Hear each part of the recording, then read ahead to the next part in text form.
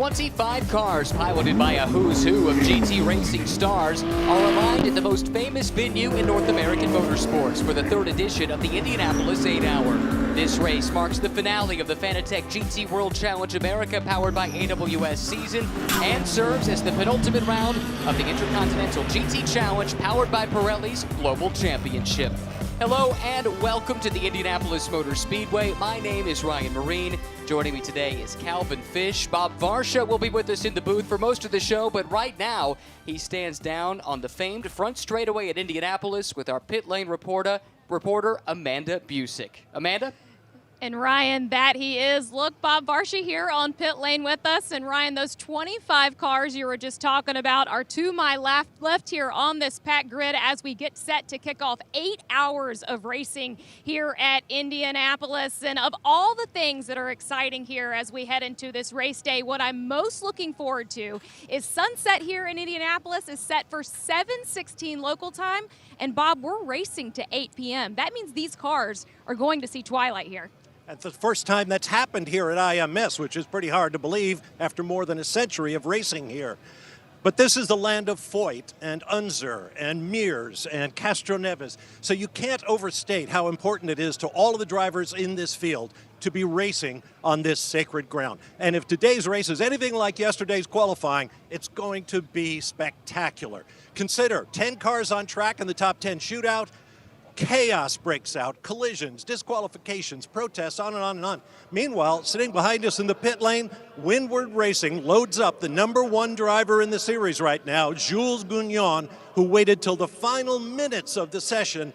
Then all he could do was go out there, set the pole lap, and then improve it with a new track record. Gounon and that Windward team are going to be very tough to beat today. Absolutely. And Bob, I don't know if this view ever gets old. It's an honor to stand on this grid next to you, but the guy of the hour, Jules Gounon, did take that pole position, and he's going to set us off on a track lap around IMS. Hey guys, Jules Gounon here, getting strapped into our beautiful Mercedes-AMG GT3 from Windward Racing, number 33, that I will share this weekend with Russell Ward and Philip Ellis for the 8 hours of Indianapolis. And now you can join me for a lap around this amazing track. Here we come, finish straight of the Indianapolis Motor Speedway. Very long straight, you see, reaching 270 km/h top speed. Very important to brake late on the left. Watch out for the wall. A bit of oversteer with the ABS locking, as you can see. Important to open the corner, the radius. Try to go on power now. Bit of power oversteer, but that's not so bad because our car is amazing. Coming to turn 3, a bit off camber, very difficult to go to the apex curve, as you can see. Now trying to power down for the chicane that is flat in our car, which is really good from the downforce. And now a bit of relax, talking on the radio, as you can see with the left button, top steering wheel. And we arrive to the very, very bumpy braking. That is difficult to brake. As you can see, I'm braking a bit too late, missing the apex, my bad. Coming to the SS, watch out. Very important to be as close as possible to the grass. You need to smell the grass burning against your tire. And here, back to back on the back straight. Very difficult to put the power down. Whoop, as you can see, a bit of oversteer, very close from the grass. That was a small moment. And now we come back on the oval. As you can see, it's very tense, very quick. We come on the oval, very late braking, important to maximize the entry speed because there is no straight after that one. But now it's very important to maximize the exit speed because we are going back onto the straight. Bit of power oversteer now.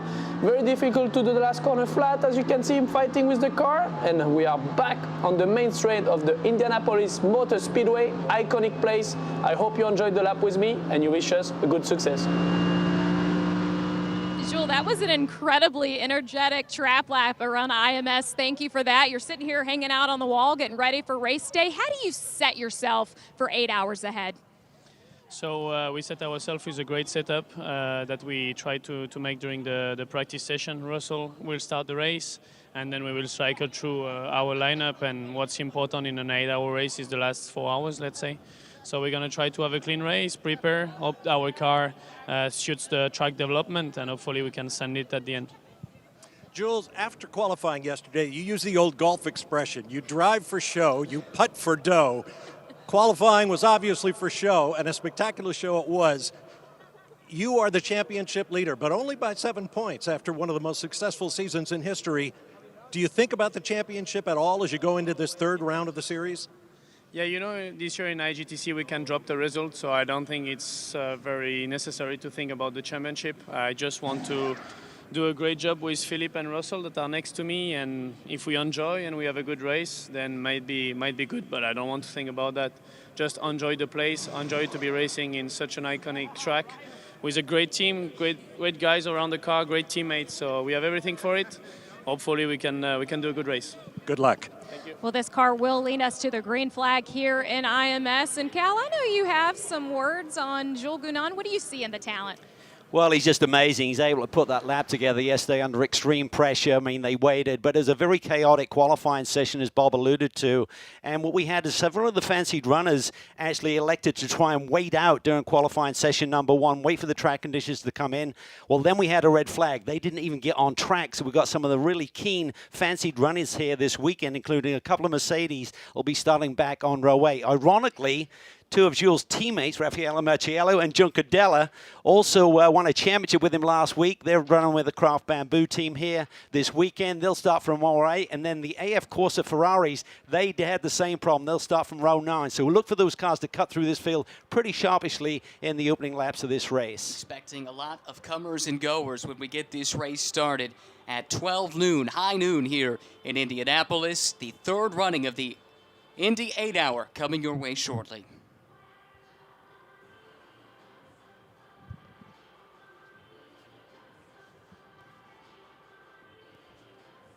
As you can see, a busy grid down on the front straightaway at the Indianapolis Motor Speedway. A look at the famed museum, a repository of so much of motorsports history here at one of the most venerable venues, if not the most, in the world of motorsports. And for all of these drivers, Calvin, a chance to race here. Not so long ago, it was inconceivable. Unless you were an IndyCar driver, you never would get that chance. This track has opened up to all different forms of motorsports in recent years. Sports car racing seems a perfect fit for this venue. It really does. It allows for great overtaking opportunities into these deep brake zones, down into turn 1, down into turn 7. And over the course of this weekend and previous events here, Ryan, drivers have certainly recognized there are some other opportunities if you're willing to get your elbows out. So you've got to survive these 8 hours, certainly if you're thinking about that championship. And also we're going to run up to a maximum of 65 minutes. This is longer than the stints we normally see in Fanatec GT World Challenge here in America. So that could factor in a little bit with tire degradation. Very cool, mild conditions here. We're still in the ambient 40 range, so it's going to be a cool day. So it shouldn't be a big issue, but still,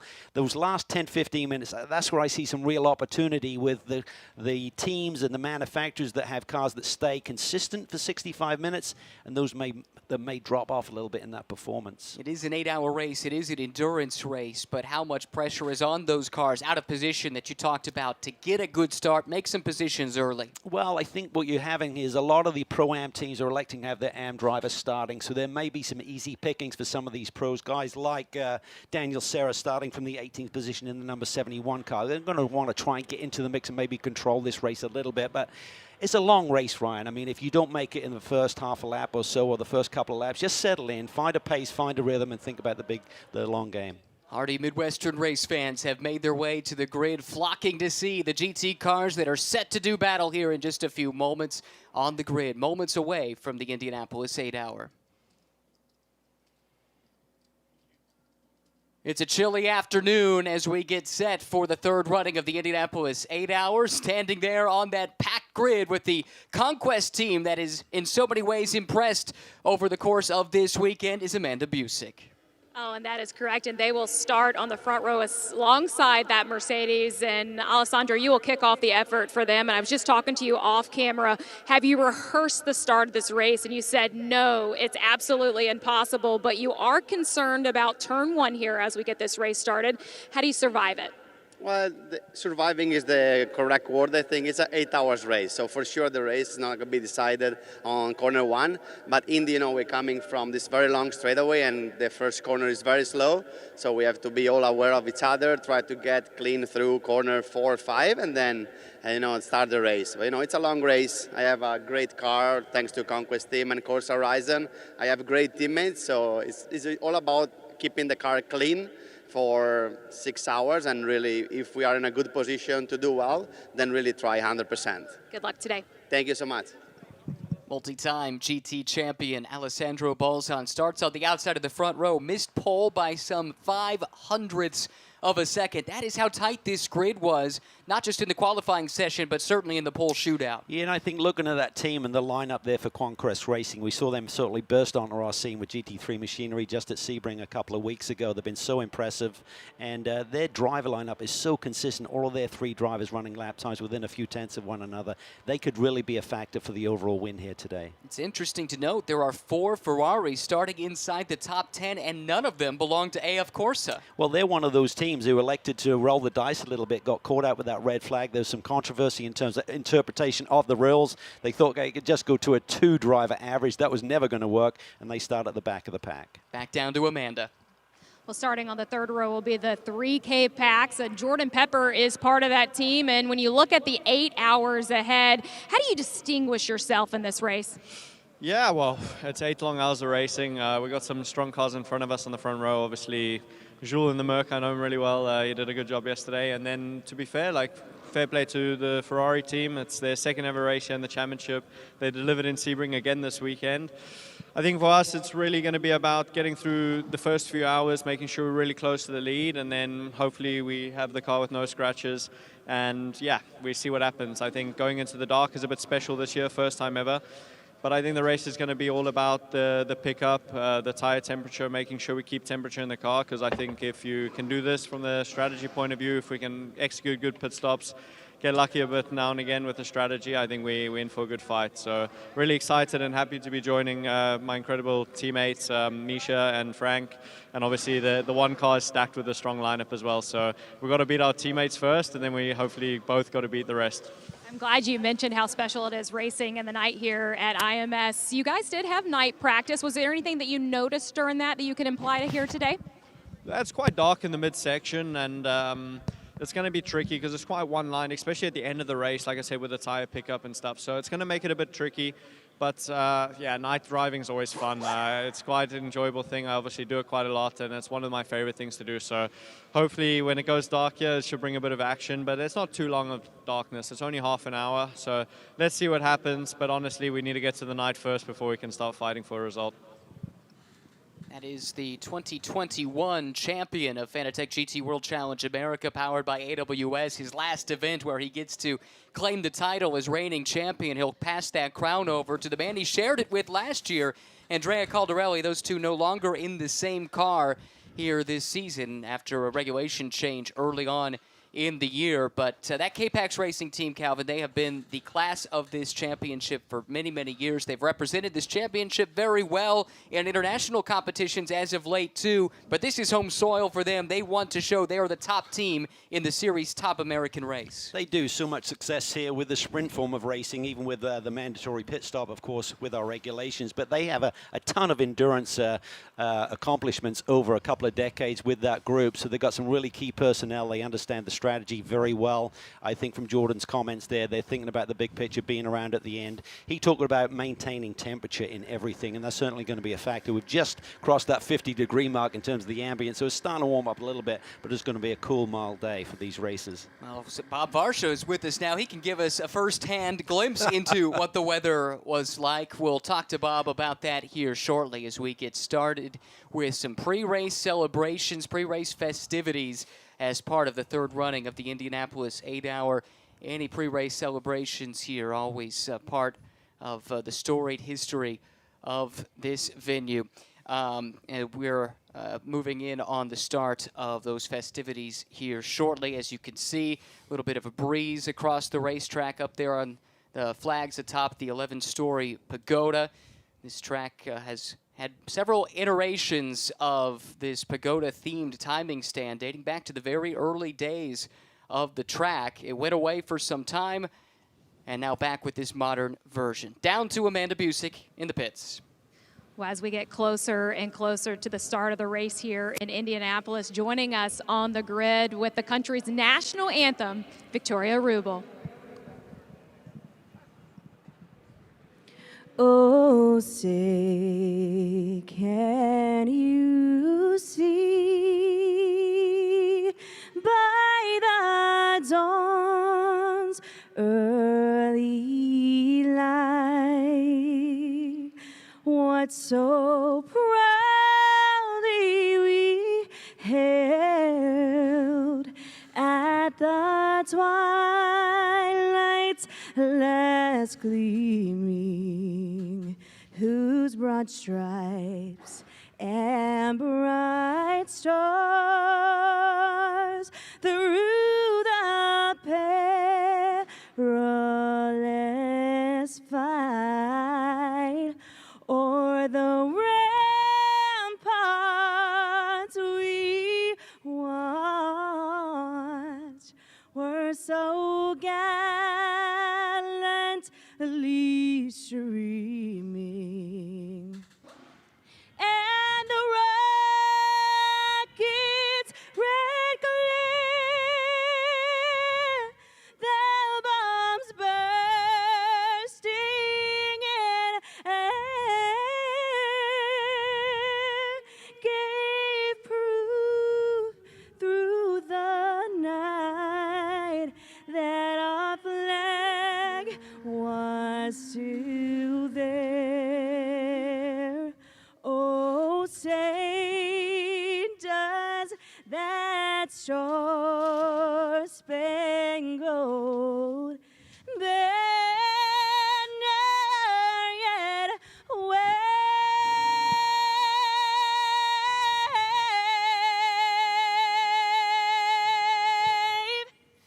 o'er the land of the free and the home of the brave.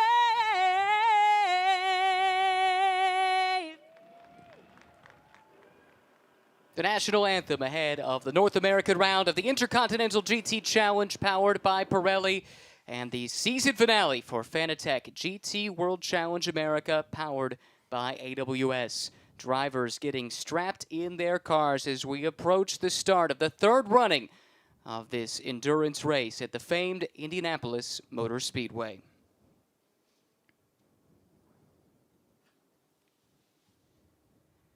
Well, Bob, we teased it a moment ago. You were down there on the grid. You got to feel just how brisk it is this morning, now into the afternoon in Indianapolis. What kind of a challenge is that for teams just to stay warm, stay limber, and for the drivers in their cars as well? It's definitely chilly down there. I mean, I moved from New England to Georgia 50 years ago, and I definitely lost my acclimatization to cold temperatures, so maybe I was a little more sensitive than everyone else. But look at those trees. It's autumn. It's championship season. Colors are changing.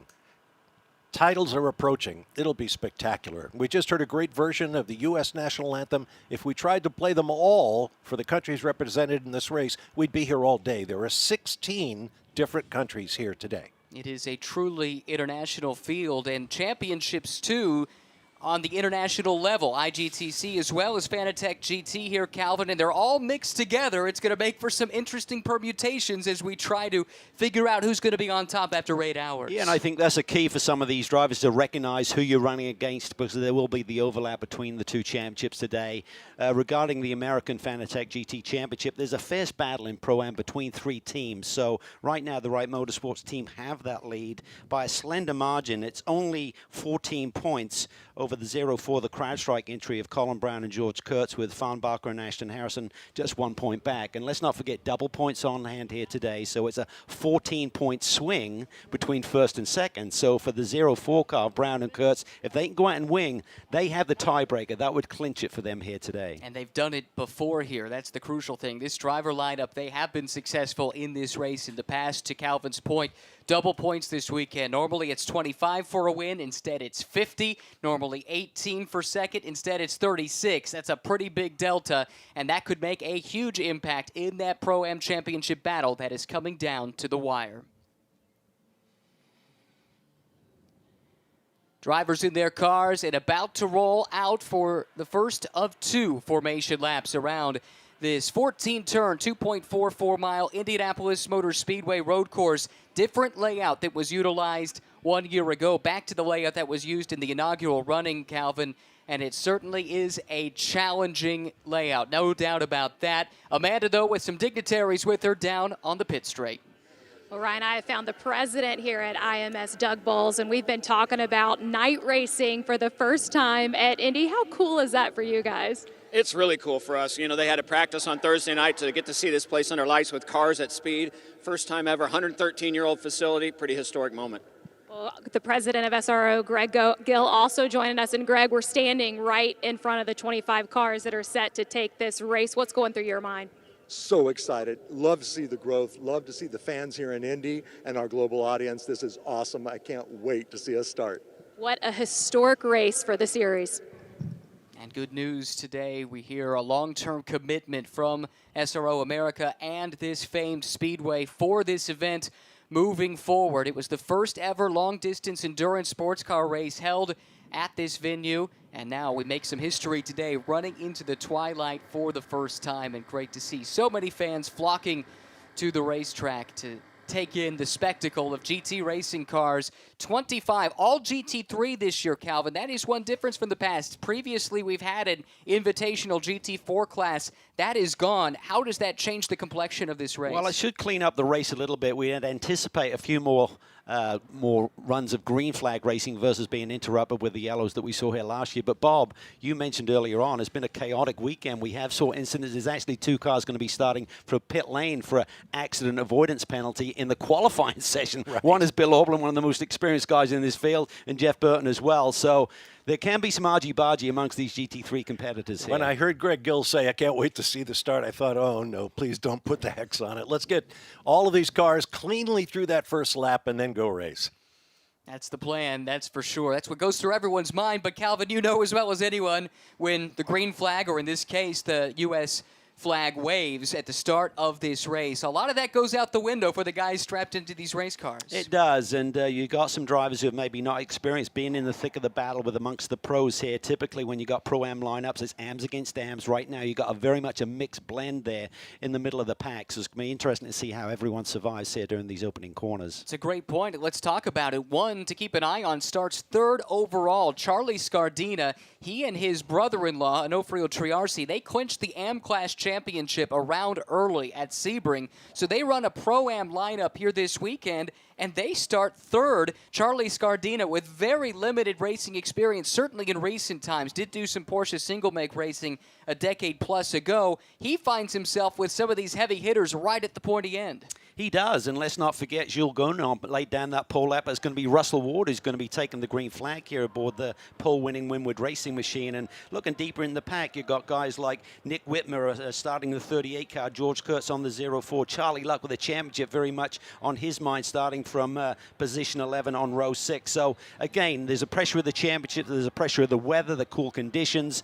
They have to wait till the last possible moment, get those tires out of the blankets, out of the ovens, get them on, maintain that tire temperature for the start here, but it's going to be very challenging because these ambient temperatures are very low, track conditions are cool, and you really got to tread carefully here in the early going. So much at stake, even in an 8-hour race right at the beginning when the race begins. Down to Amanda to get this show on the road.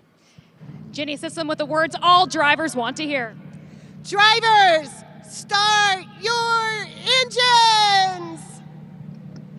And with that, 25 GT3 machines roar to life. We are moments away from the 3rd running of the Indianapolis 8-hour. The 6th time that the Intercontinental GT Challenge, powered by Pirelli, has come stateside. The first 3 editions at the famed WeatherTech Raceway Laguna Seca, and now for the 3rd time here at Indianapolis. The field starting to roll off, 25 strong.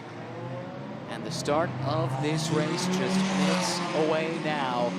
Anticipation building inside the cockpits and around this racing facility, with so much at stake and 8 hours to settle it.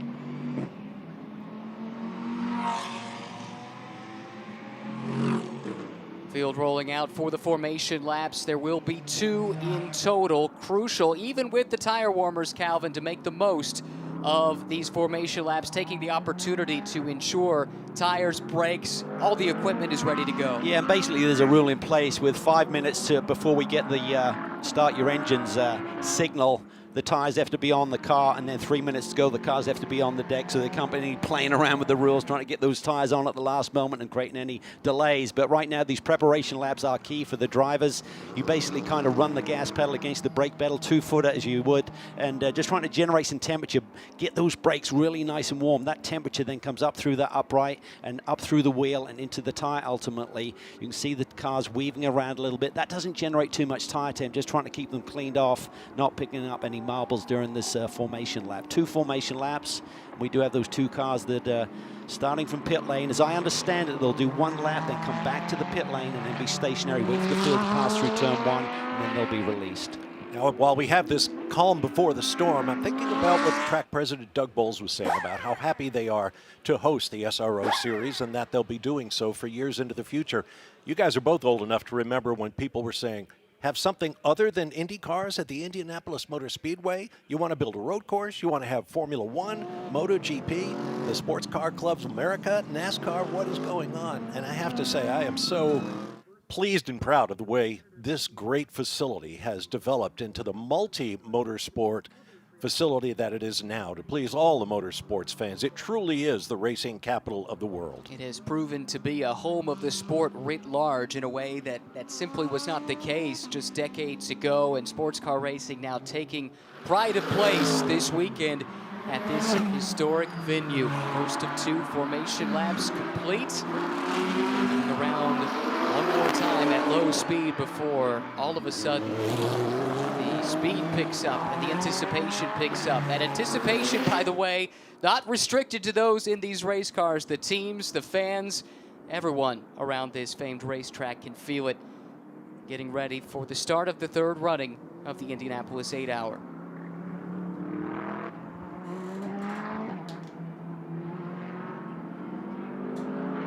Second formation lap underway, which means lights out on the safety car and time to go green. Looking at this starting grid, it'll be Windward Racing on pole. Zhu Gunan with a record-setting lap time to put that car on the pole position. It will be started, however, by his teammate, Russell Ward. Alongside will be Conquest Racing car of Alessandro Balzan. Row number 2 belongs to Triarsi Competizione and K-Pax Racing. Charlie Scardina and Misha Goikhberg, respectively, in the Ferrari and Lamborghini. Row number 3, Marco Mappelli from K-Pax Racing. Michael Dinan from Turner Motorsport. It will be Lamborghini and BMW in row 3. Row 4, Mario Farnbacher, he and Racer's Edge. They're looking for a Pro-Am Championship and the North American Championship. They'll have Conrad Grunwald to his flank. Then in row 5, Jeff Westphal in the Andretti Autosport with Vital Speed Ferrari, the lone 2018 spec Ferrari in the grid. He'll have ST Racing's Dick Whitmer alongside in 10th. Starting 11th, Charlie Luck, another one of those Pro-Am title contenders, alongside another one who fits that bill, George Kurtz, CrowdStrike Racing with Riley Motorsports. Valentin Pierberg for DXDT Racing, an AM-Class entry this year, alongside Zalus Motorsports, the other AM-Class car driven by Jason Harward. Daniel Morad and Kenny Habul in row 8, Pierre Rugg and Daniel Serra in row 9, Michael Cooper, Shane Lewis, Stephen Agakani, James Safronis, and Dirk Muller rounding out the field. 2 cars set to start from the pit lane. We'll cover that story as it develops, but now into the VP acceleration zone. The field coming into alignment, just waiting for the display of the stars and stripes. And as it is shown above the front straightaway at Indianapolis, a bit of a frantic start, but the race is on. And from pole position, Windward will lead the way into turn 1. See Scardina there pretty early on the race. Big move there by Mappelli in the black Lamborghini. Slices through and grabs 3rd position early. Looked like a little contact between one of the K-Pax Lamborghinis and the Turner BMW. It's all stacked up behind Scardina, starting a little bit out of place. The least experienced driver at the front of this grid. Side by side, K-Pax and Turner. Wow, that's pretty aggressive there by Michael Dinan. Misha Gilgenberg has to take to the escape road there through the chicane. That'll be allowable on this opening lap. See Mappelli there weaving around, trying to get those tires cleaned up. Nice start there by Russell Ward, our pole sitter. Balzan is stalking Russell Ward for the top spot, and no surprise to see Marco Mappelli aggressive off the drop of the hat. He's up a couple of spots now, runs 3rd, stalking 2nd place. Alessandro Balzan, K-Pax Racing, that black Lamborghini, runs 3rd. Michael Dinan, a great start there, Bob, for the Turner Motorsports team. He always seems to get his elbows out early. He's cleared everyone. Kind of lonely there on the opening lap, sitting there in the 4th position. Yeah, the field stretching out. Top 3 are already opening up a gap. And I got my wish. Looks like I'll have a clean first lap. And then strategies take over. Here's Goldberg in that green Lamborghini Huracan. Mario Farnbacher right behind him in the racer's edge. Acura. Expect them to be a factor here today as they battle out for the Pro-Am Championship. So Scardina, who started 3rd, dropped 8 spots on that lap, now runs back in 11th overall. Big moves throughout the field. Here you see AF Corsa. They had to start at the back, got caught out in qualifying, making big progress, though, in the early going. Whitman there making a move for the ST Racing BMW M4 around the 13 machine. Daniel Serra for AF Corsa, maybe the biggest mover on that first lap, up 6 spots. Now finds himself 12th, 6th in the pro class. It's still hammer and tong, though. The top 3 separated by just 1 second. Yeah, we expect Serra to make some moves here. He's very much a pro in this kind of Pro-Am mid-pack right now for the start of this race. So he's cutting through this field pretty rapidly. Still got to tread carefully. You can't afford to get too aggressive, maybe damage any body work here. You really want to stay on strategy. 65 minutes is the maximum single driver stint length. And then there's definitely some strategies that come into play to manage that. Top 5 cars overall, all from the pro class. Then you get to the Pro-Am leader, Mario Farnbacher, who took that top spot in class. Crucial for their championship hopes, albeit early in this race. That's Mario right here, and he's putting pressure on Misha Goikhberg, not for class position, but for 5th on the road. He is an astonishing driver. Call him the Acura Whisperer. He gets more out of that model than just about anybody else I've ever seen. About 265 kilometers an hour as they get to that brake pedal for turn 1. Tire pressures and temperatures should be getting into that sweet spot now. It's going to take a little bit on these cool conditions, but coming out the tire warmers, I think during the subsequent stints when they're coming directly out of the ovens with new formation laps, it'll be a little bit easier than these early laps here today for the starting drivers. It's been a great start for Nick Whitmer. He's up into the 7th spot. ST Racing found out they were in the pole shootout. The car had already been torn down. They didn't think they were in. A penalty elevated them into contention. It was a short turnaround between the sessions anyway. They had even less time than most, and Whitmer did an admirable job. Still ended up 10th, but he's got a great start here in that ST Racing BMW. And his team owner and co-driver, Samantha Ten, was so tickled to get into that top 5 session. They were not to be denied. We had the extraordinary set of circumstances where Bill Oberlin and Melina got together a couple of times during the qualifying session, and the stewards looked at that and said that Bill Oberlin had avoidable contact, so he was dropped out of that top 10 and actually start the race from pit lane, and that promoted the ST Racing team, who had done a great job in qualifying. Harry Gottsack was just amazing, that 3rd session driver they had on board, to lay down a lap that put them just outside the top 10, and then they got promoted into the session.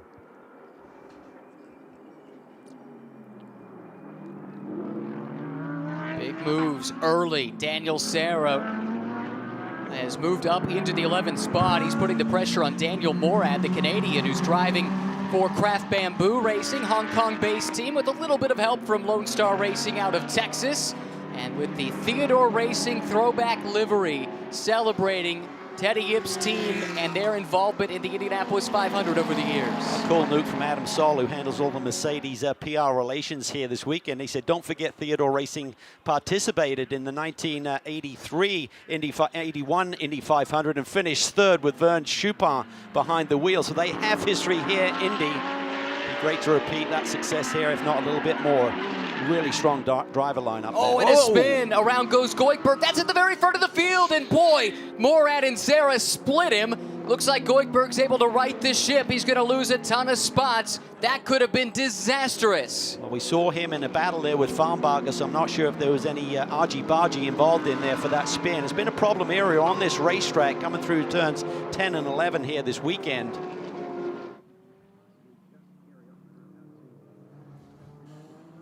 That's a dodgy move. They got to be so careful there. That's the 39 machine of Shane Lewis on debut here with Stephen Cameron Racing. Great driver lineup with Guy Cosmo and Chris Cagnazzi.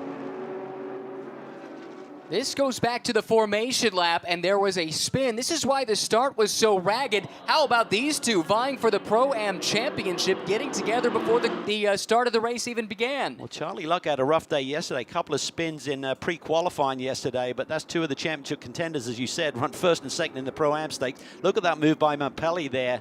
Very aggressive getting around Scardina, is a bit conservative on the brakes. And that did look like it was awfully close between Farnbacher and Goikhberg. Didn't see for sure if there was any contact, and then it was certainly close with the Ferrari and the Mercedes coming through. Well, if there wasn't contact, perhaps Goikhberg was just distracted by knowing Farnbacher was right there, and you saw the result. Now, Daniel Serra, he's been the man on the move already from the back of the grid up into the 10th spot, 5th in the Pro class. It's been less than 7 minutes here at Indianapolis. Still a long way to go, but no shortage of drama in the early going.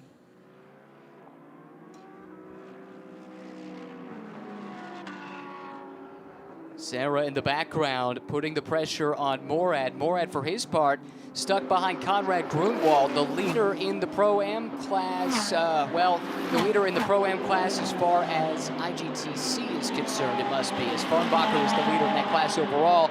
Nevertheless, they go side by side down the front straightaway here. Morad to the inside and a big toe. Serra making it 3 wide at turn into turn 1. Yeah, timed that perfectly, really nicely controlled, as you would expect from an ultimate pro like Daniel Serra. He was Dad Chico, actually, when he was running Formula 3 over in the British Championship back in the early 80s. Really nice guy, and his son has done a tremendous job now, Ferrari factory pilot. He's an absolute ace, no doubt about that. Not just in sports cars, but a lot of Brazilian stock car experience. A multi-time champion in that very competitive series. Ferraris have been quick here, and they seem to be the car of choice for a lot of the teams. There's 6 of them in this 25-car field. Incident between 93 and 3 is under review. That is Farnbacher and Goikhberg. The stewards are taking a close look at it, guys. And if you need to get a drive-through penalty, that will cost you about 52 seconds to this field, so that's a hefty penalty to serve. Long pit lane, as you can imagine here at 50 kilometers an hour. Great shots from on board with Daniel Morad in the Craft Bamboo Mercedes AMG GT3 Evo. Somewhere Teddy Yip is smiling. Great casino magnate from Hong Kong, and his casinos were in Macau, a former Portuguese colony. And Teddy Yip has been involved in all sorts of racing. Calvin mentioned he came to the Indy 500 with a team, promoted races, toe in the water in Formula One, you name it. Vern Schupan finished 3rd in that 1981 race Calvin was mentioning, behind Bobby Unser and Mario Andretti. Pretty good company to keep. The great Australian, Vern Schupan. Tight quarters we just saw there between Stephen Agakani and Misha Goikhberg. That 6 car never even saw qualifying. Very bizarre incident yesterday with Tristan Vautier behind the wheel in pre-qualifying, where Jeff Burton came back onto the racetrack after a quick spin, and Tristan had nowhere to go, damaged that car severely. It's a brand new car, because their primary car was written off in an incident at Road America a couple of months ago. So there's been a lot of work to get this new car rebuilt. And they're very fast here. Spinelli was definitely one of the factors for the pole shootout, but we didn't have the opportunity here. One of the unluckiest teams in sports car racing globally, I think it's safe to say this year. The old cartoon anvil, as it's been coined, seems to find that car more often than not. But a decent start to this race with Stephen Agakani getting the call to start the race. Russell Ward continuing to show the way. Windward Racing, a car that started on pole thanks to a track record lap by the Frenchman Jules Gounon. Russell Ward, the Texan, on board now. Now we're on board riding along with Marco Mappelli, who has turned some rapid laps. He's run down Alessandro Balzan. The top 3 all within 1 second of one another, and it's a fairly decent gap, some 5 seconds back to 4th place, Michael Dinan. Yeah, Mappelli looks very racy here. We're on board with him as he exits turn 6. This is down Holman Boulevard here, down towards that brake zone for turn 7. But Russell Ward is looking pretty poised here up front. I think the real key factor will be, as we get to about 3/4 of the way through this opening stint, which cars maintain the balance? What sort of work has the team done in really factoring in those long green flag runs here for this weekend versus a qualifying setup, which was so important here yesterday afternoon? We spoke to the relative inexperience of the Conquest team at this level. That's not to downplay what they've done over the past 2+ decades with Eric Bachelard running IndyCar teams for many, many years, but running second right now, sandwiched between Windward and K-Pax. Pretty good company. You see Farnbacher dive to pit lane, drive-through penalty, incident responsibility. Yeah, so he must have turned Misha there when they looked at the video evidence, and I tell you what, Nick Whitmer is a man on the move. He has got that BMW ahead of Michael Dinan right now, so he's now in the silver class lead and also 4th overall. Great opening stint here for Whitmer. With this misfortune for Racer's Edge for Farnbacher, all 3 title contenders in Pro-Am have had problems. We saw Wright Motorsports and Riley come together even before the start, and now this drive-through for Farnbacher. And the problem for guys like Bill Oberlin and Jeff Burton starting from pit lane, they had to wait for the full field. So with the field being split there and the delay, it made it a really lengthy gap for them to see the leaders go through and then wait for their opportunity to get on track. So that penalty they got yesterday was pretty severe come race time. Move shaping up here. Jeff Westphal holds down 6th, but for how much longer? Daniel Serra hunting him down, and the newer spec Ferrari slices through at the end of Holman Boulevard in turn 7. It's a question of this won't take long, did it? Because he's just sliced his way through the field now, up into the top 6. Trying to re-establish and get back into a more controlled position for this 8-hour race. And that man, Jeff Westphal, is no slouch in these Ferraris. He's been doing this for a long time. He's driven for a lot of different teams and a lot of different cars, but he's a bit of a Ferrari specialist. To Calvin's point, though, Serra from 18th now up into the 6th spot, and he's done it in less than 15 minutes. Lewis versus Lewis right here. Corey Lewis started the number 91 car, and you got Shane Lewis aboard that 39 car for Stephen Cameron Racing. Behind him, James Sofronis, one of our more experienced World Challenge pilots here. Corey Lewis from Nazareth, Pennsylvania, got a lot of help from the Andretti clan early in his career. Of course, that's where they settled after immigrating to the United States. He's found a nice home as a, shall we say, Lamborghini-affiliated driver in recent years. Here comes Oberlin up the inside of Goikhberg. This is a little further back in the pack, but again, Oberlin had to start from the pit lane. Goikhberg, though, able to keep him at bay. He's always pretty aggressive, Bob. He gets his elbows out. He's not intimidated in any way, even if you got the great BMW legend Bill Oberlin on your tail. Oberlin, the winningest driver in International Motorsports Association history, passing Scott Pruitt for that honor last year. He is very, very good, and he and Goikhberg have seen each other before because they both raced in the IMSA series. He's got to be patient here. When you're responsible for that incident in qualifying and it's your team that's starting from pit lane, you don't want to double down too much here. Bring back a bent race car. Exactly, just want a nice clean run, and he's got a bit more pace than Misha. He's just trying to make this move nice and clean. Nice run there through turn 11. Clears it by the time he gets to the brake pedal. Brings Corey Lewis into the mix. TR3 Racing fielding that Lamborghini, and he took a lunge up the inside. Wasn't up alongside far enough, however, and Goikhberg shut the door on him. This corner on the front straightaway, a lot of people think it's easy flat. It is not. We saw with the onboard with Jules Brunon really having to work the wheel through there, and Pierre Ragg aboard the number 51 car this weekend went out for his opening lap, and he'd looked at onboard video of how you approach and tackle this speedway. He thought it was flat out corner. Well, guess what? On cold tires, it wasn't. He backed it in big time. Had to go to the backup chassis here for this weekend. Pierre running back in 13th overall. He started that number 51 AF Corsa car also from the back. Both cars caught out in qualifying. At the front, we should mention Serra's up another spot. He's now 5th. He got past Dinan on the last lap, but there has been nothing to separate this top 3. This is how they've been running since the very start. And I think when you watch Alessandro Balzan over the years, this is his mantra. He just kind of sits there and just waits and waits and waits. Super patient. He's not super aggressive when it comes to overtaking opportunities. And I think Russell Ward may know that, but I think Marpelli's the one who's looking a little bit more edgy, maybe looking to make some moves here. So Ward, Balzan, Marpelli, the top 3. Then back to Whitmer in 4th. Serra comes through. Then Dinan, Westphal, Morad. That was the pack that just passed. Behind him, Conrad Grunwald giving a nice run to his car in 9th. Kenny Habel up to the 10th spot. Michael Cooper for real-time racing Actually made the pass on Hobble the last time through. He now runs 10th, Hobble 11th, Scardina, Rog, Agakani, Pureberg, the top 15, just past 15 minutes into this 8-hour race. Top three have moved away by 6.2 seconds. For the lead here, Balzan down into the brake zone for turn 7, gets inside Russell Ward. Mapelli just sits there in the shadows, waiting to see how this one sorts itself out. To the lead, Alessandro Balzan, Conquest Racing, in just their 3rd GT3 start. Made their debut in the last round of the American Championship at Sebring, had a podium in the 2nd race there, up against even stiffer competition here at the Indy 8-hour, and Alessandro Balzan has taken the prancing horse to the front at the Indianapolis Motor Speedway. Well, he has been very good for a very long time, but I think he has really shown this weekend. He was our consensus pick for pole yesterday, and look at the way he's tearing away from the field now.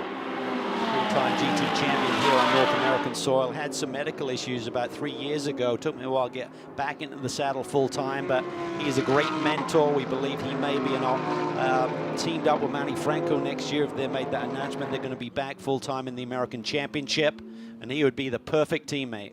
He's got it out in front right now. The 34 Conquest Racing car has the lead, and it's grown to nearly 1 second over Russell Ward. The pole-sitting car now running in the 2nd position.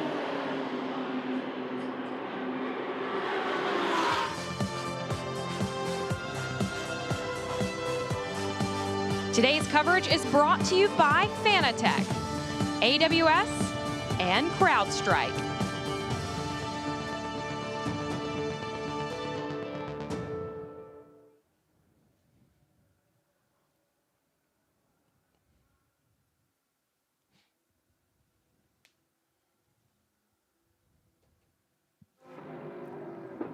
Alessandro Balzan taking the lead of the 3rd running of the Indianapolis 8-hour, and he's built a gap over the Texan Russell Ward, who runs in the 2nd spot. Marco Mapelli next in line to take a shot at the youngster. But Russell Ward settling back into a rhythm after losing the lead. Yeah, doing a really nice job. He's become very composed. He's got a ton of experience, a lot of seat time over the last 2 or 3 seasons. And this Winward Racing team, boy, are they operating on the global scale. Contesting many championships and successful everywhere they seem to run. Paul is now team manager there, and I think he's really been the glue. They had so many great components, just bringing everyone into the same direction. Went on a tear this summer, Ryan, winning 5 events in a row here, over 2 championships here in North America. They got it turned around in a big way, didn't they? This is Daniel Morad, who has been following Daniel Serra up through this field. This Craft Bamboo car, another one that had to start at the back of the pack due to some misfortune in qualifying, and Daniel Morad, the Canadian, finds himself 6th after passing Michael Dinan on the last lap. It's a young man who's been, there's different graded drivers throughout this field, from bronze through silver, gold and platinum really regarded as the pros in the field, and Daniel's been holding on to a silver status, but been a bit of a shift of that line in the sand, and we understand that Daniel may be bumped to gold with the recent announcement from the FIA and gradings for next year. Just a provisional list right now, but we understand Daniel may be bumped up. Definitely a quick driver, though. Appeared set for open wheel stardom before making the transition to sports car racing. Former class winner at the 24 Hours of Daytona, looking for a big win at Indy. Alessandro Balzan still leads the way over Russell Ward and Marco Mapelli. Misha Goikberg had the spin earlier, evidently off the nose of Mario Farnbacher's Acura NSX, and he's been trying to recover ever since, and it seems like it's been a fraught opening stint for the Canadian. I think that headshot you saw probably encapsulates his attitude right now. He has got his game face on. He's got a lot of ground to make up after that contact with Mario Farnbacher in the Acura. Key is, I don't think the car got damaged, so certainly they've lost track position. Jordan Pepper looking to try and win this race here this weekend. He's been spectacular over the years. Misha's regular season teammate. They got Frank Pereira joining them as well. More for the pit lane now with Amanda. with 4 wins this season. The Racer's Edge Acura comes into the weekend battling for the Pro-Am Championship, and with the drive-through penalty that Mario Farnbacher had to serve, it does have you at the back of the pack, but he is ripping off fastest laps here at IMS. Ashton, you just told me you guys are still in this hunt. How does this shift focus now? Well, we still have a long ways to go. I mean, we have 7 hours and 38 minutes left. So it's unfortunate that this has happened so early, or really just in general, but I'm glad it's early so that maybe we can still continue to push forward. I mean, the Racer's Edge guys and girls have been working so hard. They deserve this championship. Honda, Acura HPD, and Harrison Contracting have really been along for the ride. So it's not over. We still have a long ways to go. Mario's out there setting purple sectors, and he's doing his thing. So we'll get back out there. She was telling me she's about to get ready to be on standby just in case. Are there any strategy plays that this team can start talking about? Yeah, it's pushing forward. There's no other option. We just have to move forward and start passing some cars. So, you know, our game plan is still to win the race, and we'll let the rest of the people behind us kind of sort their way out. But our goal is the championship and to win.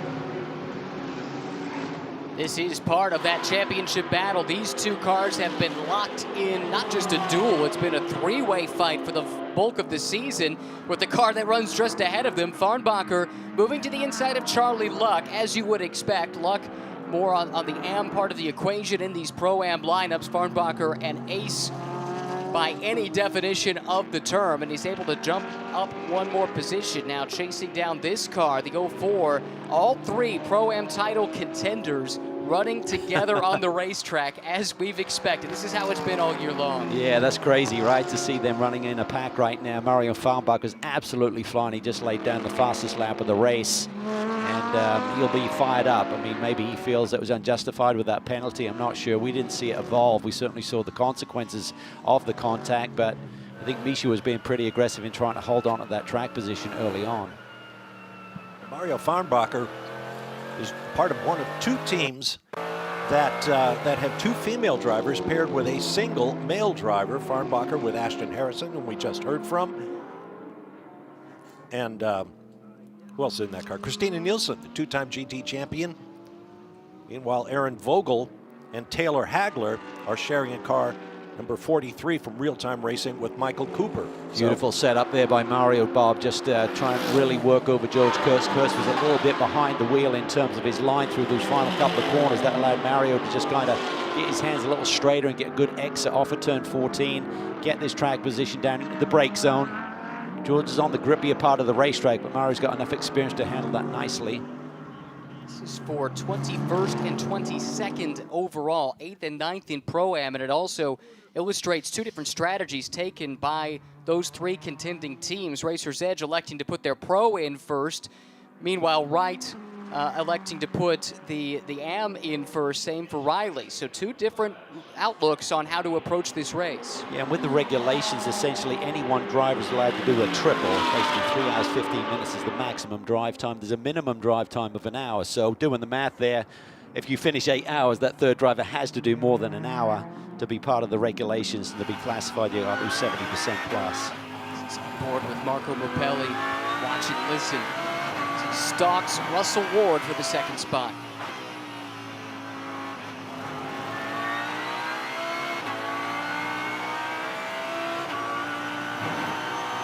Different sound with this Lamborghini compared to that Mercedes in front of him. Love the engine notes in these cars. The 12-cylinder Lamborghinis, the big V8 Mercedes boomers. Mercedes came loaded for bear, even though they lead the championships. They have 4 cars, the maximum of 3 pro-designated class cars, and then a couple of others in the Pro-Am and Am categories. Russell Ward doing a solid job to keep the very experienced and well-decorated Marco Mopelli at bay. If you go back to 2019, Marco Mopelli and Andrea Caldarelli became the first drivers ever to win the sprint, endurance, and overall championships in the same year in GT World Challenge Europe. They did that in 2019. And Marco Mopelli, he's no slouch. There's a reason Lamborghini has him in this car. That's a tough act to follow. And by contrast, Russell Ward, he's done a lot of racing in recent years, but certainly can't match what Mopelli has done over the course of a career. And Ward looking very strong, holding down that second spot in the pole-sitting car, back into a nice rhythm after losing the lead to Balzan. And we look in again at the 71 from AF Corsa. Daniel Serra continues his charge. He's up to 4th, and his targets are in his sight.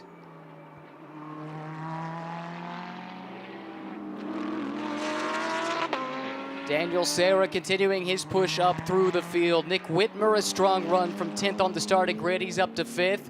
Daniel Morad runs 6th. It's fierce battles throughout this 25-car field. A nice, clean opening 27 minutes and change to this point, Bob, which is exactly what everyone was hoping for. Absolutely. And here comes a great battle. Bill Auberland continues his charge back from a pit lane start. That's to the inside of Charlie Scardina for 13th overall. And that's for 3rd in the Pro-Am class, so that is a battle within its own class there for Pro-Am honors. Auberland and Chandler Hull have had a real streak of podium runs here, but haven't quite broken through for that first win yet, Ryan. It's felt like it was a long time coming, and it almost felt like it was due. Maybe Sebring, of all the weekends, based on their times in testing and in practice, you felt like it was going to happen. They had an issue in the first qualifying, which put them behind the 8 ball. Then an accident coming to the green flag in race 1, which put them behind for race 2. And these things, they just have a way of adding up. Yeah, so disappointing. They finally had some BOP balance of performance, which was very strong at Sebring. The BMWs were very stout there. Then they had their drama. This is that battle for 2nd. Mapelli gets down to the inside. Russell Ward wisely gives it up. That's just smart thinking by Russell Ward there. His car looks a little bit twitchier at this stage, halfway through this opening stint. Yes, it does. You mentioned earlier that Jules Gounon from the onboard cameras had to use a lot of steering input on the front straightaway. Winters are cold here at Indianapolis, and this track has some significant bumps in it, one of which is smack in the middle of the braking area for turn 7 at the end of the Holman straightaway. Marco Mapelli up into the 2nd spot, now sets off in pursuit of Alessandro Balzan.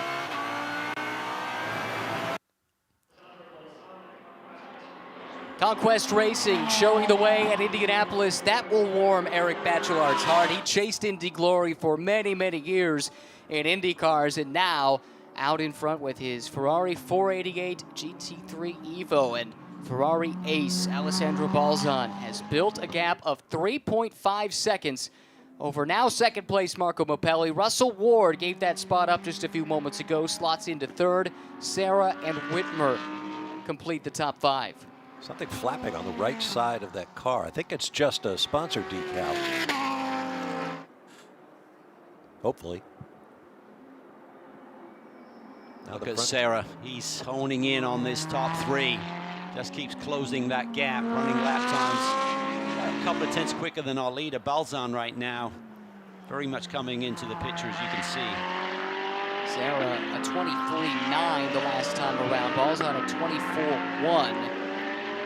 Hard to judge Mapelli and Ward because they were side by side for a little bit on that last lap, fighting for that spot.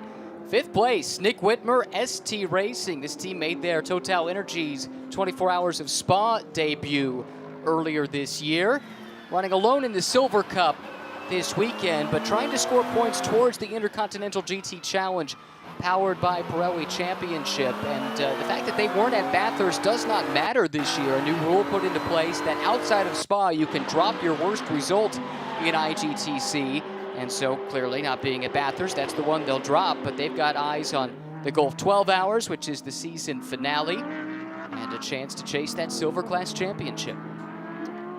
Yes, very strong team, and they've kind of gone on an unusual route in terms of doing more global championship and moving their program around, which has been very difficult in the last 2 or 3 years with all of the COVID restrictions and travel issues that everyone's been fighting their way through. So hats off to them for just keep grinding that through, but I understand they may tend to be a bit more North American based with their programs for 2023.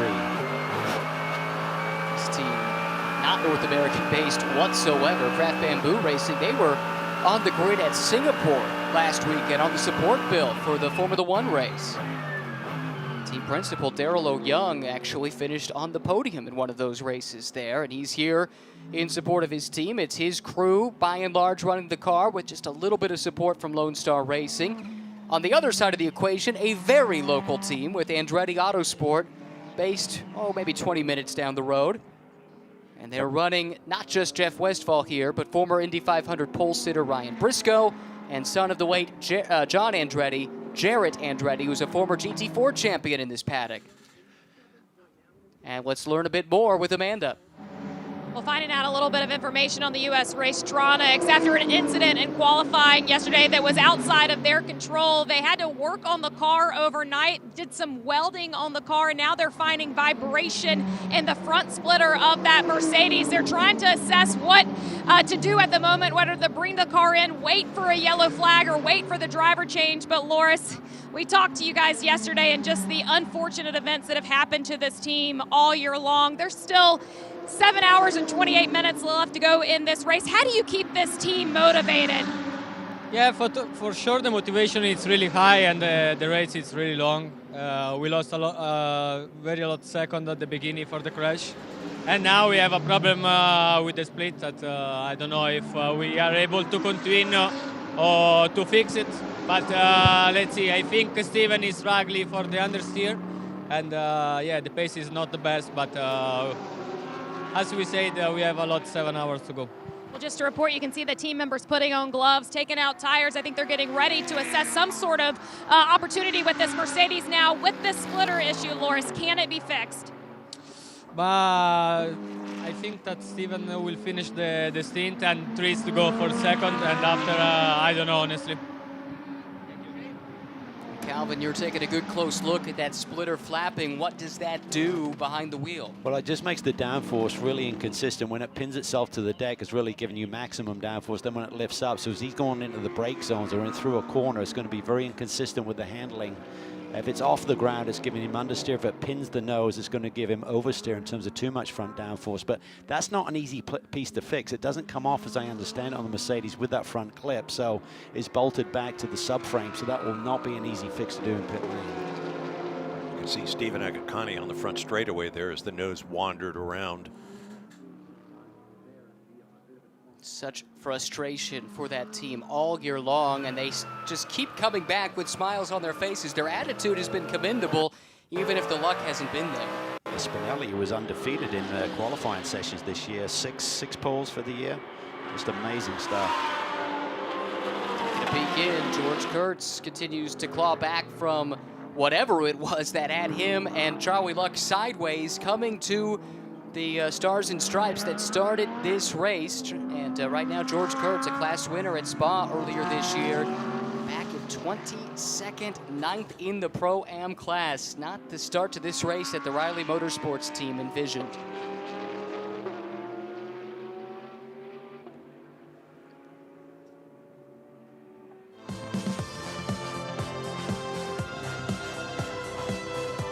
Today's coverage is brought to you by Pirelli, Rebellion, and VP Racing Fuels.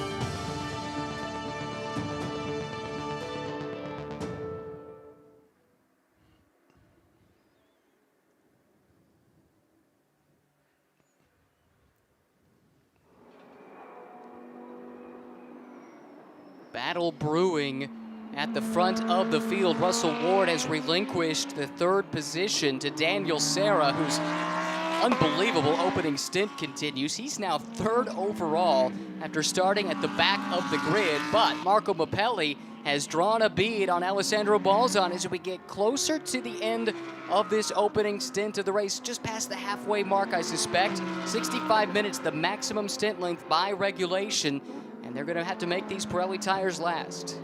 They do, and this is a little bit surprising to me. I expected Balzan's car to be the more consistent over the long green flag run, so I'm not sure if just Balzan's really protecting something. If you start having imbalance in the car, say it's understeering a little bit, if you keep trying to plow through that, you'll just really work over that outside tire. So maybe he's just managing something through the middle part of this stint, but Mappelli has really been driving well, very quick, very aggressive in the opening laps, and just sat there, and now he's closed in on the leader, but Serra is coming also. Yeah, it took a second off over the last 2 laps, about a half a second the first time, just over 4/10 this last time by did Mappelli. So he is closing in, and lap traffic looms ahead. Caught a look at one of the AM class cars, the Zelus Lamborghini, just up the road. This team really struggled with this #1 car through the middle part of the summer. I mean, Caldarelli were used to him dominating and winning races, and suddenly they went 4 races in a row where they couldn't really find their way. Made some changes there, and then they just kind of burst out at Sebring once again with their true pace and swept the weekend, dominated, and they're looking very strong here once again. Let's see how they manage this traffic. This is Jason Harward.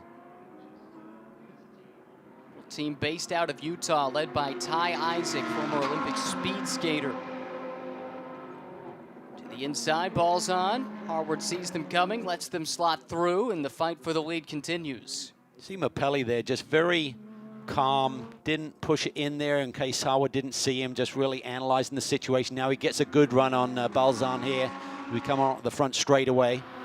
Talking to the drivers here this weekend, they said it's not easy to pass here, Ryan, because you could pick up a little bit of what we call aero wash coming through 14, and the same thing through that high-speed chicane. So the 2 prime overtaking opportunities are right here into turn 1 and into that bumpy brake zone that you alluded to, Bob, down into turn 7. But the preceding corner, to set that up, you get aero wash where the car in front is punching a hole in the air. You pick up the draft effect in terms of the toe and the slipstream, but it's also taken away that vital front downforce. With this different track layout, last year they would have turned to the right a moment ago. Instead of this high-speed chicane, the chicane is flat, so it's not a differentiator in the way that that inner loop was 1 year ago, and some of the drivers say that makes this corner difficult to pass in. Battle for the lead at the Indianapolis Motor Speedway. Alessandro Balzan, Marco Mapelli. Mapelli has run the Italian Balzan down, a pair of Italians actually, dueling at the front of the field at the Indianapolis Motor Speedway, just past 30 minutes into this 8-hour enduro. They have a rapid Brazilian catching them as well aboard that number 71 AF Corsa Ferrari. You'll see him in the backdrop there as he cuts his way through traffic as well. So this may force Mapelli's hand a little bit, even though we're just talking about the first hour of an 8-hour race. No need to do anything too extreme here, even if you got someone catching you. It's been a very clean first hour thus far. I hope I'm not jinxing it by saying so. Just had the spin of the 2 Pro-Am cars coming to the start, and then the contact between Farnbacher and Goikhberg that sent Goikhberg around. Farnbacher was issued a drive-through penalty for that. But no safety cars. That's right. On board, Daniel Morad. He runs 6th. Actually, excuse me, that is back on board with Mapelli. My apologies. Running 2nd. Let's get an update from the K-Pax team now with Amanda. Well, the other Lamborghini, the 3 green Lamborghini from K-Pax, it's about running around 2 seconds off of what the sister car is. I stopped by and talked to Thomas Blom about what might be happening, and as you mentioned just there, Ryan, with the contact that they had with the 93, they're trying to assess what damage might have been happened on the rear end of that car and could have been some side-to-side contact. I did hear they're going to keep this car out until the pit stop and try to run it as far as they can in those issues. Thanks for the update. That, of course, the car, well, back in the order now. Misha Goikhberg, 19th, possibly with a little bit of damage. Yeah, such a severe penalty to pit under green flag racing to address that. So they're just going to ask Misha to hang on, and then during the not mandatory, but the 65-minute mark when you have to hit pit lane, they'll take a look at it then. No chance to go on an alternate strategy, perhaps? Well, if you said this race was going to go green all of the way, you're looking at about 7 stops, and then there's going to be a need for a splash. Do you know what I mean? So that can be factored in as like, oh, I'm going to take it now, and then we'll do it on the same number of stops as everyone else is at this point forward. So there is that possibility, and who knows? It's been, as you said, Bob, a relatively clean race. And all of these strategies certainly back time, but when you're in hour 1, just 40 minutes into back time to the 8-hour mark is a bit extreme, but depends how severe the situation is. If they feel they can keep that car on the lead lap, they'll probably hang in there. We should note, too, that when we're talking about a splash, it's not like you can simply stop in your box, put a couple gallons of fuel in, and then peel away. Anytime you put fuel in the car, you have to be stationary for, what is it, 92 seconds? That's correct, yeah. So 52 seconds it takes you to come down pit lane, and that's the delta there. So you got to be stationary for basically 40 seconds on top of that. So that really plays into that. 92 seconds in the pit lane, 52 seconds to pass through the pit lane. Leaves you stationary for 40 seconds. Anytime you put fuel in the car, no matter the amount. It's a bit more open, though, when it comes to non-fuel related stops. Not sure how many of those we will see, however. Well, one thing we've seen in years past is resetting that maximum drive time. Just because there's 65 minutes maximum, you come down, you don't have to do any service. You can literally just come through. This year's a little bit different. You used to be able to just drive through the pit lane to reset the maximum drive time. This year, you have to come to your pit box, turn the engine off, turn it back on again. So that'll probably cost you 3 or 4 seconds on top of the pit lane delta time as well.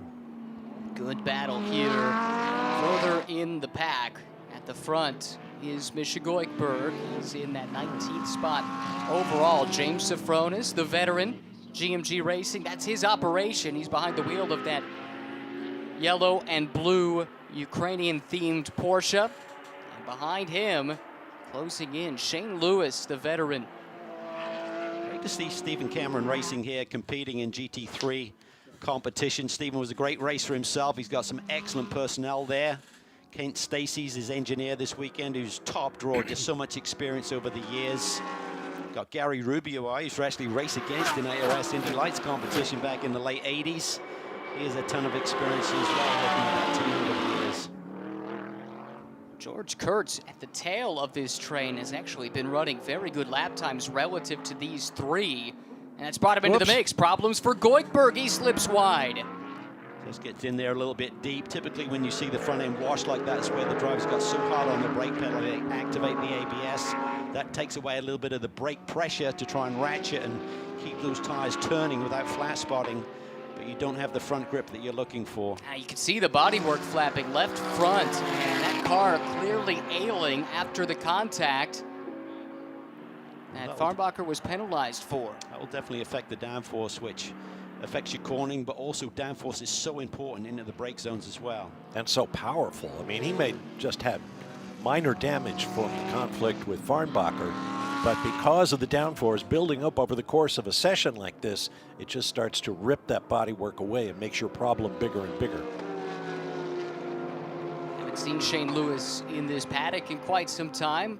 Saw him do multiple GT4 seasons a few years back, but has been contesting a lot of international races in GT3 Mercedes in recent years and putting that experience to use for the Stephen Cameron Racing team, another veteran team in the GT4 ranks, but making that big step up to GT3 and to do it on the big stage when you've got major pit stops that have to be done and well executed. It's a big ask, but they, as Calvin mentioned, have some bright minds under that tent.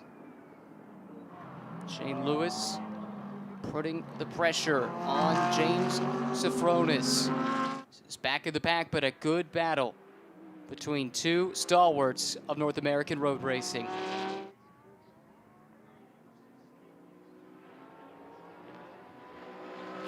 Now Kurtz was able to take advantage of Goikberg's miscue and get on through. Goikberg would dearly love to get by, even though that's not for class position. By the way, it looks like a change for the lead on timing and scoring at least. Mapelli on the last lap did pass Balzan. So while one K-Pax car languishes, the other has gone to the front. And Mapelli gapped Balzan by a second, according to time and scoring. Sarah still closing in on that pair as well. Here we go, second place. This is Balzan, the Conquest Racing car. Alessandro drove his way to the front about halfway through this opening stint and has been caught by Mapelli, who now puts K-Pax out in front of the field. Beautiful stint here by Mapelli. We talked about how aggressive he was during the opening corners to get that early track position. Just got the hammer down, then he seemed to wait through the middle phase and then recognize his car's a little bit stronger in the final phase of this opening stint. Don't sleep on the third place car, Daniel Serra. Let's review the fact he started 18th. Not even an hour into this race, he's in podium contention and about to start a challenge on Balzan for the second spot. Particularly when you think about how stout and competitive this field is. In pre-qualifying here yesterday, we had 19 cars separated by a second. They're just amazingly tight field, super competitive. As we talked about, some of the AM drivers did do the starting chores here, so that made his life a little bit easier to get to the front. But he was at the back, and remember there was the spin coming to the start, and that caused everybody further in the back to have to back out of it. It strung them out. That lost them time relative to the pole sitter. And he's overcome that in addition to coming through all this traffic. Oh, I bet he was 15 to 20 seconds back after the opening lap there with that sort of delay and stretching out of the field with that spin on the formation lap. And that car has been turning some of the fastest laps in this field over the course of this stint, but fastest has been Mario Farnbacher, who has the CrowdStrike fastest lap, trying to recover from his drive-through penalty. He's mired down in the order, however. The same cannot be said for Daniel Serra, who has run down Alessandro Balzan, and the battle for the second spot is about to commence. Marco Mappelli has put K-Pax Racing out in front at the Indianapolis Motor Speedway. Alessandro Balzan runs second. Daniel Serra, though, Bob, has run him down. Well, we talked about how Serra has come rocketing from 18th starting position through this field. As I was watching those two Ferrari 488 Evos over that big bump going into turn 7, Balzan's car dipped noticeably. Serra's car just floated right through it. So I suspect he's got a car that is handling so sweetly that it makes it easier for him to make all these passes toward the front. Yeah, having the compliancy, we talk about the Mercedes, how strong that is with that sort of phase of a circuit, Bob, in terms of having that attribute, but certainly the Ferrari does a great job. The front splitters are so effective, just you got to really manage that in terms of the ride height control when you get into those brake zones, as opposed to getting like that porpoising. You want to just float through those and keep the platform as stable as you can. That'll keep the tires more stable and give you consistent grip. The days are numbered for this Ferrari 488 platform. The new 296 GT3 is coming next year, but clearly the old girl still has pace. He certainly does, putting on a great show, but as Lamborghini up front right now. Mappelli's lead now up to about 2.5 seconds as he cuts through traffic again. And actually, now that Mappelli is clear of Balzan, doesn't have that aero wash to deal with, he just cut, well, not this lap, but the lap before, a 1:23.7, only a tenth or so off of his previous best lap. That car has some stout pace in it, even deep into the run. Leo Farnbacher continues to lay down fast laps. He had the fastest lap of the race about 15-20 minutes ago, but right now he's the only driver running lap times in the 123 range, with our leaders running below 124. So there's pace in that Acura, but they've lost a lot of track position with that drive-through penalty. We'll be keeping an eye on his charge back through the field because it is so crucial. It is central to the challenge for the Pro-Am Championship. The Pro Championship is settled. It's Andrea Caldarelli who, for the second straight year, wins the North American Pro Championship. We'll see him in his #1 car a little bit later. And in the AM class as well, Onofrio Triarci and Charlie Scardina are the season-long champions, but so much to play for in Pro-Am. 3 lineups in the mix, and it will be settled at the 8-hour mark this year. In years past, the North American Championship has been called at the 3-hour mark of the 8-hour race. Not so this year. You must go the distance. See Serra there getting a little bit twitchy there, really just trying to work the car over, just trying to really get on the power a little bit quicker than Alessandro Balzan. Pretty evenly matched at this phase. Race Vision powered by AWS. Top speeds overall. We've seen it all year long. This new BMW M4 GT3 is a rocket ship. No surprise to see 3 different BMWs from 3 different teams atop the list. Yeah, they've certainly got great power, but again, it's all about balance of performance over a lap. So there's a number of ways they can do that, controlling ride height, power, weight of the machines, to really get that perfect equation where they start at the start-finish line, they get back around in approximately the same time. Well, we see it so often that the fastest car in the trap speed is often, in fact, Pat, most of the time, I would say, is not going to be your race leader because there's a sacrifice to be made for that top-end speed. And it comes in the corners, and that's where time is gained and lost in motorsports. But Cal, would you rather have a car with good top end or a better cornering car? Well, I think if you got cornering, I mean, it really relates to drag versus downforce. So if you got a car that's a bit lighter on downforce, gives you that straightaway speed, you're going to suffer through the corners, and then you're going to suffer more on the long green flag run here. And we talked about the 65-minute stints versus the 40 to 50-minute stints that we see in our championship on a regular basis. I'd rather have the handling. You can't be too far down, otherwise you can't race and pass in the key zones down into turn 1 and turn 7. But if you're close, but you got an advantage through the corners, I'd prefer that. This is the fastest man on the racetrack in the Acura behind that Lamborghini. Mario Farnbacher driving to atone for his miscue. Contact with Misha Goikhberg early in the race resulted in a drive-through penalty. He's been making some progress getting back through the field up to 5th in Pro-Am and 15th overall. Look how he carves those corners there. He sets up beautifully there for turn 13, really maximizing the radius with his turn-in point as he exits turn 12. Compromises his speed on the exit at 12 to really set up 13, which is more important as it leads on to 14 in the front straightaway. Sarah has made the move on Balzan. It might have happened in traffic, but put the AF Corsa Ferrari ahead of the Conquest Ferrari, and his march to the front from the back continues. This is how he got it done, drafting down Holman Boulevard. Yes, there was lap traffic involved. Well, this is going to get tight in turn 7. Beautifully managed there. That's where the experience kicks in. Can really think ahead, understand what that driver's going to do in front of you. Perfectly timed. So with 52 minutes gone, Apelli leads, but Balzan is on the charge, or Sarah's on the charge.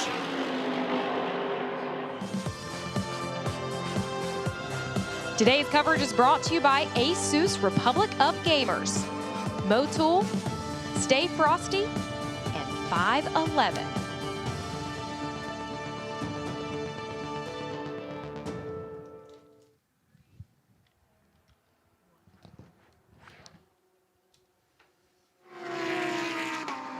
It's Italian domination in the early stages at Indianapolis. Lamborghini first, Ferrari second and third. This is an interesting dynamic. One K-Pax car putting a lap on the sister car, Mapelli, going by the ailing Misha Goikhberg, who has that damage. That is not ideal, and we talked about the pace that Misha had to just try and stay on that lead lap, and he runs about 10 minutes shy of making that happen. And there's no wave-by procedure here, so once you go down a lap, it's a really tough slog to get back into the game. It's going to make it a long 7 hours plus for his teammates to try and get a result here today.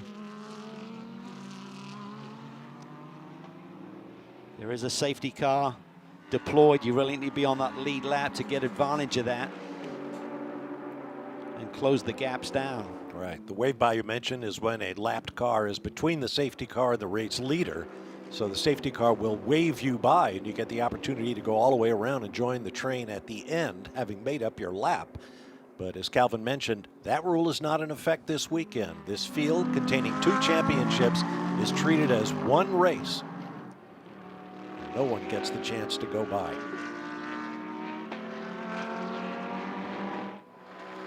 Balzan hanging on to Sarah here. Mapelli continues to lead by about 1.5 seconds. He's just a couple of cars ahead of that red Ferrari we're looking at right now as he heads down to turn 7. There's Mapelli in the black Lamborghini Huracan. His teammate Misha Goikhberg now a lap down in the green machine. And not paying any favors to AF Corsa and helping his teammate Mapelli build a bigger gap. It was 1.5 seconds the last time through, and I suspect it's going to be much larger than that the next time they cross the yard of bricks. Goikhberg, though, with decent pace. Under no obligation to get out of the way. See if Sarah tries to force the issue. Running second.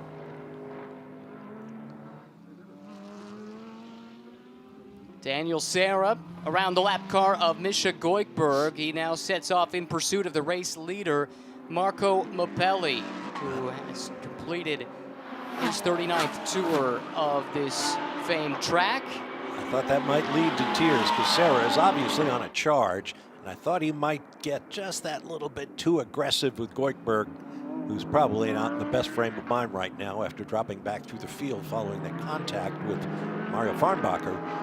But no, Sarah got it done cleanly. Credit to both drivers. Dropping back, we pick up now the battle for 4th, 5th, and 6th overall. Russell Ward, this is the pole-sitting car from Windward Racing that set the new track record in the hands of Jules Gounon in pole shootout yesterday. He has dropped back to the 4th spot. Nick Whitmer has been slowly but surely reeling him in, and hot on his heels is the Canadian Daniel Morad. Yeah, it's another car that had those qualifying issues, didn't lay down a qualifying session 1 time, so they started at the back relatively to the faster cars. And Morad's done a really solid job here, maybe not quite as spectacular as Daniel Serra, of course, aboard the 71 Ferrari, but just a nice solid job here, setting up nicely for Marciello and Juncadella to really do their stuff, coming off a championship win just a week ago at Barcelona with Jules Gounon, who put the Windward car on the pole. Always interesting when you suddenly switch to another championship, you're competing against each other, almost like your brothers one weekend, and then you're like fierce rivals the next. Maybe it's harder, though, to go from being fierce rivals to suddenly teammates one week to the next, and we've seen that happen from time to time as well. Daniel Morad, probably the least heralded driver in that lineup, but he's had a great drive. And again, this was someone who looked like he was on his way to being an IndyCar driver at one point. Got as far as Indy Lights before the opportunities ran out. I had a nice chat with him the other day, Ryan. He said he actually won here back in 2007 in Formula BMW, got his Red Bull contract. Helmut Marko was here, and he met Sebastian Vettel, Mark Webber, who at the time were obviously Red Bull Formula 1 drivers. They said, welcome on board, you're the new guy. And then things didn't quite work out for Daniel, but he's one of those talents who, give him an opportunity, he always seems to get the job done. As you mentioned, 2017 Rolex 24 hour winner. He really shone back in the 17-18 season when he was running with CRP aboard one of these Mercedes. And he went out and beat Jerome Bleekemolen heads up in Cinema Machinery, and that really made a statement and really got a lot of focus on his abilities in our paddocks. Bleekemolen, not an easy man to beat under any circumstances. Out the windshield, it looked like Whitmer was making a run at Ward a few moments ago. We drop a little further back. This is Michael Cooper very quietly, as really is Michael's style. He has been moving forward from the back of the grid. Not a great qualifying effort from Michael, and he finds himself as he goes around the outside and a little hip check to boot. Conrad Grunwald, that was for the lead in Pro-Am, as a matter of fact. So that is down in 9th and 10th overall. Michael Cooper and real time, their time in the sun has come. It's been a dismal season to this point by any measure, so this is a big boost for that team. It really is. They've been grinding away, and they go to a test, and they come away feeling happy that the car is balanced, feels quick, but then they show up against the competition, and suddenly they're just not in the mix. So this is, you say, is a nice day for these guys running up inside the top 10.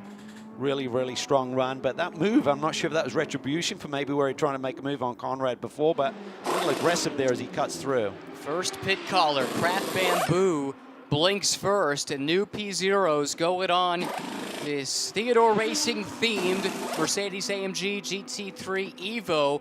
What do you make of this? They can run by regulation up to 65 minutes, but elect to come in a few laps shy of that. Well, you're going to be looking at 7 stops anyway, and you're not going to be doing 8 full fuel loads at 65 minutes. That'll take you way past the 8-hour mark. So I think there's just strategy here. If there's a yellow and you caught a safety car, you could be in prime time in terms of how you'd cycle back towards the front of the pack. So can't afford to give too much up here, but now they're just sitting still. I'd imagine this is just in terms of that minimum stop time, which has to meet 92 seconds. There's some software on board, and then they release him. And you're allowed 3 jokers, can't be collective in terms of being up to 1 second underneath that minimum stop time of 92 seconds. And if it was me, I'd be saving them for the end of the race. Absolutely. It's amazing how precisely the crews measure that 92-second minimum pit stop time, too. They nail it time and time again. Russell Ward has come in, as has Charlie Luck. It was interesting to see a double stint for Morad to start this race. He told me he's definitely not driving at night, so not surprising to see him get his running in early. And he had a great opening stint. A battle shaping up here. Farnbacher continuing his comeback drive. This is for 3rd in Pro-Am around the veteran Bill Oberlin, and he gets it done. Yeah, this Acura is really hooked up here in race conditions, so Farnbacher's displaying that pace. And he could have been a factor for the top 3, I feel, without that penalty and drive through down pit lane, which cost him almost a minute. Everyone pushing as we get closer to pit stops for those that have yet to come in. Mapelli still leads over Sarah by 1.4 seconds. They're running very similar lap times. Ball's on Whitmer, Westphal, the rest of the top 5 as we enter the pit sequence.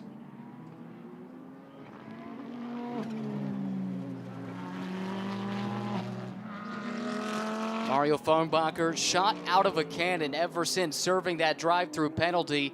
Up next, ahead of him is Pierre Rag in the second of the 2 AF Corsa Ferrari, silver-rated driver. Back in 10th overall the last time around, and Pierre's got his hands full. Yeah, late in the stint here, tires are starting to give up here. Farnbacher slices off to pit lane. Oberlin 2. There was a warning for Michael Cooper by not really leaving enough racing room there down into turn 1 on Konrad Grunwald.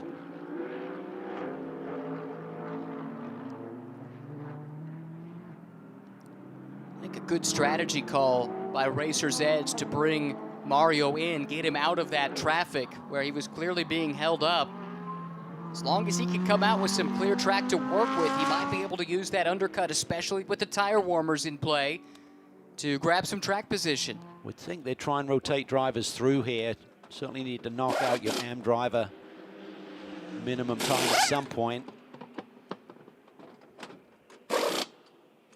And the reason you want to do that early is if you do have a reset with full course yellows, you don't want to suddenly be back together and then it's your AM drivers that's got to knock out the time. Really, you want to heavy load it with your pro towards the end of this race. So I've got a feeling that Ashton Harrison and Taylor Hagler will knock out the middle part of this race, and they'll probably put Mario in for a double at the end. This is likely the last lap before these two must make their call to the pit lane to not run afoul of the 65-minute maximum stint length. And Sarah, you can see over the last few laps, has chipped away, chipped away, chipped away. It's down under 1 second the last time they crossed the Yard of Bricks. From 18th to 2nd, Daniel Sarah in one stint has put AF Corsa in contention for the race lead. I think that'd be awfully tight to make it back around again and run afoul. You've got to be on pit lane by the time that 65-minute mark is up in the race, and we're only 2 minutes and 10 seconds away. You might be able to nip one more in, but that would make it awfully tough. If you had a spin or anything, then you'd be serving a penalty. That 65 minutes can be extended if you have a full course yellow at the end of your stint, not during your stint. And here they come. K-Pax at AF Corsa to the pit lane from 1st and 2nd on the racetrack. Will Mapelli stay aboard? Will Sarah stay aboard? Or will they make their first changes to their driver lineups? Looks like, at least for K-Pax, there will be a driver change.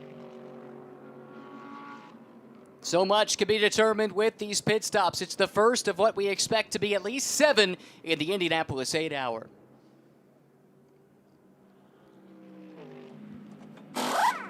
Pit lane, a busy place. K-Pax Racing, both of their cars come in. This is the car that dropped a lap. Goikberg picked up that damage. They'll take a good close look at that and try and get it rectified. Driver changes up and down these lineups as well. Here's AF Corsa. What a great stint from Daniel Sarah to get things started. 18th to 2nd. Yeah, that was a brilliant drive for Sarah. And the car seems to be operating beautifully. So that'll benefit his two teammates as they take their stints.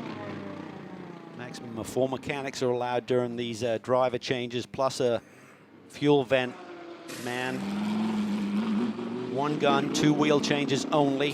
Orchestrating through to get that tire change done.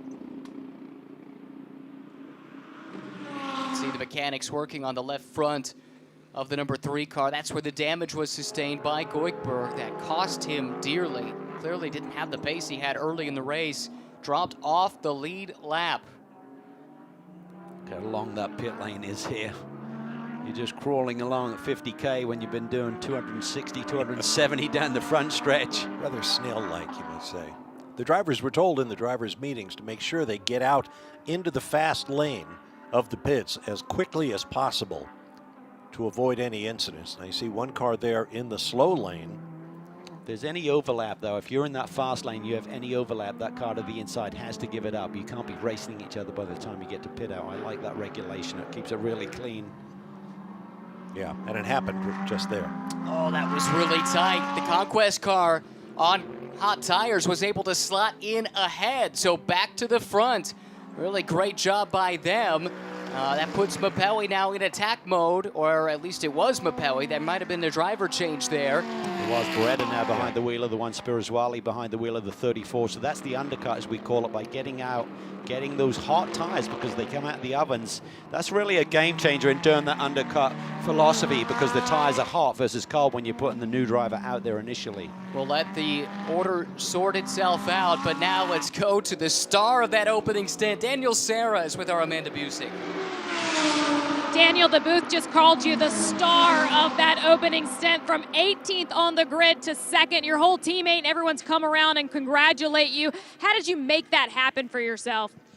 I think, first of all, the car was really good, especially on tire degradation. The start was a bit strange. I was still on the second last corner and it was already green, so we lost a lot of time in that moment. But anyway, it was nice. I had fun, but we still have 7 hours to go. After qualifying yesterday, you guys did not get to participate in the shootout. Was there a team meeting that you had amongst drivers to plan for today? Sorry, I don't understand the question. The collective between you and the drivers yesterday after qualifying, what did you guys talk about ahead of race day? It was a shame about qualifying. We didn't do well. We couldn't complete one lap in qualifying one, so we didn't have the average. Anyway, we know that we have a good car, a good crew, and now it's time to have fun. Firmly in the rearview mirror now, guys. That is significant damage to the U.S. Racetronics car. Tristan Vautier driving it now. Remember, Stephen Agakani had his damage to the splitter early on, and it looks like that might have just gotten worse. Yeah, it's not going to get any better just at the high speeds around here. It's just going to start to shred that apart here, and it's just going to get worse and worse. And the problem is if there's a little piece of that carbon fiber comes back underneath that left front wheel, if he's turning through a right-hand corner, that could be a major issue for him. It looks like they tried to repair it with racer's tape, and maybe it's peeling away. Well, that maybe it looks a little stronger than tape. Yeah, that front left corner of the splitter is just down. Unbelievable the amount of misfortune that team has faced over the course of one racing season. They have been fast at every track they have turned up to, and no real results to show for it. Tristan Vautier will be heartbroken. So when everything cycles through, it's the car right behind him that is now the overall leader. That's the car Daniel Serra started. It's now the Belgian youngster Ulysse de Pauw who has jumped aboard that car. By regulation this year, this is different from previous years. Even in the pro lineups, you must have at least one FIA silver-rated driver. Ulysse fits that bill. He is the silver class champion in GT World Challenge Europe from earlier this season. Very fast by all accounts, and this could be his coming out party. Behind, this is still Daniel Morad driving for Craft Bamboo Racing, back in the 4th spot right now. It's been a great stint from him to get this race underway as well. Well, you heard Daniel Serra say we didn't get our lap in the first of 3 rounds of qualifying, so we didn't have the average. That's because qualifying takes all 3 of the drivers who put in their best lap, and the average of those 3 times decides where you are in the running order. They didn't get their lap in because, to your point, Ryan, the Racetronics car in the hands of Tristan Vautier crashed into another competitor and brought out a red flag that ended that first qualifying session early, much to the chagrin of a number of teams who had not put in that all-important timed lap. But ultimately, those teams elected to wait. That's the gamble they chose to employ, and it did not come up the way they had hoped. That's ultimately the way it was ruled. But a good recovery to this point by a number of those teams, including AF Corsa right here and Craft Bamboo, both running in the top 4.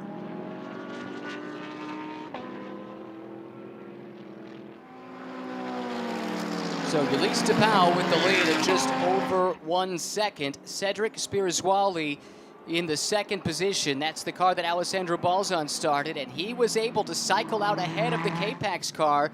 Michele Beretta now installed. Marco Mapelli, longtime family friend. Really cool for them to get to share this car In fact, McKaylee's father helped support Marco's racing career early on, and the Beretta family business is on the helmet of Marco Mapelli. So those two very connected, grew up very close to one another. Their fathers, longtime friends from grade school. It is a very small worldwide community, the racing business. A lot of relationships develop over the course of many years, from kids in karts up through world champions in one series or another. Drive-through penalty issued to one of the AM-class cars. That's the Zelus car. In fact, you see them serving that drive-through on the left-hand side of the screen. Just 2 cars in that class, so that will be costly for them. The other car, the DXDT Racing Mercedes, runs 17th overall. Scott Smithson giving that car a good run. And they tripped over that minimum pit stop rule. They had a short stop, too short for the timers, and so they paid for it. Daniel Morad just set the CrowdStrike fastest lap of the race from 4th spot. Keep an eye on that Craft Bamboo Mercedes. They were the Moon Eyes livery last year. They got the Theodore Racing throwback livery this weekend. Love what they're doing to throw out something a little bit special on these big races. Yeah, really, really cool, and a strong driver lineup as we talked about. And essentially you're going to have 8 driving stints. The one stint will be shorter than the others, but I think what they're doing is knocking out Daniel's 2 stints, then they'll hand it over to Macchiello and Juncadella to do a triple each, I would imagine. Amanda, what are you hearing in the pits? Well, considering they started on the grid today, 15th, I have to imagine that Marchiello might be a little more firm on his promise that he made on social media yesterday after qualifying. He said, "See you tomorrow in the top step of the podium for a nice revenge after an injustice," and he tagged it with, "It's a promise." How about that? The Bambino calling his shot. We'll remember that if he pulls it off. Drinks are on him if it works. That's such a good lineup. And Daniel Morad, as the silver-rated driver, could very well determine the outcome of the pro class. What silver driver performs the best? And Daniel's had a really good opening stint. He's done a really solid job, and they said there'll be essentially 6 stints left, and they've got 2 top pros to handle that.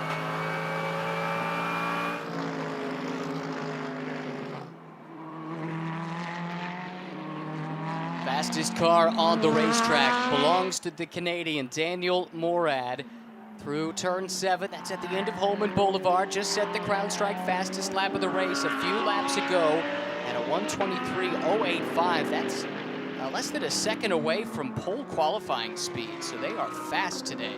They really are, and that's one thing we're seeing with these Pirelli tires this year, Ryan, is how consistent they are, how strong they are late in the run, and the car's pretty heavy right now early in this stint. So that's a really impressive lap, because in the qualifying sessions yesterday, certainly for the pole shootout, they'd been really light on fuel, and weight is time. So if you've got a heavier car with fuel on board, that certainly compromises the performance. Drive-through penalty for a pit lane violation to the Triarci Competizione Ferrari that was running towards the pointy end in Pro-Am. 9th overall, Ryan Dial now driving. That will be a major setback for that team. So Chris Cagnazzi at a restaurant the other night, very excited. He has run GT3 competition before with the Ferrari, but very familiar with the Mercedes brand, having done a few seasons now in GT4 competition, typically with Guy Cosmo, who's one of his teammates here this weekend. So they're all pretty pumped up about that. Imagine so. He did well to surround himself with good resources, to have Guy Cosmo, Shane Lewis, Stephen Cameron, and his whole racing team, and some of the names you mentioned earlier that are on the pit box for them. If you're going to be making a debut in a race like this, a race of this magnitude, it's good to go to battle with some battle-hardened veterans. Nazi there very much in the draft there. Kyle Washington up ahead. See how they compete here into the brake zones. Look pretty even there. Carl's done a nice solid job. He and James Fernandez have done a few GT3 races this year.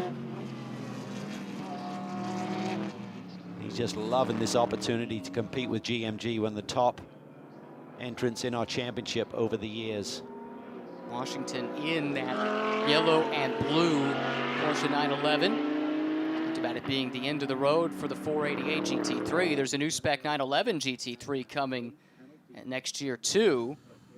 For Kyle Washington, his background is trophy truck racing, off-road racing. Think off-road racing at the Baja Peninsula, for instance. But he's made this transition to sports car racing in recent years.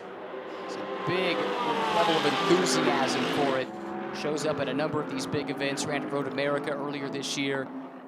And just loving every bit of being a part of the Indianapolis 8-hour. Closing up from behind there is George Kurtz doing an early double, bronze-rated driver, so they're probably following the strategy that you mentioned, Calvin. Kurtz has had a great year, CEO of the CrowdStrike cybersecurity company, a name you see in a sponsorship position through a lot of motorsports, partner of the Mercedes Formula One operation. They sponsor the safety car in the World Championship, and they're all over the SRO series. Nice move there by Cognazzi. Drafting Kyle Washington a little bit, gets it down to the inside. Really nicely controlled that. Didn't overshoot the corner, just perfect in terms of the execution here. George is now a little bit closer to Kyle as well. He would have seen that and maybe think that Kyle is a bit vulnerable there into the brake zone. Mercedes so strong on the brakes. These are all Pro-Am cars, but it's a bit mixed up. The GMG car has not run Pro-Am this year. I think eligible for Intercontinental GT Challenge points. In fact, they are. You could tell by the banner on the windshield. It's white. The others are black. So it's shown as in a different spot in a different Pro-Am class effectively because of the meshing of two different championships here. But these are the same graded driver lineups. So it's just a good measuring stick for the Pro-Am battle. Kurtz took a look. Foley now driving the Turner BMW.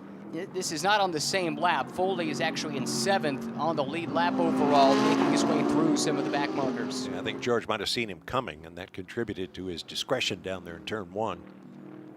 Foley is just going to try and set this up, so if he can get through that chicane a little bit quicker, get the exit speed. We know the BMW is strong on the straights. He'll be looking to draft George here and pop him by the time he gets to the brake zone. Let him know you're coming. That put Kurtz in a bad position because he doesn't want to lose more ground to the car ahead, but he knows there's a faster car coming from behind. He's got to let him go. See Robbie there, not being too greedy. Didn't try and get them both at once. Just got to the inside of George. Managed that nicely. Long way to go. Did a nice job in the pole shootout here yesterday. Qualified 6th.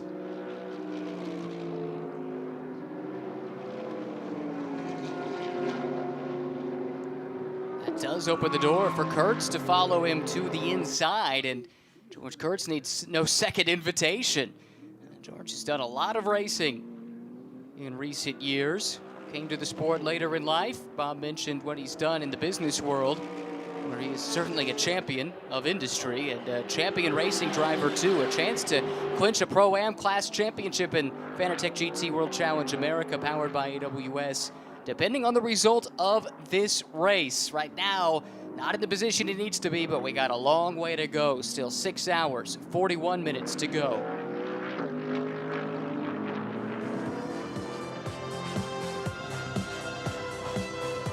Today's coverage is brought to you by Acura, BMW M, and Ferrari.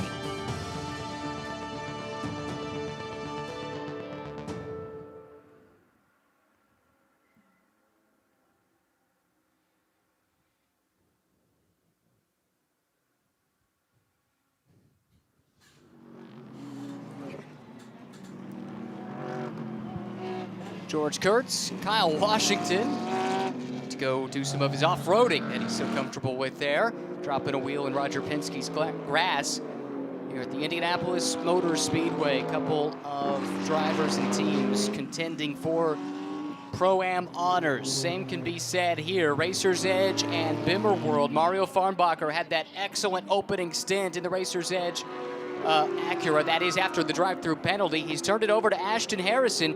Richard Heistand, who's the newcomer, the third wheel in this Bimmer World lineup here this weekend. He's taken over for Bill Auberlen and looking like he's got some serious pace. Yeah, he's been very strong here this weekend, Bob, and he's a feisty driver. He's going to be going for it here, so Ashton has to be aware of that. And one thing the team needs to do is really alert you who's in these cars and understand what their driving behavior is and how aggressive they may be. That's a great point. You got to know who you're racing. And You saw Heistad with a very different line through one of those corners. He's just looking to see not only do I have grip here, can I make the pass here, is Ashton Harrison watching me if I disappear from the mirrors. Saw that little hesitancy there right at apex, probably the ABS kicking in. Try to protect, and you just stay on that brake pedal a little bit longer. As soon as you start to turn the wheel, it could activate the ABS. So she's under pressure here, but the team needs to really give her the big picture as to what she should do if she should allow Richard to go on by and just settle back in again. There's been a breakout performer of the season in Fanatec GT World Challenge America. Hard to look past what Ashton Harrison has done. Very limited experience outside of single-make Lamborghini racing, and has been right on the pace. Great tutelage from Mario Farnbacher and the whole Racers Edge team, which helped prepare her for this, having run her in the HPD GT3 Academy last year. Yeah, John Meraki, who owns and runs that team, is an interesting team owner, sort of a one-stop shopping for a young race driver. He gives advice, he prepares race cars, he talks about nutrition and physical fitness. He's probably the fittest car owner in the pit lane.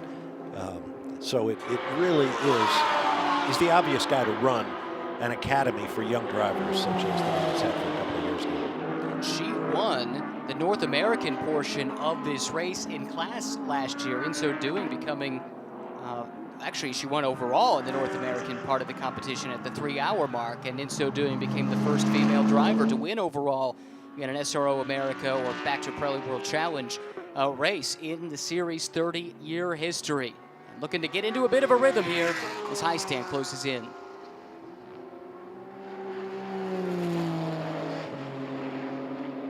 Great drive from Ashton Harrison. Currently second in Pro-Am, runs 11th overall. Heistad third in Pro-Am in the Bimmer World BMW M4. New package that debuted this year, that M4, at least here stateside. Ran a couple of exhibition races towards the tail end of the year last year. But it has been quick in several teams' hands in multiple championships. Right now, Richard Heistad getting his first race action in one of those M4s. There's a lot of GT3 experience in the Lexus, however. Oh boy, here's Daniel Morad. He's been closing in on second and third overall. Ulysse DePau, by the way, has scampered away. He's got an 8.7 second lead, but this triumvirate here running second, third, and fourth. Balzan at the front, Michele Beretta sandwiched in between, and Daniel Morad, who's turned some rapid lap times. He's caught that group and now is challenging for a spot on the podium. Yeah, I'm not sure what sort of adjustment they did. Maybe it was a tire pressure adjustment on that first round of starts, but certainly this Craft Bamboo car has come alive here in the hands of Daniel Morad, closing in on the Lamborghini of Beretta and the Ferrari of Balzan just ahead of him. Behind them, Nick Whitmer just made up a spot on the previous lap. He passed Russell Ward. He's for 5th overall. The pole-sitting car has dropped back, but Russell Ward getting his drive time done nice and early. He's got Philip Ellis and Jules Gounon, the pole-sitter, to take that car home when his drive time is up. On board we go. Michele Beretta caught in the middle of this sandwich, fighting for second, third, and fourth.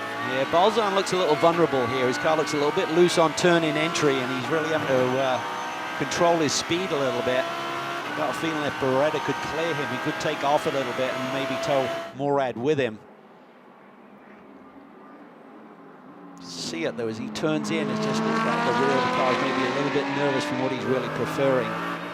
As Bob has talked about him, and as we heard from Jules Gounon earlier in the show on our track preview, that braking zone into turn 7 is awfully bumpy. The car's squirming as it gets onto the brakes and maybe into the ABS a little bit. So we're into turn 1 a little bit as well. And they're running lap times a good second off what they were running earlier in this race. So I know the fuel is still relatively heavy towards the middle part of this stint, but Balzan is not super confident in what his car is giving him right now, would be my guess. I wonder if he's got a slightly mismatched set of tires. Right now the 71 car just ran a 123.9. These three are running pretty much identical laps because they're in tow with one another at 124.8, so that's nearly a second off the leader.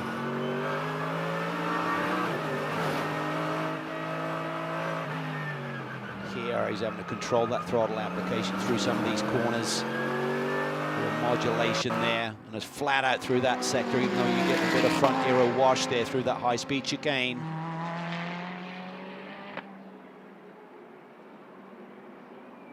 Morad dives to the inside. That was late. That was really late as to hop over the curb. I think Beretta saw him coming, opened up his hands a little bit to give him a bit of room. Otherwise, there could have been contact. Tight quarters racing at the front of the field. Let's Balzan slip away somewhat. Now, Morad, does he smell blood in the water? Is he in a position to pounce? He just got too deep into the brake zone. Didn't want to literally run over the top of Beretta. Beretta comes back over on line. Right there, was there a touch? I'm not quite sure. Saw the Mercedes certainly go up and over the curb there. Didn't get the dive plane. I didn't see any marks on that white bodywork of the Mercedes.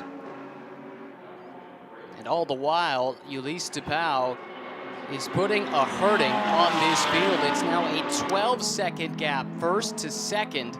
He's running 124 flats, a full second quicker than these three. This is our race vision powered by AWS. Driver consistency. It's averaging these drivers' best 5 laps to give you some idea of what they're able to do over consecutive laps or something to that effect. And Daniel Morad, as you can see, he's got a nice stable platform under him as he's best laps averaged together there. Those 5 laps, a 123.3. Impressive. And that's what you're looking for. That race pace, as we call it, versus a one-lap flyer that you're looking for yesterday in that pole shootout. This is from 5 laps earlier in the race, not the last 5 that we're looking at, because obviously Farnbacher is not behind the wheel of the 93 right now, as his teammate Ashton Harrison, but during the opening phase of this race, he has been the most consistent in terms of that very impressive stint there. DePau is in that group as well. Doesn't this kid know who he's racing against? These are some of the best in the world. I had a number of folks based in Europe tell me, watch out for him. He made his North American debut last weekend in Petit Le Mans. Didn't have a great weekend there, but he wrapped up the Sprint Cup Silver Championship alongside Pierre-Alexandre Jean for of course, GT World Challenge Europe,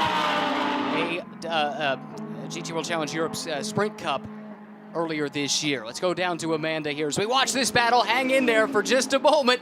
Big lunge and unable to slow it down. But Kaylee Beretta now taking a shortcut through the grass. Big mistake there.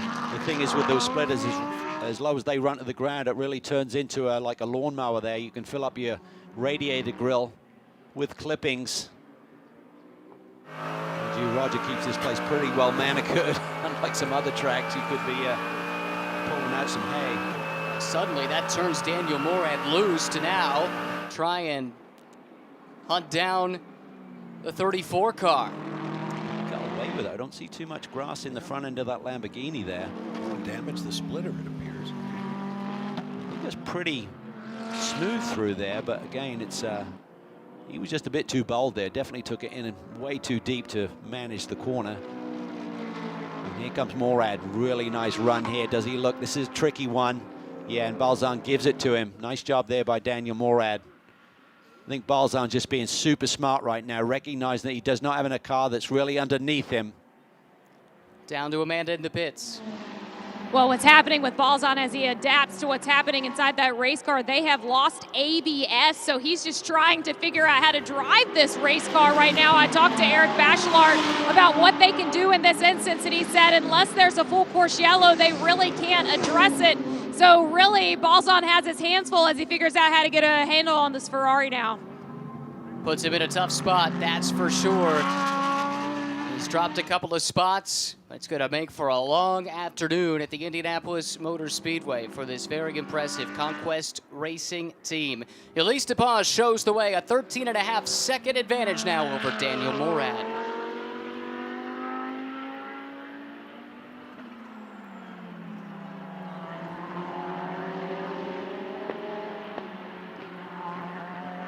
Morad set free now that he's made that pass, and I'm really curious to see what kind of times he's got relative to the leader, Ulysse DePau. Can he start to chip away at that 13.5-second gap now that he's faced with.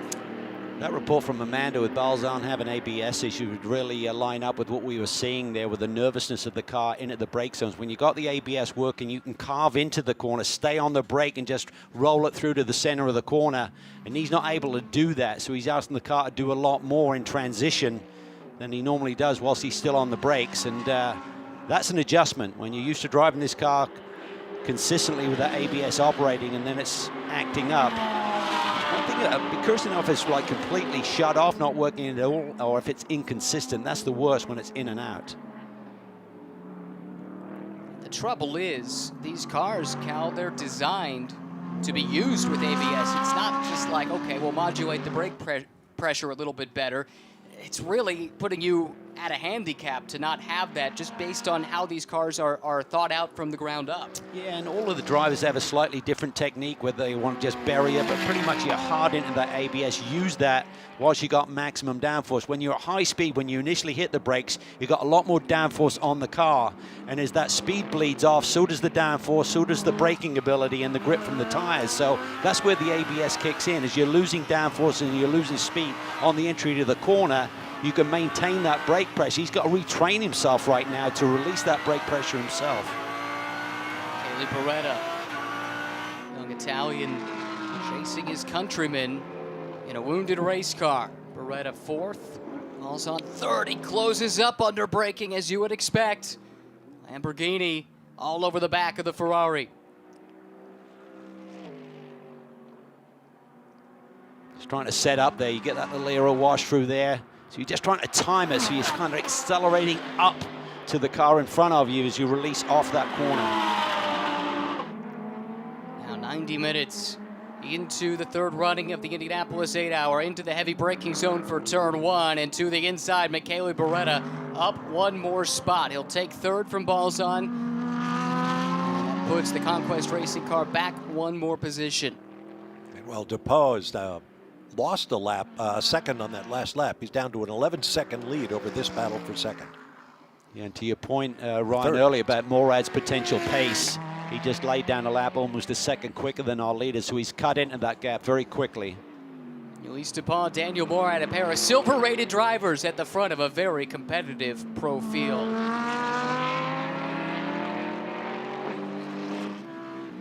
Eulise DuPont leads Daniel Morad. Alessandro Balzan just lost third spot to Michele Beretta, and behind them you find this car.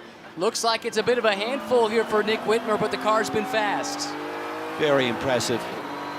They run alone in the silver category, but he's fifth overall right now. This is a tremendous run for that group. Really making a statement here this weekend.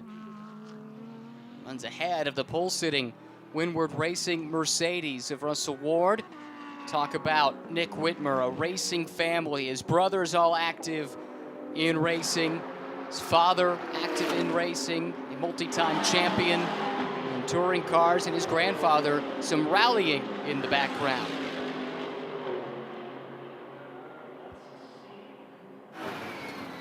On board, and the BMW M4 GT4 from Samantha Tan Racing.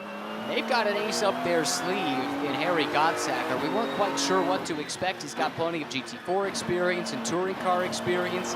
Light on the GT3 experience, Cal, but in qualifying, he was one that stood out. Really quick, talked to Whitmer about his potential. He said, no, he's comfortable with the car. He's done a couple of 24-hour races with us at Spa and at Dubai, not in this particular chassis, but in a similar car. So he said he'll do fine, and he did better than fine in qualifying yesterday. He was as quick as some of the more experienced pilots in our field. You noticed on that onboard shot, they don't have a steering wheel in this car. It's more like a yoke. And that wheel was developed in partnership with Fanatec, a company known for making parts and pieces for sim racing rigs. And what's interesting is the wheel in this car can be used on a Fanatec wheelbase for sim racing, and you can buy a wheel from Fanatec that you could plug in to a BMW GT3 car if you happen to have one sitting around. I just hope no gamer is out there trying to hack into the system to drive that car for Nick Whitmer. I've got a feeling the version from Toys R Us is a little bit cheaper than what BMW Motorsport charges for theirs. It ain't cheap, I'll say that, but it's pretty remarkable the amount of technology in those sim racing rigs, and esports, such a big part of GT racing these days. Over in Europe, GT World Challenge Europe Endurance Cup, there at every race weekend, there is an esports competition where drivers from the real teams take part, and it pays points to their team's championship. I think Robbie Foley headed over there yesterday and finished third at the last. He did the pull shootout and then ran over and jumped in one of the sim real stuff. And that's right, the North American Esports Championship has a presence on site here in Indianapolis. That's a great point. And yeah, Robbie's been a big part of that. The Turner team, in fact, has been linked up with an esports company, and the livery they're running this weekend, it's different than they've run all year, and that's to reflect the partnership that they have. Is it EMS that they're associated with? Put me on the spot here. I was about to check my notes. I'll get back to you. I was about to say, I keep wanting to call Nick Whitmer Kuma Whitmer. His racing brother was a star some years ago in IMSA racing. Still is. Still has a presence there and does very well. Must be getting old, though. I mean, he raced with Tommy Kendall. What are you saying about TK?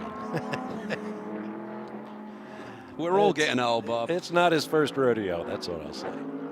There's Whitmer making his way through lap traffic. BS, I believe, is the name of the company that, or the esports team that they're associated with. Back to that story. The sim racing programs are incredible. The only thing you can't do is hurt yourself. And to me, that makes all the difference. Well, I say thank goodness, because I've had some nasty shunts on Assetto Corsa. The thing you can hurt is relationships in terms of the amount of time you spend online. Yes, girlfriends and wives maybe not be in agreement there, Bob. And it is amazing how closely the virtual world reflects the real world in many other instances, other than the risk to bodily harm. And so many drivers either use it as a tool or maybe even got their start that way. And in some ways, it's the democratization of a sport that for so many years has been unapproachable for many. But the cost of entry on the esports side of things, much different. There's a move there by Whitmer that is for overall position around the ailing Alessandro Balzan, and that gives you some idea. That car was so fast to start this race. Look how much they are struggling now that the ABS issues have cropped up. Yeah, his lap times have really dropped off down into the 25 range, which is a good 2-3 seconds off here. So not good news for that team, because that will not be a quick fix. I'm not sure if it could potentially be an ECU issue where they could reset things during a pit stop. I'm sure that's what they're hoping for. Then this next round of stops, which we're probably about 30 minutes away from seeing. That brings to mind the question I'm sure they're asking themselves, why couldn't we have had this issue during any of the practices that we've had? There's been ample track time, and yet it crops up in the first hour of an 8-hour race. Very frustrating, I'm sure. Pretty new car as well. Right. Done a lot of track time before they made their debut at Sebring a couple of weeks ago. Still, though, fighting on gamely, running 5th overall, Alessandro Balzan. Luis DePaul shows the way, but Daniel Morad closing in the second spot.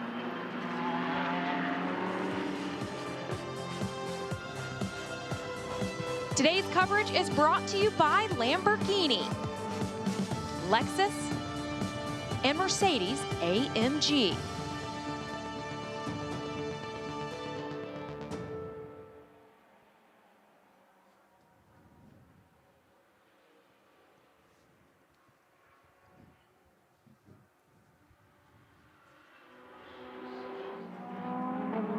The famed Brickyard, the Indianapolis Motor Speedway, just 1 yard of the many, many thousands of bricks that once constituted the racing surface here at Indy, put in place just prior to the first Indy 500 in 1911, still remain, and they serve as the start-finish line at this fabulous venue, opened in 1909 and has hosted world-class motorsport ever since. But the Indy 8-hour, the first ever long-distance endurance professional sports car race held at this great track.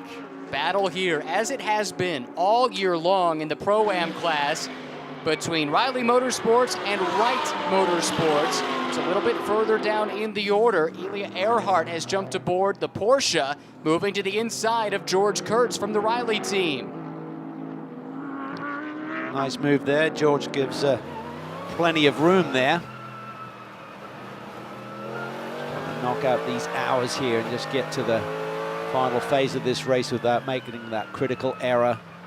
Got a little bit lucky, these two cars did, on that formation lap by not having any real damage that we understand anyway with that spin before we saw the green flag drop today. Watching George's hands on board as he runs now in the 22nd overall position. That car looks a little bit snappy. He had his hands full through the chicane. There's a lot of track time here this weekend. Got another victory in GT America here yesterday. Kind of the cherry on the top of a championship season, which was clinched in the last rounds of our championship at Sebring. When George gets his mojo, when he gets that confidence in the race car, he can do great things. And I think making the move to Riley Motorsports in the off-season has really paid dividends for both he and Colin Brown. These two, first and second in the Pro-Am points, just 14 points apart. 1 point further back, that's where the Racer's Edge tandem entered this race. And still, everything up for grabs in that season-long championship that concludes at the end of 8 hours here at Indianapolis. On board here with Davide Rigon, who sits 7th in the Pro Class, 9th overall. And the car ahead of him is the Sun Energy Mercedes AMG. Dominic Baumann, the Belgian, behind the wheel. He's had success here on North American soil. For the Lexus team with Jimmy Vasser and Sully Sullivan. Dominic Quick, though, whatever he hops in, the Austrian. Something of a journeyman GT3 driver, but takes advantage of the opportunity here, running inside the top 10 overall. Looking in at a battle for 8th and 9th overall, Dominic Baumann, who leads the IGTC Pro-Am standings in the Sun Energy 1 Mercedes, has the hard-charging Davide Rigon hot on his heels. We've chronicled the stint that Daniel Serra put in the sister AF Corsa Ferrari at the very start of this race. This car was started by their silver driver, Pierre Ragg. Now Rigon has hopped aboard, and he started this stint somewhere around 15th, 16th in the overall order. He's raced his way inside the top 10. Yeah, really impressive lap times as well. He just laid down a 1:23.1, which I believe is second fastest lap of the day, behind Morad's time of a 23 flat. So they have pace there. On board again with Nick Whitmer, who runs fourth. His co-driver, Harry Gottsacker, is with Amanda. Another Silver Cup entry here this weekend, started 10th on the grid, up to 4th overall. And as Nick finishes out his double stint, it will be Gottsacker up next. And when you look over what Nick has done so far, you told me off camera that you just want to make sure you guys are staying in rhythm. What do you see so far that makes you think that is exactly what can happen? Yeah, you know, our BMW M4 GT3 has been running great all weekend. Nick's absolutely killing it out there, and all the guys on STR Racing have just been on point all weekend long. So hopefully I can get in there and just do my job and be smooth and fast, and it's going to end up a good one. As you break down racing here at IMS, you look at the different sectors. What do you find to be difficult and challenging in the points that you have to hit here? Yeah, there's a lot of slower, kind of awkward corners that you really have to be patient in to be able to lay the power down when you want to. It's a tricky course, but I absolutely love running around here at the Brickyard. Good luck. Thank you. Native of Alamo Heights, Texas.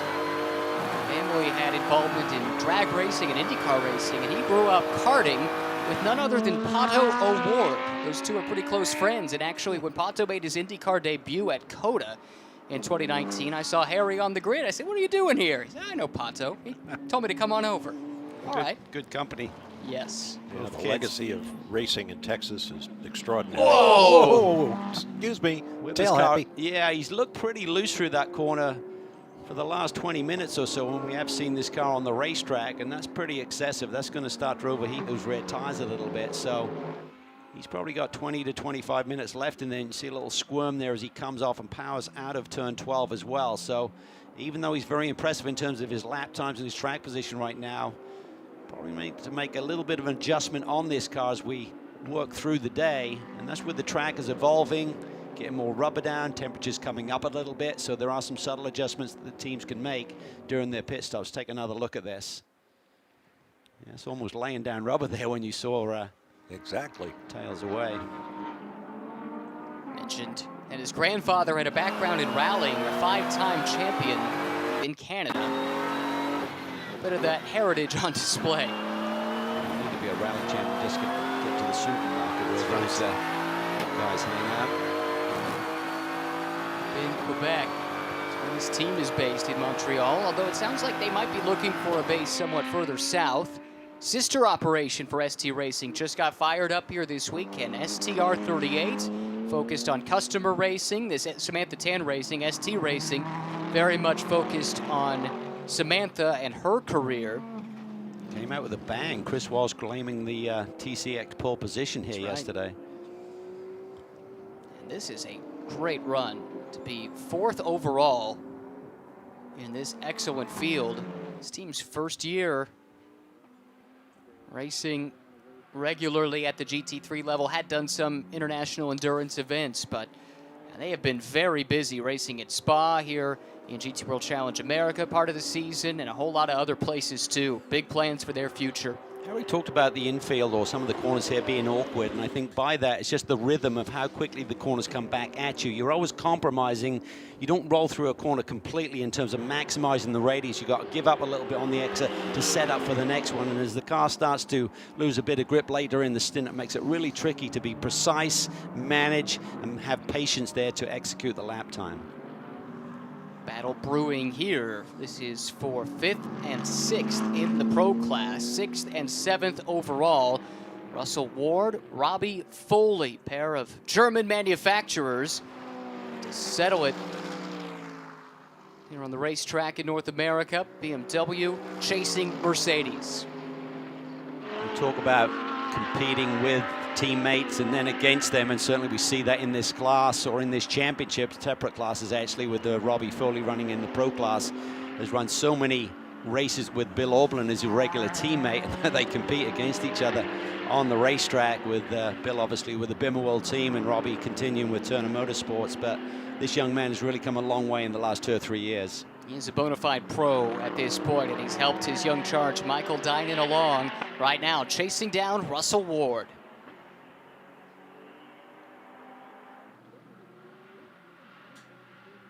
Into the infield, Ward leading the way, Foley giving chase.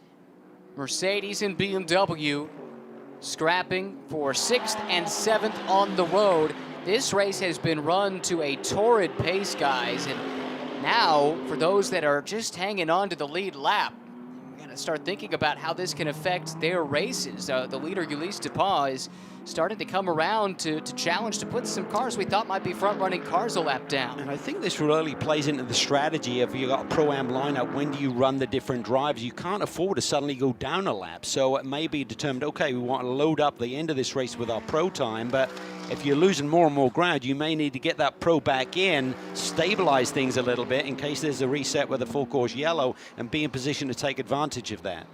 And again, no wave around, certainly not within the different classes, right? So if you get split by the overall leader from the rest of your classmates, if you will, if you're not in the top class, or even if you are for that matter, it's going to be an uphill climb the rest of the way.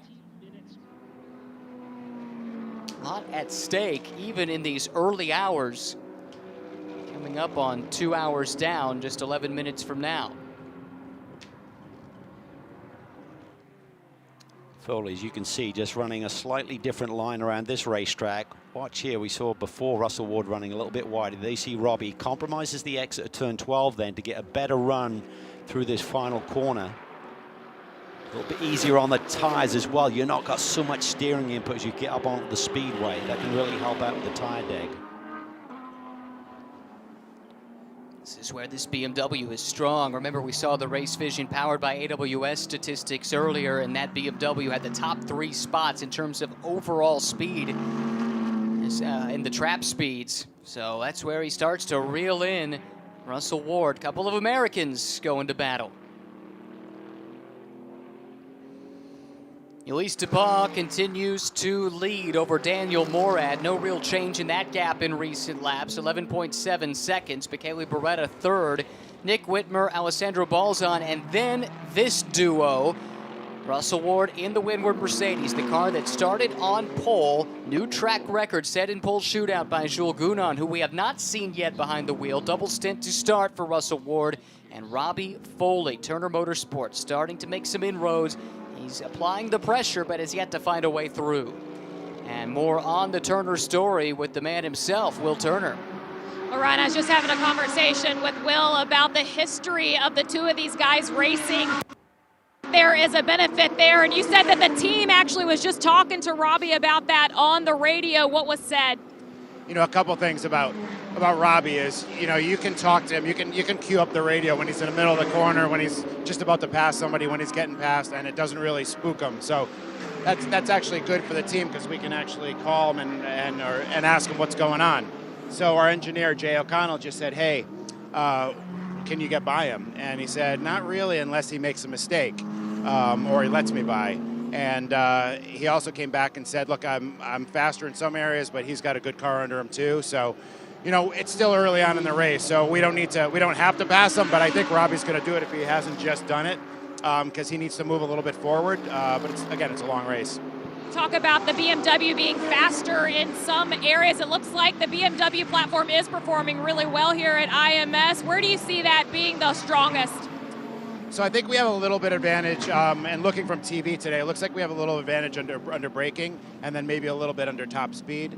But again, the race is early, and I don't think everybody has shown their stuff yet. You know, we'll see in the last hour who's got the fastest car.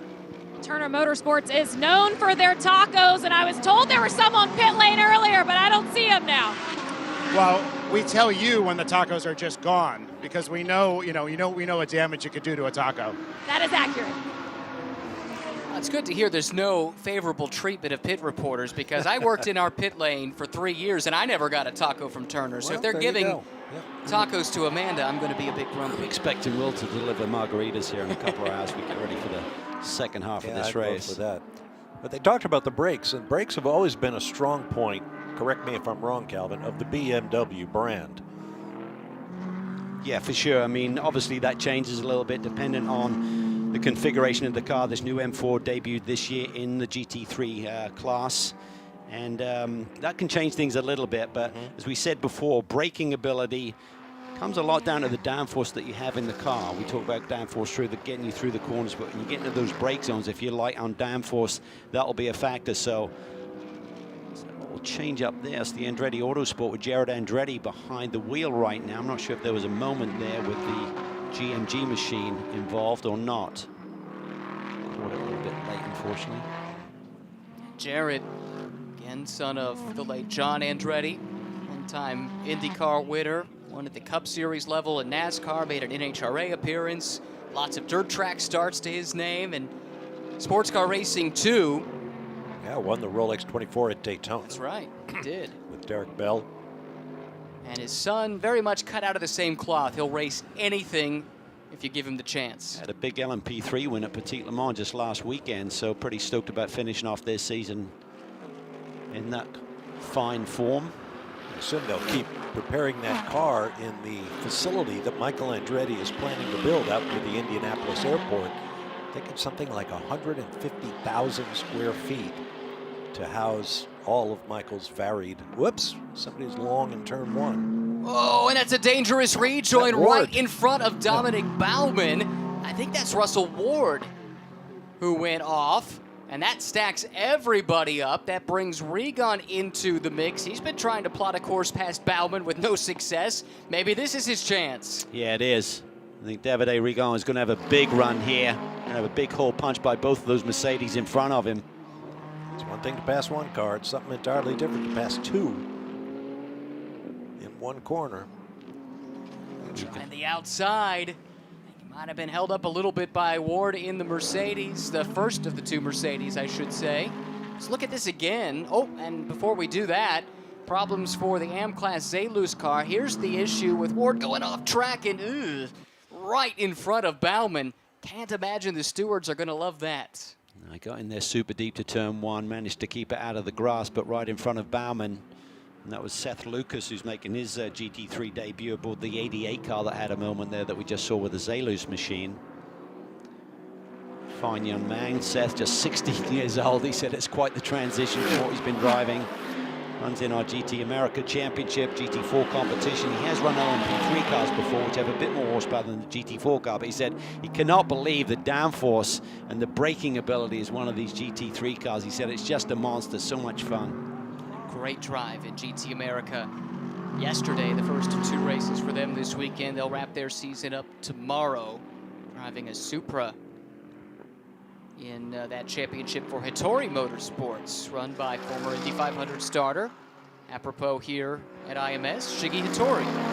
It's the only Supra in the series, is it not? In GT America, you might be right, or Todd Coleman, I think, has one as well, but there are a ton of them in Pirelli GT4 America these days. Regan around Bauman.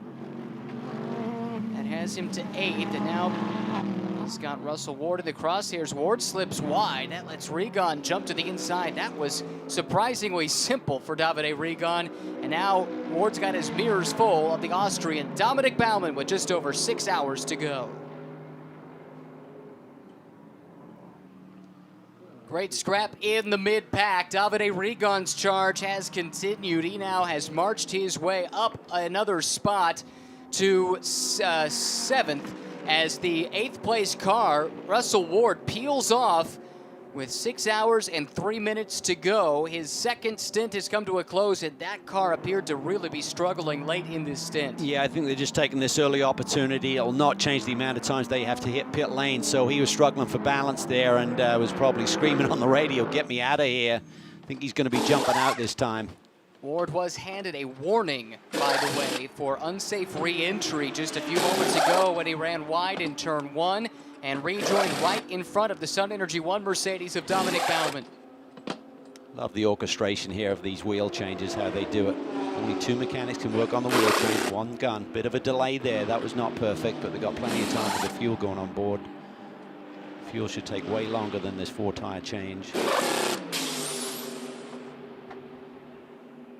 Again, if you put fuel in the car, it's a 92-second pit lane delta. You cannot do your service and leave the pit lane in under that without drawing a penalty, unless you're within a single second. You can do that 3 times. Those are the jokers allotted to the teams per the regulations. Looks like maybe some problems with the Zelus car that we mentioned. Seth Lucas was off track, and they were going to work on the left rear of that machine.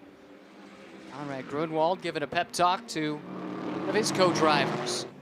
Oh, this is getting interesting too. Lap traffic for a few of the front-running cars, including Ashton Harrison, who has slipped back to 4th in Pro-Am.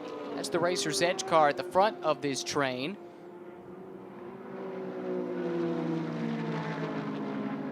The overall leader threatening to put her 1 lap down. Still a solid run for her, running 4th in the Pro-Am class. Championship very much on their minds, of course. 45 team are not having a great day. They're currently 8th in class and 19th overall, but they need the big point swing. They got to gain 14 points here. That is the delta between 1st and 2nd, and then it tightens up as you go deeper into the other positions in this race. Russell Ward, by the way, has given way to Philip Ellis. So it will be Ellis to take over after Ward did a double stint to start this 8-hour race. This again is what we were talking about earlier. Harrison doesn't want to go a lap down to the overall leader and then a yellow to come out. She would then be separated from the rest of her class. They're trying to delay that as long as possible.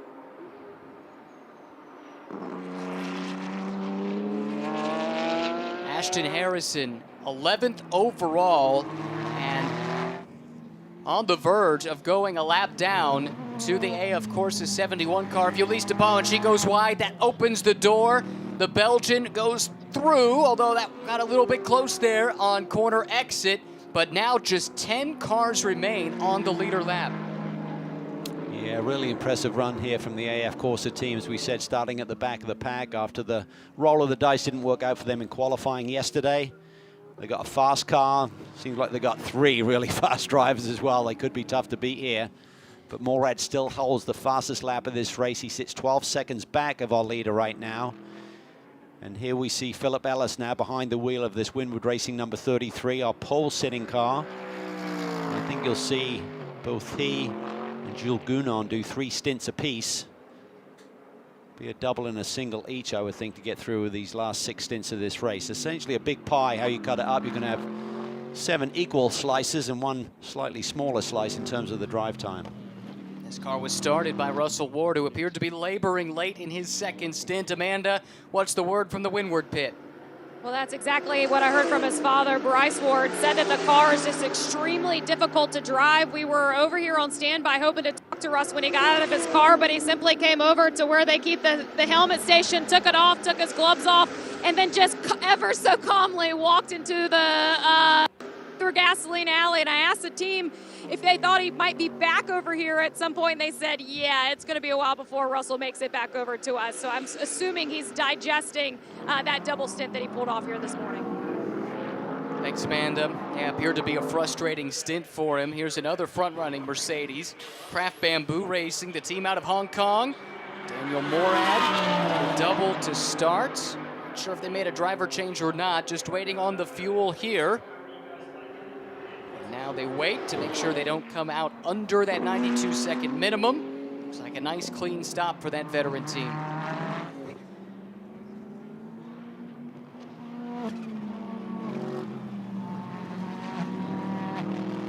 Sandro Balzan still driving for Conquest Racing. It's the blue Ferrari coming under threat now from Dominic Baumann, not for class position. Looks like Balzan dropped a spot to Regan overall and in the pro class on this lap, and Regan has taken off. He's driven from about 16th when he jumped in the car about an hour ago into just outside the top 5. We'll have to see how that shakes out when the pit stops finish their cycle, but Balzan with the ABS issues has not been able to maintain the pace he showed early in the running. Just dropped another spot down to Baumann. I think like Russell Ward, he's going to be looking forward to getting out of that car.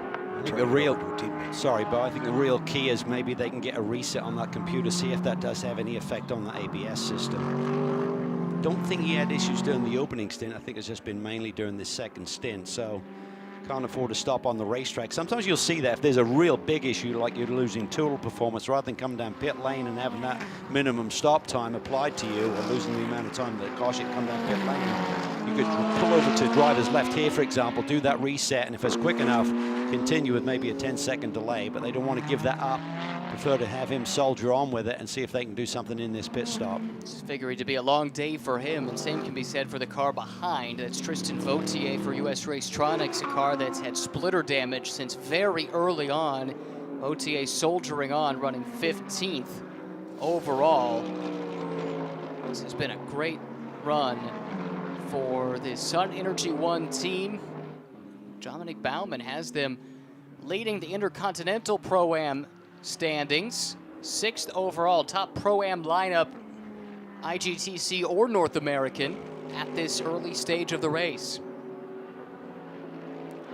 Kenny Habel, who owns the team, has to be pleased with the way it's developed from a guy just getting his toe in the water, as it were, in racing, to a front-running team in class in a worldwide championship like the IGTC. Already a race winner in IGTC competition this year. Won not just in class, but overall at the Bathurst 12-hour earlier this summer. Marked a ton of international competitors at that race. Given its place on the calendar, it had to be moved as Australia was still very much in lockdown during the normal date. But a great effort nevertheless. Also ran at Spa. And Dominic Baumann is part of the lineup there. Continuing his pursuit of another IGTC class season-long championship. Kenny Habel has done that several times in his career and could clinch it and is in position to do so if things continue as they have started here at Indianapolis. Pit stop for Conquest. Balzan is out. Makes his way to the pit wall. Morad, if timing and scoring is to be believed, is doing a triple to start this race. Waiting for the signal to go. Conquest Racing service complete. Let's see who jumped in to replace Alessandro Balzan. Well, that really showcases the confidence that they have in Daniel Morad. If they're having him do 3 stints, I would have thought they'd have him do 2 and then 3 apiece for their more experienced drivers. Hard to argue with the results, though. He That's does right. have the crowd strike fastest lap. Yep. He's in the zone. Keeps the other guys a little bit fresher, too, for when the going gets heavy. And Ulysse DePaul continuing to lead, running late into this pit cycle. This car started back in 18th and has been driven to the front. Daniel Serra got them started, and the young Belgian has not looked back since he jumped in. And we do have confirmation. It is still Daniel Morad in the car that pursues them for Craft Bamboo.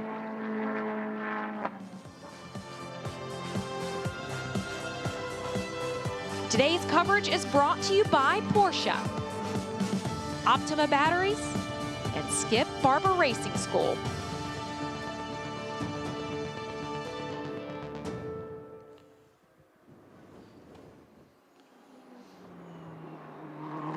This is the race-leading car, but still owes a pit stop here in this second cycle of pit stops in the 3rd edition of the Indianapolis 8-hour season finale for Fanatec GT World Challenge America, powered by AWS. And penultimate round of the SRO's Globetrotting Intercontinental GT Challenge, powered by Pirelli. 2 championships coming together for one special event at the most famous racetrack, certainly in North America, if not the world.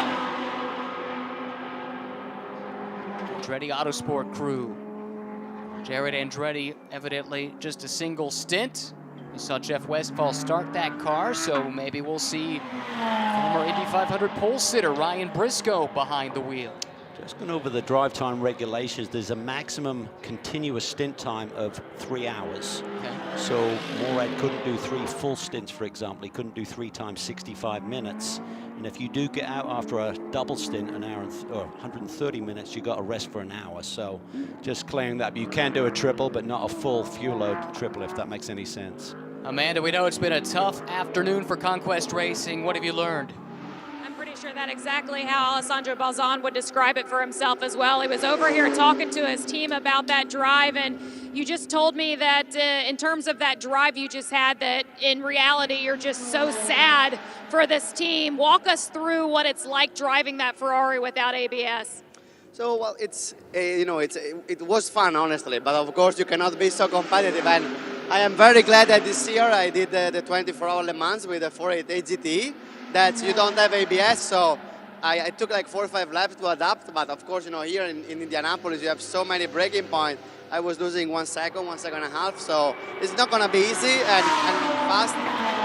It was a great strategy. We started the race with old tires, so that's why at the end of the stint, I was kind of being careful, and I saw the other AF Ferrari going quicker. I said, it's a long race, no risk. I'm just, sad for the team because we had all weekend long a great and fast car. So I was really hoping for a full course yellow, so we need to pack because we need to replace the speed sensor. Otherwise, we have to deal with this for 6 hours, I guess. How do you relay any of that to your teammates? Is there anything that you can tell them to give advantage to what you just went through? Yeah, the engineer with 5 laps to go was asking me braking point for Cedric, and it's more or less 100 feet before our normal braking point, and it's very crucial when you start then to use some steering wheel. That's where the front tires especially they lock up. I changed the brake balance, to help the problem, but of course it's kind of challenging. Could be a very long 5 hours and 50 minutes ahead for this Conquest team. Pit stops continuing to cycle through at the Indianapolis Motor Speedway, just crossing into the 3rd hour of this 8-hour endurance test. Nick Whitmer, great drive to get up to third, albeit in the pit stop shuffles. Prior to coming in, started 10th for ST Racing. And we will turn that car over to either Samantha Tan or Harry Gottsacker. This car has had its struggles today. Misha Goikberg spun in the opening hour after contact with Mario Farnbacher, who was penalized for that. The car suffered damage. They have dropped well down the order and have been trying to recover ever since. Just getting back to Alessandro Balzan's comments there, so it isn't an ECU issue, it's a wheel speed sensor. So each of the 4 wheels have a wheel speed sensor. If one goes awry, it really takes away that ability to read if you've got more speed on one side or the other. So that's a lengthy fix. It's not going to be a quick one. And what he said, what it does is it really throws too much bias towards the front. They're locking up front, so you can dial that back with a knob inside the cockpit to get more bias towards the rear, but you're still compromising what you got with ideal situation with the ABS fully working. Long afternoon, though. Well, to go 6+ it's frustrating, yeah, because your speed is compromised, he said, over a second slower with that going on. And doubly frustrating because based on what we saw in practice, qualifying, and early in this race, that's a car that had pace that could have challenged for a win. Super consistent lineup in terms of their speed differential between the 3 was really tight. Certainly we're seeing that, though, with the 77, with Morad staying behind the wheel. That's really showcasing to us that they believe he's got the pace of Juncadella and Marciello. So they're going to be tough to beat. We're on the back foot after that qualifying snafu yesterday, but demonstrating their speed immediately in this race. But it looks like it's going to be Ferrari versus Mercedes, but the Lamborghinis are hanging in there, particularly with the 1 car. The 3 car obviously struggled with that hit that Misha took earlier in this race. Don't forget, this race does end in the nighttime hours. Now, we're not expecting conditions in terms of temperature to be all that different, at least ambient, but presumably track temperature would come down some. And the cars now that are strong, there's no guarantee they'll be the cars that are strong in the final 30 minutes, which should be run in pretty much in the darkness. Right, that's one of the mysteries of endurance racing, is that the track changes, the cars change, wear and tear is a huge factor, but that's why we run the races. And the way they're running right now with the 33 car, with their sort of struggles there towards the end of Russell Ward's stint, remember, Jules Gounon has teamed up with them for this weekend. And when you look at the IGTC driver standings, Gounon has the lead based on a couple of wins this year, but Juncadella is only 7 points back, and that 77 car is looking pretty tasty here for the win today. It could certainly change things in the driver standings as we head to the final round of the championship. But as Jules Gounon told us at the top of the show, you drop your worst performance of the year, so that's given him a lot of confidence that you don't have to nail it in every single round of the championship. Right, but if Juncadella wins here and wins the final race, he wins the championship. Right, so it's opening up that door for that to change a little bit. Yep. Those 2 voices belong to Bob Varsha and Calvin Fish. Amanda Busick is in the pits. My name is Ryan Marine. It's a pleasure to have you with us as we get into this 3rd hour of competition. Indianapolis 8 hour for the 3rd straight year. Indianapolis Motor Speedway playing host to Intercontinental GT Challenge powered by Pirelli, as well as the Cars and Stars of Fanatec GT World Challenge America powered by AWS. Here we go, the battle for the top spot. It's now Antonio Fuoco, nickname Speedy, inside the number 71 Ferrari. Daniel Morad, he's doing a triple stint and giving chase some 13.8 seconds behind. Fuoco had a pretty good single-seater career going before he switched his attention to GT, won the Italian GT Championship, actually won here in North America, the Sebring 12-hour this year as well. So very talented driver, Ferrari factory now, has a ton of speed.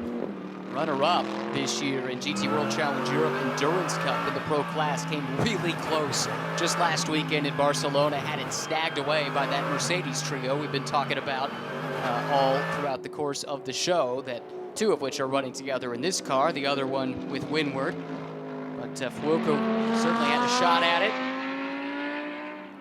Finished 3rd in the GP3 standings in 2016 as well, to your point about his single-seater chops.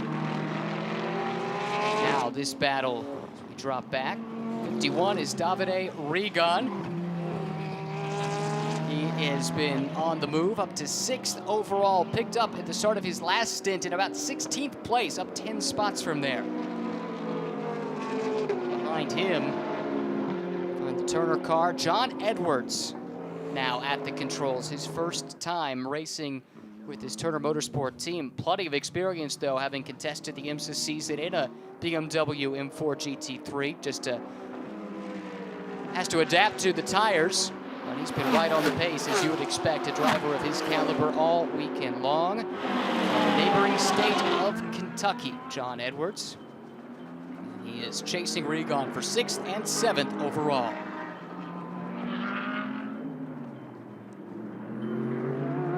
It's a traffic jam into turn 1 at the Indianapolis Motor Speedway, and a number of the front runners are about to get caught up in it. Windward Racing's Philip Ellis knifing through some lap traffic. Davide Regon next to attempt to tackle that, and hot on his heels is John Edwards. Edwards has been pretty pacey here in this BMW since he jumped on board. On a mid-23 lap, so very consistent, knows this car very well. Competed with RLL, the Rahal, Letterman, Lanigan team there this year. Very tight there as he swings around the outside of Ryan Briscoe, who's now aboard the Andretti Vital Speed machine there, that bright yellow Ferrari. That's one of the things that I've noticed with John over the years. His racecraft is superb in terms of just reading and feeling.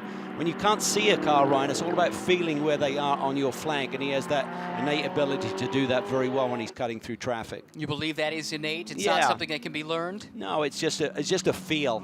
And you've got a lot of aids with the rear view facing cameras and the side view mirrors and everything, and then you can obviously hit someone and know where they are, but he has that ability to just have that little bit of breathing room and not get into too much contact. He had a huge commitment to racing from a very young age. He picked up one of the Red Bull sponsorships to go over and race karts, and then a low level, we look down the inside there, in open-wheeled cars. And living as a 14, 15-year-old kid in Italy, yes, his mother went along with him, but, that really takes you out of your lifestyle in the United States. He was willing to do that, to make that commitment to a professional racing career. Now he's a factory BMW driver and travels the world as a paladin, a hired gun like he is today. I think he was based for a while near the Oschersleben race circuit. Let me tell you, I've been there. There ain't much happening other than the racetrack. I think there may be a bowling alley and a pizza joint maybe, but... That's great. John's originally, his family's from Cincinnati. And this is a bit of a stretch, but stay with me. Joe Burrow is the quarterback for the Cincinnati Bengals, and he was once asked why Cincinnati seems to do okay, and they're never on the police blotter. Burrow said, "There's not a whole lot of ways to get into trouble in Cincinnati." Just got to be clever. I'm sure if you're creative enough. Or discreet. That's it too. Well, when opportunities ran out over in Europe for John, came back stateside, a champion in Star Mazda, a champion in the Atlantic Championship, seemed destined for IndyCar, but like so many of that era in particular, opportunities for Americans without budget behind them were few and far between, but he's found a nice home, as mentioned, with BMW in recent years. He lives in North Carolina now. He's a married man and living the dream as a professional racing driver. Got this opportunity with BMW when Joey Hand got the nod to go over and run DTM, but they wanted Joey to run part-time here in North America, and John had been talking to BMW Motorsport, and there's the perfect opportunity for him to jump in and then really showcase what he could do, and he's been with them ever since. Right now representing the iconic BMW brand and putting the pressure on another iconic brand, the prancing horse of Ferrari. 6th and 7th overall up for grabs.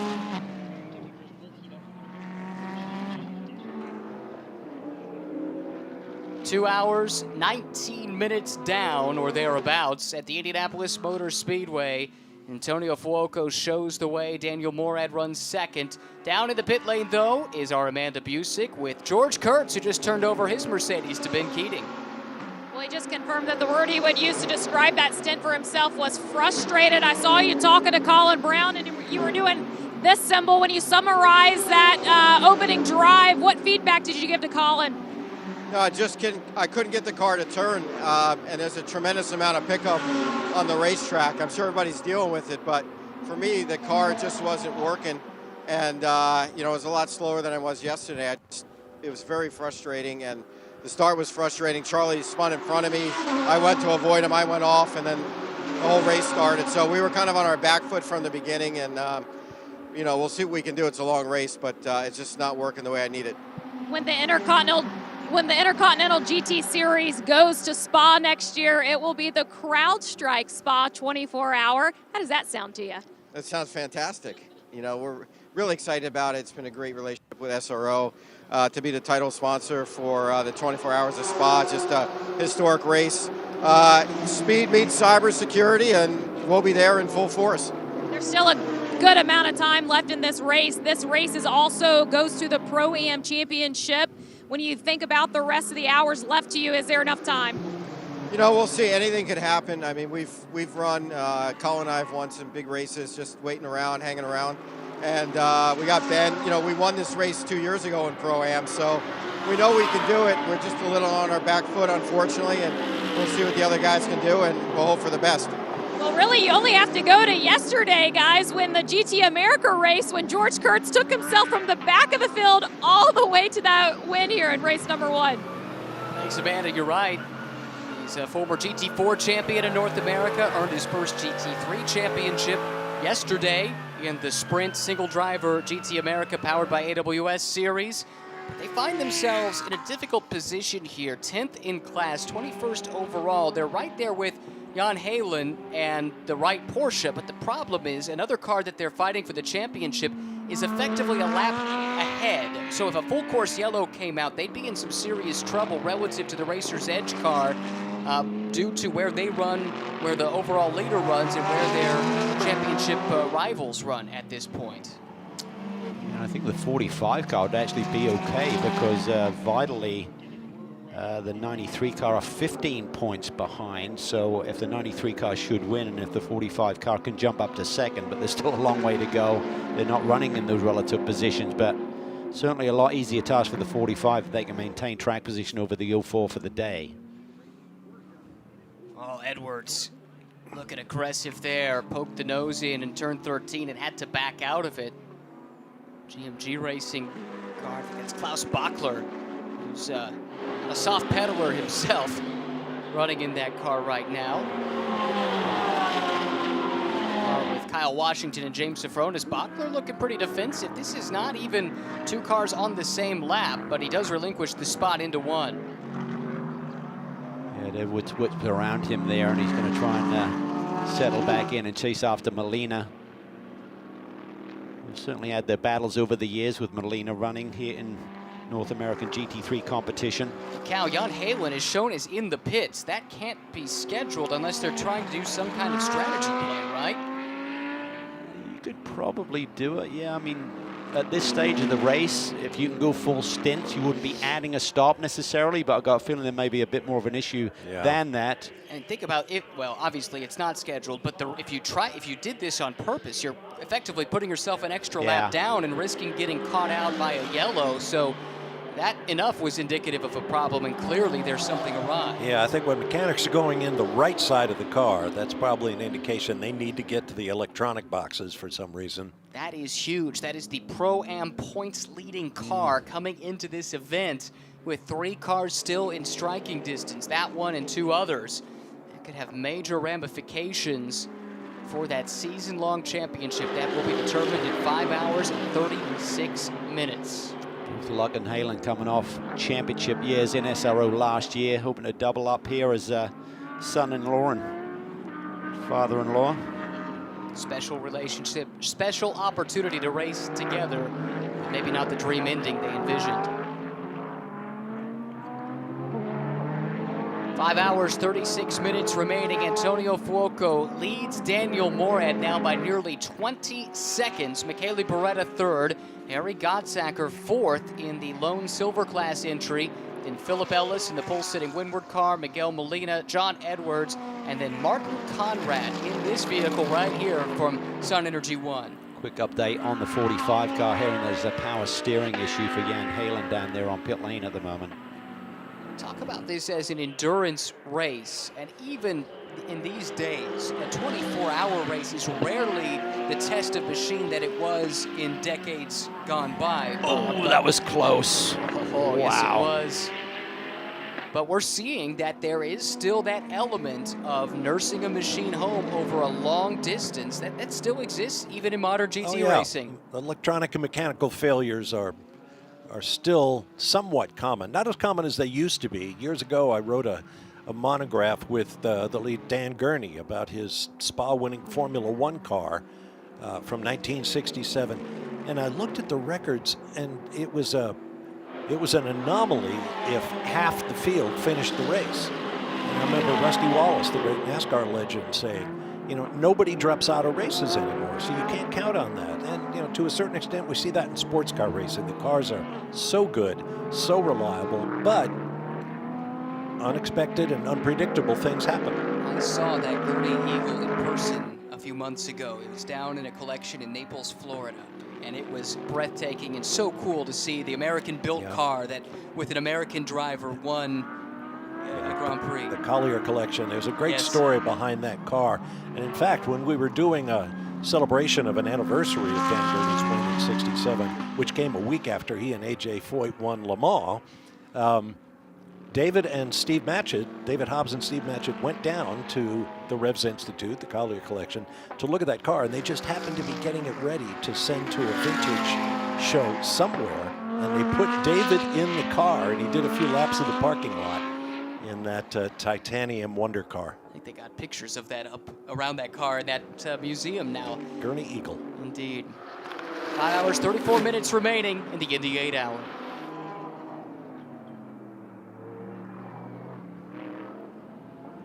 Antonio Fuoco, Daniel Morad, Michele Beretta. That is the top three. Good battle starting to develop here, though. Further back, this is 4th and 5th overall. Now, young Harry Godsacker aboard the ST Racing BMW that was started by Nick Whitmer, who drove admirably in a double stint to get the race underway. Philip Ellis taking over for Russell Ward, and that car seems to have come back to life. It does. Yeah, a little bit of a reset there. Russell was certainly struggling with the end of his second stint there. They took the early stop opportunity to get some fresh tires thrown at that. Maybe an adjustment on the chassis or the tire pressure starting anyway. Minimum tire pressure of 1.4 bar, which is about 20 pounds on these cars for this event. Also a maximum camber setting to keep everything safe with the high loads around here. It is relatively unique. You do use some of the banking, particularly right here. It's not a highly banked track. 9 degrees, 12 minutes, I believe, is the official banking of the corners here at Indianapolis. It's been that way since 1909. Talking about tire issues, I assume you were here for the Grand Prix a couple of decades ago. Oh, we had some Bridgestone incident? Yeah, 2005. I happily missed that one. Well, that's when there was a tire war, Michelin and Bridgestone. Bridgestone had 3 teams, including Ferrari. And Ralf Schumacher had a heavy accident driving the Williams that was on Michelin tires. And Michelin couldn't come up with a good enough reason of why the failure happened. It was just a savage accident. So things went around and around and around for 24 hours. And then when the race actually began, all of the Michelin-shod cars pulled into the pit lane and withdrew from the race, leaving a starting grid of 6 cars on Bridgestone tires. And everybody there got mad, about 100,000 people or so, but I would bet you that at least 500,000 fans around the world will say, yeah, I was there that day. It was crazy. I think that was the load coming on at the front straightaway where they're having the big issues, right? Where they were having the problem with the loading. To this day, I think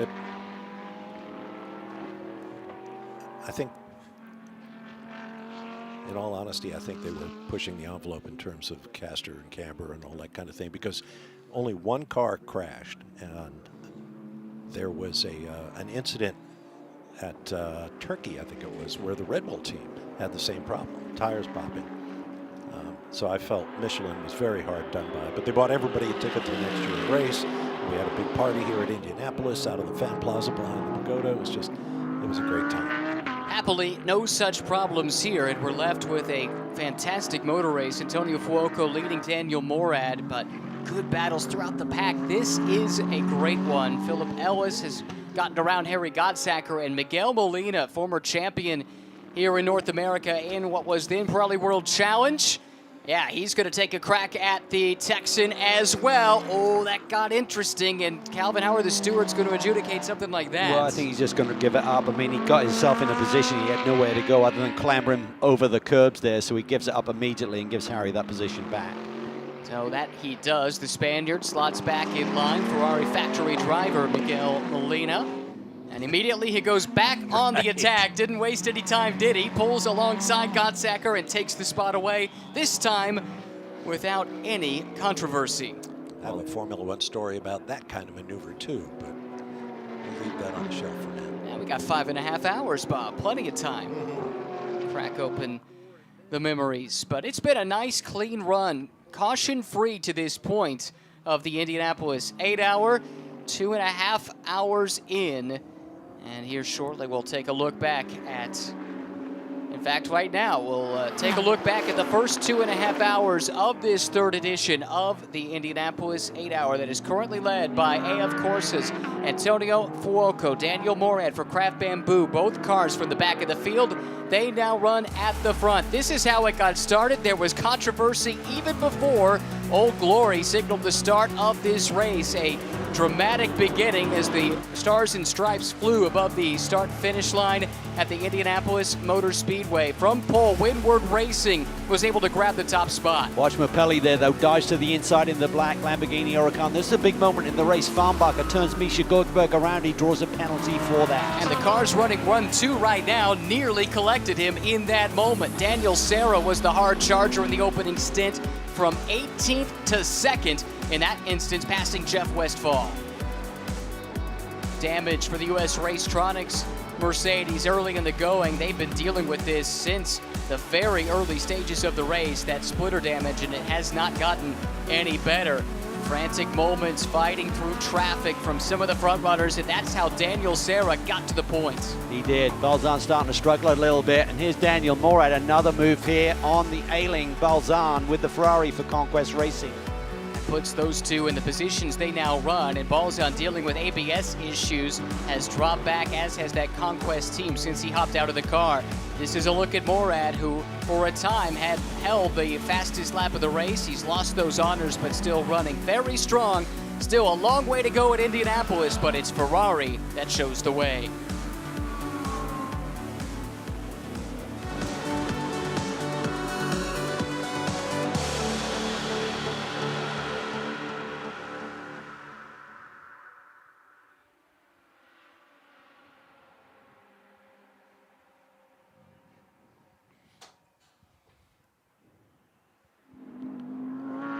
Leading car from AF Corsa, 18th on the starting grid after misfortune in the 3-driver qualifying session yesterday.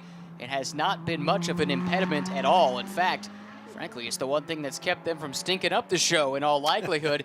Antonio Fuoco now has built a massive 20-second lead over Daniel Morad, who is completing the third leg of a triple stint to start the race.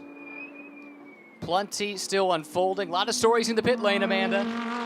Well, this is going to be an unfortunate update from our side. The 6 U.S. Racetronics Mercedes will be out of this race. Laura Spinelli almost in tears here on pit lane. And, you know, it just showcases the human element of this sport. They came into this with so much intention. As you guys go back to qualifying, you know they had such great pace. Laura Spinelli was setting some of the fastest times of the day. The incident with the 91 Lambo took them out of qualifying, but that's the human element of this. You come in here with high expectations, and quite frankly, sometimes it's just not your day. Heartbreak for the Heartbreak kids. Well, it's not been their year. I mean, so much pace and just no real hard results to show for it. So they got to regroup over the off-season comeback. I mean, they got all of the ingredients in place. They just need to execute. And we see some issues here for the Stephen Cameron Racing number 39 Mercedes AMG. A lot of smoke emanating from under the hood there. Not sure if it's day done or not. Well, some fire extinguisher has clearly been used. It looked like oil on the just above the diffuser at the back of the car, so those might be tied together.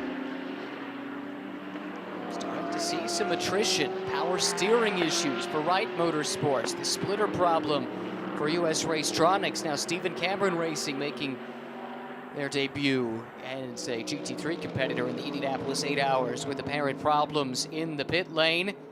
List of cars that have run untroubled continues to shrink. And Halen still sitting in the pit lane in the number 45, the Pro-Am championship leader. I don't see him now as, well, I think he's off the pit lane now.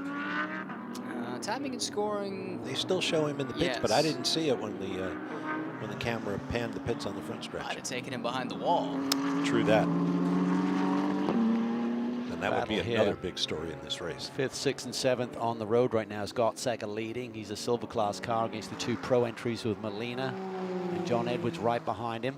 That means that Gottsacker got back by Molina. Remember, we saw Miguel make the pass. Now has fallen back behind Harry Gottsacker. An interesting battle also that's happening just up the road from them. 2 Acuras scrapping for 3rd and 4th in the American Pro-Am class. Aaron Vogel and Christina Nielsen right here. Real-time racing and Racer's Edge. 4 female drivers in the field here this weekend, and all of them really able to get on the gas and lay down some times. Christina, 2-time champion here on North American soil at this level of competition, so she's got great history. Hasn't done a ton of seat time this year, right, Ryan? She has been pretty quiet season so far, but when they needed a bronze driver, she was the perfect fit. Yeah, fill-in duty earlier this year at Spa and the WEC for the Iron Dames team. One of their regulars had a COVID diagnosis, if memory serves, and she stepped in and filled in as you would expect a driver of her caliber to do. Kevin, I'll do you one better. I think we're at 5 female drivers in the field. With Samantha Tan in there, too. Exactly. That's right. Exactly. As well, yeah. And then 2 apiece in these 2 cars with Vogel and Taylor Hagler in the real-time Acura. And then Christina Nielsen and Ashton Harrison, of course, in this number 93. So great representation. And both Vogel as well as Harrison are race winners in the North American Championship. Oh, here we go. Look at this. Yeah. Here comes trouble. Edwards has gotten around both these cars on this lap. So he's gotten around Molina, and Gottsack dropped back 2 positions, continues to lead as they're the sole Silver Cup entry. They'll continue to lead for the rest of the day, but Edwards now moves up to P5 in the pro class. They've got potential for a podium run here today, that Turner Motorsports Group. 3 really good drivers. Michael Dine has done a great job in stepping up to this GT3 level of competition. Great chance now for Harry Gottsacker to learn at the feet of a couple of masters. Running right behind Miguel Molina, now John Edwards out in front of that train as they barrel in on the fight for the final podium spot. Still very early in the going, admittedly, but in the Pro-Am class for North America, right here. Do we only get tacos if the Turner team wins, or is the podium good enough? I think top 5 should be sending some over our way. All right, let's see. Getting a bit Edwards hungry. is 5th. Yeah, top 5. Long time since breakfast.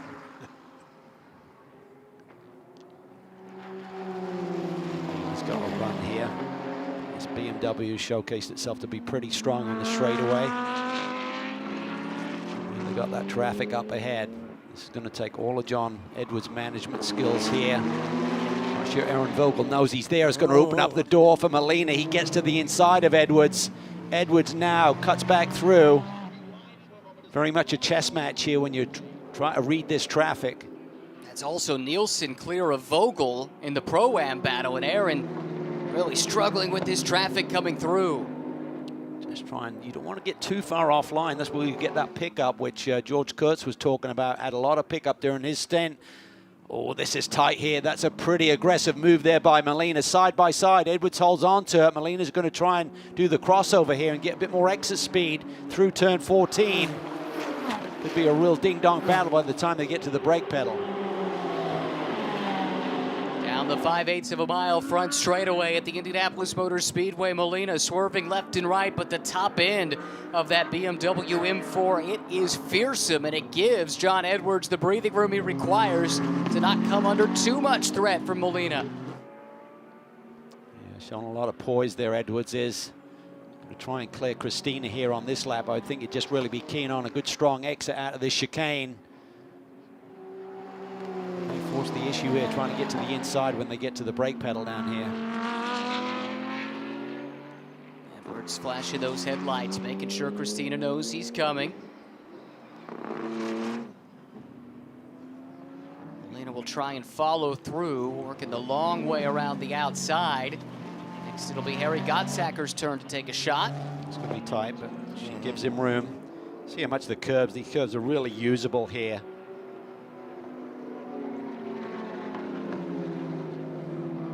Most of them are quite flat. This one here at the apex is much more vertical, but you see a number of these drivers still utilize that to help rotate the car.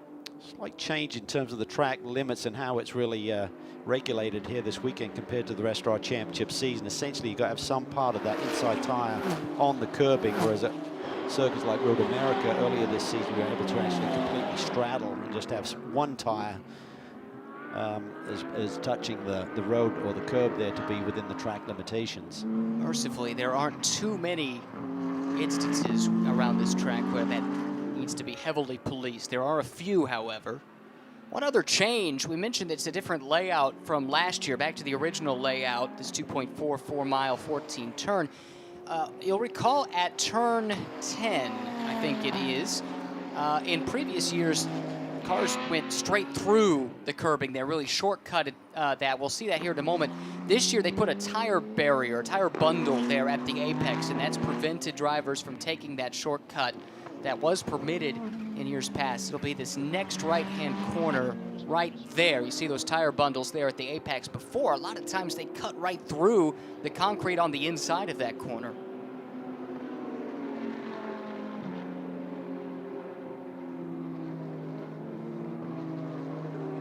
Traffic a little bit here, so now it'll be interesting to gauge who has the pace, whether it's Edwards or Molina aboard that 51, the second of the AF Corsa Ferraris. They lead still with Waco up front in the 71 machine. Morad has dropped back now 25 seconds, so that 71 car has really got the hammer down, built a considerable margin here deep into this third stint of the day. Waco has run a 22.9. That is the CrowdStrike fastest lap of the race, and that is 0.8 of a second, or a little bit less perhaps, off of the pole time, track record pole speed, done on fresh Pirellis and low fuel. Don't forget about that maximum drive time, so you can't do a full triple. So for Morad, they've got to be on top of that. He's got to basically be in pit lane here. Well, one thing that we can't really factor in, the time on pit lane doesn't count. So you got about 90 seconds there. He's been on pit lane a couple of times, so it wouldn't have to be right at the 5-hour to go mark because the time on pit lane does not count. But it's 3-hour max, so you couldn't do 3 full 65-minute stints continuously.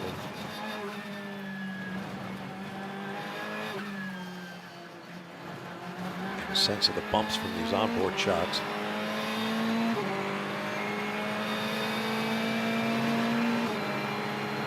Spin going up onto the banking. Very unsettling, especially offline. Talking to a lot of the drivers this weekend. If you're getting passed, if you're pushed out wide there, it can be really treacherous. Oh, Molina got stuck there behind Chandler Hull, the number 94 Bimmer World car that's running second in the Pro-Am class. Yeah, you could see that coming as they came through turn 12. I believe the 75 car that's leading Pro aren't eligible for North American points either, so essentially they're leading the class for the Fanatec GT World Challenge America standings. Chandler Hull and his teammates. Spot on, Cal. That's right. There's a spot in the regulations that talks about this. If you join the championship in the final 2 race weekends of the year, you are effectively invisible for points, and so that affects a lot of championships here, with teams popping in to run an endurance race at Indianapolis, or the IGTC competitors that are here that have not been a part of the championship for the full season. The reason that rule is in place, if you have a big team with great resources, you don't want them suddenly stacking the deck. If they need to build a cushion, like if they win but the other team finishes second, that team in second wins, they can't allow teams to come with a multi-car operation for the last couple of rounds and get that margin that you're looking for. So I like the rule. Yeah. Makes it complicated for us. Yeah, but I like we're glad to race with you, but no, you're not taking the trophy. Third and fourth in the balance. Michele Beretta for K-Pax Racing. This is the championship winning car. Michele did not win the driver's title this year. He started out in a different car, in fact in a different class with a different team. But then when the regulations were altered to mandate the inclusion of a silver-rated driver in a pro lineup after the first round at Sonoma, he was drafted in to drive alongside Andrea Caldarelli and helped Andrea to clinch his second consecutive North American title. Once again, we look at our race vision powered by AWS, and the top speeds dominated by the BMWs, as has been the case most of the season, certainly here this weekend. But for Beretta, not necessarily a known commodity here stateside, but he has shown his pace, and it's a great measuring stick when you're in the same car as a known commodity like Andrea Caldarelli. You know, every time he's in a Lamborghini, it's going to be going towards the front. And that's what he has to measure himself against. And there, didn't quite measure the track limits quite right, drops the left side wheels off. Does that open the door for this resurgent Windward team and Philip Ellis? That could have been a lot worse. Yeah, Ellis is flying. He is so quick in this car, totally at home with it. They've got a really solid driver lineup here. Russell Ward did a nice job in the opening stint. Admittedly, struggled a bit towards the very end, but still did his job well. And Ellis and Gunon are going to be monsters here in the final 5+ hours of this race.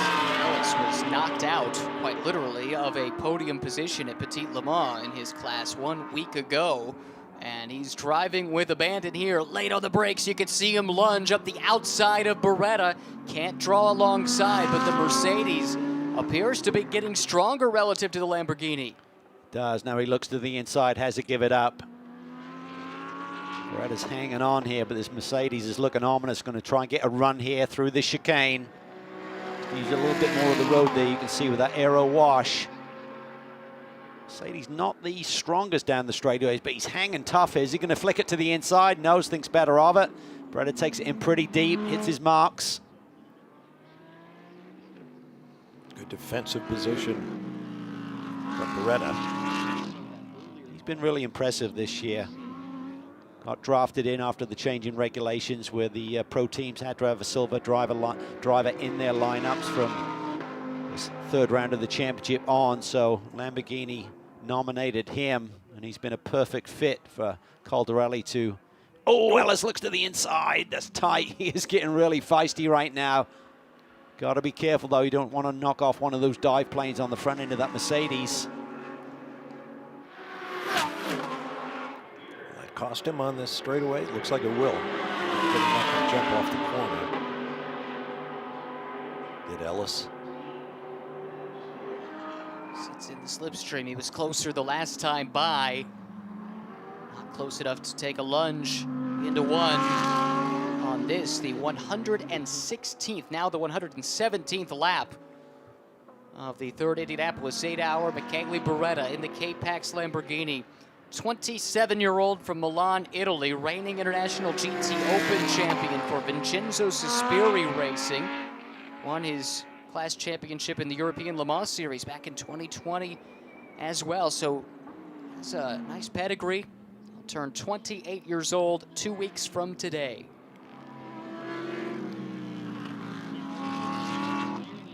It's another blast from the past. Vincenzo Sospiri. I believe Vincenzo made an Indy 500 start. I believe he did.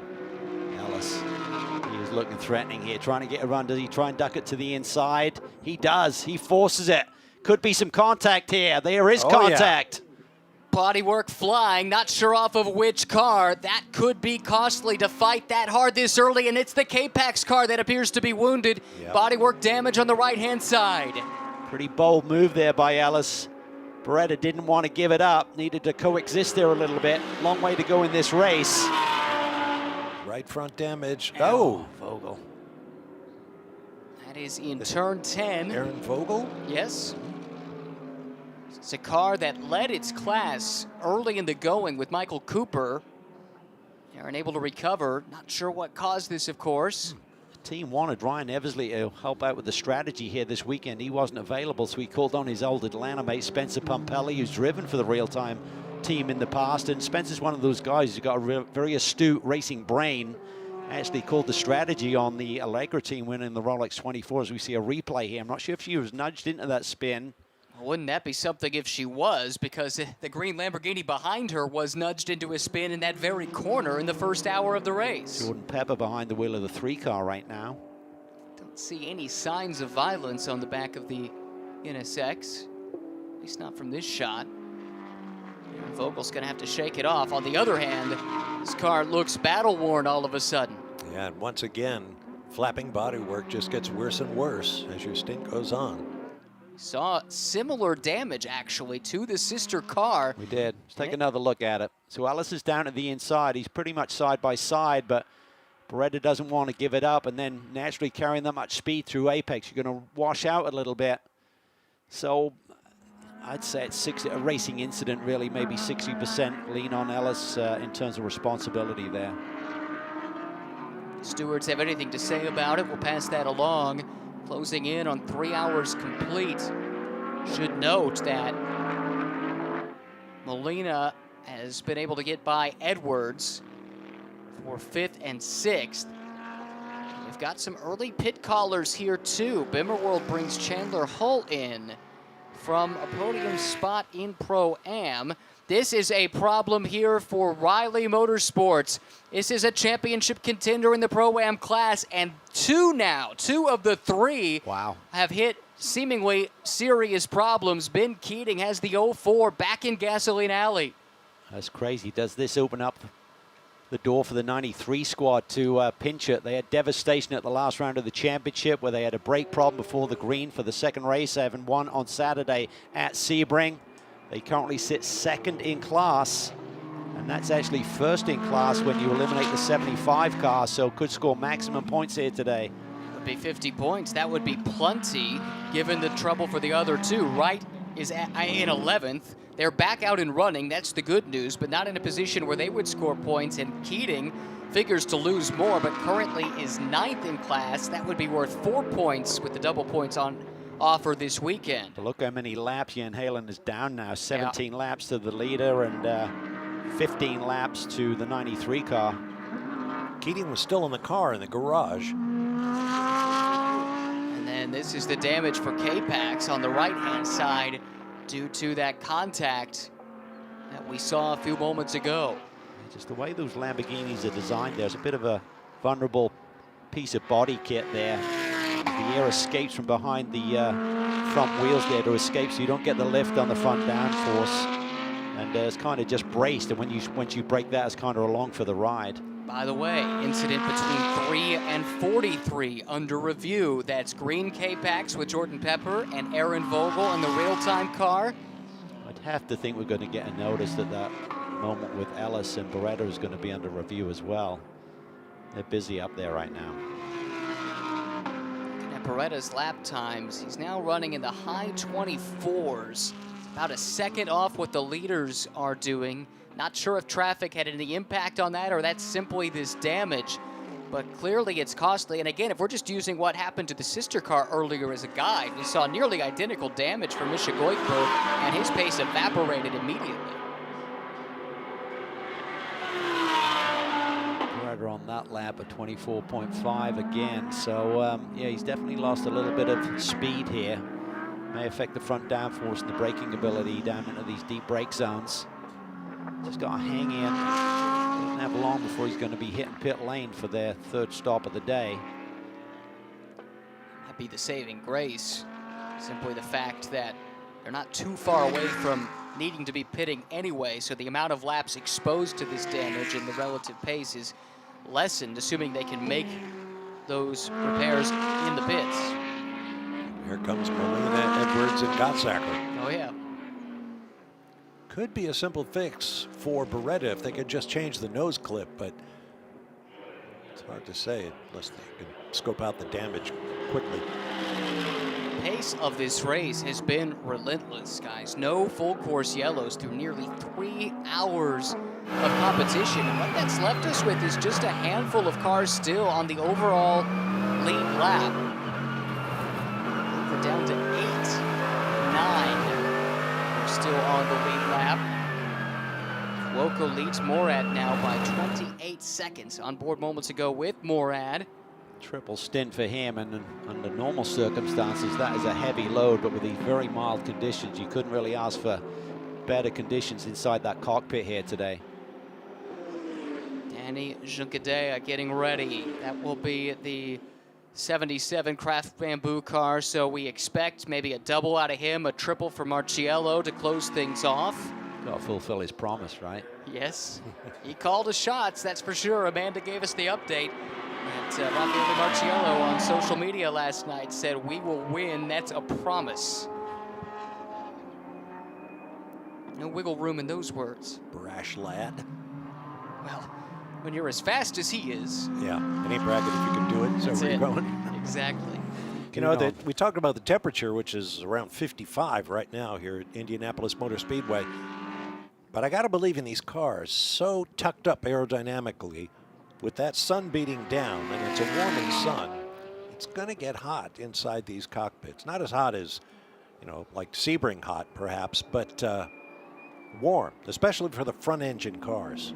Well, you get a lot of heat soak. I know when I was running, I didn't do a ton of GT racing, but when I ran at Daytona and Sebring with the Roush cars, I mean, just that monstrous big motor up front, and all of that heat comes back and radiates through the frame rails, through the pedals. Yeah, it literally used to burn your feet. You got on the brake pedal, it's like putting your foot in a hot fire, do you know what I mean? So they've really come a long ways in terms of the materials they use for really trying to protect that and heat insulation for the front end of these cars. But even so, it is definitely, we talk about the temperatures from the outside, baking the car from the outside, but certainly a lot of that temperature is generated inside the car itself. Oh, and a spin. Burton is around. This car had to be repaired. He had to spin and rejoined the track in qualifying right in front of Tristan Vautier, and those two had it coming together. This is how it happened into turn one. Beretta has just gotten around him. He had a slight lock up there, and I'm not sure if that distracted Burton and maybe tightened up his hands, maybe thought the one car was going to go off, maybe pinched it a little bit and lost the rear end. Car weighs down the order. We saw Corey Lewis giving it a good run early. 16th overall, 6th though in the Pro-Am class. I think this change has been good, both for Zalus to just be running a single car operation. I think for Jeff Burton to go with the TR3 team that have a bit more experience with these Lamborghini Huracans, but it's going to take a while. I think it's hard to make a mid-season switch, but I think if he can reflect on this year, utilize some of the lessons learned and come back a little bit stronger next year. He certainly got speed. It's just eliminating a few of the mistakes that we've seen from Jeff this year. Back to the Pro-Am Championship conversation. So we mentioned Jan Halen for Wright is back out. And in so doing, because of the problems for the Stephen Cameron car, well, I guess it wouldn't matter. That car's invisible for points anyway. But I was going to say he's up to 10th, and there are points paid to 10th. It's 2, in fact, this weekend. So we got to think about that before we start talking about what the point situation is. Who's still running inside the top 10 that isn't eligible? Yeesh. Well, at the moment, it's not good news for either Riley Motorsports or Wright Motorsports. It's looking really good for Race's Edge. Yes, currently 2nd in class. Christina Nielsen doing a great job on her stints. Also a great job by Miguel Molina. He's not that far behind Beretta, who's in a wounded Lamborghini right now. Haven't seen the same pace out of Beretta since he picked up that damage. It's a lapped Zalus Lamborghini that he works his way through. See if Molina can pick his way through too.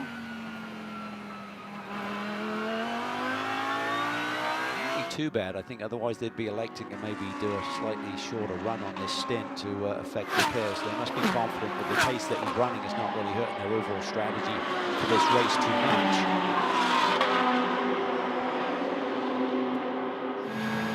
Remarkable when you think about the top 4 cars, including this one.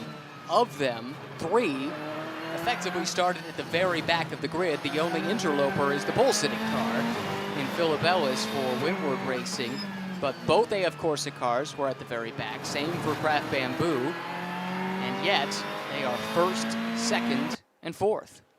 Make that 5th.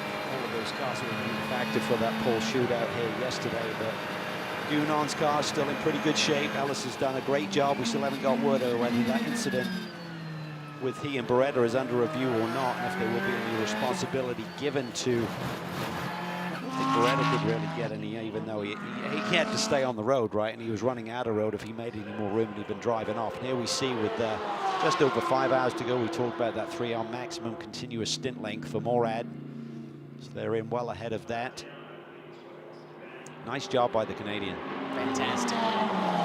He's always got one of the biggest smiles in the paddock.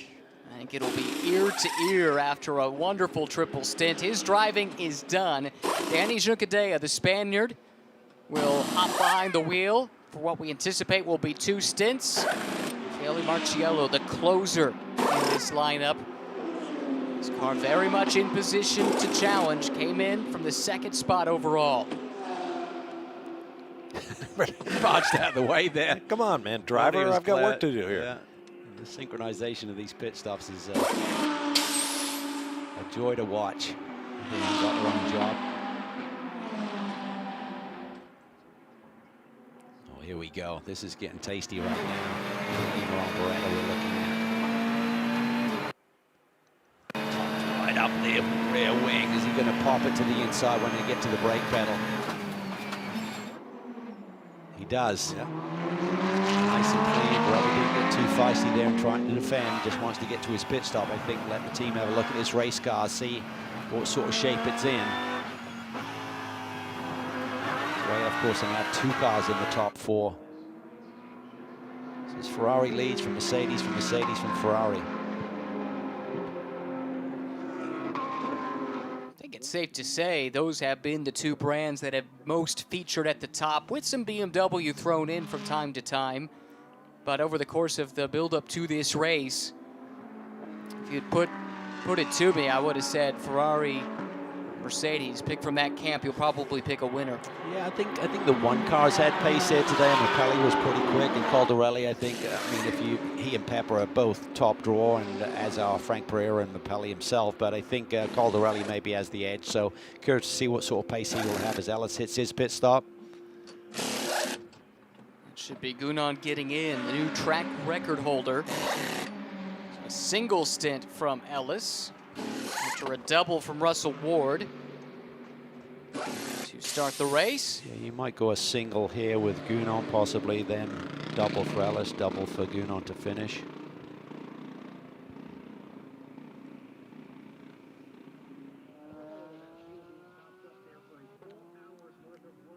And Juncadella in this car for Craft Bamboo Racing out of Hong Kong. Pushing to see if he can make up any ground in this pit sequence. Fuoco and Molina still running long. That's what AF Corsa has done on every stop so far. 77 comes through, so no change in position there. He still should cycle out 2nd on the road when the pit stops are completed. I think they had a 20-plus second lead over the 33 before the round of pit stops, so it shouldn't have been close unless there was a problem on pit lane with the 77, which there wasn't.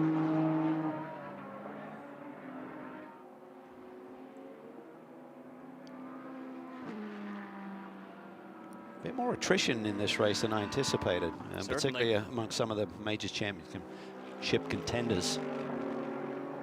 Yeah, the Pro-Am story has been turned on its head very early, before the halfway mark, with 2 of the top 3, in fact the top 2 in points coming in, both with mechanical issues of one form or another. Pro-Am car, Martin Conrad. This is the top placed Pro-Am car, not eligible for North American points as they're making their season debut on North American soil in SRO competition, but already winners at Bathurst this year. Kenny Hobble, Sun Energy One team. And, Martin Conrad, who's been a frequent co-driver of Kenny's over the years, sharing the car with Dominic Baumann, who put in a great stint just a little while ago. Martin is the son of Franz Conrad, who fielded sports cars for many, many years. Very distinctive in a sort of an aqua paint scheme. You wouldn't miss it, would you? No, You knew what you were looking at immediately. More trouble brewing for Michele Beretta. This is 2 cars on different parts of the pit sequence. Gunan just installed for Windward, so down a lap, but K-Pac still owes us a stop. And these two fighting fiercely. At least for track position, and this could certainly affect how things shake out when the pit sequence ends. John Edwards is not all that far behind. Early front runner, Conquest Racing. Alessandro Balzan start this car and start to develop ABS problems in the second hour. Cedric Spirazzulli drove the 3rd stint and now appears to be staying on board. Unfortunately, those ABS issues, not an easy fix related to a wheel speed sensor, and their day is going to be a long one. They have dropped quite a ways down the order. Now back out and rolling once again. Still in the top 10 overall, though, despite their woes. Car with the hood up, that's still the Stephen Cameron Racing Mercedes that made its debut. Pro-Am class car, developed some kind of mechanical gremlins relatively early on, and they've been working on it for, seems like, at about an hour now. Maybe I've been asleep, but did we mention that Anthony Fuoco on the lead for Ferrari has turned a lap at 122.982? Might have come up, but it's worth bringing it up again because it's astonishing. What, less than a second off of the track record, and we're talking about in race trim. Yep. He has been flying, and again, I mentioned it earlier, his nickname is Speedy. Now we see why. He is, in fact. So close to an Endurance Cup championship in GT World Challenge Europe 1 week ago, was deprived of his main co-drivers. They had to split that lineup up due to the clash with Petit Le Mans, so he had new co-drivers slot in. Makes you wonder what might have happened. He was in position to win the title fairly late in the race when he ultimately, some things happened ahead of him that affected the points. Christina Nielsen brings her car in. There'll be a driver change to Farnbacher, perhaps getting back in. Ashton Harrison, maybe. I think they've They've single-stinted everyone so far. I think they'd want to save Mario for the end. True. Time will tell. This car, though, is running knowing that their championship rivals are stuck in the garage with lengthy repairs, or at least in the case of Riley, that's true. The Wright Motorsports car is back out, but well down the order, 10th in class. So they now, with a clean run from here, should be able to claim the Pro-Am championship in Fanatec GT. But as we know, a lot can happen in 4 hours and 52 minutes. Fall into 5th in class, effectively 4th, with the non-scoring car ahead of them.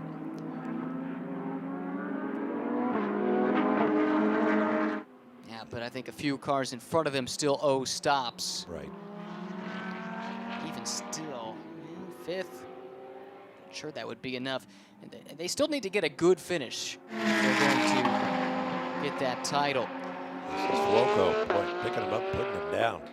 He wanted to make that turn in the runoff of the chicane at turn 6. He still owes his stop on this sequence. Just put a lap on Justin Wetherell. 4th placed car in Pro-Am, 14th overall.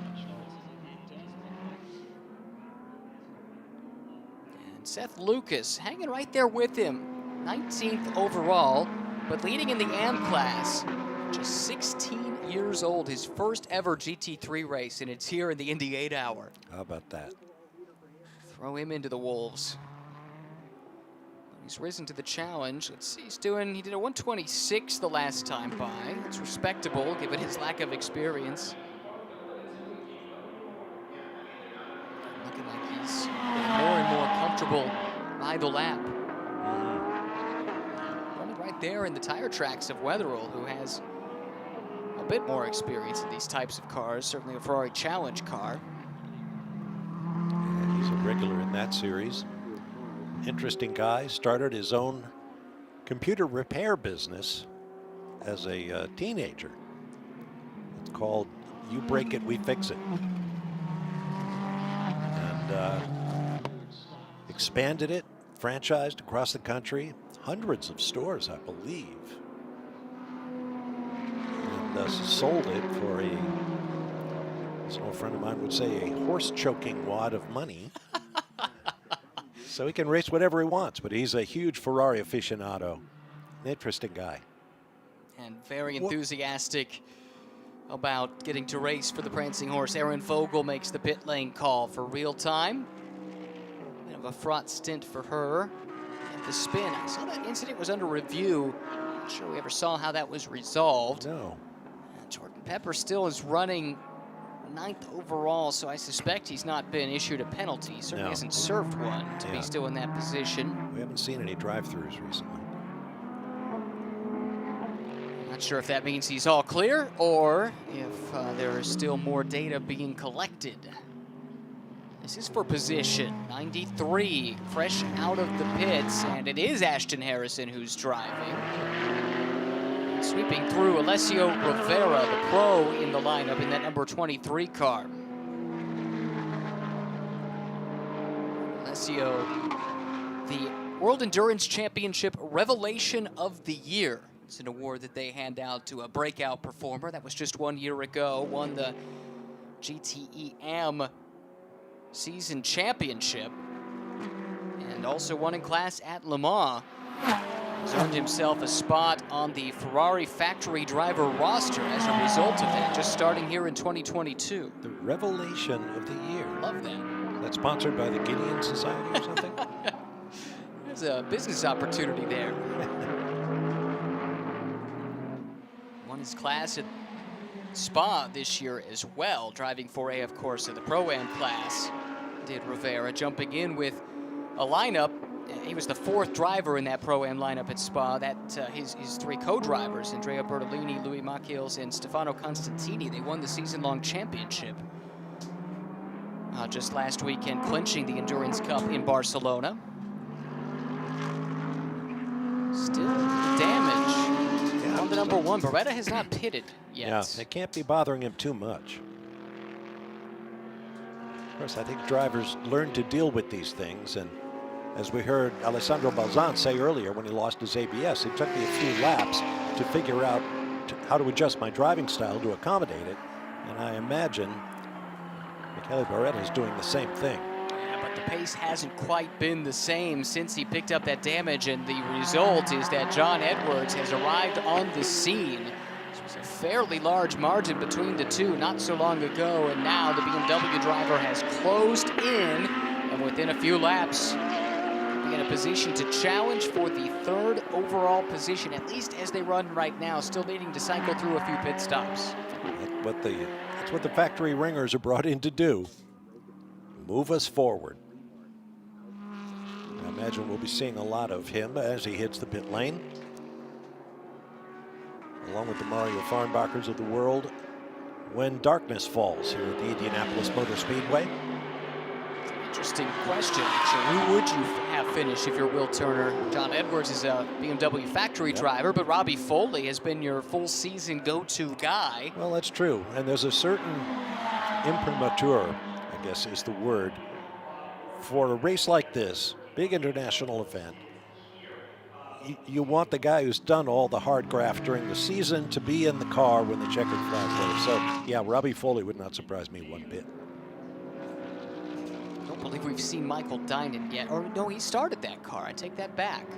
But I believe he still needs to do at least one more stint before it's all said and done.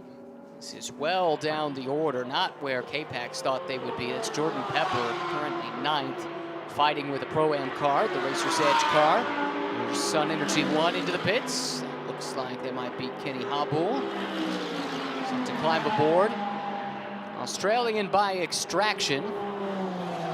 Has been stateside for some time. Actually raced in NASCAR for a while before going sports car racing. I think the story was somebody told him, hey, Kenny, you're doing pretty good at this NASCAR thing, but you know there are Pro-Am classes in sports cars. That's right. Oh, you don't say.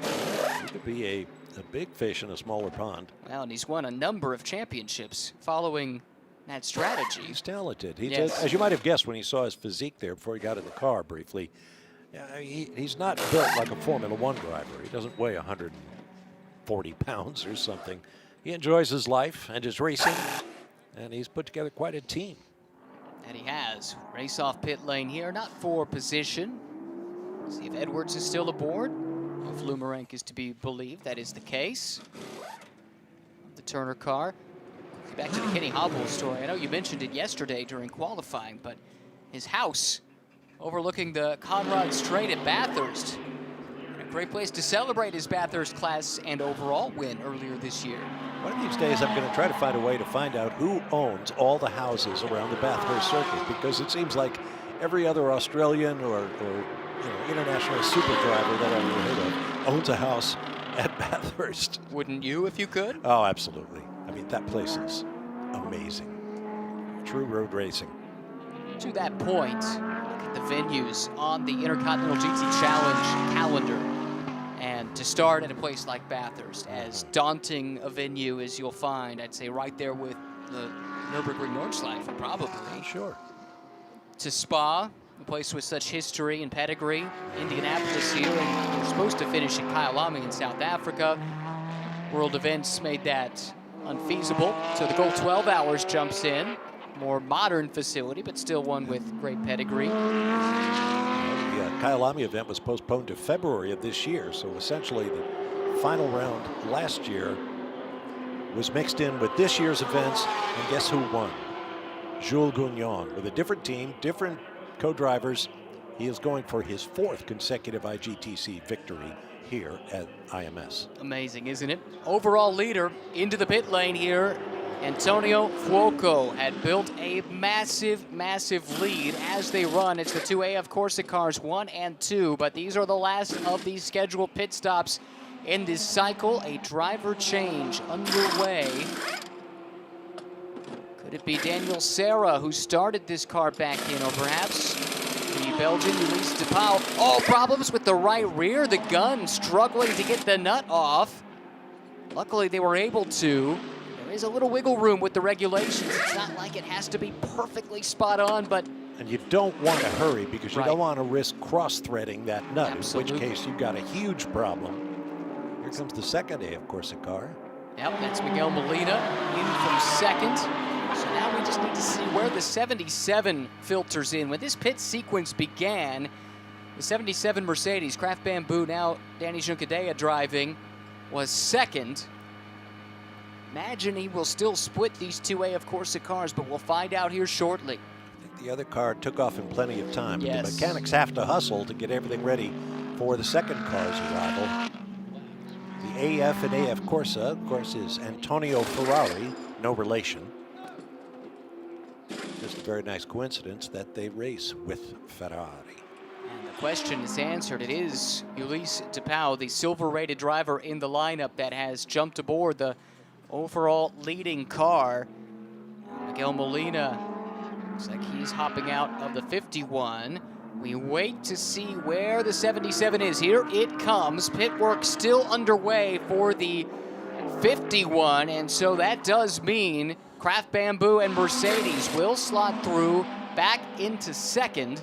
Now it's a matter of where this car shakes out. We've got Gounon charging in the Windward car, and Edwards still aboard for Turner. He's pushing hard. We'll see if they can jump in this pit cycle. Here comes Windward. Ferrari released. Windward in traffic. This is for 3rd overall. It's at the back of the train. The Windward Mercedes. He will sweep through and move up ahead one more position. First time we've seen Jules Gounon since he set the track record in the pole shootout yesterday. Here comes the car. AF Corsa car, second one. And Pierre Rag is now driving. Silver-rated Frenchman getting his final stint out of the way. And this is the car he'll have to contend with John Edwards. On his second stint, he's already warmed up and he is on the move.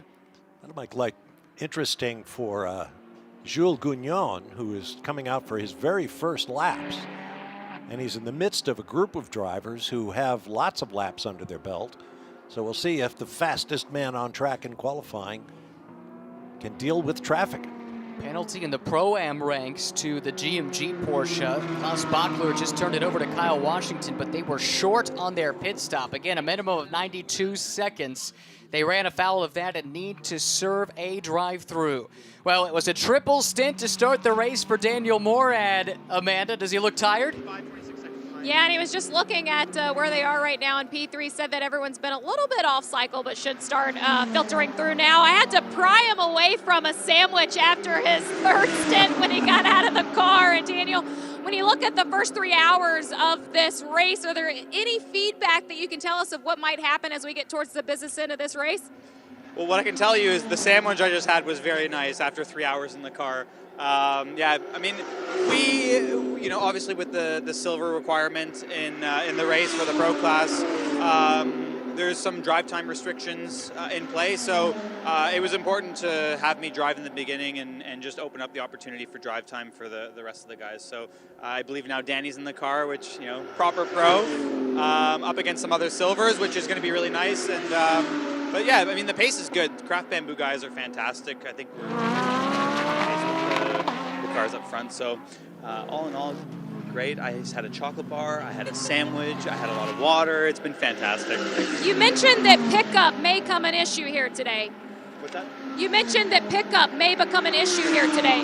Yeah, there's a little bit of pickup from the tire, but it's strange because it almost feels like it's being picked up from your own tire, like the tire grains or the shards come off of the tire and it just sticks to your tire. So it's a bit difficult. So sometimes it's, one lap you're just like completely off the pace because you have a lot of pickup, but it shoots off and you can go back on your way. But it's going to be a factor, I think, later on in the race, especially as we go longer and longer into green flag running.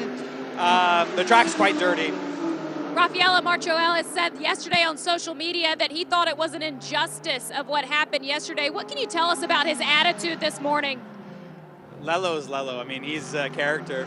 He says whatever comes to his mind, but, at the end of the day, he's going to get in the car and he's going to send it. So, yeah, not too worried.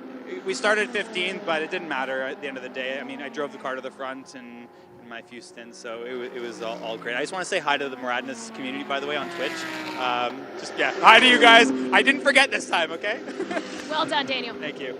The Moradness community he refers to, he's found a niche with Mercedes-AMG as one of their representatives in esports competition, and he does a lot of esports things on the side and streams it. So this Moradness community are the group of people who follow what he does with his streaming of esports events and things of that nature. And he's been building a brand around that, actually, for a number of years at this point. And it's funny, he said earlier, well, we've turned it over to the real pros now. Daniel, you're a 24 Hours of Daytona class winner. Yeah. You're a real pro, bud. And you're going to be a gold-rated driver next year. So get ready for that. Yeah, no lack of talent from Daniel Morad. Like. It's good. Yes, indeed. So Danny Juncadella has taken over, also very active in esports, actually. And in talking to Daniel Morad about that, said that Danny became obsessed with it during the lockdown. Because coming down the straightaway here, Holman Strait, that's the 45 of Jan Halen. Is he still in the car? No, Charlie Luck is back in the car. Yeah, so they are back out. They are turning laps. They've actually moved up to 9th in Pro-Am since resuming, but sit well down the order. 14 laps down. Yikes. Yikes, not good. That's to their class leader, I believe.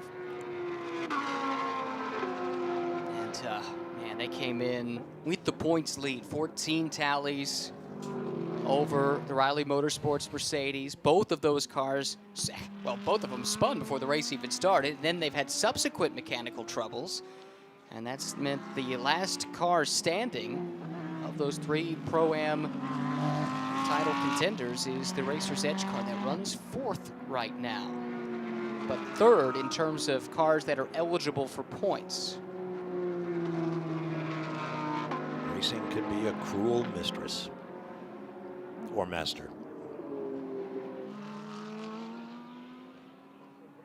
Here's Taylor Hagler driving for Racer's Edge, making her return to the championship. Sorry, that's for real time. She was with Racer's Edge in the past, last year, in fact, ran this event for them. If memory serves, Ulysse DePau. Here's our boy, Ulysse DePau, 27.8 seconds clear of second place Danny Ukadea.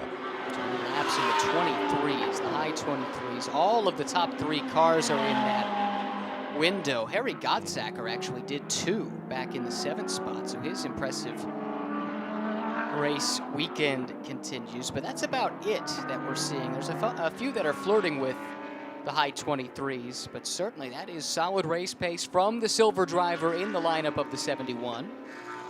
Speaking of Harry Godsacker, this is an all-silver driver lineup. Nick Whitmer, Godsacker, and Samantha Tan, who we've not seen yet.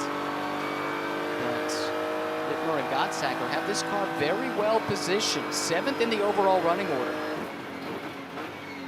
Boy, last time by, the top 3 cars, DePau, Ukadea, and Jules Gugnon, 123.751, 123.781, 123.785. That's competitive.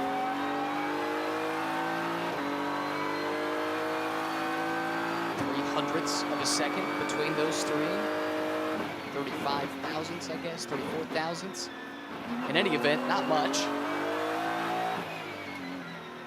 I'm a conscientious objector when it comes to math. I should have been. I stuck my foot in my mouth. Well, that's what you get. 4 hours, 34 minutes to go. We've been talking about this car, how well they're doing. Samantha Tan is standing by with Amanda. Wonder how soon we'll see Samantha in the car. I can tell you it's probably going to be pretty soon. And Ryan, you asked for, and we shall deliver. And Samantha, I saw you over here sitting, relaxing on the golf cart. You were listening to Spotify, getting yourself ready. Is that part of your routine? Yeah, getting myself hyped up to get in the car. I do get pretty nervous before I hop in, but you know, as soon as I put the helmet on, it just all kind of fades away, you know. When you look over the performance that your team has had so far today, I'm sure that there's a lot of pride in you of what you've seen so far from your teammates. How will you build on that success so far? Yeah, I mean, everybody's done a great job so far. Nick had a killer first stint. Harry's just doing his job and running some incredible consistent laps, and you know, it's a long race, so we're just gonna keep on doing our laps, you know, keeping our head straight, and yeah. We've been talking about the strength of the BMW here today, and part of that was mentioned in the braking. What do you find that makes the BMW so dominant or successful here at IMS from your perspective? Yeah, I mean, we've done a few setup changes, played around with a lot of stuff over the course of the week. We definitely have a lot of straight line speed. I think that's where our strength comes in, and I know I've seen it in the other BMWs in the field as well. Well, I'll let you get back to getting ready, but what were you listening to? I was just listening to some EDM, just, you know, getting myself hyped up. Well done, Samantha. Big smile, as always, from Samantha Tan, her car that she owns along with her father, Ken Tan.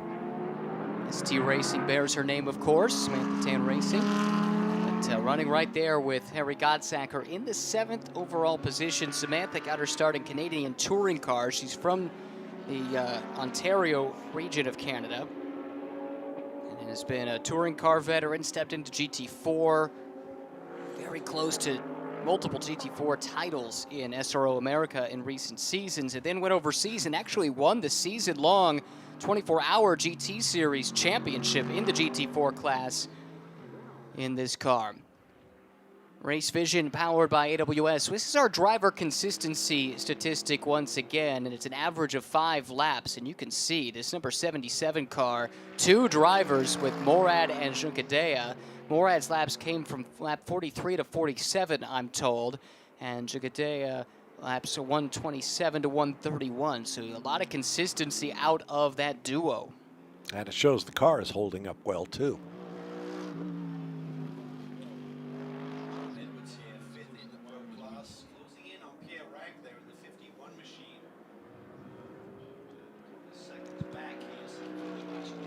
Here.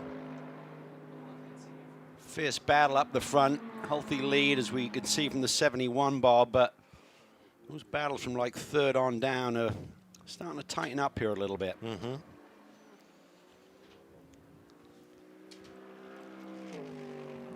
Well, we've seen today that it doesn't take much of a problem to dig yourself a hole that could be so hard to get out of, especially when a car like that 71 Ferrari is running like a train.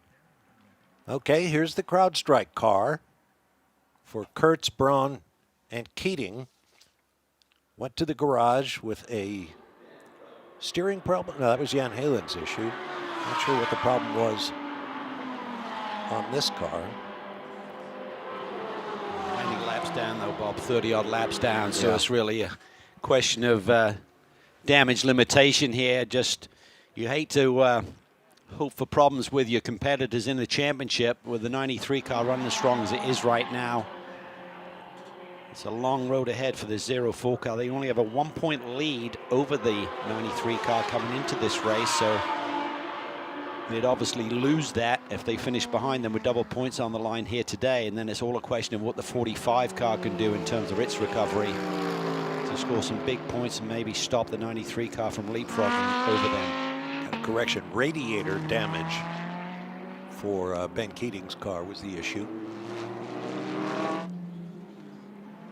Kenny Bull having a strong weekend. Been very fast here. One of the sessions, I think he was second fastest or something overall. So Kenny can get up on the wheel. And that car is definitely not hard to spot. No, he's a strong personality, and I think it showcases his personality with his car livery and choice there.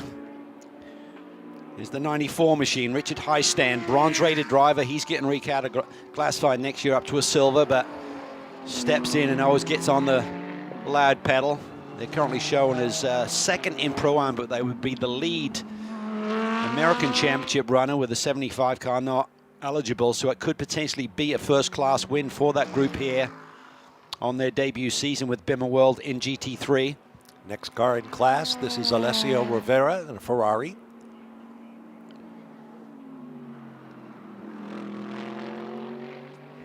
He was really impressive here yesterday in that pole shootout.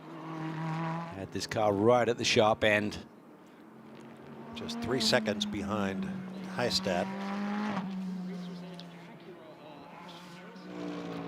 Qualified third on the grid here. This car, Scardina, got a little bit swamped there at the initial start. I think he was just trying to be super conservative and had a lot of the pros all around him, swarming like bees on a honeypot there in that opening lap or two. Here's Ashton Harrison and the Racer's Edge Acura. Really impressed with her discipline and her focus, and she really does everything in terms of learning her craft. Certainly listens to her regular teammate Mario Farnbacher, came through the Racer's Edge HPD Driving Academy, but really impressive young girl, really does it well.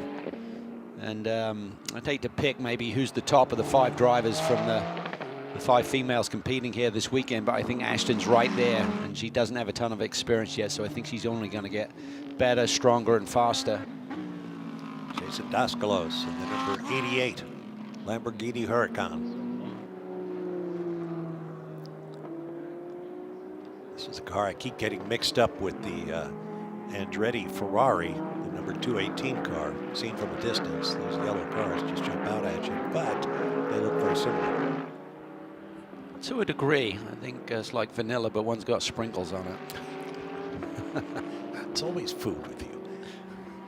I tell you, that Zalu's car is a pretty loud color scheme, and it's actually got some neon built into that, so if we see that car in that final hour of the race, it should be pretty spectacular when we get to twilight here tonight. Here's Gunon trying to inch down the inside of Charlie Luck.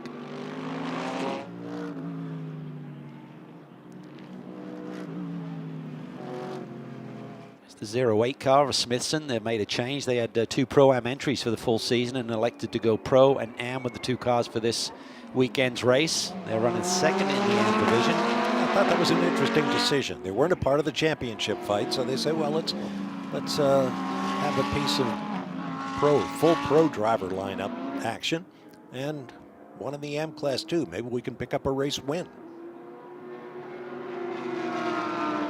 Edwards there, tucking to the inside there. That's a move Edwards on rag. That's position 4 in the pro class and overall. So Edwards moving through. He's done a pretty nice job here. See, Edwards takes a very late turn, and he's trying to set up here to get a run on the front straightaway. Gets around the 3 car. It's going to be side by side though as they get onto this front stretch. He looks like he's got pace. Caldarelli's right in the mix there in the black Lamborghini Huracan. Looking down to the inside. He's got to manage this well. Oh, boy. Has to bail on it. You could see that was going to get ugly. Bouncing over the curbs. Yeah, if he tried to place that car on the racetrack, there's going to be some contact for sure. So had the run, but nowhere to go with it with that much traffic. All trying to get through the apex at the same time.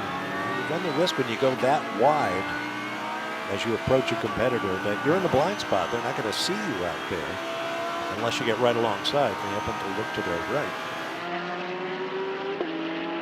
And everyone's going to try to get to the same zip code in terms of the apex eventually. Things are bunching up here as we work traffic on lap.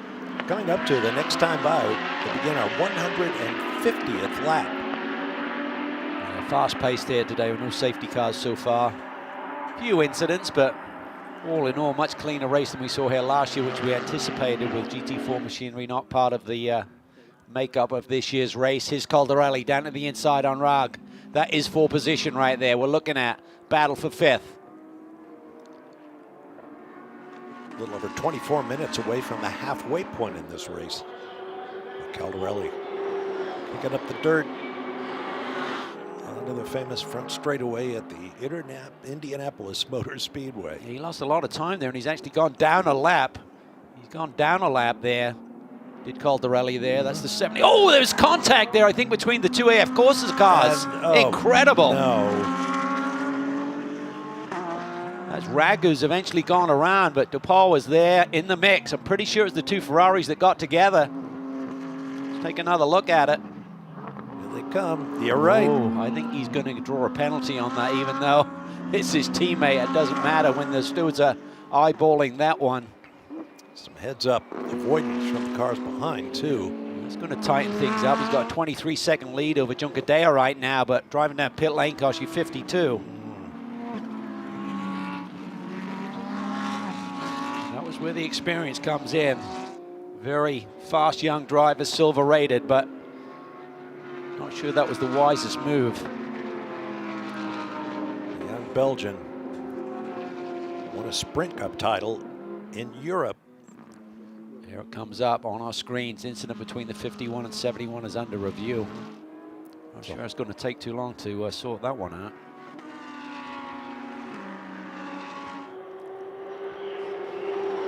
Okay, this is about to get intense. Because suddenly you're going to see that 71 car, if they do draw a penalty, lose track position and then be on the attack. Mm-hmm.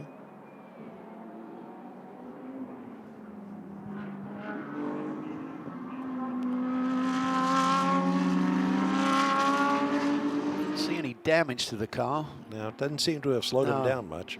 See, that left front dive plane looks to be in pretty good shape there, which is where he tipped his teammate around. See how this one evolved. Let's watch Caldarelli here. He looks to the inside, has nowhere to go. Pushing out wide, and watch.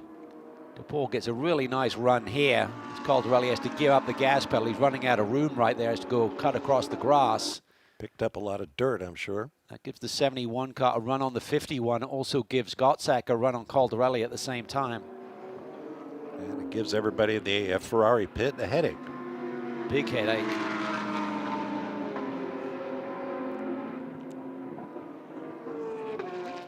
Caldarelli regrouping here, trying to reset. He's now down 1 lap.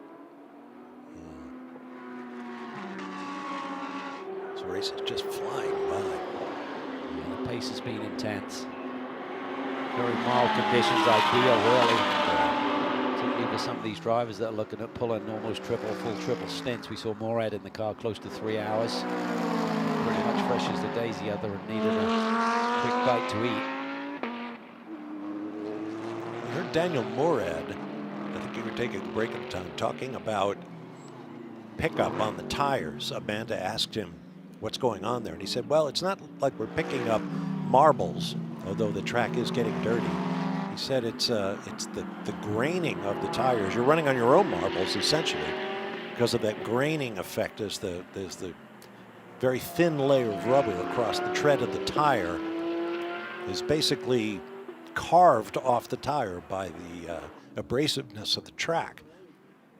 And if you get enough of it, it acts like pickup, gives you vibrations and all sorts of other issues. Yeah, two very distinctly different things. You've got graining where the tire's kind of ripping itself apart is kind of the extreme way of describing it. And then your pickup is like almost like a cheese grater where the tire gets filed across the road and then leaves those little shavings that then get picked up as you run offline, particularly when you're cutting through traffic. And that's what makes it hard for the people who are trying to get out of the way. If you have a slower car or a AM driver trying to make way for a pro, if you run offline, it's almost like when a kid's making one of those big snowballs and you're rolling the snow. It's what the tire does across those marbles and just gets all of that pickup. You see it after the checkered flag where the drivers will run off course to try and get that pickup to raise the car, make the car heavier so it'll pass post-race, or if it's qualifying session, post-qualifying inspection.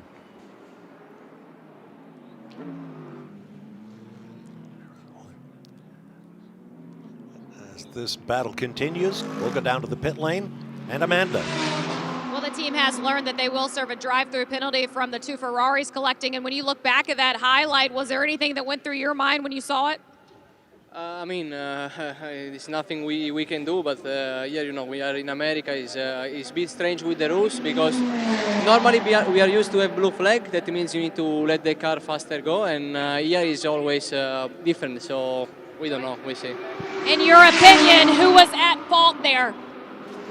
To be honest, I was not watching, so I need to review because I was not watching. I feel like that's a very PC answer, you guys.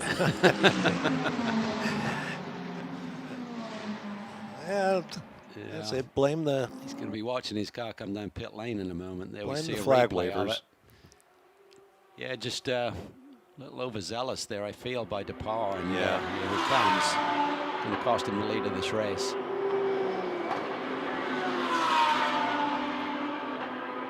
I think Pierre Rag could have looked in his side view mirror and he'd have looked right into the eyes of Jules DePauw.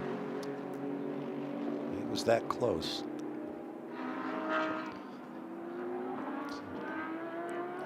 77 now assumes the lead here, coming down the front stretch. There you see him peeking to the inside on Pierre Rag, the sister AF Corsa machine. The 43 in front there, there's Taylor Hagler. He's coming on the back of a second consecutive TCR championship here this year at Patina Mile last weekend, so congratulations to her on that. And now she finds herself back in a very familiar seat, having driven this Acura NSX last year as well.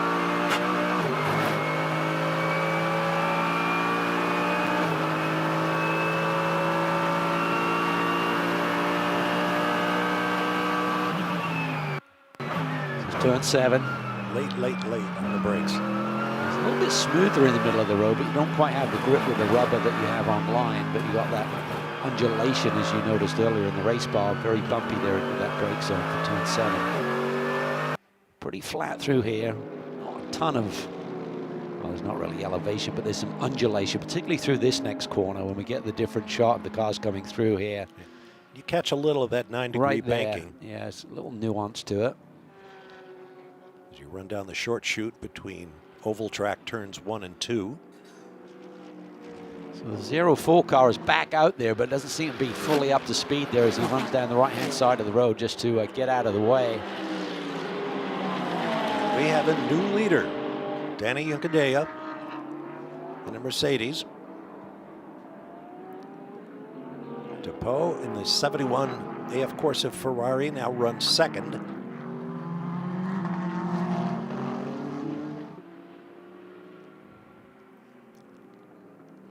Mercedes back on top. They lead the manufacturer standings over Audi. Audi are not competing here this weekend, so I think they can pretty much tie up the manufacturers championship, but I think the drivers are still a little bit up for grabs, but we've got Gounon sitting there third right now. Juncadella, who's second in points, is leading. Let's go down to Amanda once again. Well, I've been trying to find this guy all day, and finally in the pit box. And Nello, you said on social media that you had intent here today. The Mercedes is currently sitting in P1. Is this exactly how you drew it up? No, I mean, we have to be P1 tonight in 5 hours more or less. So, I mean, it's still long to go. The condition will change. But, yeah, I mean, we are in the game, so it's all good. Internally, what was your reaction when you saw the two Ferraris come together? But it's not so clever, for sure, yeah. We're going to be night racing here at Indianapolis, and we've talked about how special this is. You guys were able to get some night practice earlier this week. What was that experience like? I have to say it's quite dark. It's not so easy. I mean, in some other tracks maybe you have a bit more light, but I mean it's the same for everyone. So we have to adapt and try to do better than the others. That will most likely be in the last stint for a driver. Will you have that nod? We'll see. Maybe yes, maybe not. A surprise, yeah. Surprisingly conservative answers there from a guy who basically guaranteed victory, Raffaele Marciello. Pretty special guy. I mean, there's a lot of very quick drivers in our business, but there's a few that really make the difference, and he's one of those. He's coming off the GT World Challenge Endurance Cup Championship last weekend, and he's also won the overall. He's now done that 2 times, which is a combination of the Endurance and the Sprints Cup points put together. So a remarkable season, and there were some rumors floating around earlier in this race weekend that maybe he'd be after a different manufacturer, but on social media, at least, he seemed to put those rumors to rest that he may indeed be staying with Mercedes. They'd be crazy to lose him. Absolutely. He's in a terrific position right now. He's got all the leverage in the world, and he's still a young man. He had a good single-seater career going as well at one point before he switched to GTs. I think he'd had a Ferrari, a Formula One test program at one point. Special guy. Just gets up on the wheel and just is able to get that last little bit out of these race cars. So does this man. It's a gift for sure. Mario Farmacher will be accurate. He's on a high this weekend. He won at Petit Le Mans last week. Just picked Jordan Pepper, who's in this race. So those guys had a real duke out in the dark. Let's see what happens here tonight when we get to twilight as well.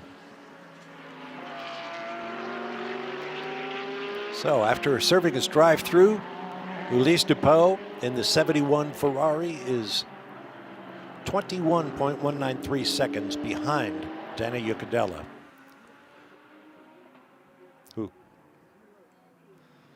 Got a nice rhythm as he's getting through this traffic. And you can see it sometimes, Bob. You see other drivers kind of stumble over cars, and the real pros are just able to time it, know when to give up a little bit, where they want the exit speed to make it a little bit easier for them to pass this traffic. Look, turn 6 speed, John Edwards and Quaco identical there, just shy of 80 miles an hour through that. In qualifying, or in practice, I should say, they were hitting it at about 82.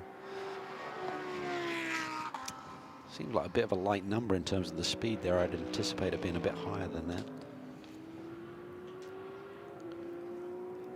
It's that problem here. I've seen a lot of people, particularly early in the weekend, we had a really strong headwind on the front straightaways related to pushing you off the road there on the exit of turn 10 yesterday, and saw several cars running out wide. It seems like it's giving the drivers a bit more consistency in terms of how it's affecting the cars through that corner today, not so many moments.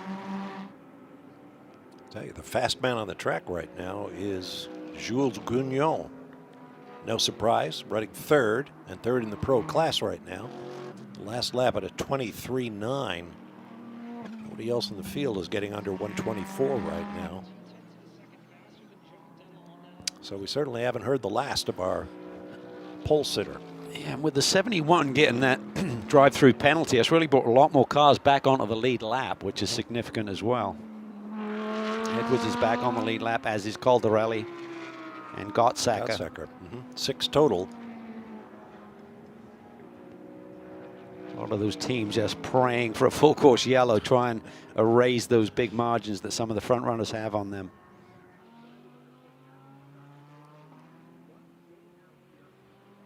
What a remarkable streak this man has been on. He's been part of a number of the manufacturer programs over the last handful of years. He's moved around a little bit, but always seems to get the job done. Wasn't it Gagnon you were picking on yesterday? He was wearing that pink ski hat. Yes. I noticed he wasn't wearing it during our interview in the pre-show. So I thought maybe you'd gotten to him. No. You got to be quick to wear a hat like that, I think. I never did.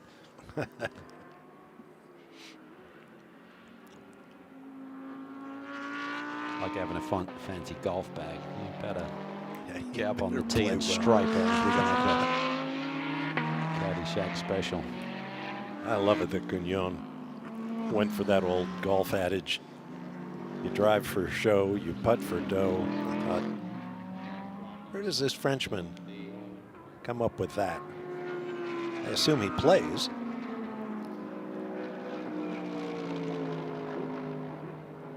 That's what we need on this weekend is a golf tournament. Let's find out who the real. I've played here at the Brickyard Crossing. It's a really nice course. It's been a while, but it's really excellent. How'd you do? Survived? Yeah, sure, okay. Yeah, didn't beat me up too bad. Wasn't kicking and screaming when I went to the bar afterwards. Yeah, you had another of my favorite expressions when I asked you about your game years ago, and you said, well, I'm going to take 2 weeks off and then quit. I've had several moments like that. It's a very humbling sport. Oh, yeah. Like a hero one day, and you go to bed and get back the next day, and it's like, oh, glad I didn't drive like that. I've been taking down concrete walls every other race. 160 laps complete. As Ryan Marine rejoins our announcer lineup, I'm Bob Barsha, Calvin Fish, Amanda Busick in the pit lane. That man, Andrea Caldarelli, runs in 5th place. Catch me up if you would, Bob. I caught a bit of the commotion with the drive-through penalty for the 71, but I missed what happened.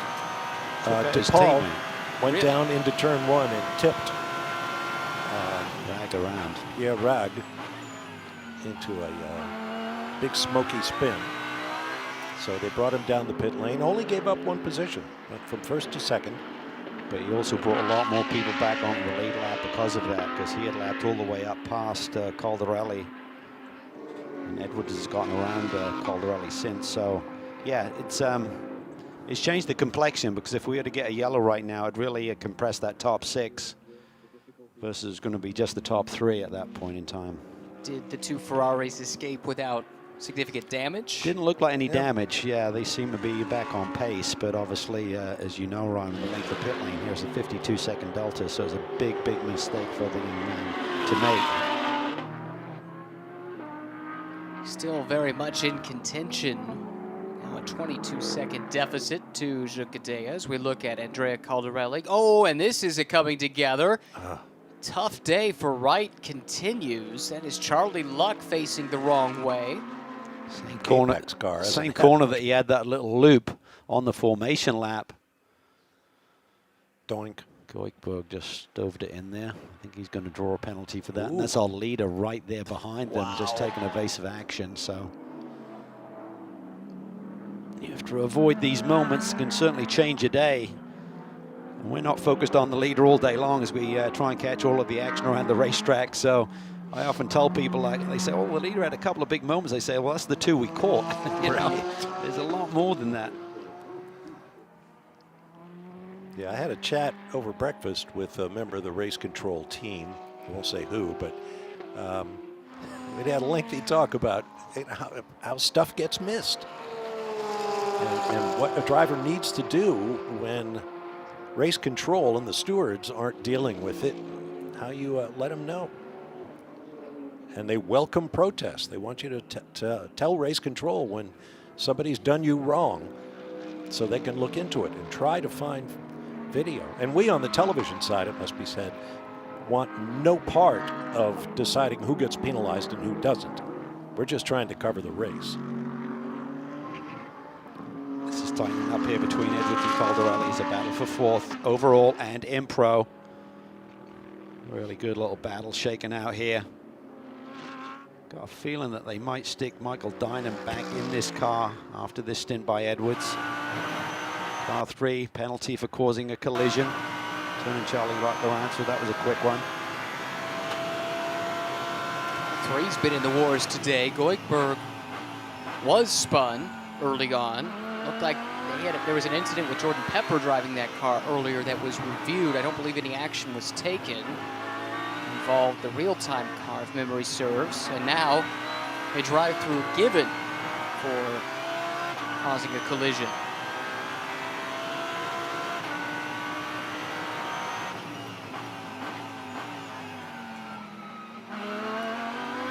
While I was out, by the way, I bumped into a member of the Stephen Cameron racing team.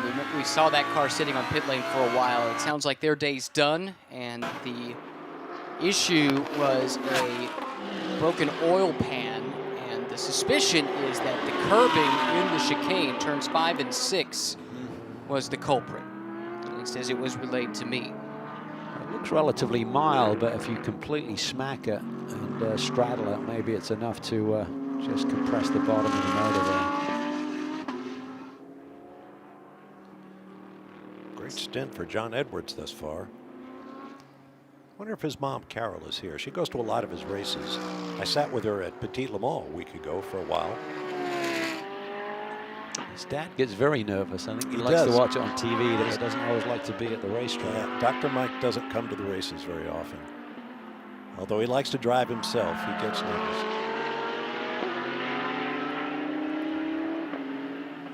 John himself might be a little nervous based on the pace of Caldarelli here. We saw the graphic a few moments ago. Each of the last 3 laps, Caldarelli taking chunks out of Edwards' advantage.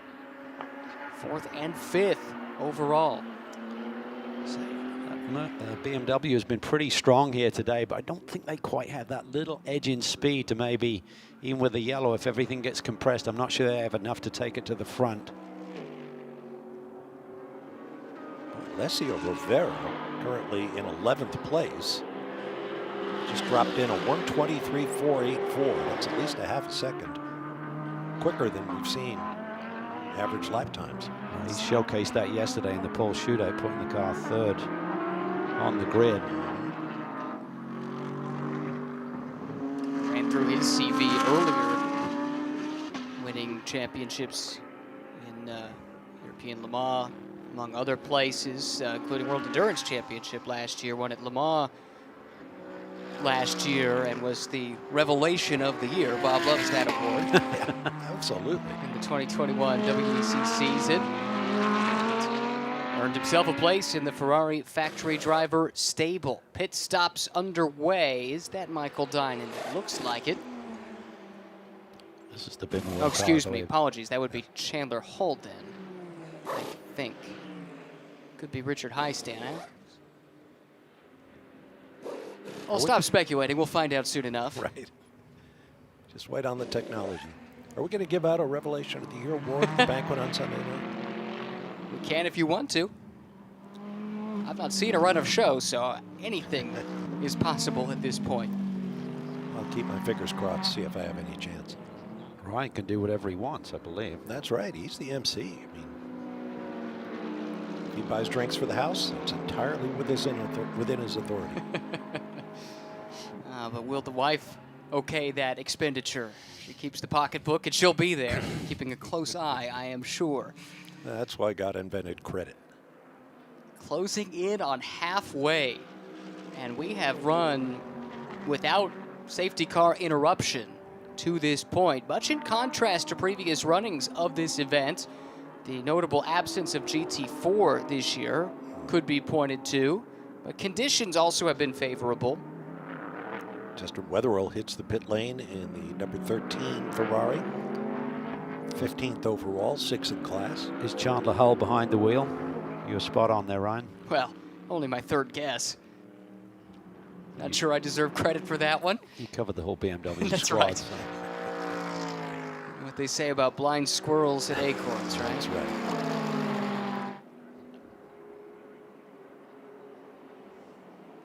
Everyone all mixed up. So that's Rivera coming through on Askew. Askew right now is second in the AM class, but not too far behind the AM class leader, Jason Daskalos. It's been nip and tuck between those two, up and down, really, throughout this race. Those two AM class cars, 20th and 22nd, respectively. In the overall running order.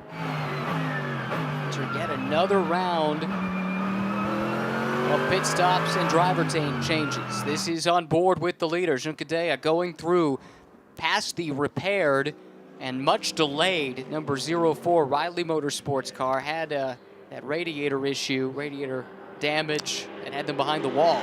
Yeah, I understand that that was a contact between them and the 43 car. Okay. Aaron Vogel had checked up at some point, and Ben West kind of ran right in the back of her. So painful for that team that are trying to fight for that Pro-Am championship.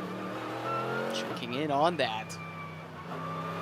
Our best position of the three title protagonists, still the 93. Ashton Harrison runs third in class, but one of the cars ahead of her, Kenny Hobble-driven car, is not eligible for North American points. So Racer's Edge in a position to score second place points. That would be 36. Their gap was 15 coming in, and neither of their rivals are set to score many points. Yeah, certainly going to make it close. Yeah, I mean, I think if they could finish second, we'd be looking at probably need a top 5 finish for the 45, I would think, to stop them from sneaking it. Right now they sit in 9th. A couple of the cars maybe will be part of the equation in terms of scoring points. So we'll tighten up a little bit. We'll have to stay on top of that as we get to the closing hours of this race. We're just at 50% right now, just past the halfway point. Edwards there a little bit lively through the chicane. Sort of step out on him a little bit. Kept Caldarelli at bay. It's been a very consistent gap there. John has really managed the traffic scenarios very well here today. Coming up on John Branham. Been drafted into this TR3 run, Lamborghini Huracan, alongside Corey Lewis and Jeff Burton. I think Edwards is going to have to force the issue here, try and get down at the inside here into the brake zone for turn 12. Not quite at the right angle. He opens up the door. Caldarelli tries to fill it. This is getting a bit messy. Caldarelli really did a nice job there of climbing all over the curb. Now he dives to the inside. Edwards tries to respond. A little bit of touch as they come off the corner. Edwards using his muscle there. Right-hand side of that Lamborghini already second-hand from some contact earlier in the race. It seems to have knocked Caldarelli off his game just a bit. Credit to John Branham, by the way. He backed out of that. He saw it was a 3-wide moment, and he made room for these two Pro-Class cars to come through. What a better look. That was a fun piece of racing right there. Oh, Caldarelli's back on it. I was worried for a moment. The car might have been wounded again. Oh, he's got his hands full. Silhouette of those two cars when they were side by side. The BMW looked like a big bully, didn't it? Looked like a big monster. Lamborghini very low to the ground, got a little slightly higher greenhouse effect, as we call it, on the BMW. The old M8 used to get the meme treatment for being such a big race car. M4, somewhat more petite, but not too much. Look at the height difference, though. Good job, John's Really good stuff between these two. Caldarelli saw his chance. Couldn't quite pull it off thanks to a muscular defense from the American John Edwards. Well, he's been in that position a couple of times, and I think he realized if he just stays in it, he's got the inside line. Not ideal to set up for that final corner back up onto the speedway, but driver on the outside doesn't want to be there. We saw Caldarelli amongst the Ferraris just a short while ago get elbowed out right into that grass little triangle there as you come back up onto this front straightaway across the yard of bricks. The pace of this race is remarkable. No safety cars to this point. How much of a toll does that take on teams, on drivers, especially on strategists who don't have a chance to regroup and reassess, perhaps behind a safety car? I think where it really plays into, if you've got a Pro-Am lineup and you're thinking, let's stack it at the end with the Pro, or you can't afford for that Am driver or the pair of Am drivers to go too far down, you almost need to get the Pro back in there. Sort of like settle things back in again so you don't go down that lap or two.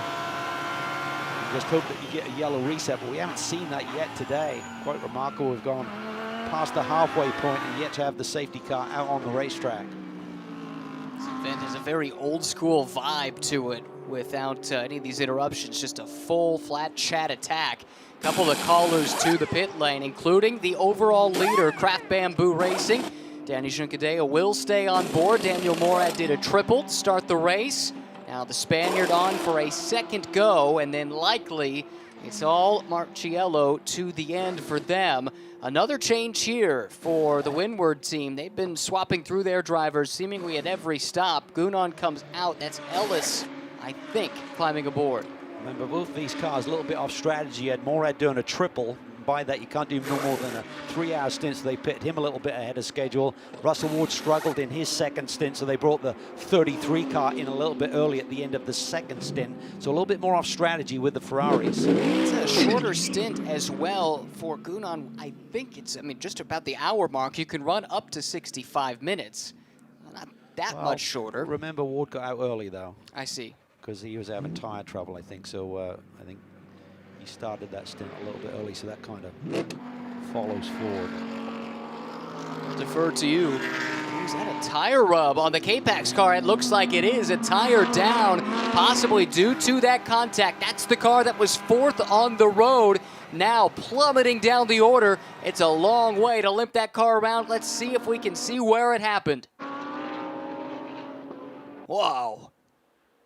Yeah, it suddenly lets down, but that looks like left side. Yeah, you're right. He hit Edwards on the right side, other side. Yeah, you're exactly right, Cal. Doesn't make any sense in terms of the contact between he and Edwards being responsible for that. He did run off the road earlier in the stint, going through that little grass triangle on the front straightaway when he was in it with the Ferraris, but that was before the Edwards contact. It's not going to throw them too far off in terms of strategy, most importantly, because they were due to be in here pretty quickly, but they're obviously losing time just getting it back to pit lane. Yeah, but you're spot on. That's the saving grace with these stint rules the way that you are. If you have to pit at the wrong time too soon, it almost forces you into an extra stint at some point, and they should be able to avoid that at least. But now the question is the damage on that car significant? First from the contact, second from the tire that is down. That can't be good with that tire flapping around under the bodywork. Yeah, but he's experienced. I mean, he's brought it back at a nice leisurely pace, so you don't just have that absolutely flailing around and cutting down any potential brake lines and wheel speed sensors also, because as we've heard already today with Balzan, you lose a wheel speed sensor, suddenly the ABS goes haywire. Teams will have different thoughts about where they want to be stationed on pit lane. This is a good case for taking the first available pit box in case of an emergency like this one. Yeah, good point. Caldarella, you could see it in the body language. He is dejected. Possible diffuser damage. What do you see? Not sure I see too much damage. Yeah, it looked pretty much as if it was pretty straight to me. Looks good. It's great news. I think the little brace that comes down off the rear fender and attaches itself to give it some strength is maybe taking a bit of a hit. Things considered, that could have been much more catastrophic. Let's think too what a great piece of driving it was when the blowout occurred to save the car. High-speed part of the track. Turn 5, right? It was halfway around the lap. Right. Into that chicane. And great job to nurse that car back to the pits. It was costly. At least least dropping to 7th and about to lose a few more spots, it would appear. Certainly Regan about to come through and does so. So that should put Caldarelli and K-Pax down to 8th overall. Marco Mapelli back behind the wheel now. Yeah, hasn't been the easiest day for the K-Pax squad. One car is definitely in the hunt here, but they've now got some ground to make up. They need help. They need a yellow. So we see the 34 car in, Spirituali behind the wheel. They fought on nicely. I mean, they had those ABS problems in the second hour, if not before, and still have a position inside the top 10, even with a car that is lacking pace potential.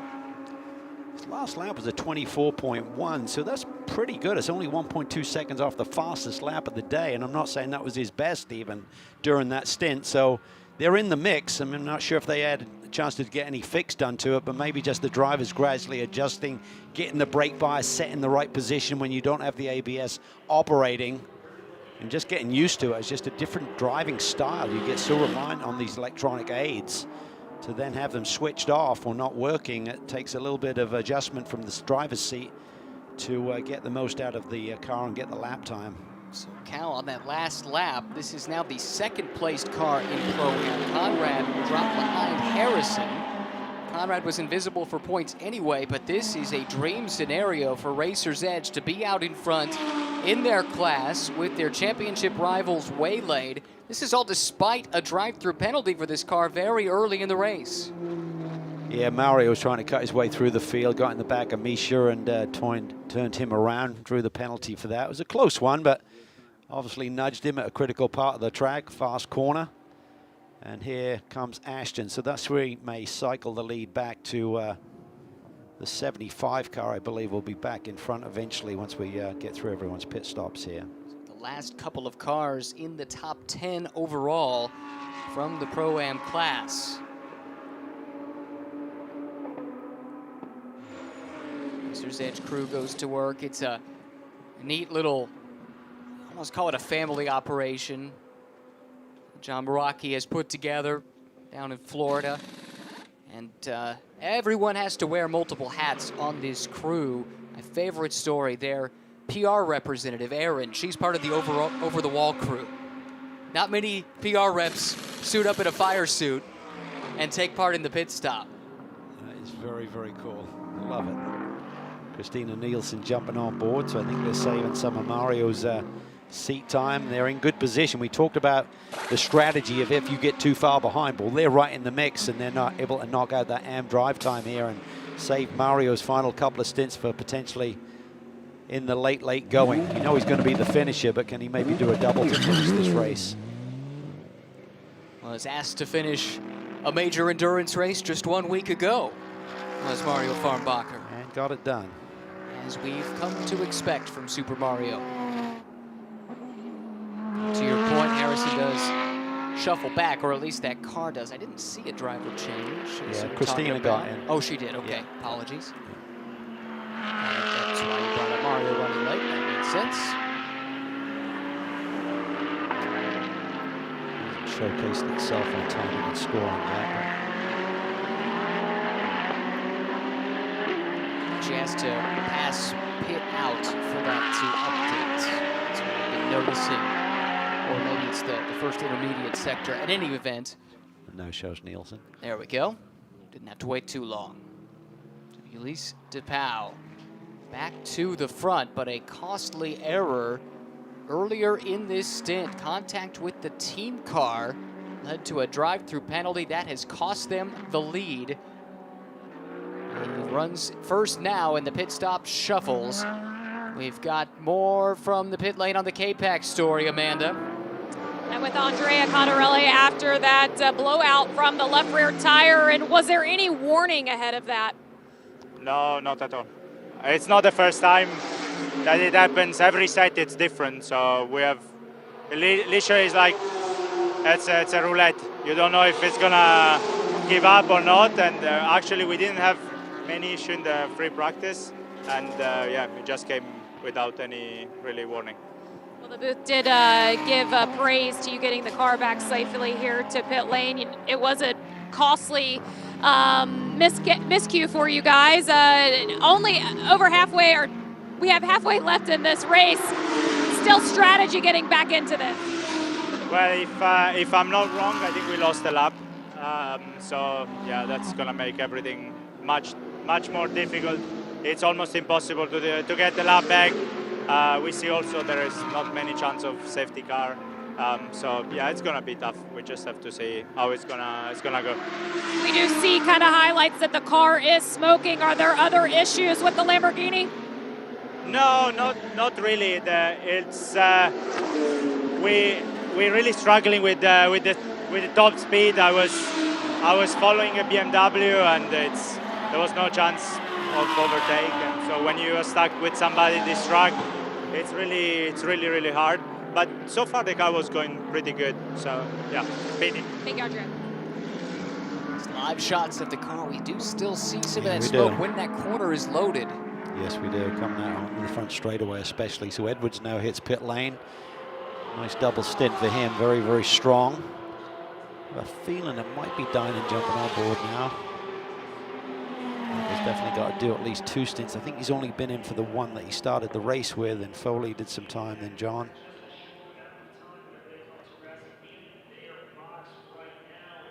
What do you make of the smoke, though? Is that tire rub? Is there something more to it?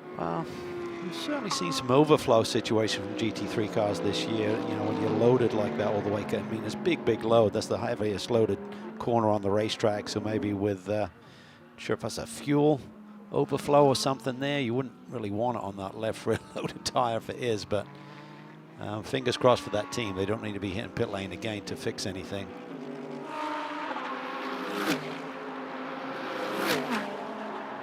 Paul is out front, but he's still got to hit pit lane. He's shown us 4 stops on the day, but one of those was a drive-through, so I think he's due for a pit stop here shortly, which should cycle the lead back eventually to Juncadella. Gottsager also staying out there in the 38 ST Racing BMW, has shown us 2nd on the road right now, but he too should cycle back a little bit.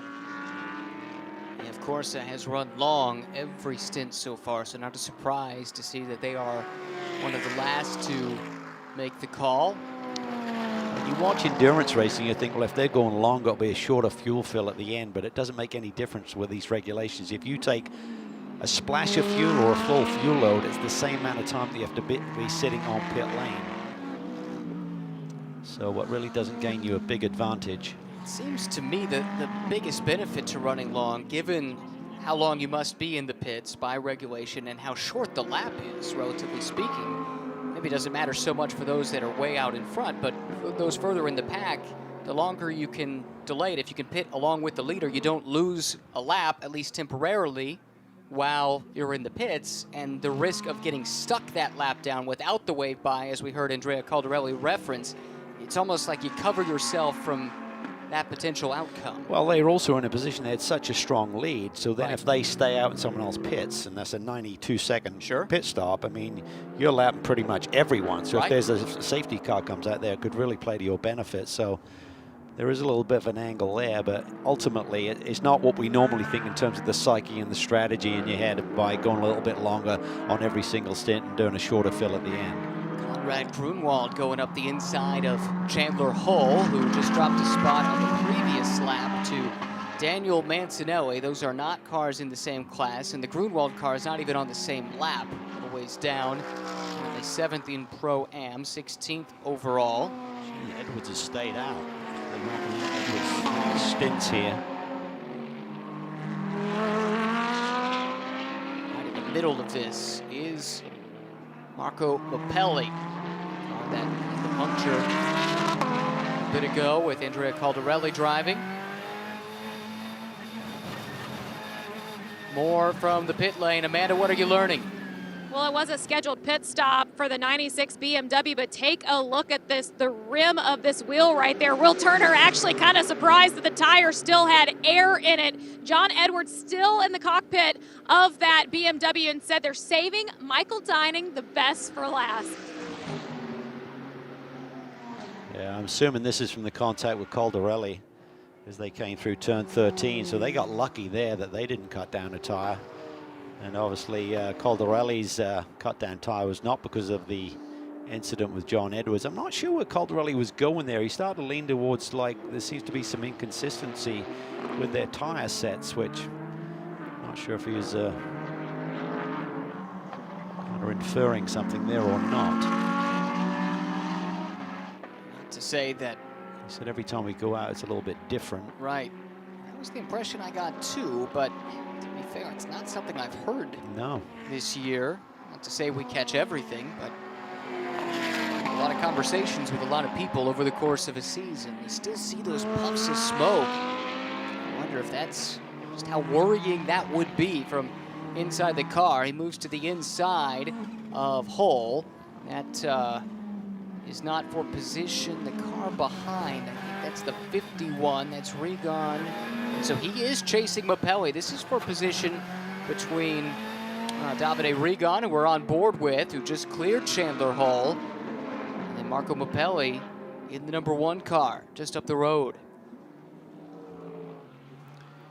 And I think for the Bimmerwell team with Chandler Hull, they just need to really be thinking about the big picture here of potentially grabbing their first Pro-Am victory of the year.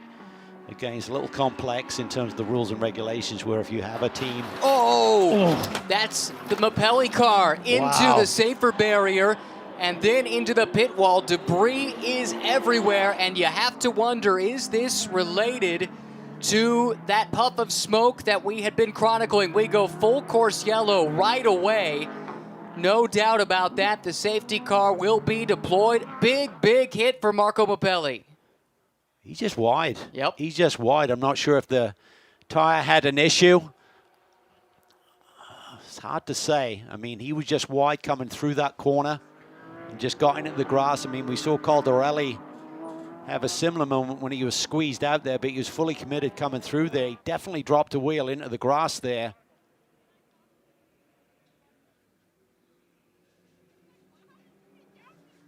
It's a big moment for this team as they try and regroup here. It's also going to have an effect on the strategy of everyone in this race, as you see. Amanda, down to you. Marco, did you have any warning on that? No, like in Spa, like it's been doing all year, these new tires, there is no safety. Honestly, I'm really pissed off. If you had to give a perspective on what might have happened, what would you say? Sorry? Are you okay? Yeah, I'm fine. No problem. Glad to hear he's all right. Clearly unhappy. Well, he indicated it was tire failure. It's hard to, because from the angle I saw, and I mean, we've obviously seen Caldarelli have a flat tire, but from the angle, he just looked like he's wide and dropped the wheel. Yeah, but And there it's a you little saw puff of smoke before he gets to the grass, so that caused him to be out that wide. What a debris field to have to pick your way through. That happened right in front of Davide Regan, Chandler Hull, and others. They were able to avoid the spinning car. It is a narrow front straightaway here, 55 feet from pit wall to retaining wall on the outside. A little wider in some of the turns, but right here in particular, it is a funnel. Could have been a heck of a lot worse. There's the puff of smoke. There's the contact and race over for the championship car in the 2022 Fanatec GT World Challenge America season. I'll tell you what, though, Caldarelli had his cut-down tire. There may have been some bodywork dislodged. We saw smoke. Was there a rub from the bodywork that then created this tire failure? That's my guess, because again, when that side was loaded, it looked like something was being pushed into that tire that gave us that puff of smoke, that telltale signal that something was amiss. I'm totally in agreement. And Marco might not have known about that. Very frustrated Marco Mapelli, to say the least. One more time, looking at the replay, the puff of smoke is what we're looking for here as the car comes out of turn 14.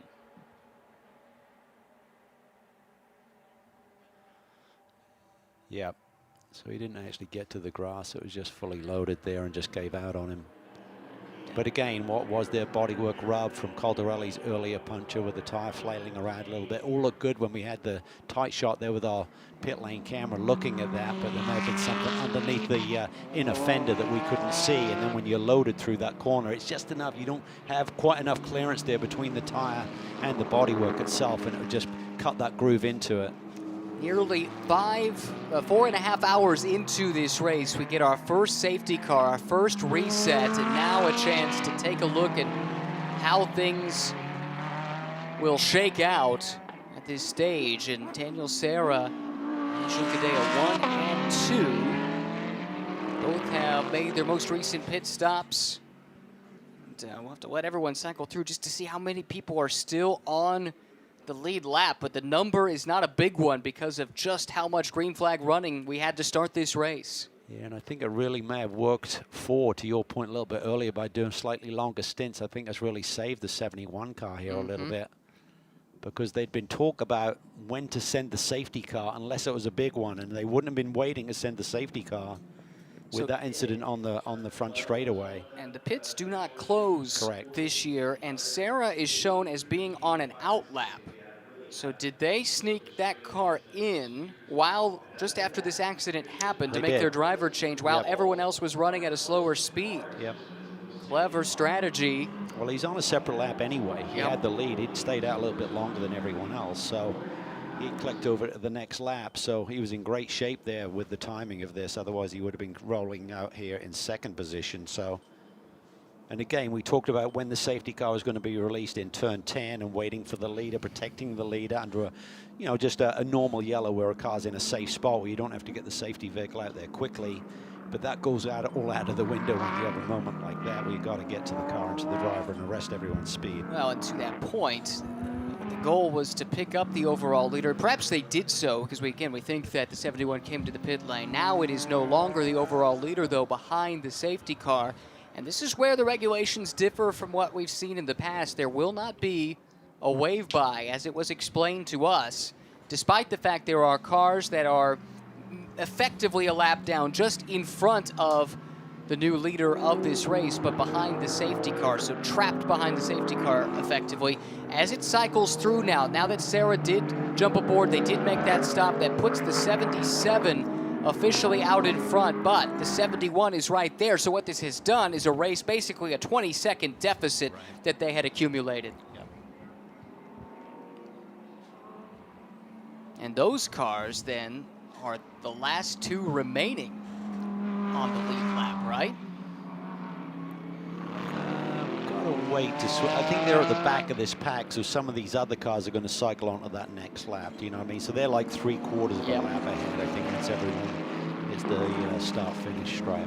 Yeah, here's the leader, and all of those cars ahead of him are effectively just hanging on. Right, guys like Edwards. Yes. That you can see right there. So if there was a wave around procedure, which we have been told there will not be, he would basically catch up that full almost 2.5 miles to the leader of the race. Right, so it looks like there are 4 or 5 cars that fall into that category. Ellis in the Windward car, Edwards in the Turner car, Tan in the ST Racing car, and Regon in the 51 from AF Corsa. I believe they are the 4 cars that are technically on the lead lap, but trapped behind the pace car. Yep, and frustrating because just the timing of where the safety car comes out, they could have been right there, really close to the leaders and really erased that big gap that they were fighting for most of the afternoon.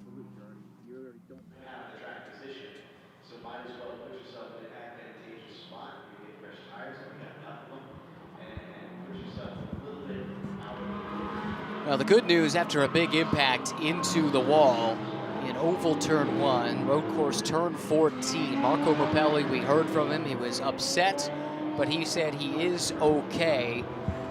That is great to hear.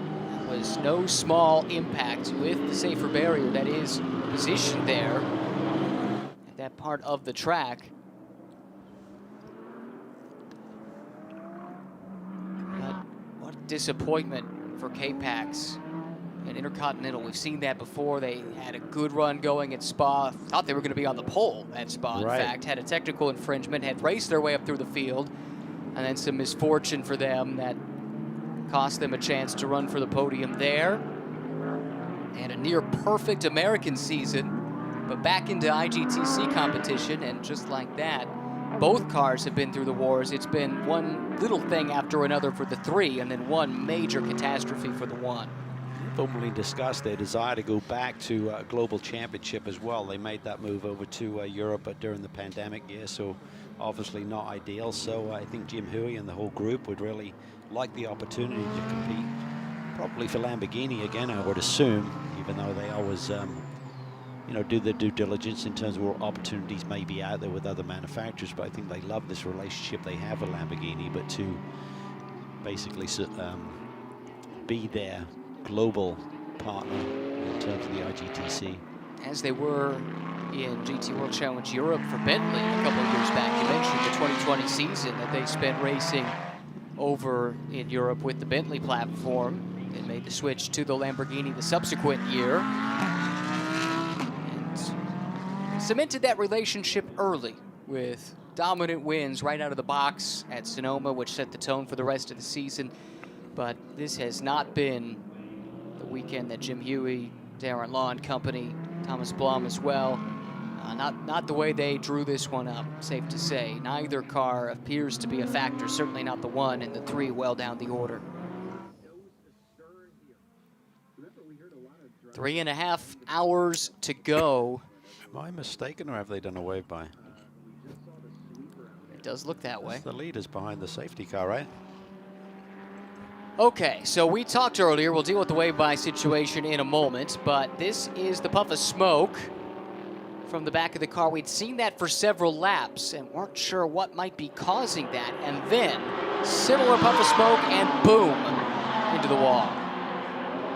Well, you also saw sparks as bits of bodywork or perhaps suspension scraped on the track. Thought that from that tails away shot just before the shot in which he goes into the wall, it looked like there might have been spouts of flame from under that bodywork. This problem might have started a good bit earlier.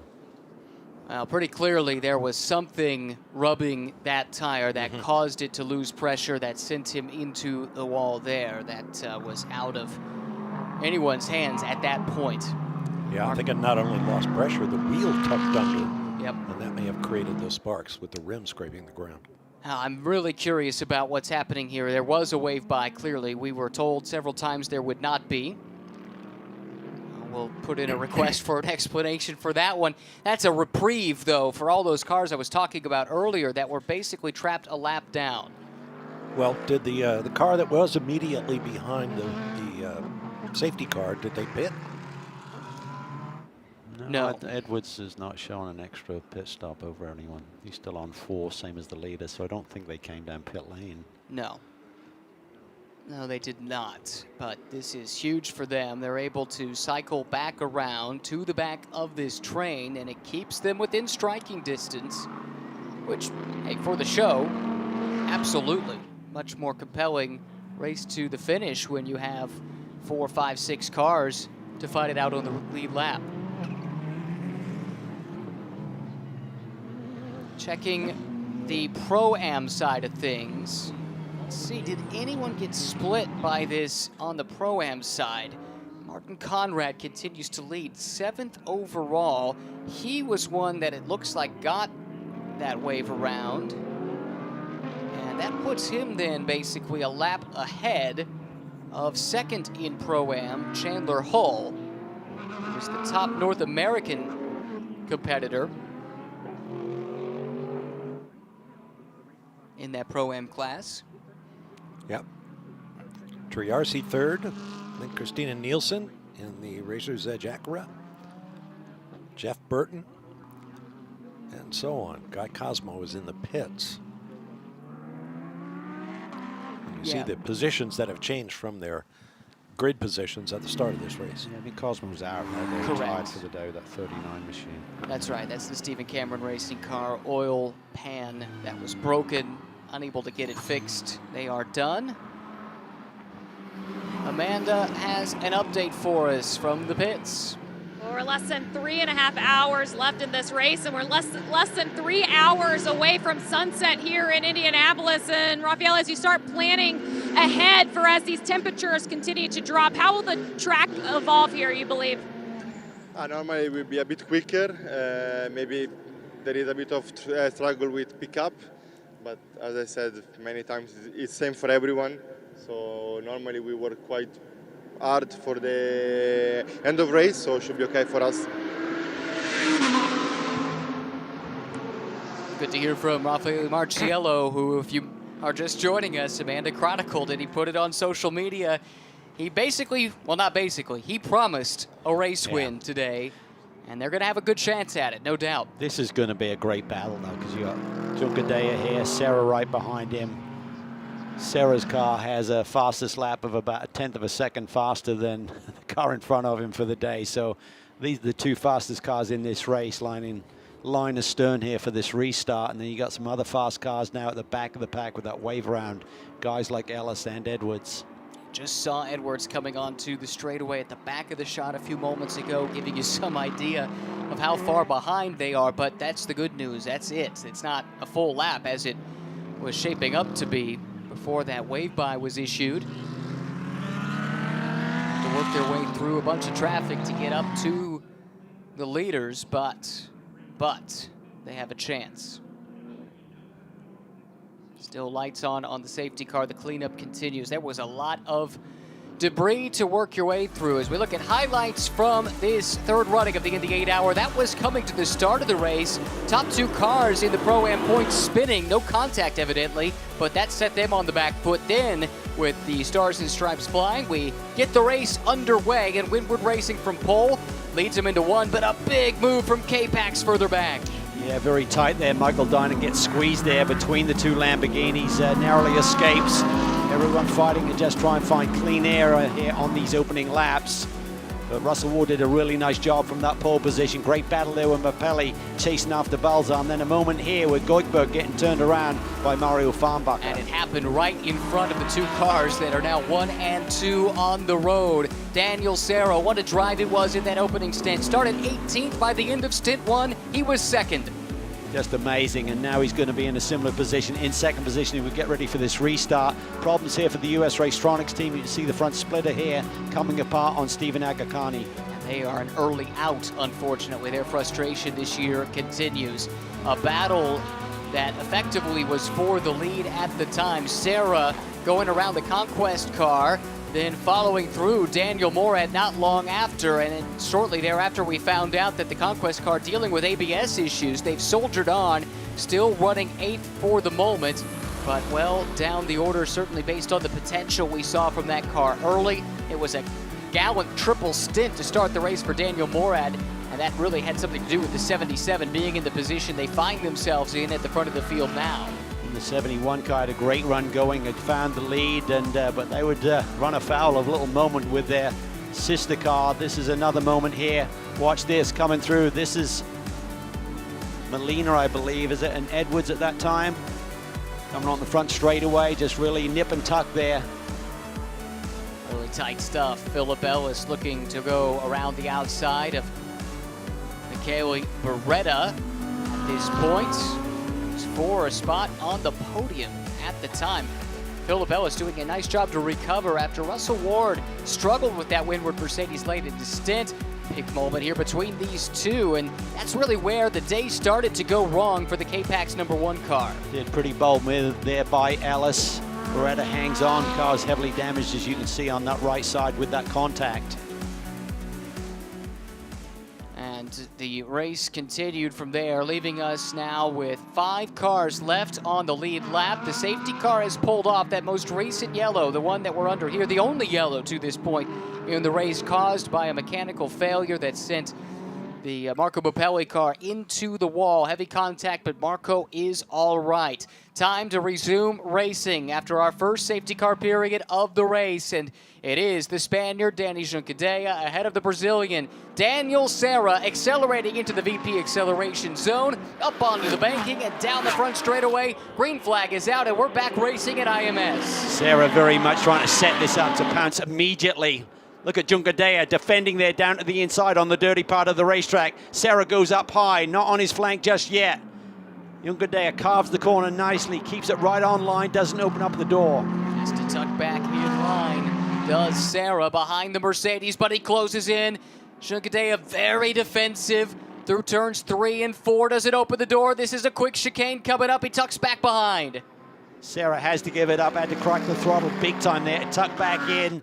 That loses him all of the momentum as you come down this straightaway, but he's still picking up the draft. Hunting, looking, he's on the best part of the racetrack in terms of grip. Junkadea has the track position to the inside, hangs on once again. These have been the top 2 cars, the fastest 2 cars through 4.5 hours of racing, and the battle has resumed with them nose to tail. First lap after the restart, early edge. It seems like that Ferrari a bit more comfortable at this stage.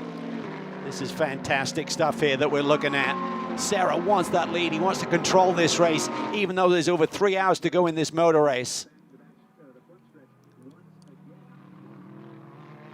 Ellis is some 8 seconds back, but he's buried in traffic right now, as is Edwards, who sits in 4th position, some 11 seconds off the lead. Back up onto the front straightaway to the yard of bricks, completing lap 188 in this 8-hour endurance test.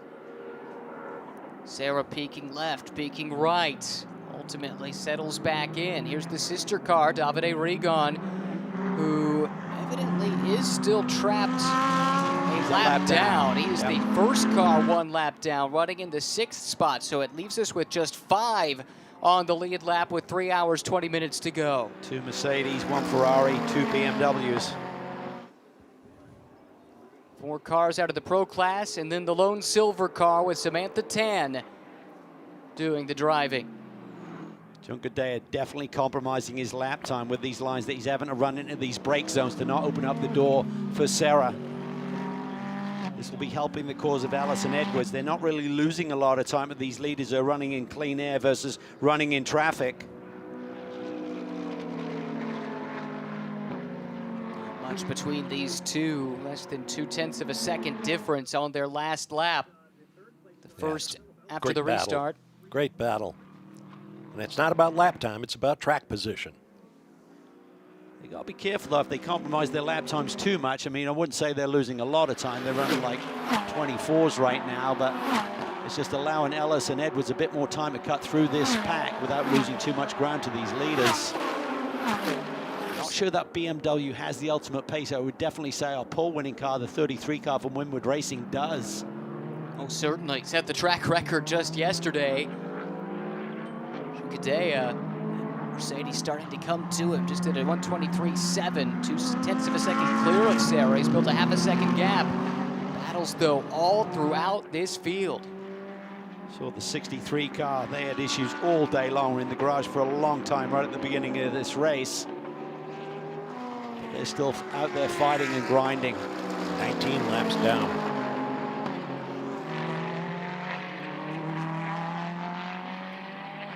Seven laps in hand over the only other car in their M class. I'm sorry, that's not the 63. I'm talking about the 88. Daskalos and Askew. 63 is Assenheimer. Yeah, they've had a difficult weekend. Engine issues yesterday cost them at the start at the back and haven't made as much ground as you'd hope. That team for the first time carrying an all-pro lineup on behalf of Mercedes-AMG this weekend. See Mancinelli there in the backdrop there in the 34 Conquest Racing car. Now 2 laps down, but running very similar lap times to the leaders. So they've either sorted out that ABS issue or the drivers have now adapted and found a nice rhythm and pace with that race car. Shame they're 2 laps down because the car has some speed again. Clearly one of just a handful of cars to duck into the 123s that time by. Sarah went on the attack early, but now Junkadea has found his rhythm.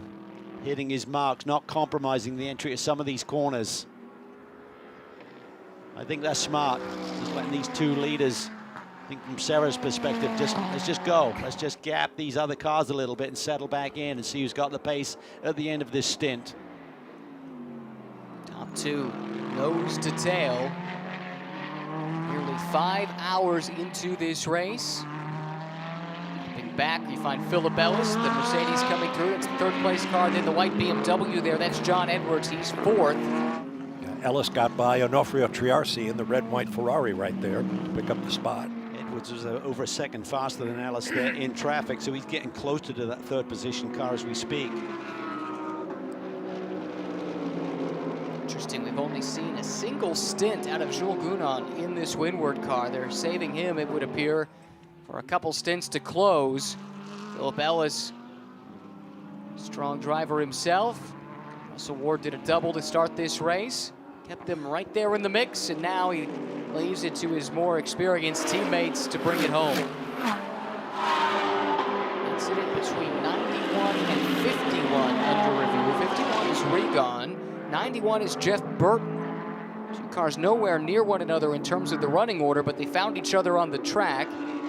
Evidently that happened in turn 10. 38 car, ST Racing, they've had a tremendous day. Kuno Whitmer from 10th on the grid, cut his way through into the top 5 in the early going, and they've maintained that position. All of their drivers, Gottsacker now, Samantha Tan behind the wheel, have done a really nice job here today, keeping it clean with good pace. Running along briefly there with Samantha.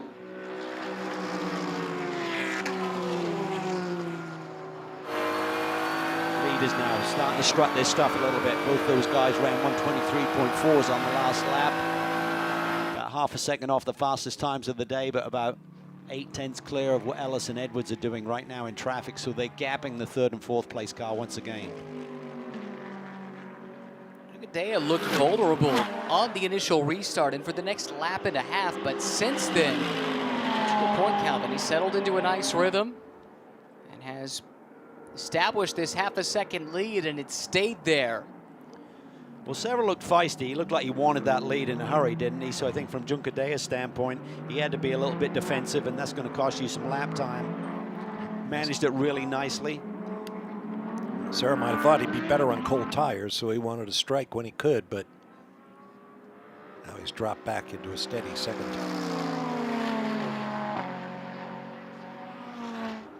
Right now, like the battle, even with 3 hours to go, you got the 2 fastest cars in this race running nose to tail for the lead. Everyone else trying to pick up some scraps here, but I think Ellis has definitely got some potential. Yeah, I don't think we've seen the end of that 33 car with Ellis and Gounon to come.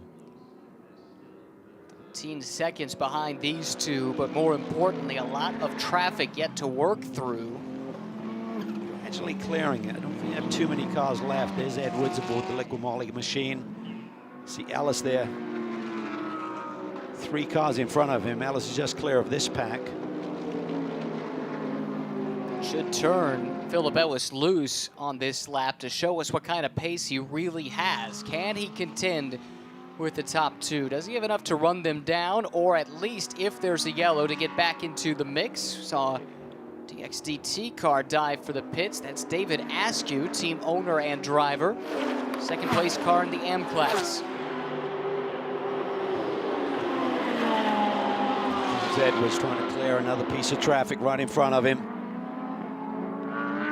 Times that beautifully, just slides down to the inside, holds the Ferrari out, nowhere for him to go.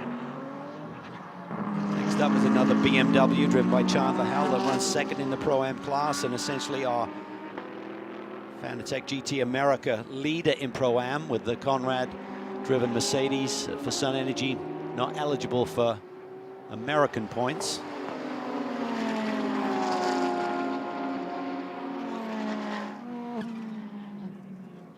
The car that he passed is an Ofrio Triarci in the number 23. They are running 10th. Onofrio Triarci and Charlie Scardina, they clinched the AM Class Championship at Fanatec GT World Challenge America, powered by AWS 2 weeks ago at Sebring. Stepped up to Pro-Am with Alessio Rovera, who starred in qualifying, put that car 3rd on the grid. Charlie Scardina started it, and they have themselves in a top 10 position in their first major endurance race as a team. Great group, as we said earlier in the day, some really savvy, experienced engineers there. Mark Showman's on board. Just a lot of really clever people. I think having Ryan Dial on that team as well is really a great force in terms of giving the team direction and knowing what it takes to win at this level. Yeah, Ryan's in the sister car. It is a bit further down in the order. Our questions about Philip Ellis's pace, by the way, have been answered. His last 2 laps, a 23.5 and now a 23.6.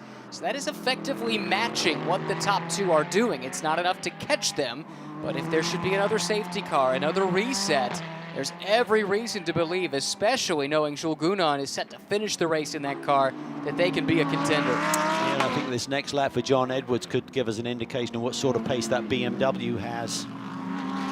He's got some clean air finally.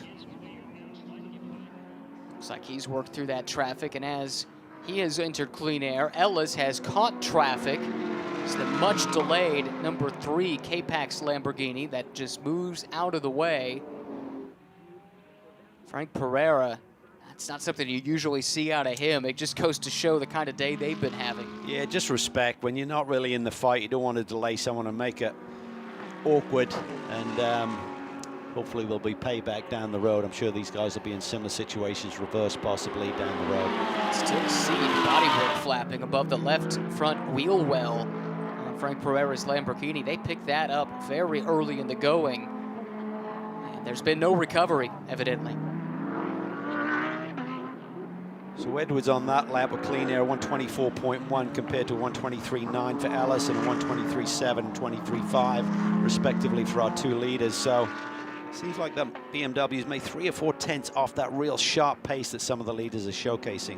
Cal, these 2 cars have had a great duel. Chandler Hull and Onofrio Triarci, they have swapped the 2nd spot in Pro-Am on back-to-back laps. So Hull's back out in front. The last lap, Triarci had gotten by. The previous lap, Hull was out in front.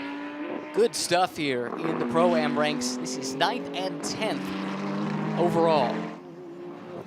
Yeah, and this is legit for what will be the American Championship win. It should go right down to the wire. Bill Overland going to be jumping back on board that 94 car. Richard Highstand may have another stint. I'm not quite sure they're going to carve it up here for the final few stints here, but they're going to have pace, but as will that Triarci machine as well.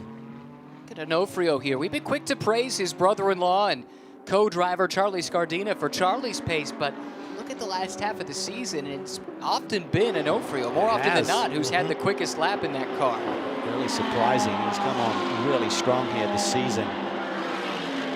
I did the check at Sebring, and yeah, he had faster lap times than Charlie there. That's not an anomaly. Like I said, 2nd half of the year, he's been on it. 3:08 to go. Amanda's down in the pits with another update. Well, we're AF courses on pit lane. We actually have a screen right across from us where we can watch what this restart's been between the Mercedes and the Ferrari. The Ferrari looks pretty strong coming back out for those first 2 laps. Is there a better way to put fire in these tires? I mean, we have new tires compared to them, so it was a bit better at the beginning. Now we are trying to do our best. It's quite difficult to stay very close to them, but we still have 3 hours to go. We try to do our best, and we see. We had night practice earlier this week. Was there anything that you gained from that that can help as this track continues to evolve? I mean, it's quite different compared to what we have now. Going with the lights will be a bit different. I mean, we are on good position. As I said, the race is still long. We try to do our best, and we see. That's a great point he brought up. I didn't think about. Remember, they made that pit stop right as the yellow came out, so they would have been on fresh tires relative to the 77. Not too much different, but enough that would give a bit of an edge off the jump. Yeah, that's why I suggested try to get those golden laps out of the tires, but you don't want to overstress them. So he dropped back when it became clear that getting around Ucadeo was going to be an all-day sucker. Nothing between these 2, though. They have just been matching each other 1 lap from the next, and maybe 1 lap or 2 laps in a row. The edge goes to Ucadeo, but then the next couple it bounces back to Sarah, and now they're going to catch traffic, and maybe this is where the opportunity arises. Well, Sarah's looked feisty. He's looked punchy in terms of trying to get that lead, so if there's any opportunity, you know he's going to put it in there. Sometimes we talk about fuel saving when you're running behind, but it really doesn't gain you any distinct advantage with this minimum pit stop time when you're taking any sort of fuel. So I think the only strategy you can play is maybe try to save your tires a little bit for a bit of a spurt here towards the end of the stint. As his teammate alluded to, his tires slightly fresher just in terms of the timing of that pit stop to Junqueira's when we went back to green there. Both of them worked their way past David Askew, number 08 for DXDT. Job by David to let this battle for the overall lead pass him by without too much interruption. Sarah's staying right there. You can almost tell what he's thinking. Okay, you can have the lead, but later on I want it. It's always amazing. You look at these two cars and big old front engine in that Mercedes, mid-engine in the Ferrari, very different cars in so many ways, and yet running practically identical lap times. Yeah, it's a tribute to the balance of performance that the series uses to equalize performance between very different types of cars, front engine, mid-engine, rear engine. Also fast is that third place car of Philip Ellis. His last time by was that car's best lap of the race, a 23.2, significantly quicker than these two. Admittedly, they were dealing with traffic, but he's 13 seconds back and showing the signs that that's a car that's going to be in with a chance at the end if they're given an opportunity. Yeah, Edwards has shown pace too. There's a 23.2 on his board as well, which was run recently. So both those cars have got some pace and not that far out of this game. Let's just think about this, boys. If we get to a similar scenario and then we've got that darkness hours and dealing with traffic, that is going to be a heck of a race to the checkered flag here tonight. Shape it up to be. Whole entry, RC, whoa! Tell you what, some of these drivers fully loaded, they get so close to that grass little cutout there. Then out to the outside retaining wall, Triarci, maybe a bit of that aero wash we've heard the drivers talk about through turn 14. But he kept the foot in it and remains there hunting down Chandler Hull. As we prepare for the darkness, sharp-eyed viewers will notice that there are temporary lighting stands here and there, a whole string of them down the front straightaway, and a couple here and there in the corners, so the drivers get the benefit of that illumination. But by no stretch of the imagination is this 2.44 mile 14 turn circuit going to be fully lit, as it were.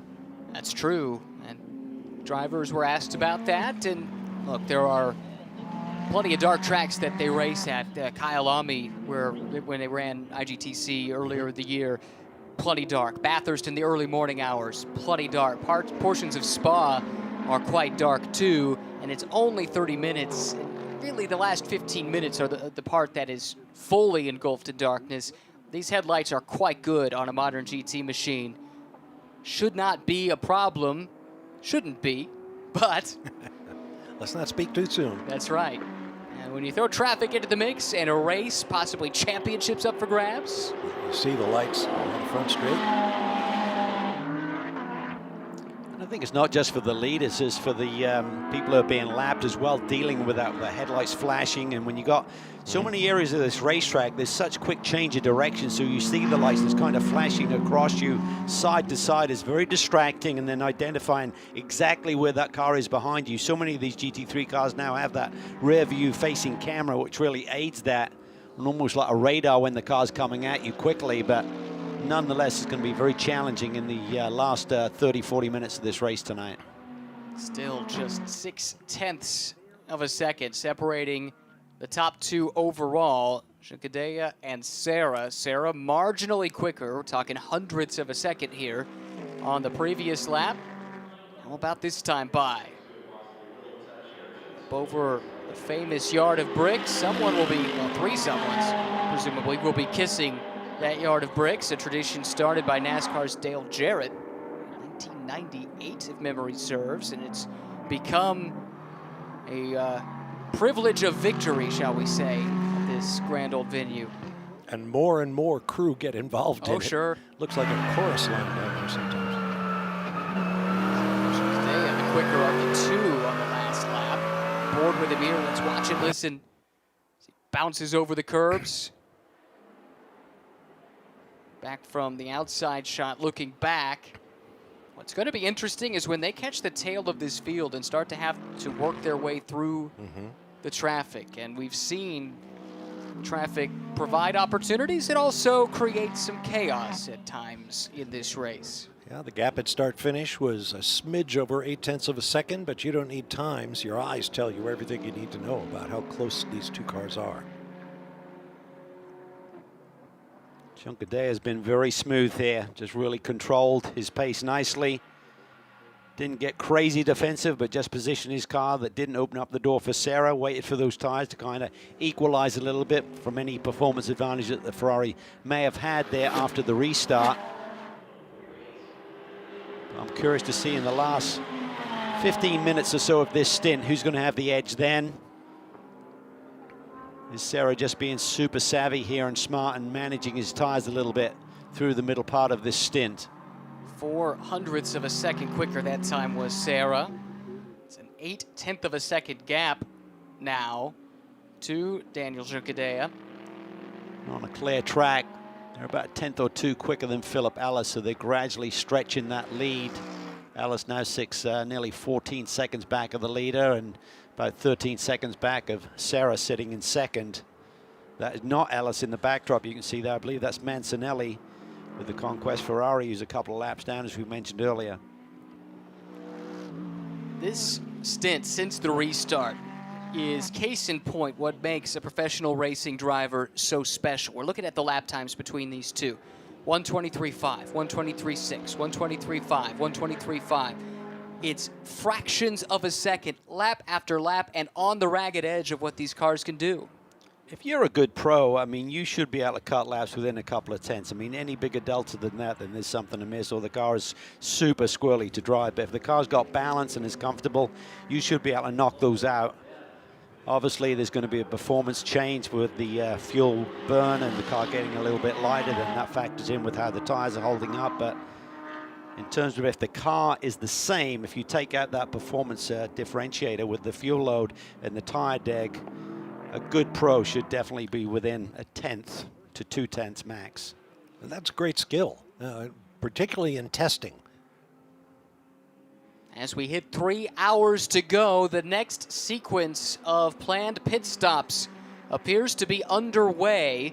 And this brings the second and third placed cars in Pro-Am to the pit lane together. And now we'll watch and see who has the edge on pit lane execution. Is it the Ferrari team, Triarci Competizione, or the BMW team of Bimmerworld, as Raffaele Marciello watches on? He is suited and booted, ready to climb aboard this Craft Bamboo number 77. Yeah, with those drive time regulations, you can do a maximum of 3 hours consecutively, so we would imagine he'll be taking it to the finish, going through that transition. What you don't want to be doing is changing a driver right in that difficult period where you got that twilight and the dusk and trying to get your eyes locked in again. You want to drive through that.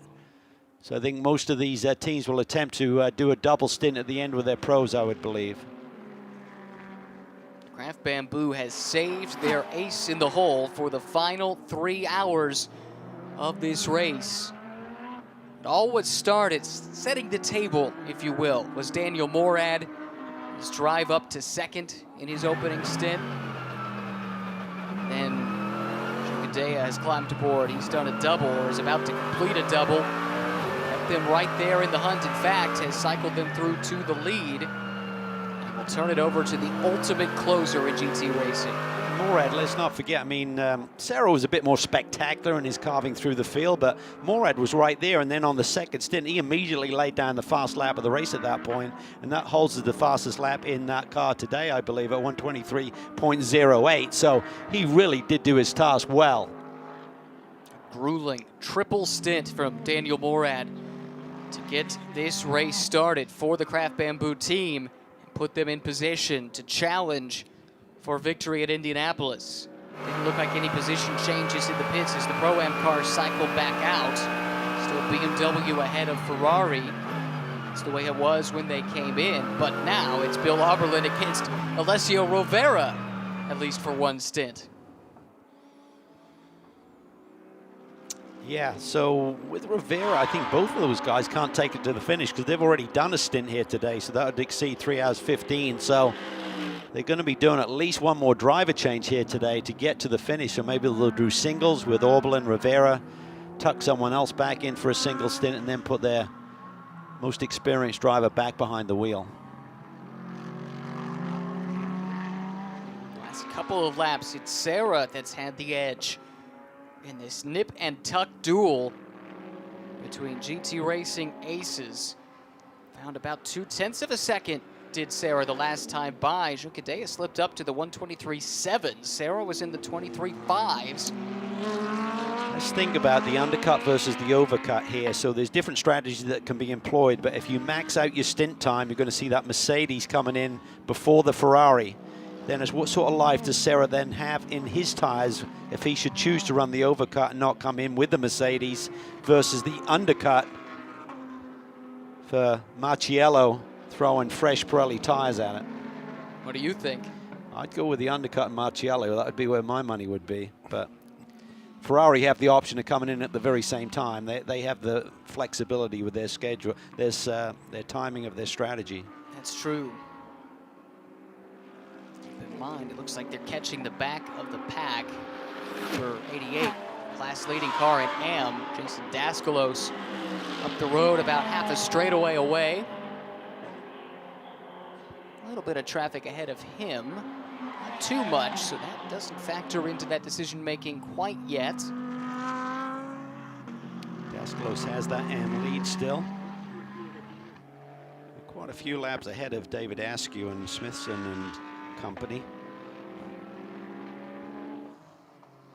Good story that would be for Ty Isaac and Zalus. Daskalos jumping in, last minute addition to that lineup, it's worth mentioning. Ty said, yeah, this came together pretty quickly. And then you throw in the 16-year-old GT3 debutant, Seth Lucas. This car right here, this could be storybook finish, but hey, 2 hours, 54 minutes to go. Shouldn't get ahead of myself.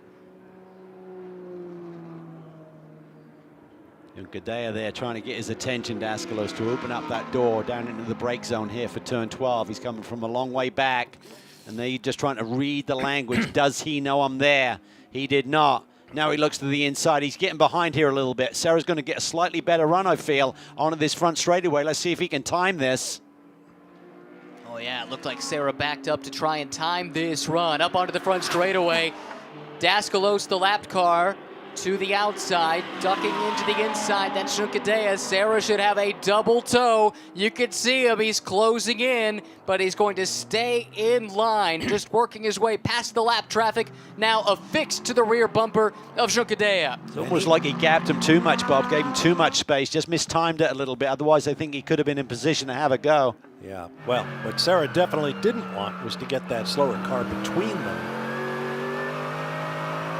Coming out of one. Avoided that eventuality with an incisive move, and it keeps him right there on Danny Junqueira.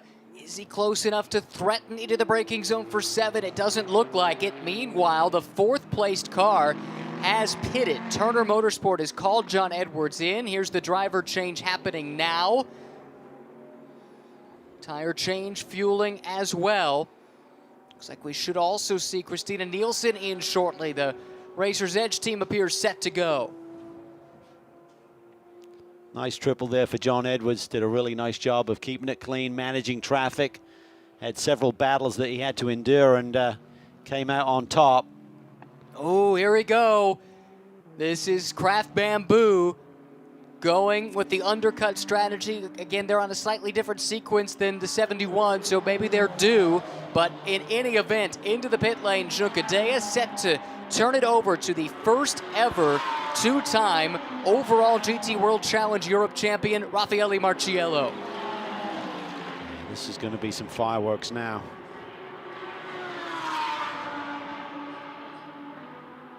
On that pit limiter, it's a long crawl down the pit lane to where the Craft Bamboo team is staged. And now that he's set free, Sarah is going to want to put in qualifying lap after qualifying lap to try and make their strategy work. In goes Marciello, so calmly. Junqueira helping him in. This is a pair that have been through this as a tandem plenty of times before. Slick pit stop to this point.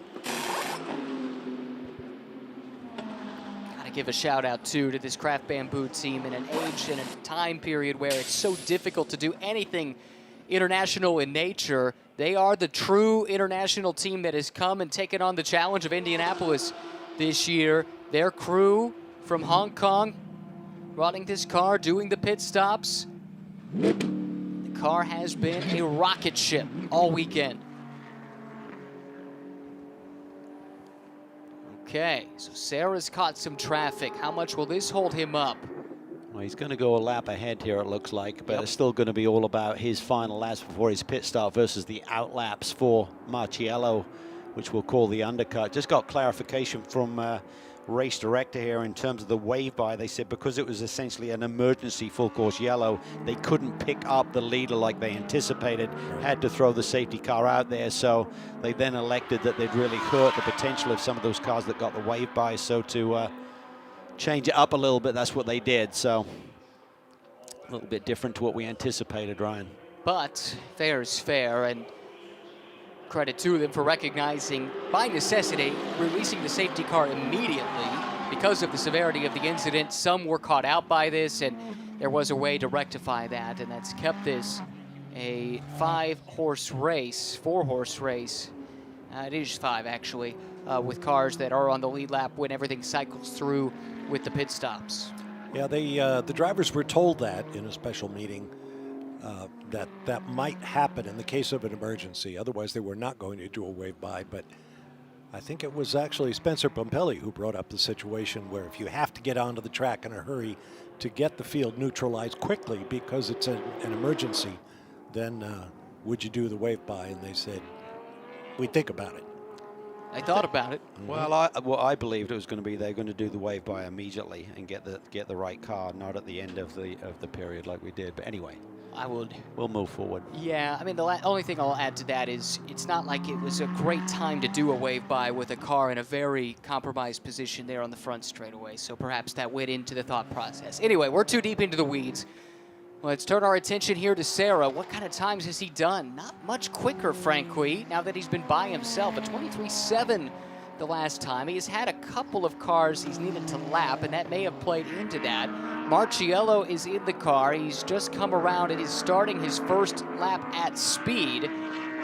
That's going to be the battle to watch when it cycles through. When Sarah comes in for his pit stop, where does the 77 cycle out? On board with Marciello. See, I'm not sure if he's had to deal with traffic, but right now he's not in traffic. There's a car up ahead there, a couple of corners as you can see, but he should be able to lay down some representative lap times here. So we'll look at the undercut potential here and what sort of pace he has. I'll tell you this, his first 2 sectors are nearly identical to what Sarah is running, and that is first flying lap, first full lap out of the pits. Here's Martin Conrad. This is the Pro-Am leading car. It's been a nice, quiet day for them. They've been in control. 51 comes in. This is not the car that's inherited the lead. This is the sister car. 1 lap down, piloted by Davide Rigon. Identical paint schemes on those 2 cars, though. Cielo comes through, and what did he do? A 23.852 on his first flying lap. Sarah on low fuel, a 23.829, practically identical. And of course, the crew pitting for Rigon here, and Davide, it appears, is set for one more stint behind the wheel. Just a drinks bottle change. Wonder if that Duff left front headlight is going to cause a problem later on. You have to have all of the lights working according to the regulations, so that could be a factor.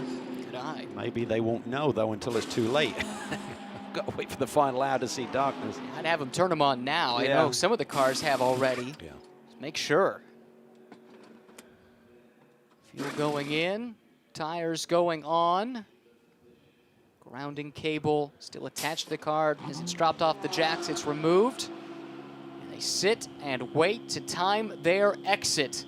92 seconds, the minimum that must be spent on the pit lane if you put fuel in the car, and of course, they did.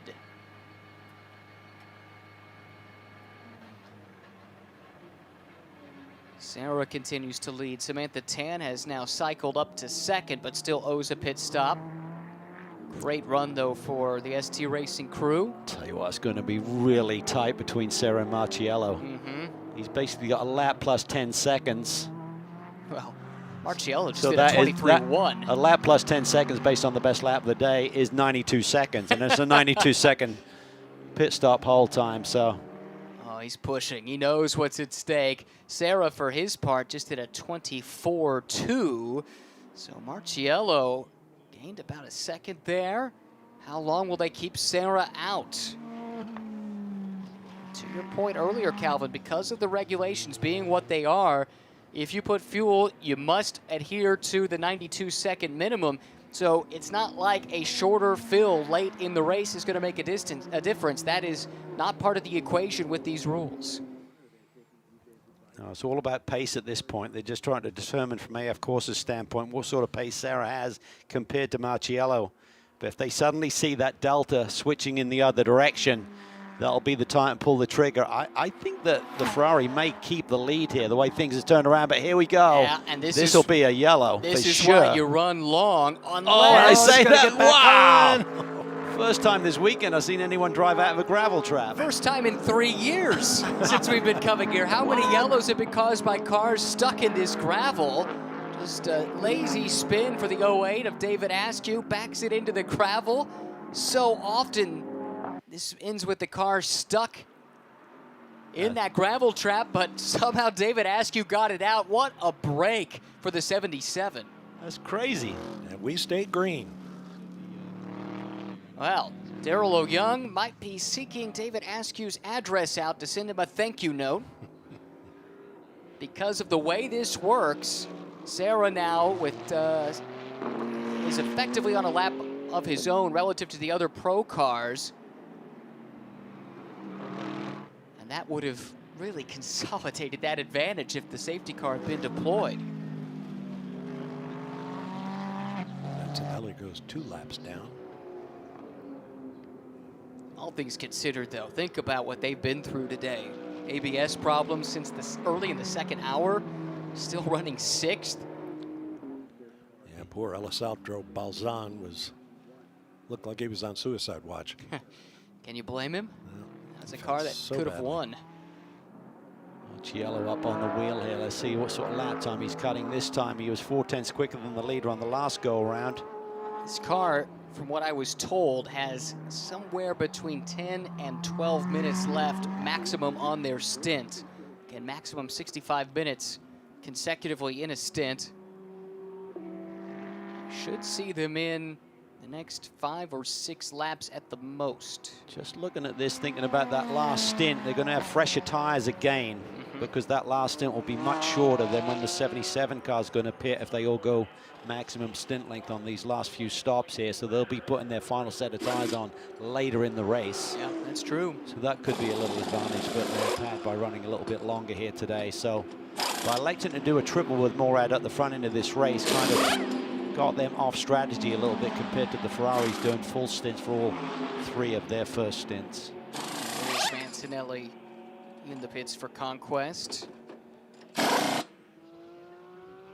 Serra did a 23.7 the last time by. Marciello looks like he was stuck in some traffic. He was back up in the 24s, 24.3. Each one of these laps so important to determine who cycles ahead when the pit stop shuffles come to a close. Serra in clean air at 23.4. He's strong.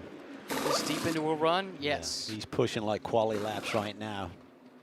He's in beast mode. But Marciello just did a 23 flat. Car's fastest lap of the race, and within fractions of a second of the fastest lap of the race.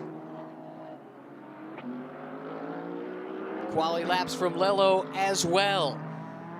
Our race vision powered by AWS. Driver consistency, a 5-lap running average. Look at what Philip Ellis, Daniel Morad have done in their respective Mercedes. And then the Ferrari contingent comes in, including 2 drivers, Fuoco and Serra, from the overall leading car, the 71. It's time to show up right now. 1 safety car for the whole 5.5 hours that we're approaching now, 5.5 hour mark in this race. It's been very clean. It's been all about pace in terms of what track position you've had. A couple of penalties for the front runners, certainly, but other than that, it's how much pace do you have? What sort of driver lineup do you have in terms of their pace across the board? Here's the 43 car in. Nice solid day here. Aaron Vogel behind the wheel. A couple of on-track incidents, but I'd say this is a step up in terms of their performance this year, Ryan. Led in class for a time with Michael Cooper. That was early on, admittedly. But yeah, Michael, Aaron, Taylor Hagler. It's been a nice, solid day for a team that desperately needed exactly that. This is the car that might just be in line for the Pro-Am Championship. Let's go back 2 weeks to Sebring. They won race 1 of the weekend there, the typical 90-minute race format, and looked poised to take control of the championship. Instead, on the formation lap, an issue with a brake line led to brake fluid draining out of the system. They had to pit. It was about a 3-lap repair. There was no attrition in the race, and they went from leading the points to 15 back, and with 2 cars ahead of them coming in here to Indianapolis. But they've been able to persevere when their rivals have not, and are in a position we think that they might just come out on top with the Pro-Am Championship. Driver consistency here in the Pro-Am class now with our race vision powered by AWS, and no surprise, Mario Farnbacher top of the list. The impressive one is Onofrio Triarsi, who is a true Am in a Pro-Am lineup to slot there in amongst the likes of Farnbacher, Halen, Rivera, and Brown.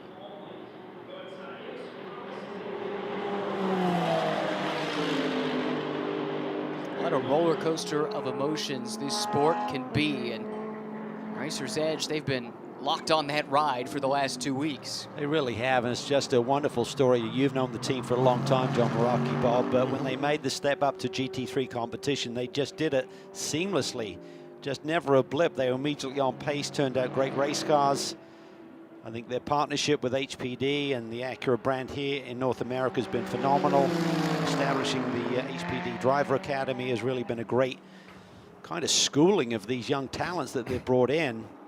Great idea, great concept, and allows these young drivers who are looking for a place to go and find a home. Naturally, they can then compete full bore race program with that team, having done those test programs with them. Yeah, it went really well for John Meraki and the crew. They went from the open wheeled and Pro Mazda and things like that into IMSA GTD, joined the Honda organization, and they've just come to the front as a favored partner team. So many great young talents like Dane Cameron, Jordan Taylor cut their teeth with Racer's Edge in GT competition before they went on to bigger and better things. Sure. Chris Dyson name into the mix too, Chris Dyson. You talked earlier, Bob, about John Meraki helping coach young drivers, not just with what to do in the car, but nutrition, and that makes sense. He is a certified personal trainer. Right. He is John Meraki. Gives the drivers very specific custom programs for whatever their particular needs are. Arms, shoulders, back, neck, core. A little team based out of DeLand, Florida, 35 miles north of Orlando. Ashton Harrison, the graduates of that HPD Academy, driving right now. Here is Samantha Tan pitting for her eponymous race team, ST Racing. Silver Cup entrant. One thing to clarify from earlier in the race, I mentioned maybe going for a silver championship in IGTC. I've been corrected. There is no points championship for silver in IGTC, but it is a class that exists, so that's why they are here. There is no silver class these days in GT World Challenge America. Instantly released, so typically that means there was a hang-up or something. It looked pretty clean. They were slinging those tires in the pit box. Well, did I see any fuel go on board? If there's no fuel, you can do whatever you want. Now that's interesting, and maybe she just needs to go a little further to meet her drive time requirements. Yeah, there's no fuel going on board there, so you don't have to meet that 92-second minimum. Good eye. She goes back into the fight. She gets cycled up to second overall.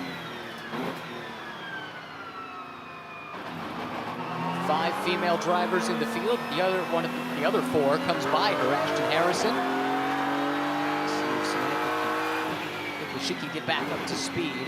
Keeping an eye on the Sarah Marciello situation. We've not lost track of that. They've been trading laps back and forth, but in general, the edge has been to Marciello. And look at this, limbering up the AF Corsa team. We should be close to the pit stop here for Daniel Serra.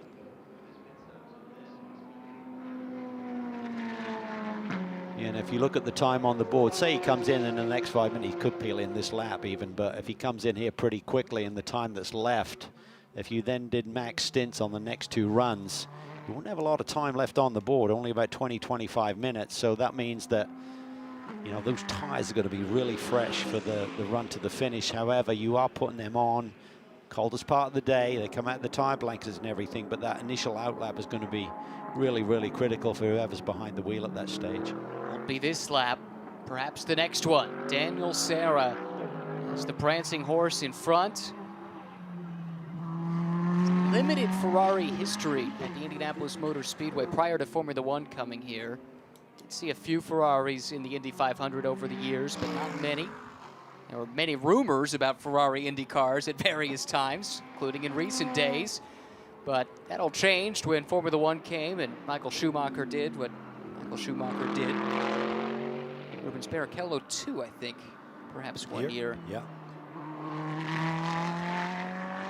And this is a team that looked like they had a shot at winning last year. Remember what Callum Ilott was doing? It was his first big race in North America. Well, that's not true. He'd done 3 IndyCar races at that point. But set the table for him to jump into the IndyCar series. Part of his GT commitments a year ago for Ferrari, but misjudged the lap traffic. GT4 cars in the field last year. And that ended their day early when they had a real chance to win. Serra stays on the track, not yet to come to the pits. Just thinking about this, looking at the strategy that ST Racing had done, we believe they may be on a fuel-saving strategy to allow them to do it on just 2 more stops at the finish. Think about Serra, if they were able to do big fuel save. I'm not sure in fuel save mode how far you can go, but you could make it where one of your last stops is just for tires and not having to top up with that short amount we talked about left on the board. So if you did really fuel save over those last couple of stints, is there enough potential there to get to the finish? So that drive, you do a tire change, you wouldn't have to meet that 92-second minimum stop time. So I'm not talking about this stop, I'm talking about the end of the race, the last stop. No, I see where you're going with that. So I guess what you got to think about is how much time do you lose saving fuel, and how much time do you gain? It's a minimum of 52 seconds in the pits. That's just driving through the pits. So and say then you have did to a change 20-second stop maybe for tires. So you'd gain 20 seconds. Are you losing more than 20 seconds by doing fuel save? That's the question. Interesting thought, though. You mentioned Ferrari and IndyCar. It became almost a joke in Formula One that whenever Ferrari didn't like a rule that was going to be passed, they'd simply say, okay, we're going to go IndyCar racing. The heck with this. We don't need to be here. And, of course, it's something Here he they comes. would never do. But check out the Ferrari Model 637, the one and only Ferrari IndyCar. Daniel Serra has taken the Ferrari leading at Indianapolis into the pits. So, some things to watch here. How quick is the stop, and where is Raffaele Marciello, who's been running in the low 123s since he hopped into that car, unless he's caught traffic. So we'll have to keep an eye on where he is. He's some minute and 34 seconds behind when he crossed the line. It's going to be tight. It's going to be really tight. I've got a feeling the Ferrari's going to keep the lead. We'll have to wait and see how it shakes out. There's a 92-second minimum stop time, but that doesn't mean you're losing 92 seconds because the other guys that drive that length on the racetrack, so that has to be taken off that account at the same time. And you're not sitting still the whole time either for the 92 seconds. Part of it is in transit, admittedly at a much lower rate of speed, but it's better than being stationary. So this is the car to watch. I was just watching that tire changer, and I was going to talk about what well-coordinated effort it was, but then the guy with the air gun tripped over the tire, and I thought I saw the wheel nut hit the ground, but looks like they've recovered. And just waiting on fuel. They have. Fuel and time. Car is stationary, waiting to time this release to make sure they don't run afoul of the 92-second There's Marciello there, just going through turn 12. So I think even if the Ferrari beats him out, you know, he's got tires out of the ovens, but not completely up to pressure. So I think he's going to keep the lead, I think. I think that's how it's going to time out. Now we're about to find out. Marciello is the second car that you see on the right-hand side of the screen. He just did a great lap of 123.4. Marciello makes the undercut work with qualifying lap after qualifying lap, and he puts Craft Bamboo back in front. Wow, and he's going to have an advantage here. He's back into a rhythm versus the Ferrari's got to get up to speed on those tires that are coming out of the ovens. That was tight. And young man, he called his shot. He was thoroughly frustrated with how qualifying went yesterday, knowing they had a long race ahead of them, but starting from the back of the grid. He went to social media and he said, "We will win, I promise." And it was his pace. After jumping into the car cold, his first stint all day, that put them in a position not just to take the lead, but have a substantial lead over Daniel Serra and Ferrari. Once again, Race Vision, powered by AWS, our consistency rankings, and making his first appearance, none other than Lello himself, Raffaele Marciello. Those were laps 2:15 to 2:19, so just about 5 laps ago. So straight away, full fuel, right on it, consistent, fast laps, and that's put Marciello in front. Only a gap of 1.8 seconds, however. And again, Serra's going to have slightly fresher tires here once he gets back and gets them up to full pressure. So we could come back at Marciello a little bit. Could be fun to watch if we stay green the rest of the way, the ebb and flow of the tire advantage, given the disparate strategy of these two, which got started when Daniel Morad did a triple and then therefore couldn't run to the full 65 minutes on his final stint for risk of going over the maximum drive time rules, maximum consecutive drive time rules. So that put them on different strategies already, and it's just gone slowly drifting apart ever since. The time on the clock when we talked hypothetically about whether you get enough fuel saved to maybe not need fuel on that final stop and just drive through and maybe just change tires. I think they're going to need a yellow to get that amount. I think they need a little bit of help here with a yellow similar to what we saw before to maybe make that scenario play out. But you know, these guys are so sharp on the strategy, they'll be looking for every possible angle.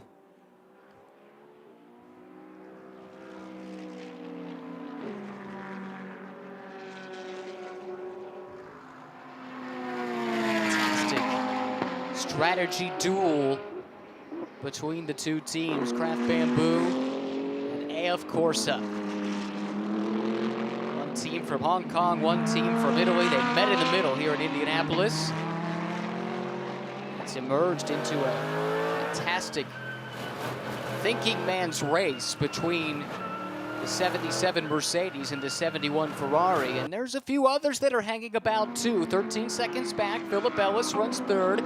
Michael Dynan now in the 96 for Turner Motorsport. Currently fourth and should still be on the lead lap. That's probably it for those still in contention, barring a major shakeup. With less than 2.5 hours to go.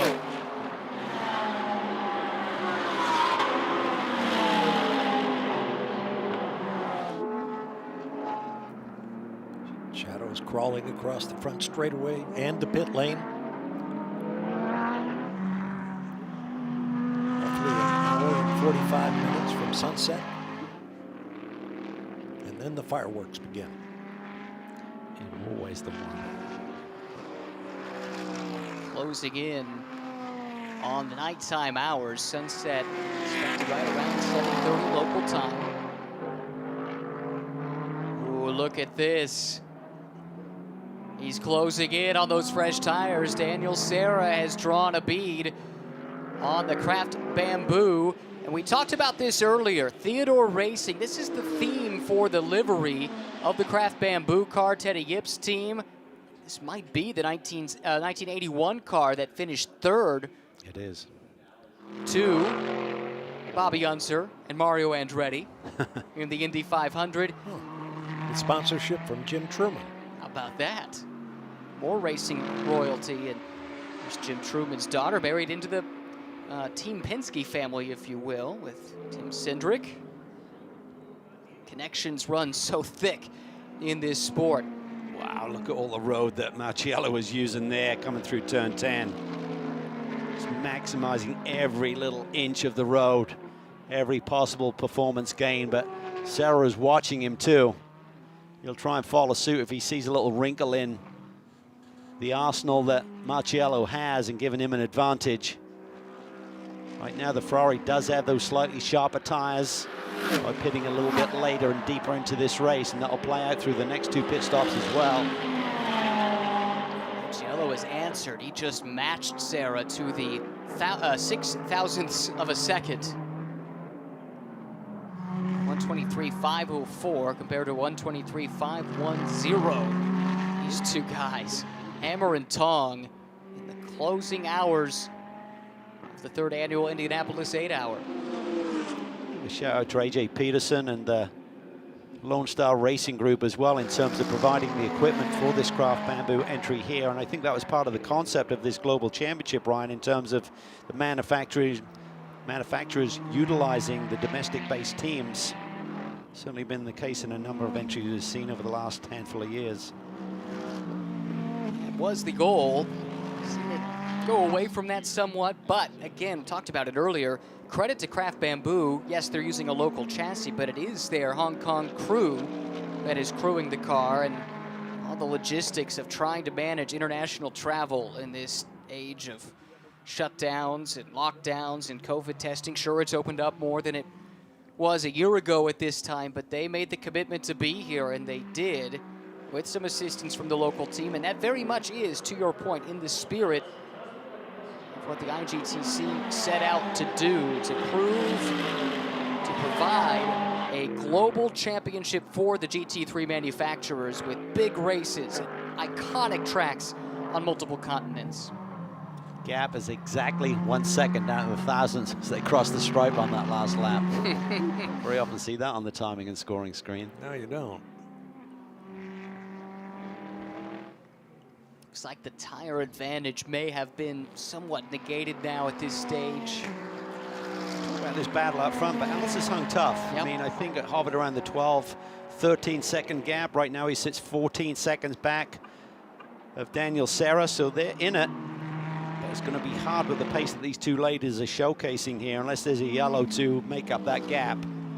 That's all that car needs, though. If they get a reset, they are right in with a chance to fight for the win. Same can be said for Turner. Michael Dinan getting his final stint out of the way. Foley jumping back in there. He's shown great pace here this weekend as well. Edwards has done his 3 stints, so it'll be a Foley double to finish.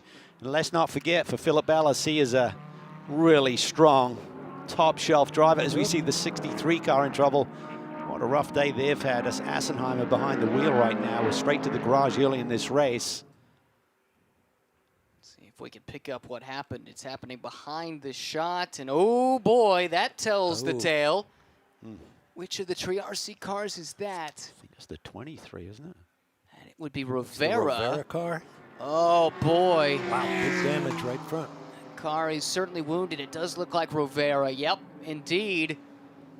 Wow. Stay That really offline. changes the complexion for those Pro-Am points. Yep. Yes, it does. For Rivera the race's was edge, third. they'll be promoted a spot up to 3rd, which will become 2nd with the Conrad car not eligible. Bimmerwell still in great shape to potentially grab their first win. Just to reiterate, if a team shows up in the final 2 events of our championship season, they are not eligible to score points. To stop some teams really stacking the deck if they're trying to get a buffer in the points if they're leading or in contention. I like the rule, I understand the reasoning for it. Just makes it a little bit more complicated here when we're trying to factor in who might win the championships on the final day. And it moves the GMG car up into 3rd with the proviso that the 75 does not score for the reasons you just outlined. Well, but I guess the GMG car would, wouldn't it? because they were at Road America just in the AM class. So I retract the point I was about to make. Timing's everything. Proactive retraction. That's it. That'd be a contradiction in terms, but there you have it. See the debris field flag out there. I was thinking that might be another reason that the wave around came late after our one and only safety car, was because there was so much debris from the accident on the front stretch that they didn't want cars being waved by to hustle around the track and try to join at the end of the queue while there were track workers out there trying to clean things up. So yeah, seems sensible for sure as we watch the top two continue this fierce duel. These two emerged as the preeminent cars by what, second or third hour? Certainly it was the 71, the Ferrari actually, that had the edge, and really the turning point in this race was the contact Ulysse DePau had with the sister car of all cars that resulted in them getting a drive-through penalty and put them on the back foot. They had such a lead that they stayed in contention. It wasn't a devastating penalty, but it did cost them the lead, and they've yet to totally recover. And actually, that brings up a point here. We talked about the change in regulations, right? In the pro class this year, you must have one silver-rated driver in the lineup, and we said it's very likely the silver-rated driver will make the difference. Well, silver driver for the 77, Daniel Morad had that epic triple stint to start, flawless. Ulysse DePau, as fast as he was, the one error, and that's the difference. Yeah, and I think that comes down to they're both silver rated, but I mean, Daniel has so much more experience, and DePau was just super fast, but he just made a bad decision at that point in time. I think Pierre wasn't reading the situation either. I don't know whether the team were on the radio to explain, hey, he's coming up behind you, he's basically a lap ahead. But either way, poor decision making by the team as a group. And to your point, turning point in more ways than one. Well, by the way, that incident we just saw, 23 and 63, that is under review. Rivera's in the pit lane, and we should take a moment to chew on what is lost there. That was a podium run potentially for Triarsi Competizione in their first race at this level, certainly, that would constitute as an endurance race. They've done a 24-hour race before, but not against competition like this. That goes out the window. One little miscue.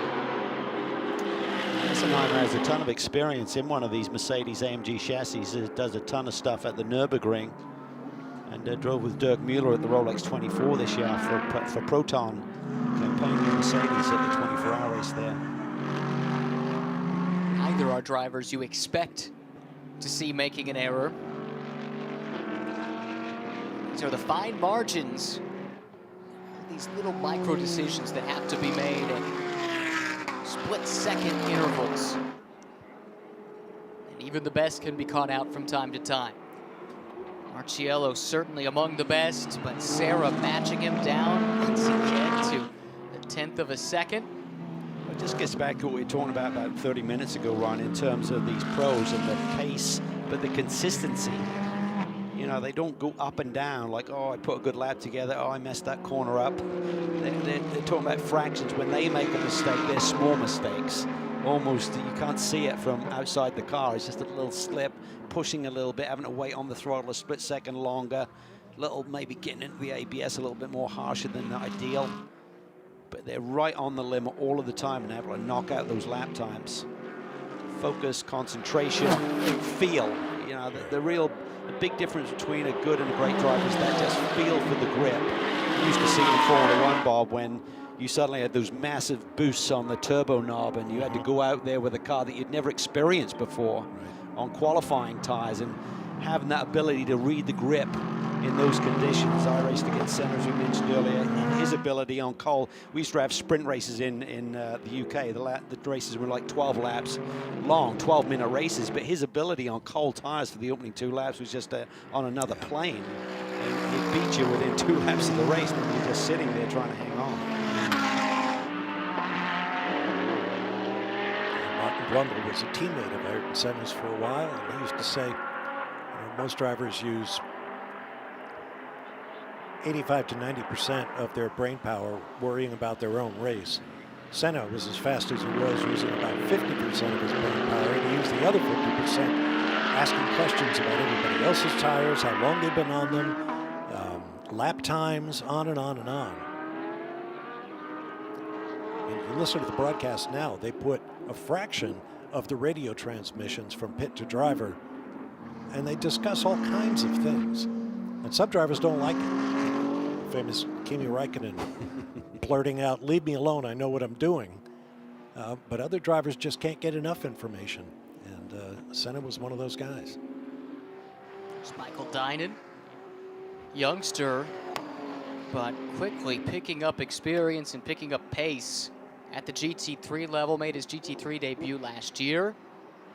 Was a GT4 champion in 2 different series in SRO competition a couple of years ago, and racked up just an absurd amount of wins, 17 or something like that across the 2. He was the winningest driver, certainly in SRO America competition, possibly in global SRO competition that year, and used that as a big step up, a good grounding effectively to use then for the step up to GT3, and has been one of the impressive young up-and-comers that we've seen under the tutelage of Robbie Foley. Yeah, it's kind of cool to see the mentorship with Bill Aublin to Robbie Foley and Robbie Foley to Michael Dinan, all at different stages of their racing careers, obviously. But it's great to see how you can have a partner with this dual triple driver lineup that we have here this weekend with the longer race, of course, and how you can really be in the same car at the same time. We also have it with GT4 America and the Sprint X competition. It's just really ideal to have your driver coach, your mentor in the car at the same weekend in the same conditions and get that true data reflection. Robbie deserves a lot of credit because before that 17-win season, and it was 17 according to my notes, it was a rather unpleasant year the year before for Michael Dinan in GT4. Had some big incidents, had a couple of instances where the stewards had to sit him down. And credit to the young man, he took it and he was self-reflective enough to improve. And his pace the next year was tremendous, winning all those races, the Sprint X and Sprint Championship. And now, here in another year of GT3 competition, his pace has been remarkably close to a much more experienced driver like Robbie Foley. I like his confidence without it being kind of too much ego involved. Sure. I mean, just his ability to get the elbows out when he started races this year with some of the top pros that he's going up against would not be intimidated. I remember at Watkins Glen where basically was shoved in the grass all the way down the straightaway there towards the bus stop and did not lift and made the move stick. That was really making a statement. Smart kid, too. Ivy League education, went to Penn. Well, with hard work and perseverance, he can overcome that. You're going to tell me he's like a 3 handicap at golf as well. Sommelier. Married to Miss Universe, yeah. Just started a company, actually, with some college friends in the real estate development game. And good head on his shoulders, that's for sure. Currently running 4th overall. This car, we've been talking about them. Oh, I saw a waving yellow. Not sure what that's for. But we've been talking about the Pro-Am battle. We expected it to be such a thrilling fight, 3 ways all the way to the end. And that got broken up very early on with problems for the 2 cars at the top of the standings in the Pro-Am points. And that has put this team, Racer's Edge, back in control of their own destiny. A chance to clinch a season-long Fanatec GT World Challenge America Championship, and they're running in a position, I think, 3rd in class, but 2nd among cars that are eligible for points. That should get the job done. Yeah, and I think with the 45 car running in 9th, which will become 8th, I think right now the 93 cars they run have about a 9-point margin for the championship lead tonight. But oh, full course yellow. Here we go. And that this is going to bring things. Ellis right back into this game. Okay, and remember the pits don't close. Are we in a position, Cal, that you can take advantage of this? You're getting close here because you can split the difference. Remember, you got maximum 65-minute stints, but the time on pit lane does not count. So by the time you get back around, you're going to be seeing some cars peel into pit lane here. Marciello is in. Yep. Sarah stays out Two teams splitting this strategy. What does Ellis and Windward do? What does Dinan and Turner do? I think Sarah's missed the boat here by not pitting. And the reason for the caution, the tire bundle at the apex of turn 10 is been moved quite clearly. Someone has hit that, and that will need to be fixed. This is a huge moment in the race, though, a strategy play. Craft Bamboo, they saw the full course yellow called, and they immediately jumped to the pits. I like it. I think it's going to work out perfectly. By the time they get released from pit lane, the time on their pits doesn't count towards a 65-minute stint. In to close is the track record holder, Jules Gounon, looking to have success at Indianapolis like his countrymen René Thomas, Jules Gou, and Simon Pagenaud have before him. Regarding the checkered flag and when the drive time for that final stint is accounted for is at the 8-hour mark. It's not at the checkered flag, it's not when the leader gets back around, it's at the time of the event. Sarah, I think I just saw come into the pit lane. It was one of the AF Corsa cars. It was either Sarah or Regan. We'll see here shortly.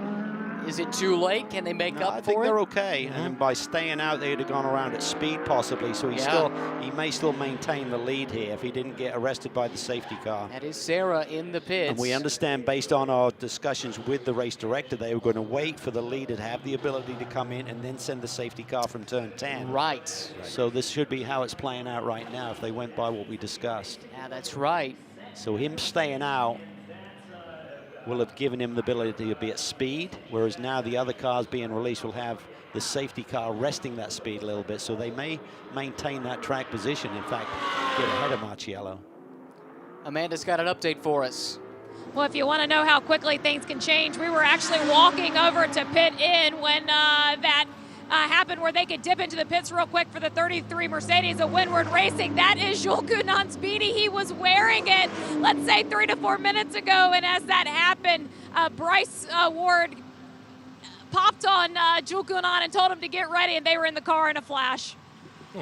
Yeah, that may have caught him a little unawares. I like to be strapped up and ready to go as soon as you get anywhere near a window, so in terms of making it to the finish. So hopefully he didn't get caught unawares there and had any delay. He may be scrambling right now, getting everything tidied up with his helmet, completely tightened up and everything like that. All the zippers where they should be. This is the 71 coming out, and you're right, Calvin. Everyone else stuck behind the safety car here, running at a much lower speed. It should let this car hang on, I think.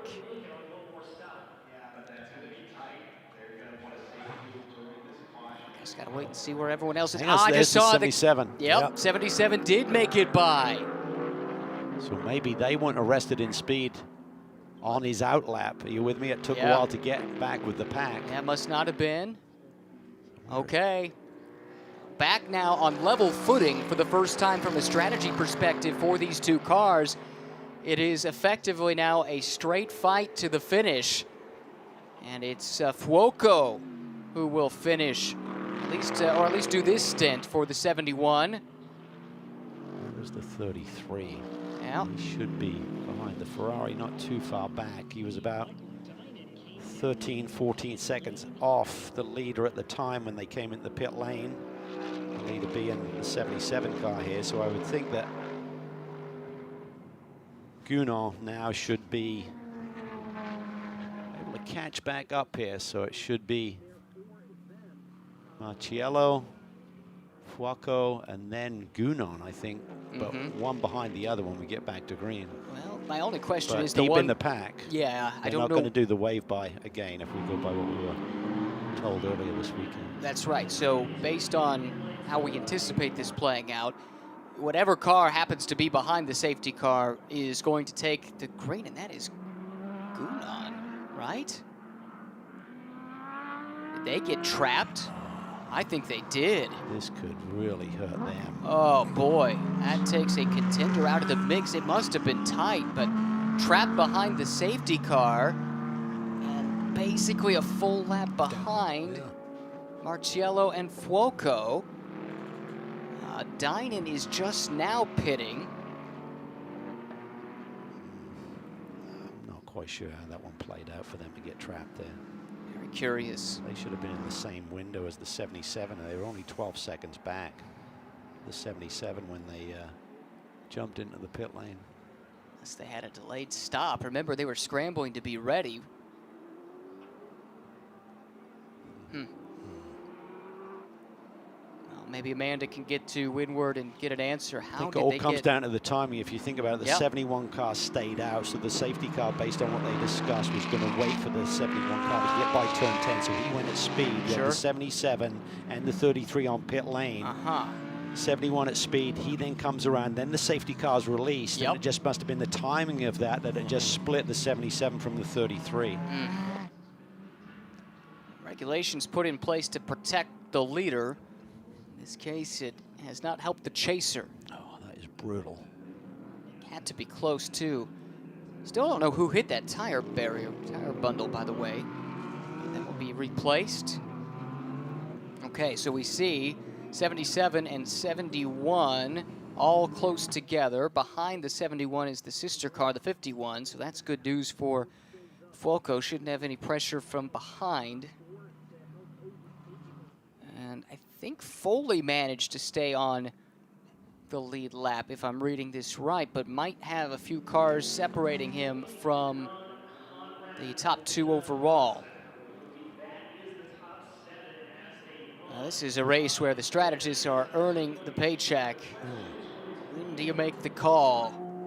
I just don't understand how Foley could have got in and out and beat the 33. Well, he came in the next lap. I don't know how that, I'm trying to figure out how that would help, but So that they is the kept him out. distinction. Yeah.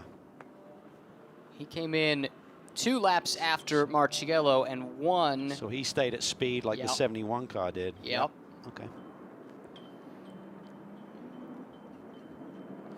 And we've got the lights off on the safety car confirmation. There will be no wave by.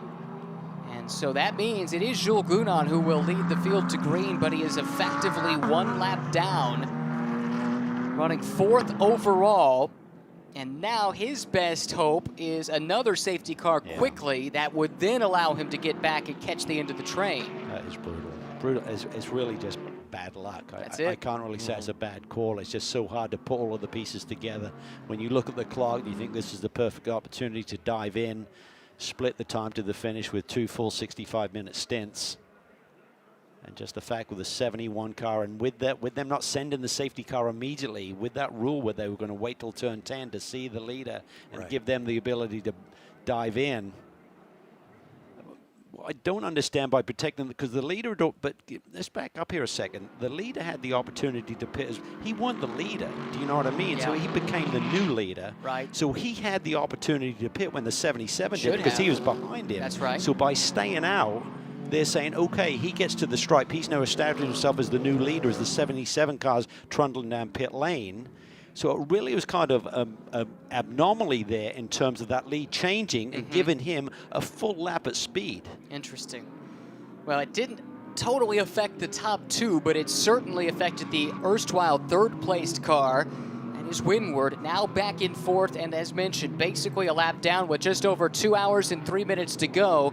And we're about to restart this race. And let's go and hear from the Windward team now with Amanda. I believe when we showed up, they also realized they were going to be a lap down as we get restarted here. And Russell, I saw you talking to your father, and to Philip, perspective on what your thoughts are on this? Yeah, you know, I mean, with every other racing series in the world, when you make the pit entry and other cars don't, you typically gain positions, but this time it absolutely, you know, kind of hosed us. So, you know, we're just going to catch up, and, you know, we're at a lap down now, so that's the way it goes.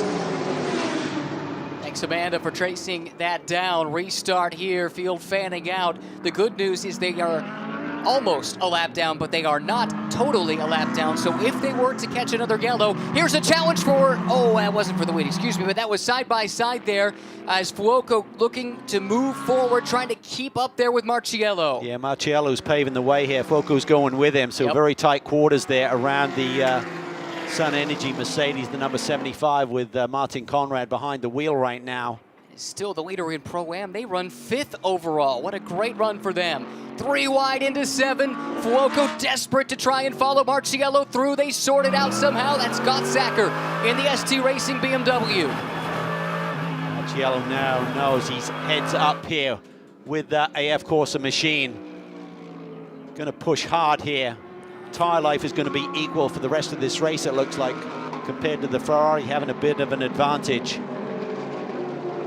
That did not help Fuoco. He certainly was caught out by the traffic there as a slight buffer. The AM class leader from Zelus splitting the top 2 runners overall.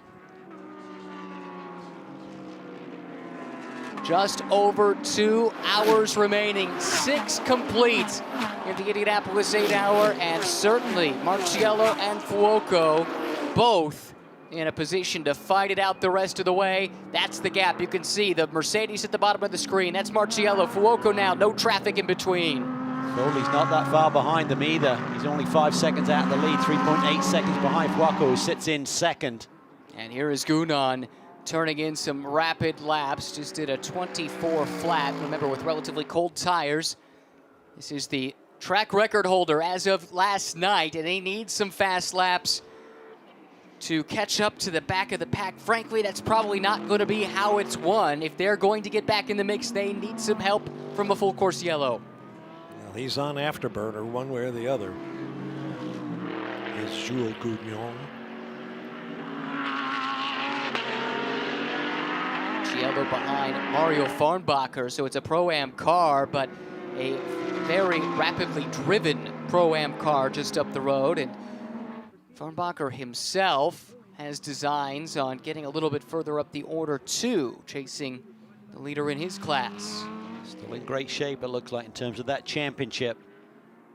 Gounon just went purple in Sector 3. Fastest sector of the race. I should actually point out Farnbacher is a lap behind the Sun Energy 1 Mercedes of Conrad, so nothing to fight for here from his perspective. It's tough for a racing driver to move aside, especially when he's running good lap times, even if you do have the overall leader right behind you. Foley stuck in traffic a little bit here, so he's losing ground to the leaders right now, just trying to clear them, but certainly a great strategy call by Don Salama and the group in terms of keeping him out like the 71. So much at stake for Racer's Edge in the Pro-Am title chase, Amanda. Well, as you guys just said, it looks pretty good on the championship. And Ashton, I know we talked to you at the beginning of the day after that drive-through, and you said your intention was to get right back into winning this race. It does look like the championship could head your way. Are you comfortable with that yet? No, I'm not comfortable until the end of the race. You know, we still have a lot of time to play with, even though it's an 8-hour race, 2 hours, a lot of things can happen. So right now, the whole Racer's Edge team is just focusing on performing the best that we can. Mario just got back into the car, so, you know, we all have trust and faith in him that he's going to do what he usually does best. And so we're looking forward to it, but, you know, we're not comfortable by any means. Anything could happen in this 2 hours. How do you summarize the day for yourself? Well, it's definitely been a long one. I've had 3 stints so far, and Mario will finish out the race. So right now, I just got out trying to come down, you know, and maybe finally get some food, but also focused on the last 2 hours and really see where this is heading. And I hope it's in our direction. Thanks, Amanda. Good to hear from Ashton. Sounds more calm than I would be in her shoes. Yeah, and I think Mario's got to recognize the fact that the leader's right behind him, and Marciello's going to be pretty aggressive here because that Ferrari is catching him. Fuoco's right on his tail right now. So for Mario, I think if I was John Morocco, I'd be saying, let him go. Right. Get out of his way. You don't want any part of this. Yeah, an impatient Raffaele Marciello is not what you want. Oh, Mario's not doing that at this stage of the game. Big picture. Big picture. Pereira up the road. That is for an overall position for Farnbacher. Doesn't affect them in class. Oh, you got to think about the championship right now. Oh, and look at this. The Ferrari is through. Fuoco makes a move, surprises Marciello as they come through turn 10. Traffic presented the opportunity, and Antonio Fuoco pounced to the inside, springing the surprise move on Raffaele Marciello, and that puts AF Corsa back out in front of this race. That doesn't happen very often. No. What a day this 71 car has had. This is how the move was made, Cal. See Marciello there eating up a lot of curve, and I think he's just trying to be patient here and wait, and Ferrari just stoves it down the inside. Nice clean move there, a little close there on exit, but I mean, that's totally legit. Unbelievable commitment, but now he's stuck with the same conundrum that Marciello was facing just moments ago. What do you do with a stubborn Mario Farnbacher? Well, Farnbacher needs to recognize the scenario here. He's going to risk getting turned around here and absolutely ruining their day. Can't afford that. It's still super tight. They came in with a 15-point deficit, don't forget, in the Pro-Am Championship. Don't want to risk that all here, fighting for an overall position, but for no stakes in the class. No, there's nothing to be gained here by keeping these leaders behind him. Nothing. Loco just built a margin over Marciello. There was that slight bit of contact, it looked like, at the very end of that maneuver. With how that affected the Mercedes, it looked like it was right on the wheel. Can be a weak spot sometimes, under 2 hours to go.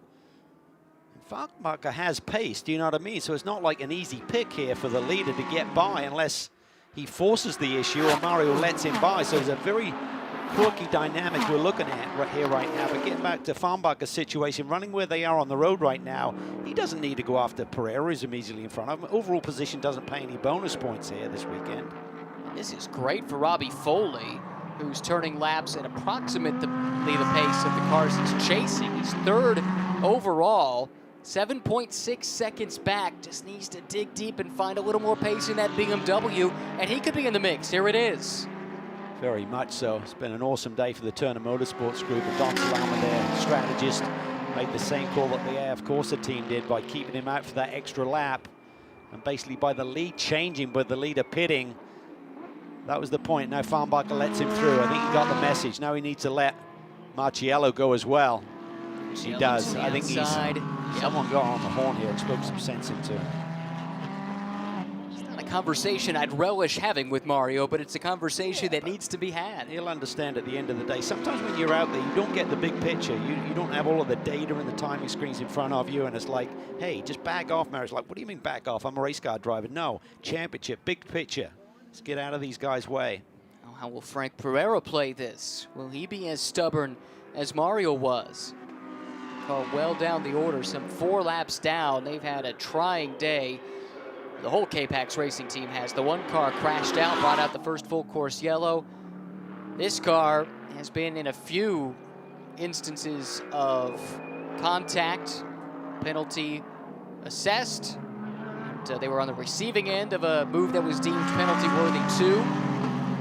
Suffered some damage early in the race with Misha Goikberg driving and have yet to return to contention. Doesn't look like it's going to happen this year.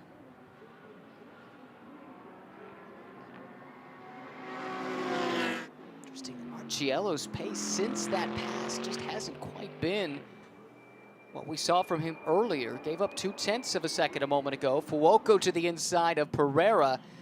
And will Pereira come back to the outside? Doesn't look like it. So for the first time since the restart now, Fuoco with some clear track ahead of him, and with Marciello stuck behind Pereira. Now's the time to make hay. Marciello flashing those high beams. Pereira, we'll see him coming. Relinquishes that position without a fight. Yeah. Oh, somebody just went deep. I think that was the Conquest car, possibly. Yep, they've been dealing with braking problems all race. Yeah, it's been a tough sled for those guys. Doing a nice job, but it's just such a change in your driving performance and what you're doing with the pedals. Still persevering at the 7th place run as it stands. Loco the last time by 123.407. Marciello 123.494. Practically identical, but now clear track for the Ferrari. Nothing to choose between these two teams. Doesn't matter what driver's behind the wheel, it seems to be cut and paste in terms of their performance.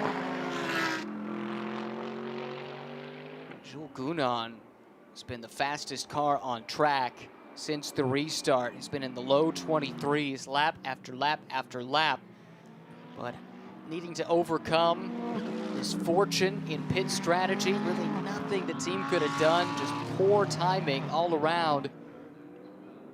Find themselves effectively a lap down, just over the 2-hour mark. 2 hours to go mark, to be clear. Trying to recover, but they may need quite a bit of help, quite frankly.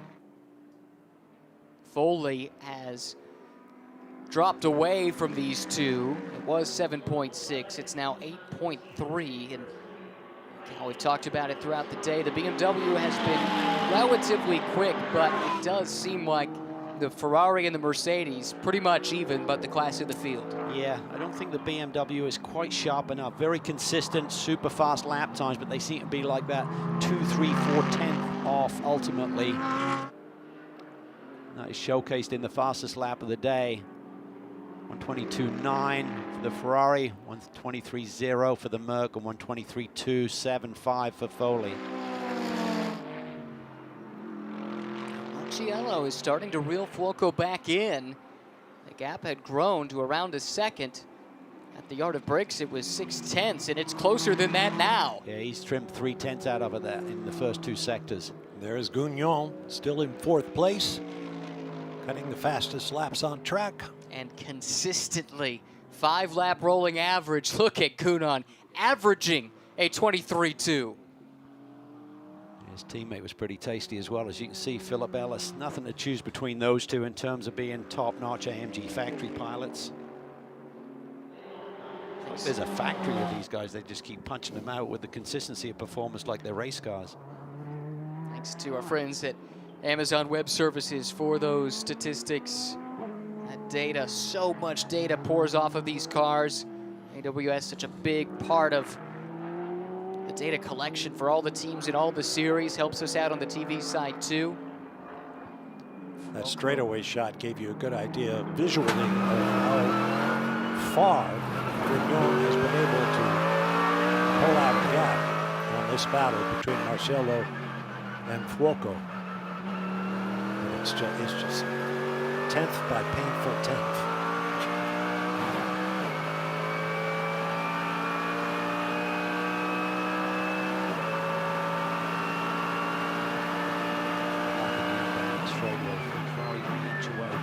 Half a car length it looked like.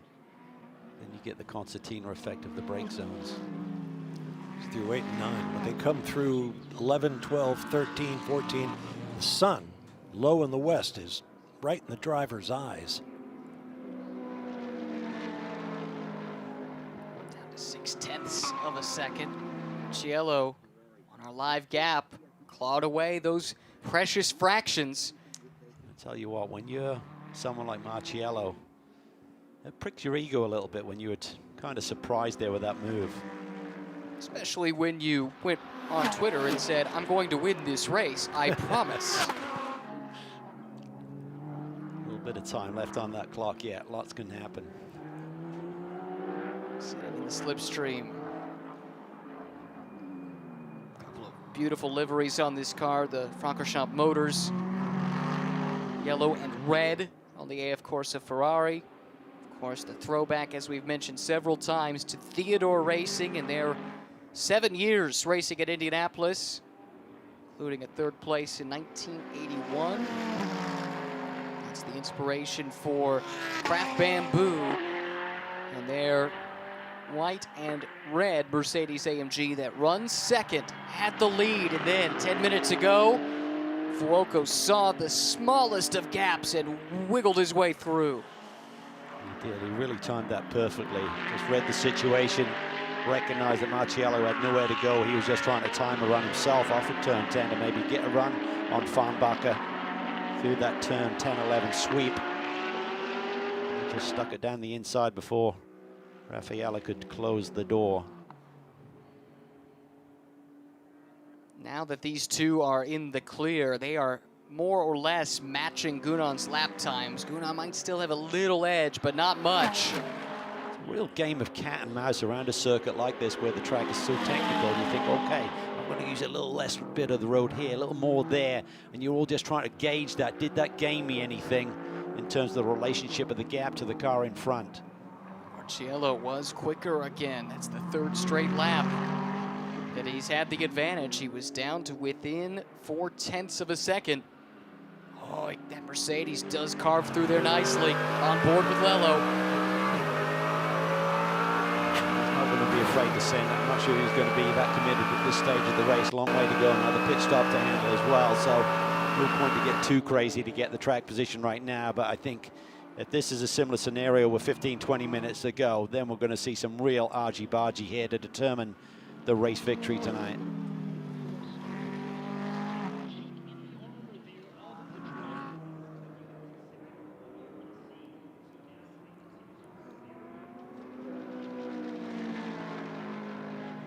Of course, with Antonio Fuoco, nicknamed Speedy, living up to it today. Slipped a little bit wide, though. That's the first sign of real weakness we've seen out of that car. And Marciello, he is close. Yeah, it seems like the Ferrari is really having to run very big radius to maintain the speed through the corners. By doing that, he's turning in a little bit later than Marciello has to. That's kind of cracking the door open a little bit on the entry to some of these corners. Now he feels that the Mercedes is close enough. He's got to defend down into the brake zone. This is going to compromise his lap times. Foley, though, sitting in the third position, is now 11.9 seconds back of Marciello. So even if these leaders slow themselves down a little bit, I don't think Foley's close enough right now to take advantage of that scenario. Doesn't quite have the pace, but still a strong podium showing right now for the Turner team. Of course, they want a lot more than that. Of course, if there's any contact involved between these two leaders, he is in prime position to take advantage. And I'd be surprised if we get to the checkered flag here without these two rubbing elbows at some point. That's a good point. Turner's certainly there to pick up the pieces should anything untoward occur between these two that have been the protagonists for the bulk of this race today. How many of those flags, upper left, can you name? We said it was an international race, and it certainly has proven that, at least right there in that class. Ryan's pretty good at that.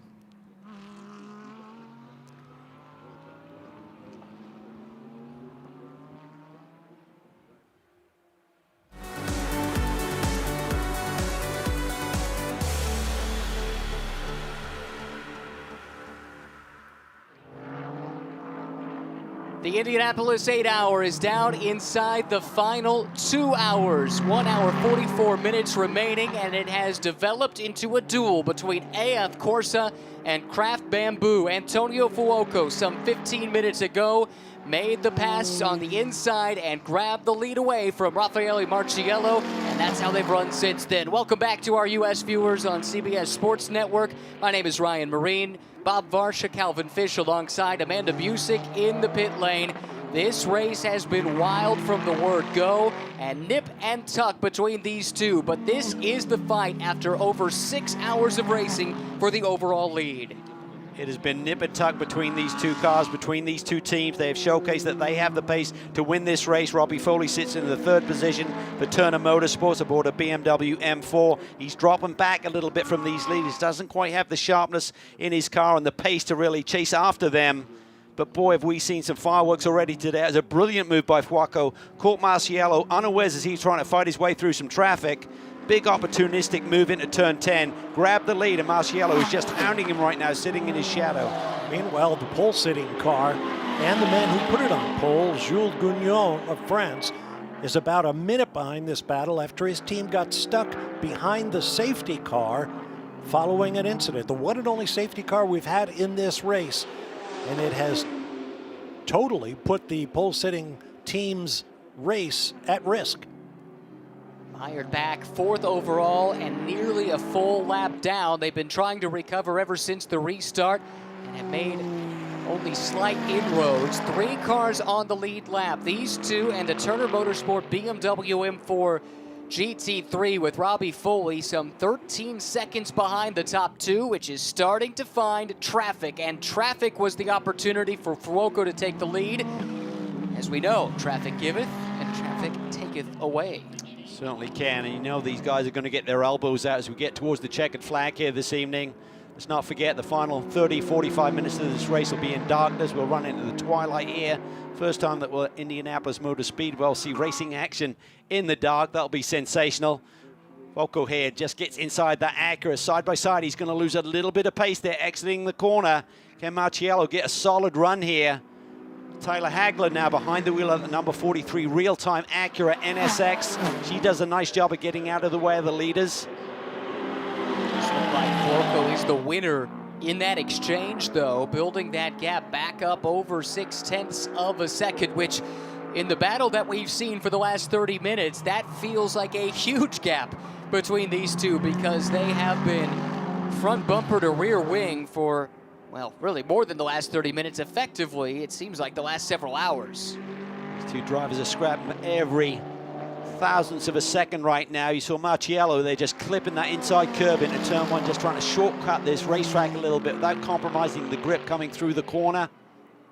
Real game of cat and mouse here, but so equally matched. Fourth member of the broadcast crew down in the pit lane, Amanda Busick. So much has unfolded before your eyes down in the pits here at Indy. And guys, as fate would have it, in this battle, the two teams are pitted right next to each other. In all of these pit stops, you see both crews looking at each other to see what's going to happen. But I want to go back to what we said at the top of the show. Raffaele Marciello said on social media yesterday, I'm going to put myself on the top spot. You can guarantee it. And he is in control of his destiny as we get into the last 1 hour and 40 minutes of this race. Thanks, Amanda. A thrilling duel at the front of the field, but let's not lose track of what's at stake here. This is the second to last round of the Intercontinental GT Challenge powered by Pirelli. Those championships are in play, but it's also the season finale for the Fanatec GT World Challenge America powered by AWS. 2 championships, 2 class titles already settled coming into this race. One, though, up for grabs. That's in the Pro-Am ranks.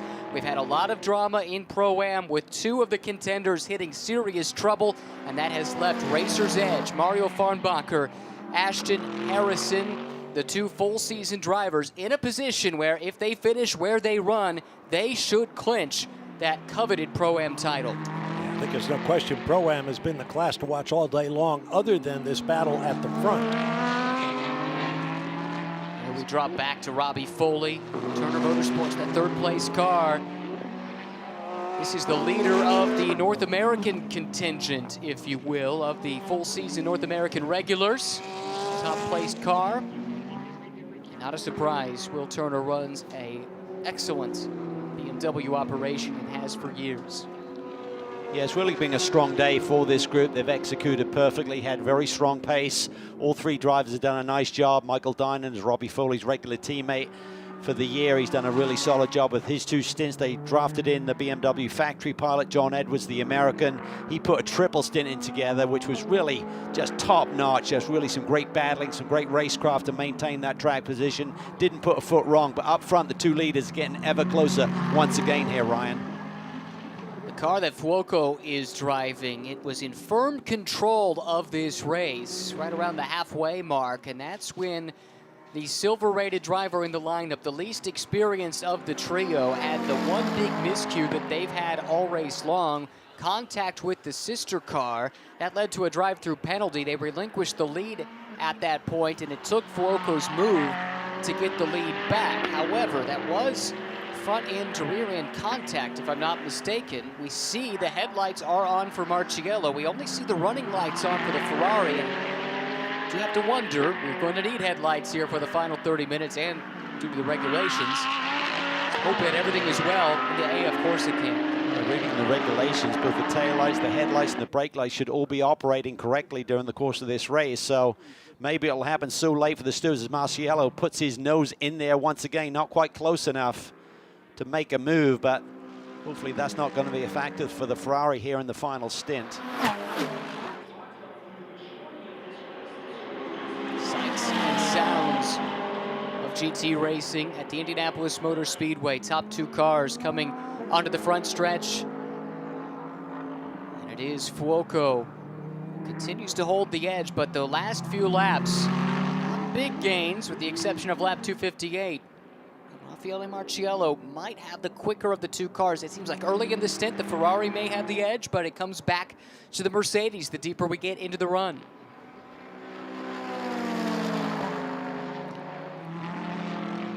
Coming down to the final 90 minutes. Keep in mind, a normal Fanatec GT World Challenge America race is just 90 minutes. This 8-hour race, the exception, not the rule by any means. And so we know how much can unfold in a 90-minute race. That's basically what we have left before us. Here at the Indianapolis Motor Speedway, Ferrari leads Mercedes. Fuoco over Marciello, with BMW and Robbie Foley sitting in third. One last time into the infield here, or one more time. Fuoco and Marciello, nothing to separate the two.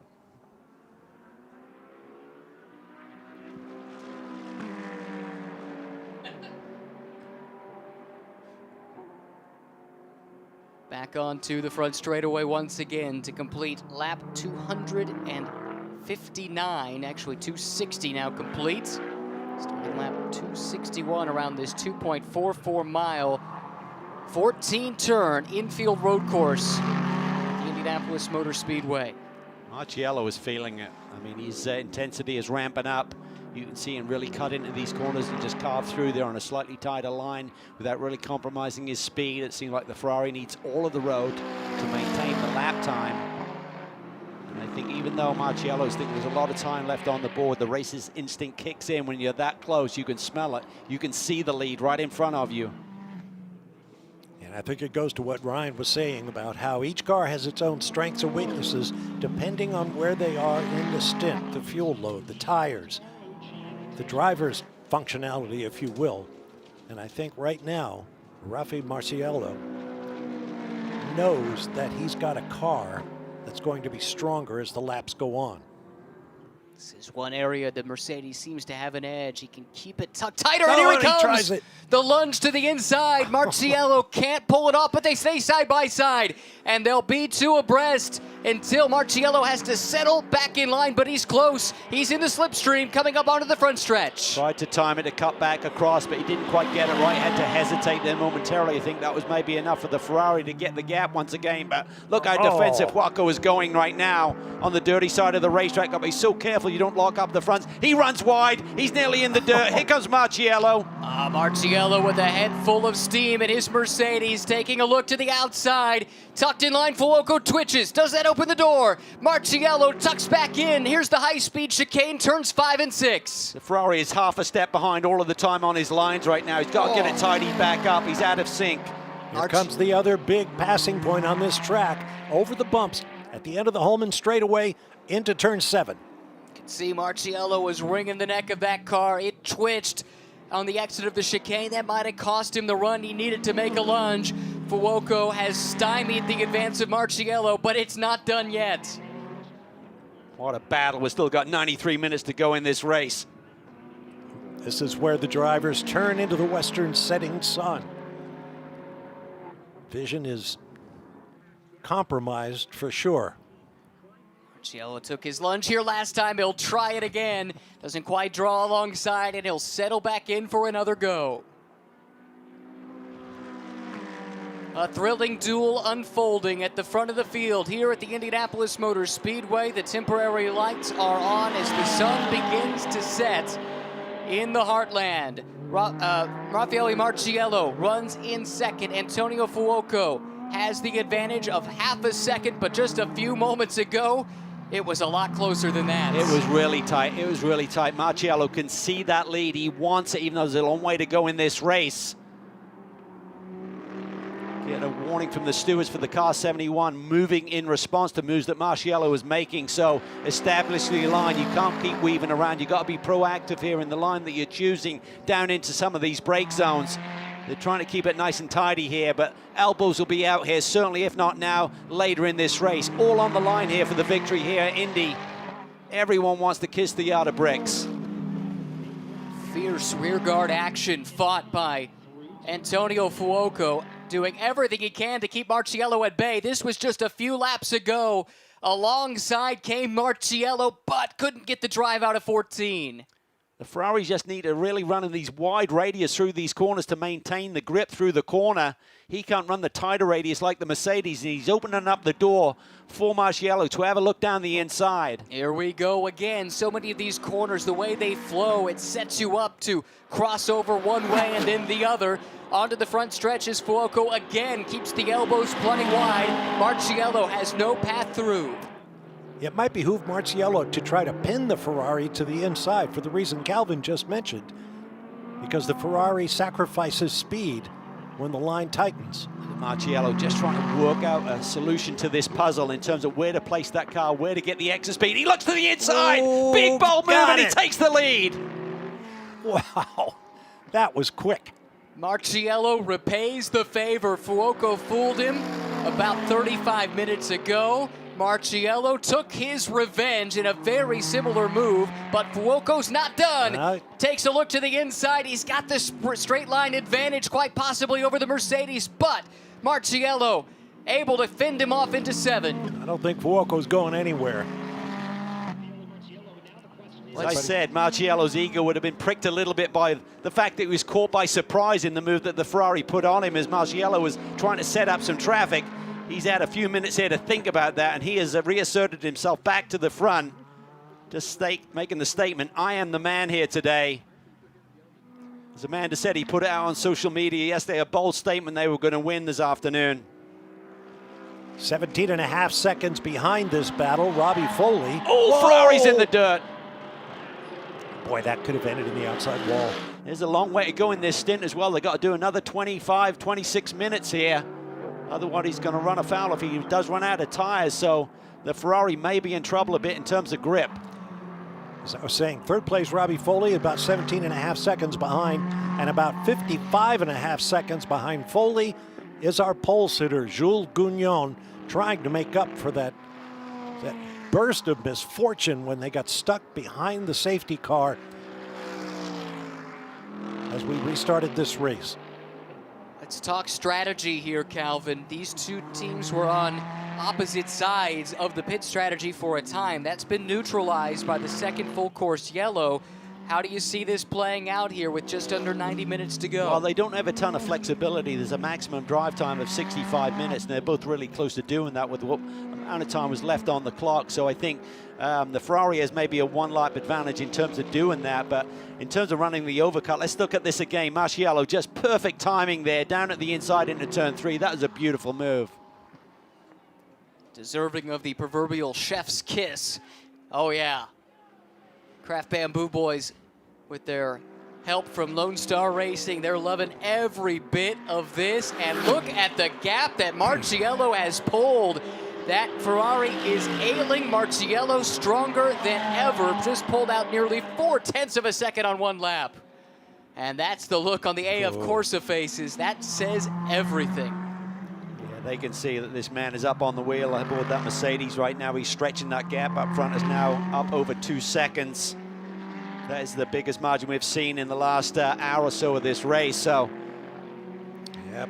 Ferrari may have peaked its tire temperatures, Bob, a little bit. Maybe the pressures have gone beyond their zone where they're really giving them the peak grip. But Marciello did just what you suggested, Calvin. He knew the Ferrari's going to have to go wide to try to keep his corner speed up in that double apex series of corners. And the Mercedes was right there to take advantage.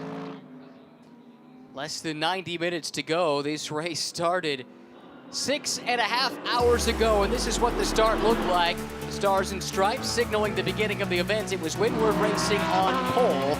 This was some brilliant driving from Daniel Serra. Started way back in 18th. By the end of hour 1, he was second. Misfortune for US Racetronics, splitter damage. They were in early retirement. Yeah, big disappointment for this team that really came into this weekend with high hopes.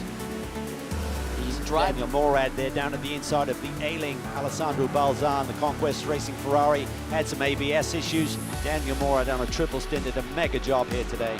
Absolutely deserves a lot of credit for setting the table. This was an interesting moment here. Lamborghini and Mercedes, Windward and K-Pax, a couple of North American teams that know each other well. Now this, a dive up the inside by the number 1, Caldarelli, forcing Davide Rigon a little bit wide, and a hip check for good measure, and that very nearly sent the one car in the wall. That is foreshadowing. Yeah, but it put the two Ferraris close together, and here we see the leader, the 71 car, trying to put his teammate down a lap, turns him around. He gets the drive-through penalty. That cost him the track position. That did. It was Ulysse DePaul with the miscue there. Here, a tire goes down for the K-Pax #1 car. They were running inside the top 5, and then moments later, evident damage causes another puncture. Huge hit to the outside wall for Mapelli, and look at the contenders that have to sort their way through. Then we go back to the green flag here, and what a battle it has been ever since. Ferrari and Mercedes at the fronts. Yeah, it's just been amazing. That was Sarah putting the pressure on Juncadea. This is a big moment here.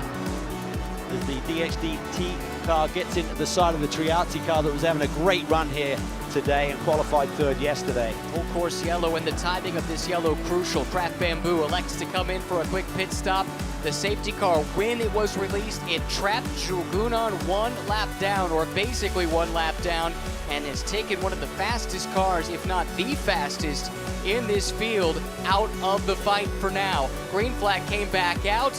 It was the Gounon car that actually led the field to green, but basically 1 lap behind these two. Fuoco in traffic, a huge move to the inside of Marciello. Just a brilliant move, just saw the door crack open briefly and he filled it immediately. But then moments ago, it was Marciello repaying the favor, taking Craft Bamboo back to the point. And he has extended the lead now to 2.3 seconds over Fuoco as we get closer, about 20 minutes away now from the final pit stop of this 8-hour race. I'll correct myself for something I said earlier. We've had 2 safety car episodes in this race, but still it's been incredibly clean and quick all day long. Top 2, just 2.3 seconds apart, despite just this clean running. And in fact, it was that rapid pace that has put so many cars multiple laps down and left us really with 3 in contention, 4 on the lead lap. But the 4th is Gounon, and he's only barely hanging onto the lead lap, 1 minute and 13 seconds behind this leader. So Marciello has extended the lead, down under 90 minutes to go in the 3rd Indianapolis 8-hour.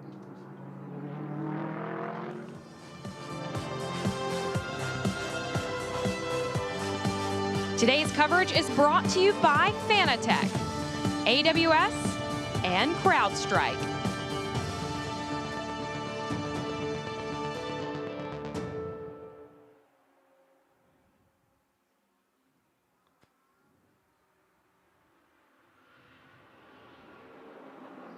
Raffaele Marciello working through the lap traffic. That's Conrad Grunwald.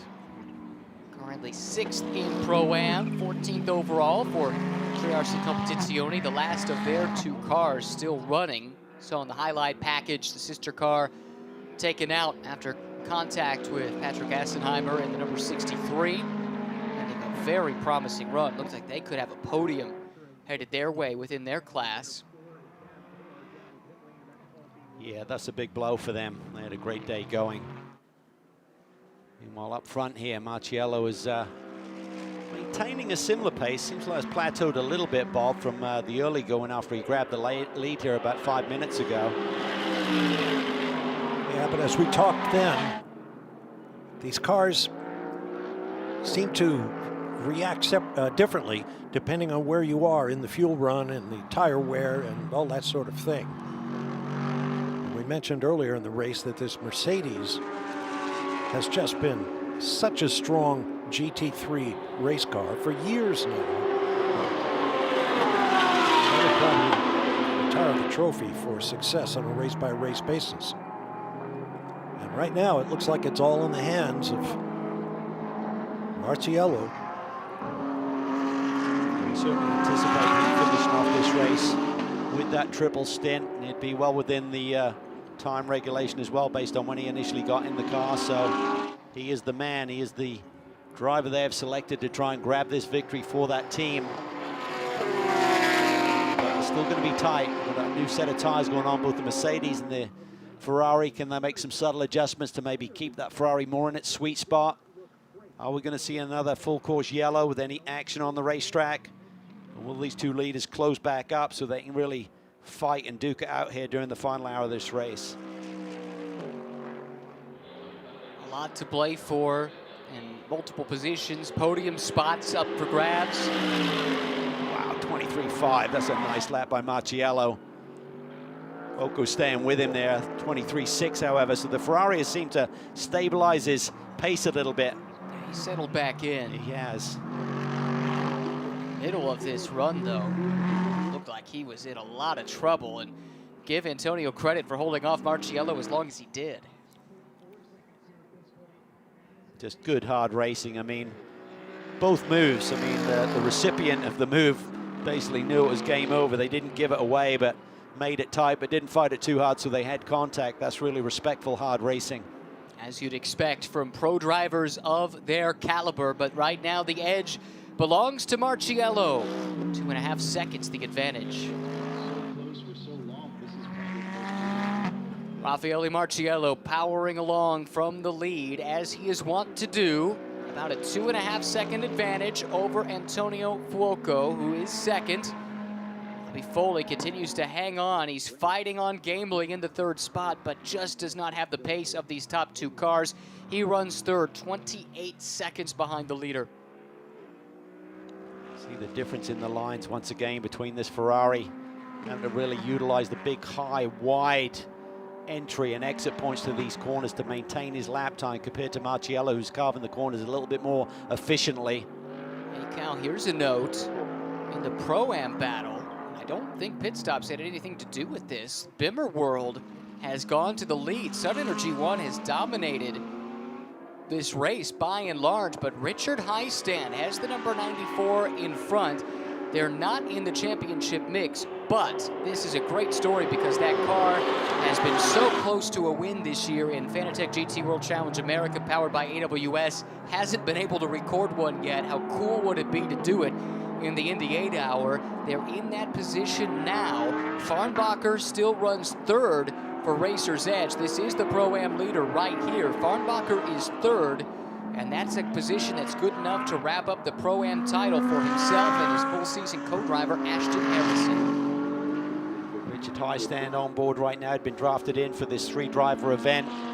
Chandler Hull and Bill Aublin, numerous podiums this year, but couldn't quite crack winner's circle. Could this be their big day? Big day for BMW as well. So we talked about Foley running third overall. He's the leader amongst the GT3 cars in Fanatec GT as well. Marciello and Fuoco are not registered for points in the Fanatec GT race here today, just for the IGTC. Dropping back, this is second place, Dominic Baumann. You would expect to have a slight pace advantage over Richard Heistand, but Richard, when he gets his head down, he can pedal.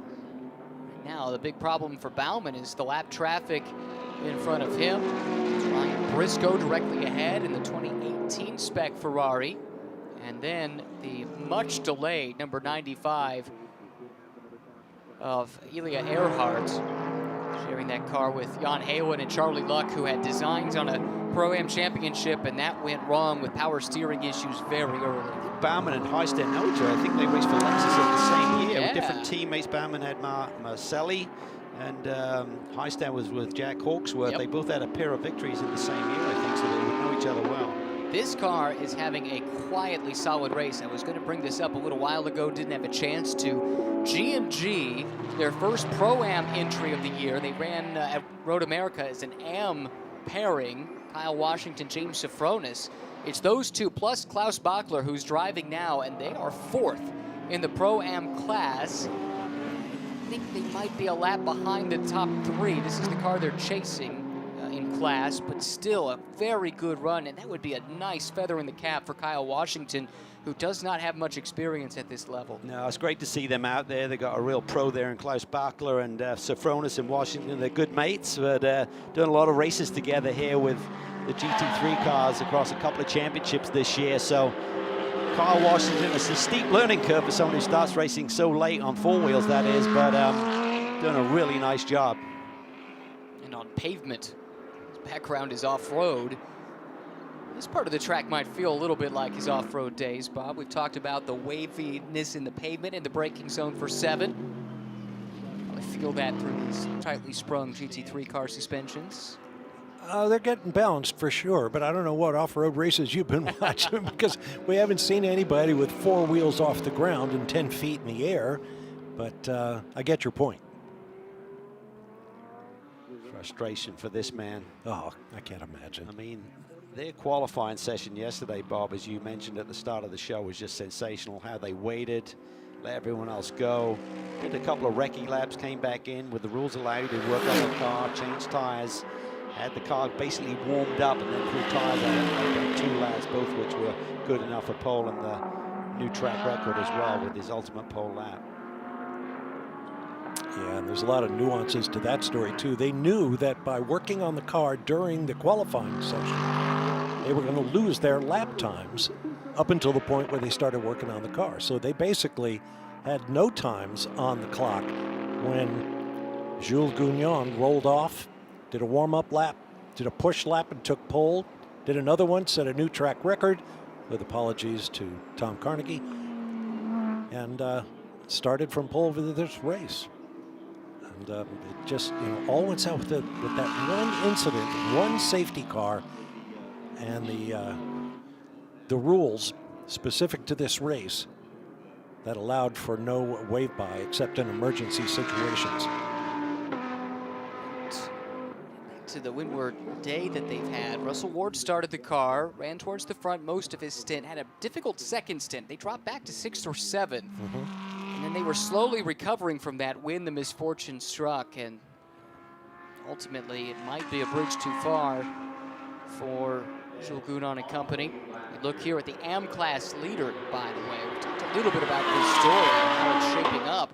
It's a small little team out of Utah, SRO Motorsports, and this would be a massive deal for them, even in a small AM class, just to run the distance. With a nice, clean day, they've done exactly that. Giello now nearly 4 seconds to the good on Fuoco, who continues to run in 2nd. Foley in 3rd. He's got about another 10 minutes on this run before he'll need to hit pit lane, reset his drive time, get fuel and a fresh set of Pirellis to try and take it to the checkered flag here tonight. His lead has grown. It's 3.8 seconds over the chasing Antonio Fuoco with 1 hour and 14 minutes to go.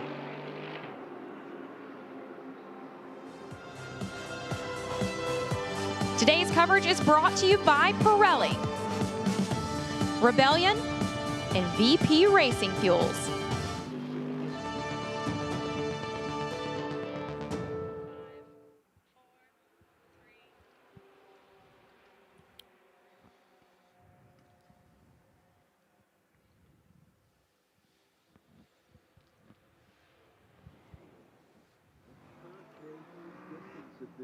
.8 seconds the lead for this man, Raffaele Marciello, who is in that car to the finish for Craft Bamboo Racing. Antonio Fuoco 2nd, Foley is 3rd. Here is Robbie Foley. And drop it off here the last few laps, second half of this stint. Early on, he was pretty close to matching the top 2 for pace, but now the margin has grown to 34 seconds.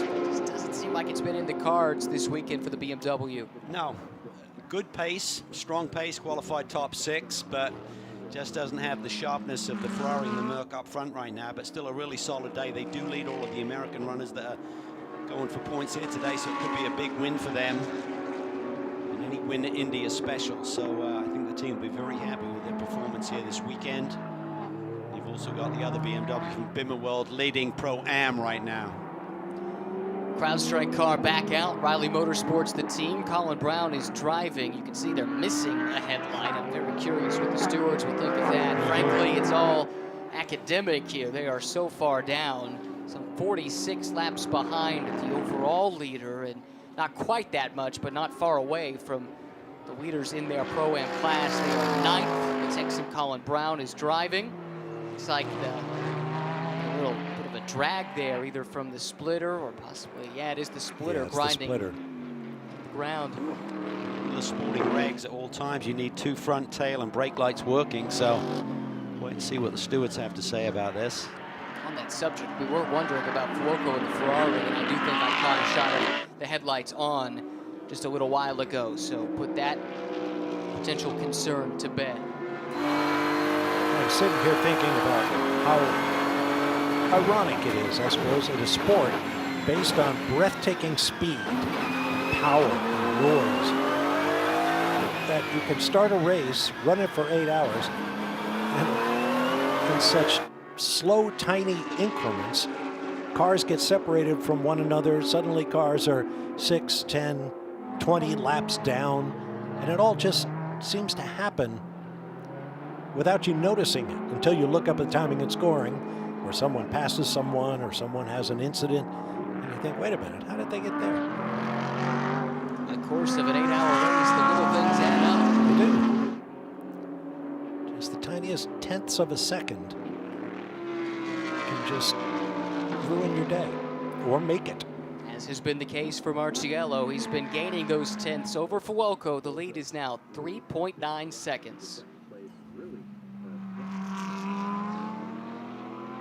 Raffaele Marciello and the Hong Kong-based Craft Bamboo Racing team in control up onto the front straightaway at the Indianapolis Motor Speedway. Lights are on along the front stretch. Temporary lighting brought in for this event, and the headlights are on across the board as we head into the darkness. History being made at IMS in the lengthy history of this venue. Opened in 1909. This will be the latest a race has ever run, the first time into the full darkness.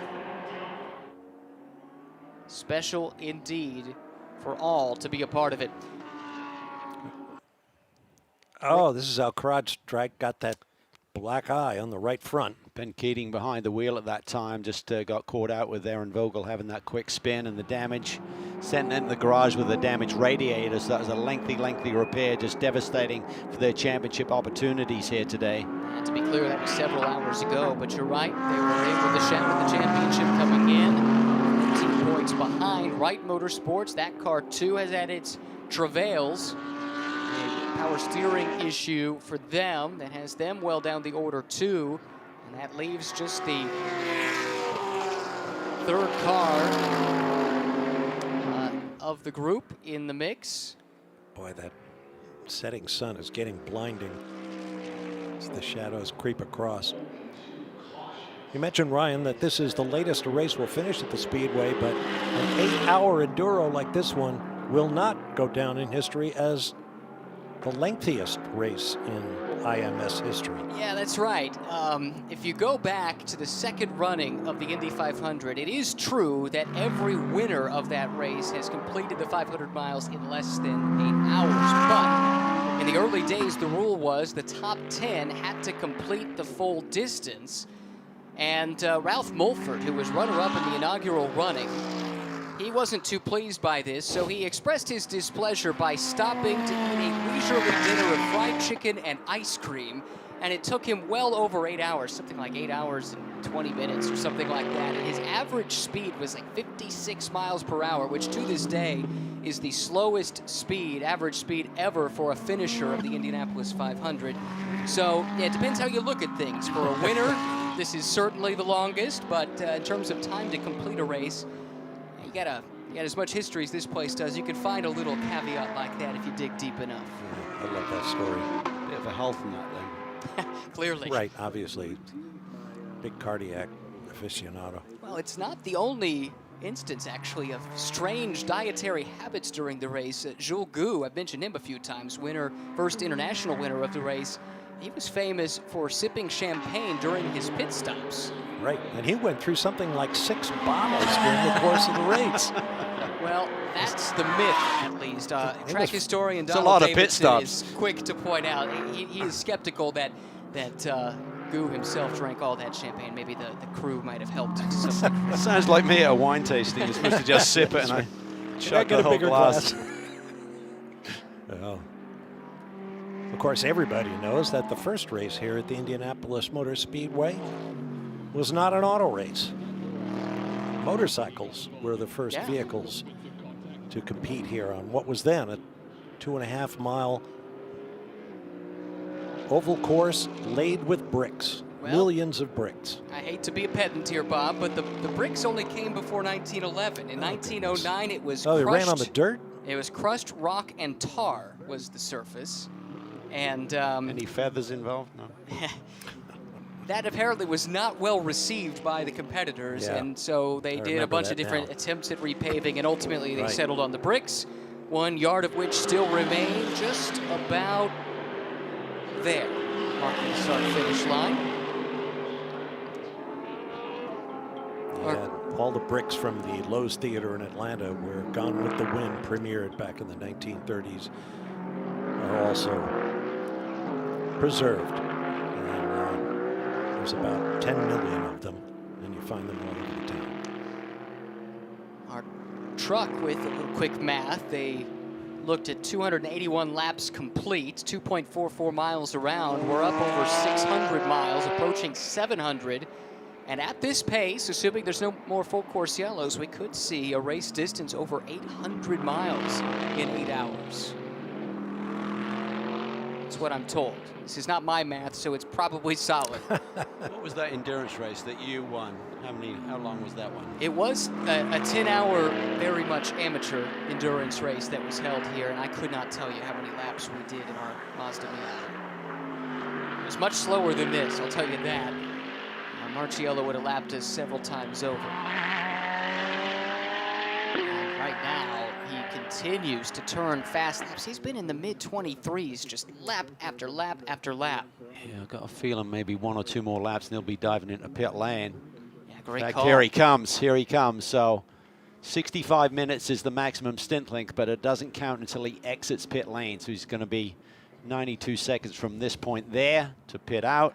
So that'll leave about 64 minutes on the board before we run out of time in this 8-hour race, and the Ferrari follows him in.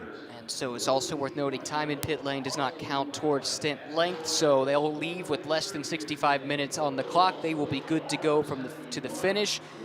Why now? What are you covering yourself from pitting at the earliest possible opportunity? I think he's pretty close to needing a pit right now. You might be Remember, right. based on the timing of that last yellow one when we went back to green there, so I don't think he had a lot of flexibility. I think the Ferrari could have gone 1 more, but certainly Marciello was right on the mark there.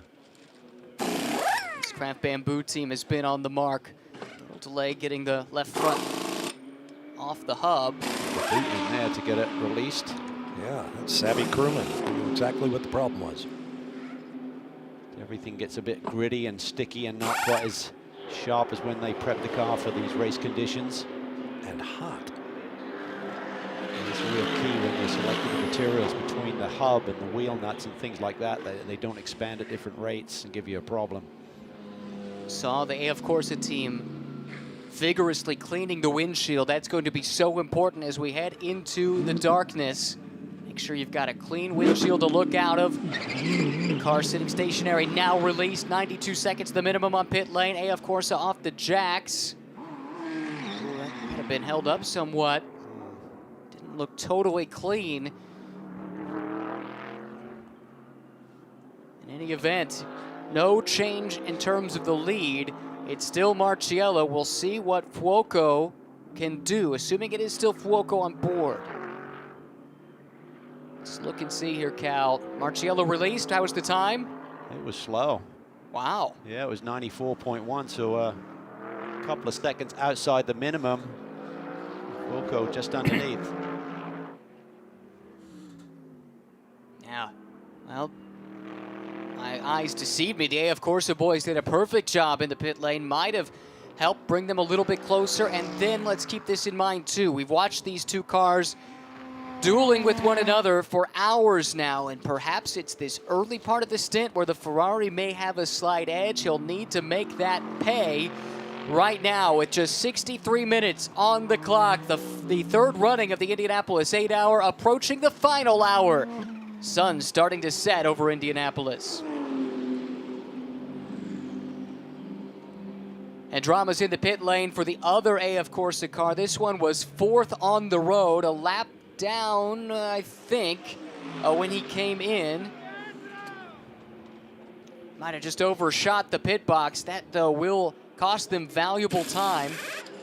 Amazing once it gets out of sync. It looks really ugly, doesn't it? Suddenly turns into a bit of a circus when you all miss your marks and you're all sort of scrambling to get it back together. Looks like the tire changes were late out on parade here. Mechanics were pushing and pulling because you may not reverse in the pit lane. There's the leader. And back around, Marciello, the gap to Fuoco, effectively unchanged from where it was when the pit sequence began, 3.8 seconds. This is what happened to Molina coming in, and you're right, just missed the spot. Wow, forgot where his pit was. I don't see any other car in the pit box immediately before them to create that weird angle. I think he just missed them. And he's still in. They might be patching up some body work at the front of that car, too. They need to use the system that Roger Penske likes to use, where you actually count the driver to his pit box as he's coming down, kind of a 10, 9, 8, 7 on down, so you kind of know where you're at, as well as the lollipop, as we call it, being hung over the wall. Pro-Am battle still up for grabs. Bauman. If that was just the lighting as well, changed a little bit potentially on pit lane as you're coming down there in slightly different conditions. I was just thinking about that. So much to be settled in this final hour of the Indianapolis 8-hour presented by AWS. Wow, look at Marciello. Last lap, fastest lap of the race at 22.4.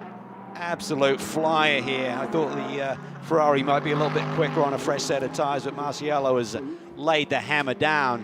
Has gapped the Ferrari up to 4.16 seconds now. Things heat up when the track cools down. That is on full tanks, mind you. 0.2 of a second shy of the track record set in pole shootout. Fuoco was flying too. He set that car's best lap on that last lap, but it was 0.3 of a second slower than Raffaele Marciello, who has dropped the hammer. When Amanda spoke to him early in the race, what can we expect for the final hours of this race? He said expect it to be really quick. And he has demonstrated that on the first real flyer of this last stint. But to your point, if you have to come to the pits once darkness falls, that could be a real issue. On paper, no one should have to do that. Marciello's lead has grown up over 4 seconds now over Fuoco into the final hour.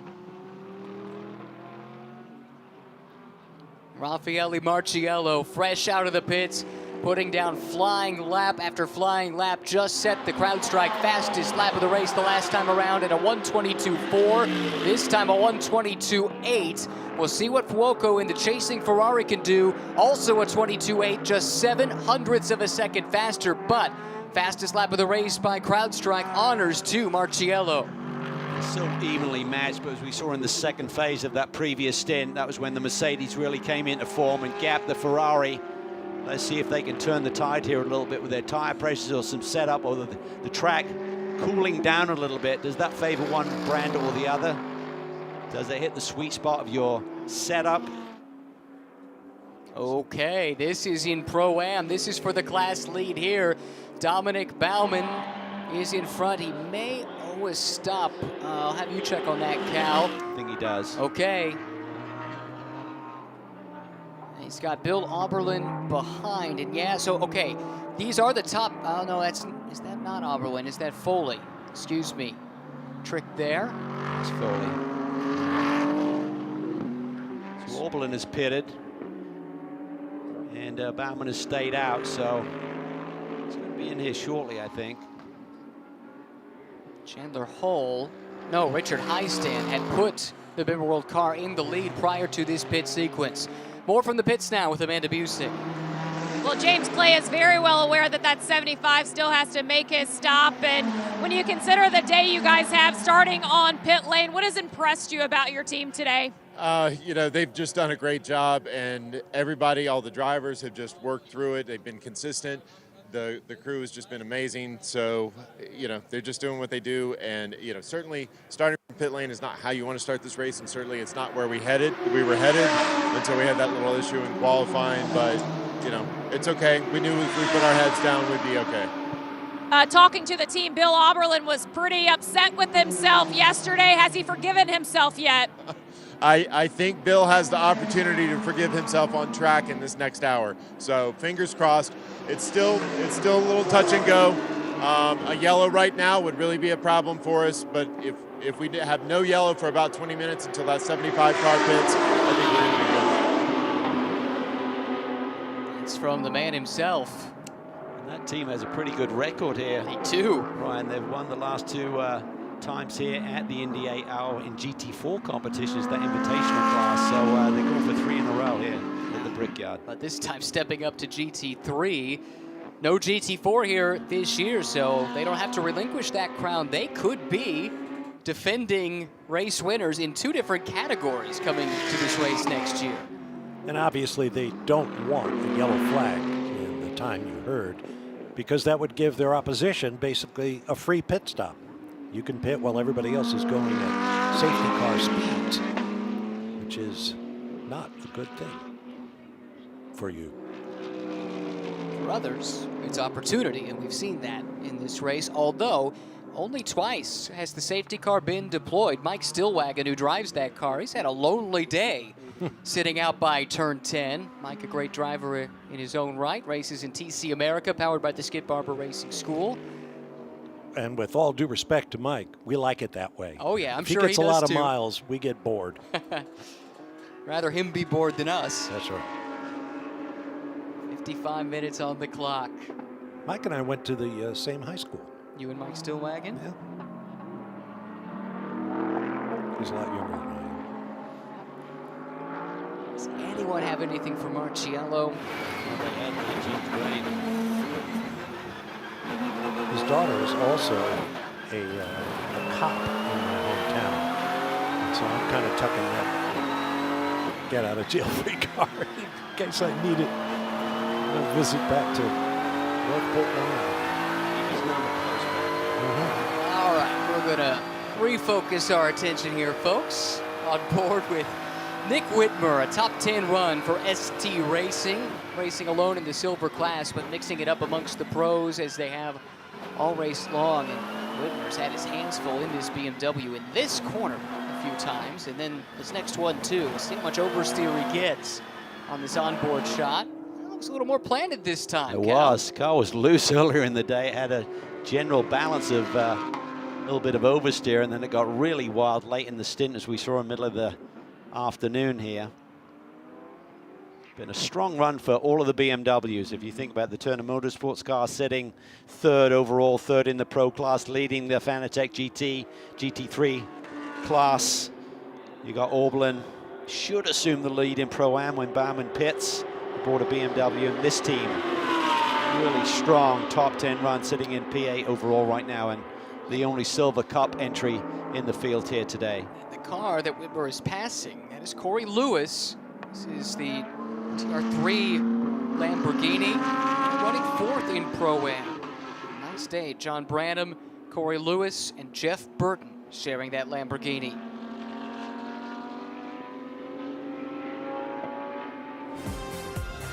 Today's coverage is brought to you by ASUS Republic of Gamers, Motul, Stay Frosty, and 511.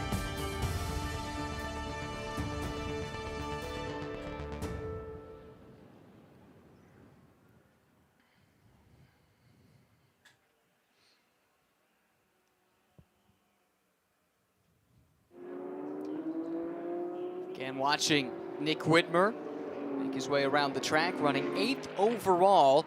A few moments ago, I pondered, does anyone have anything for Marciello? Well, Fuoco has closed that gap down by nearly a second here recently, was 0.3 of a second quicker the last time by than Marciello.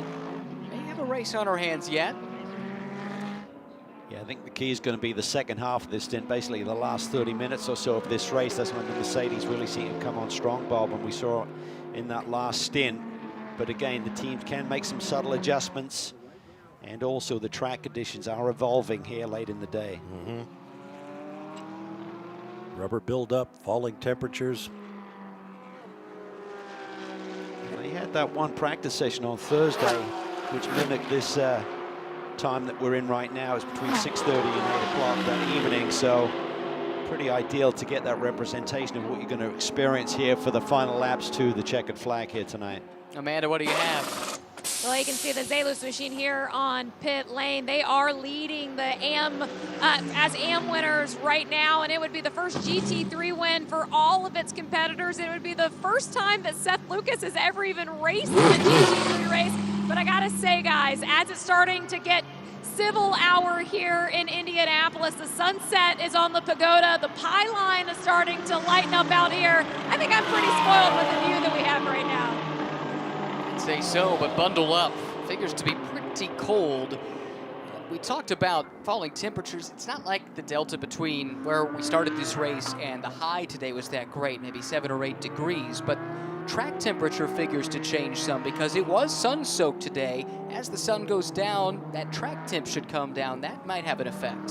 Certainly could, and particularly if you're pitting relatively late in the going here, this outlap, even though the tires do come out of the ovens, you've got to tread a little bit more carefully. Jason Harward will finish it off. This is his team, after all. He assembled this trio very much at the last minute. Super impressed with his progression here this year in terms of his racecraft.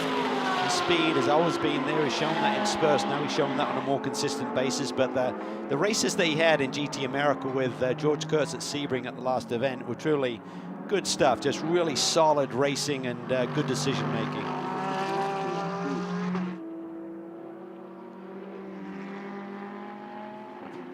Marciello has had that lead almost cut in half now, folks.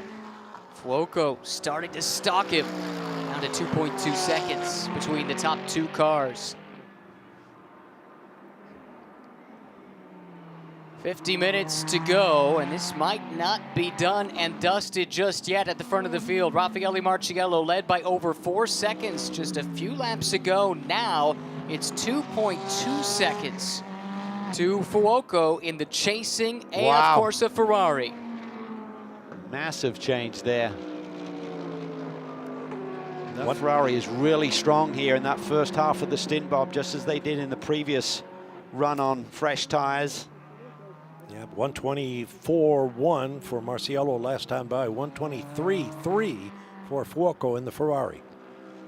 The fact that Marciello laid down that lap immediately indicates to me maybe they went for a slightly different setup, maybe went a bit more aggressive with the starting pressures. Will that backfire on them a little bit? Some traffic up ahead to deal with now for Fuoco. Not too much. It's just the GMG car. The sister car behind him does Fuoco. That's Molina, who's now 6th overall after the pit lane issues. Here we go again. Driver consistency on our Race Vision powered by AWS. Is it any surprise? Laps 284 to 288. Evidently the laps in question here for Marciello, who's at the top, but only 9 thousandths of a second behind. Over a 5-lap average is Fuoco. Look how tight it is. Just the we talk about the pros and how consistent they are, and the ability to continuously lay down lap on lap on lap, right on the threshold of the ultimate lap time is really, really impressive here. Lap times coming down with the temperatures. Those top 3, I'm told, set those 5-lap rolling averages within the last 10 laps or so. Fuoco to the inside of Bachler, who's 5th in Pro-Am. So no traffic now between Fuoco and Marciello. It was 2.1 seconds last time. How much did Fuoco lose in the traffic? Marciello's lap checks in at a 23.6, Fuoco at 23.9, so it did cost him a few tenths. Yeah, there's definitely an ebb and flow to that. It just depends where you catch traffic. Through some of these twisty sections, can really burn a lot of lap time with nowhere to go. I think that potential delta is really just going to get more extreme, Bob, when we get to the total darkness here in the last 30 minutes of this race. It's going to be harder for you to read the traffic in front, but I think equally important, harder for the traffic to read you as the faster car coming up behind. Yeah, closing speeds would be tough to figure out. This isn't the track where you can, as a veteran driver, draw on a database of what it's like to deal with traffic here from past races. No, certainly not. you know, it's not like a Bathurst where a lot of these pros, they've done the opening stint there in the darkness. It's not like Le Mans or Spa where you've got a lot of laps you've logged that you can draw from. We have one practice session. That's it. Those are the only laps into the darkness ever run here in competition. And presumably these are the drivers that turn those laps, you would hope. You would assume, right, that you've got your plan in place, who's going to finish this race, give them that experience in that practice session here on Friday with identical lighting conditions. I'm not saying the track's exactly the same because the ambient's a little bit different and stuff like that, and more rubbers down, but certainly in terms of your sight lines, picking your marks, being able to see the curbs, knowing where the problem areas are, maybe even what is it like in traffic, how much more difficult is it to cut through the traffic cleanly. Marciello has answered the bell in recent laps, running effectively an identical lap time to Fuoco. It's still 2.4 seconds at the front of this field.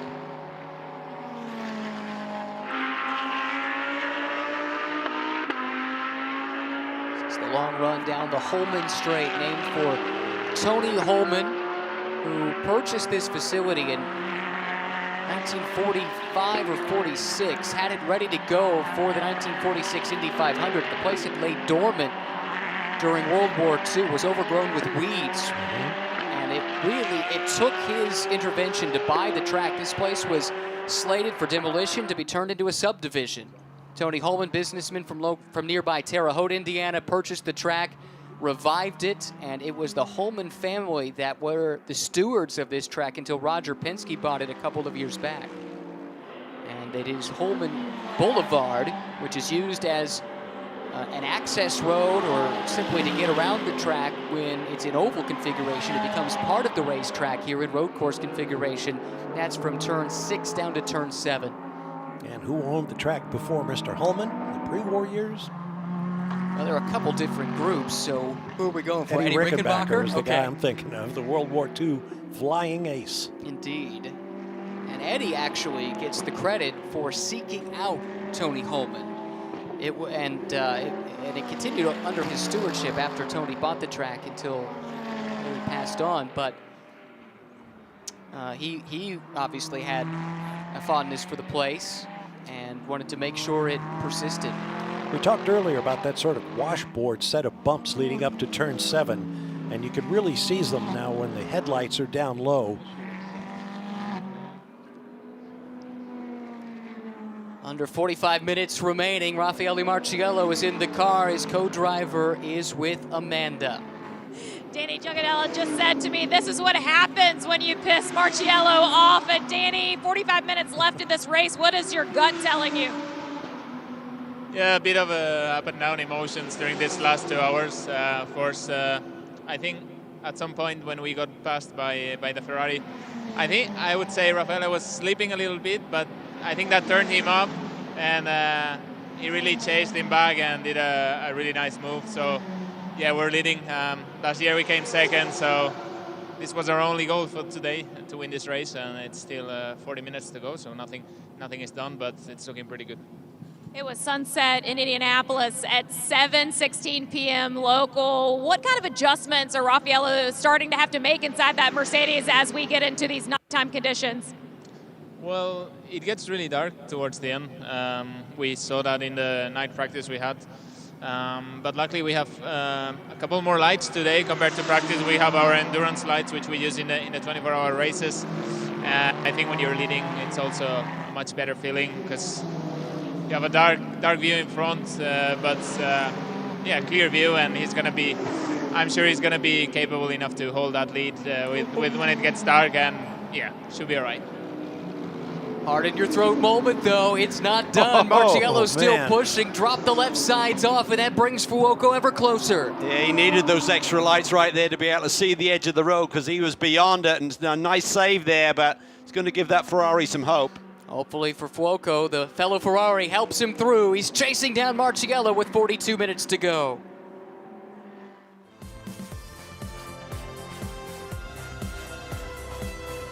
Today's coverage is brought to you by Acura, BMW M, and Ferrari.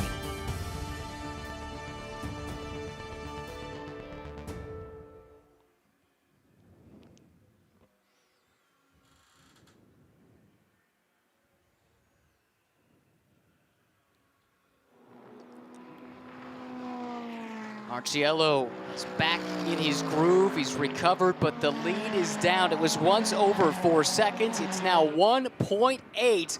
Fuoco and this Ferrari, it's come to life as the sun has started to fall. Well, his teammate said when he got past, maybe he got woken up a little bit. I think that little off-course excursion would have certainly got his attention, that he's got to focus here, not make that critical error, because the Ferrari is close enough that he can pass. There is his wide again. Seems like he's struggling with the balance of the car through there as Baumann now hits pit lane. See how this one cycles through, if that then promotes the Bimmer World number 94 back up to the lead in Pro-Am. Exactly. The race within the race among the Pro-Am runners. For Kenny Hobble, he's looking to clinch the IGTC Pro-Am Championship with a good result here. He's not running for North American points. Oberlin and company, they're out of the points battle. This is the car in question with Bill driving, but they have yet to win this season despite a number of close calls. This could be the chance, and they don't want the, well, we were the top American point scoring driver. They want to be the top Pro-Am team, period, and they've got a chance to do exactly that. Watching this Sun Energy One crew go to work. Keep in mind the Pro-Am battle. They can't need a whole fuel load here. No, but you do have to stay stationary if you put fuel in. It's still a 92-second minimum. I don't know if there's any benefit to just going ahead and topping it off all the way or not. Maybe it was time, but I didn't expect to see the fuel hose stuck in for that long. Yeah. Marciello, last lap, practically even, down to the 7,000th of a second with Fuoco. Now you were doing some math. Well, just looking at those Pro-Am standing there, suddenly looked up and saw that the 45 car is now running in 7th, which will be promoted to 6th.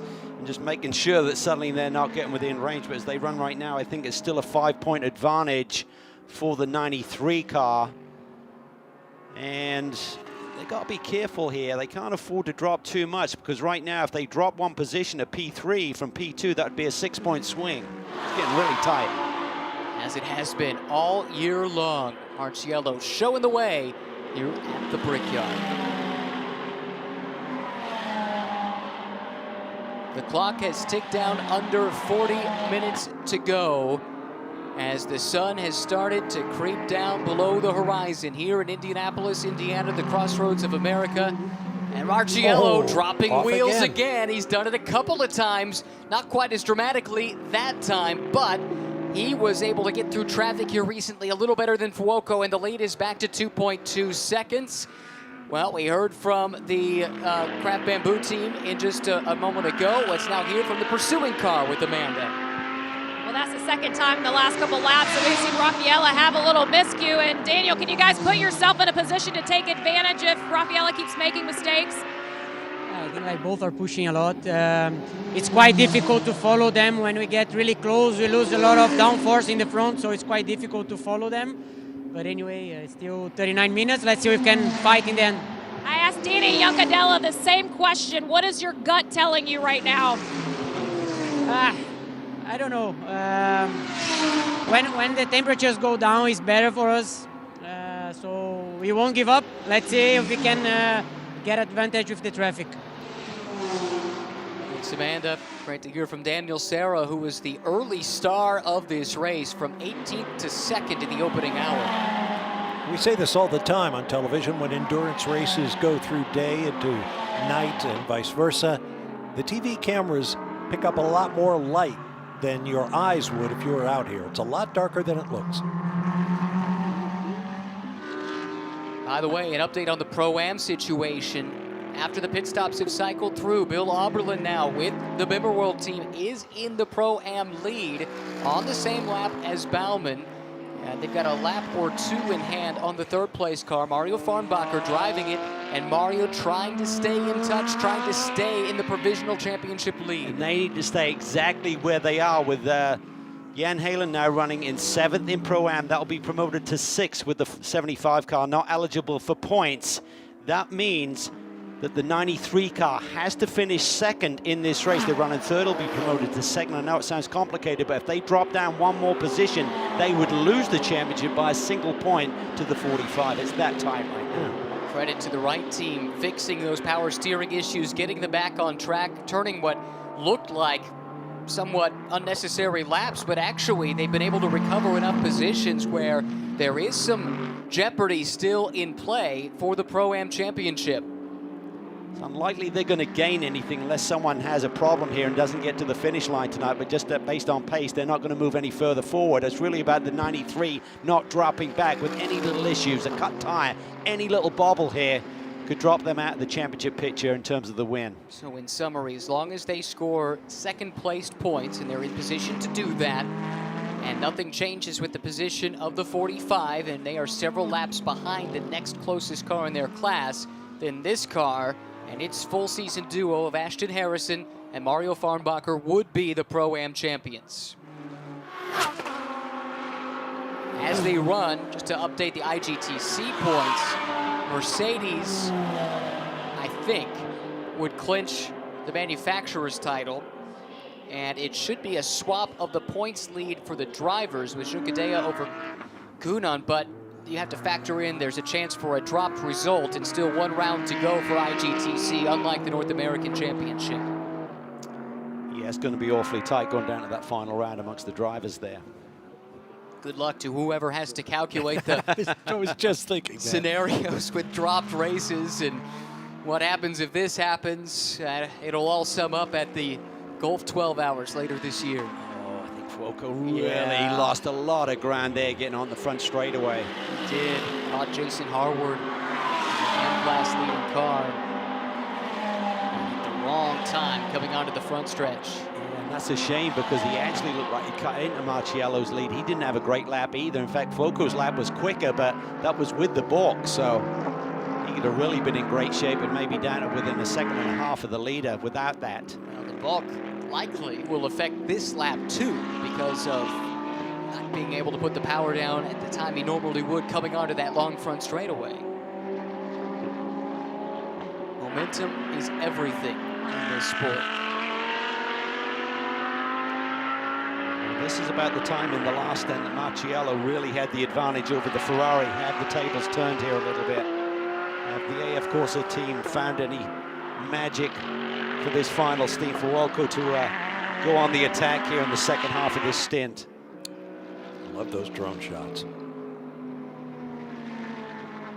Regardless of outcome, both of these teams started at the back of the pack, raced their way forward in the opening couple of hours, established themselves as the front runners, and it's been back and forth between the two, but these are the two cars that have been fixtures at the front of the field for the bulk of this race. Yeah, I think the only other car in the field that had a real shot at them was the 33 car with Gunan behind the wheel, but they just got stymied there. Were just very poor luck. I don't think it was a bad strategy call, just the way the timing worked out with the leader peeling into the pits, establishing a new leader, waiting for them to escape the safety car, just really caught them out unfairly. Left them mired back in fourth, and they've yet to recover, running well down the order with just 34 minutes to go in the third Indianapolis 8-hour.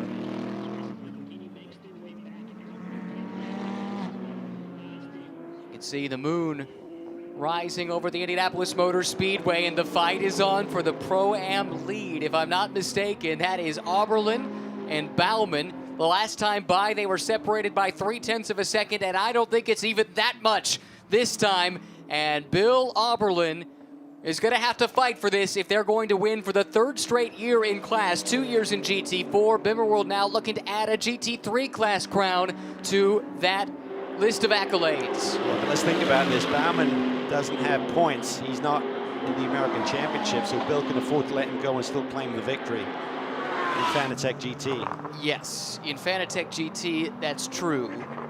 I don't know how they'll do the podium here in terms of the race podium, but you're right. It would count as a win in the North American Series. So we'd get the points, which is probably not the fact that you're saying the win is what they're really looking for. Well, that's true. It wouldn't count as a win necessarily, but it would count for points. Points don't really matter. They're not in the hunt. You know Bill pretty well. Yeah, what's he going to do? He's going to get his elbows out, I think. We saw it in qualifying, let alone race mode. Pace advantage is with the Mercedes. Yeah, that Mercedes is really carving these corners. It looks like Bill's fighting the car a little bit behind through that technical stuff there. absolutely no slouch. Orbelin celebrates his 54th birthday next week. Gosh, incredible pace. Now he gets super defensive there.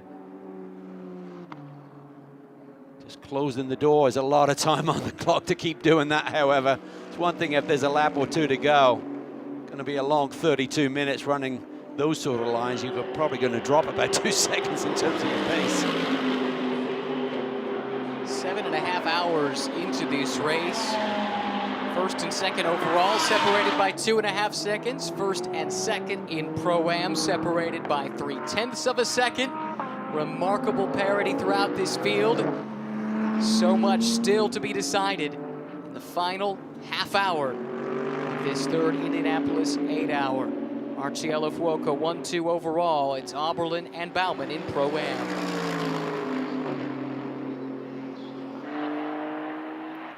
At the very front of the field, Raffaele Marciello, a 2.7-second lead now over Antonio Fuoco. Bill Oberlin in the BMW C right here. He leads in the Pro-Am class, but the Sun Energy One car is hunting. This is Kenny Hobble, team owner, one of the drivers for Sun Energy One. This team, that driver, they won overall at Bathurst earlier in the IGTC season. He's looking for an IGTC class championship, but more importantly, he's looking for a win at Indy. You can see Bill Oberlin there, just the positioning. Just not quite opening the door. Very shallow attack there to turn 13 as well. Doesn't seem like it's losing him a lot of time there, but the Mercedes gets a good run here on the front stretch. That BMW, though, is very strong here, so allows Bill to stretch out a little bit before they get to the brake zone for turn 1. Called the attention to it there. We've seen it on our Race Vision powered by AWS throughout the show. Which manufacturer is the fastest in the trap speeds? It's BMW. A long 30 minutes here for Oberlin to try and hang on. Now the art of defensive driving is to figure out what piece of racetrack your opponent wants and put your car there before he gets there. Let's not forget the Mercedes tires are way fresher. True. Than the BMW as well, pitting so deep into this race. How long until that starts to even out as the laps add up for Baumann? Both ways, it may neutralize a little bit. With about 15-20 minutes to go, then you can certainly find your tires falling off a cliff a little bit, whilst the Mercedes still has some good sweetness left in them.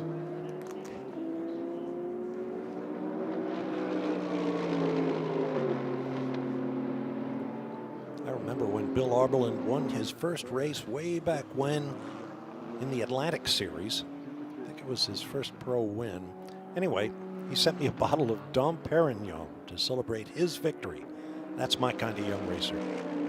And now here he is in his 50s, the winningest driver in the history of the International Motorsports Association.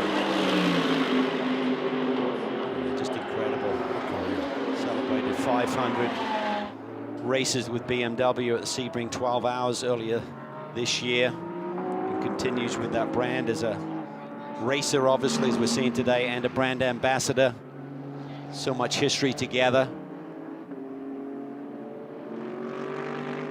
Just like Scott Pruitt in his later days, just continues to excel at a very ripe age. We've talked at times about the breakneck pace of this race. Only 2 safety car interventions. It has been a sprint from the very start. And because of that, there is a chance that right towards the end, in terms of race distance covered, we could hit 800 miles in 8 hours. It's going to be tight. It might depend on just when Marciello comes around to take the white flag. If it is indeed Marciello, and it may not be, although Fuoco has dropped back somewhat, now 3 seconds behind, which leaves us with this captivating fight for the Pro-Am lead to entertain us now. So I assume that's a record of some kind, the longest race. I have to believe so. IMS. I'd have to look that one up.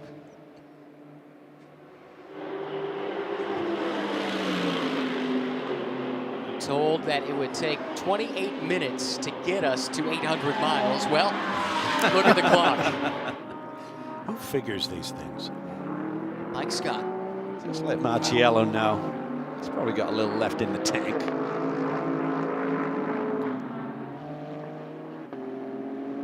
The other thing is with that is the timing of where the leader is with the clock. Exactly. That could get you that extra 2.5 miles if he crosses the line with a couple of seconds to go. Yeah, this layout just under 2.5 miles, 2.44. Not using the loop. The layout that was used last year with the loop instead of the chicane was over 2.5 miles. Counts in some respects for the fast lap times here this year. Faster average as well, because you can't have a really tight sector as well. Yeah, very true.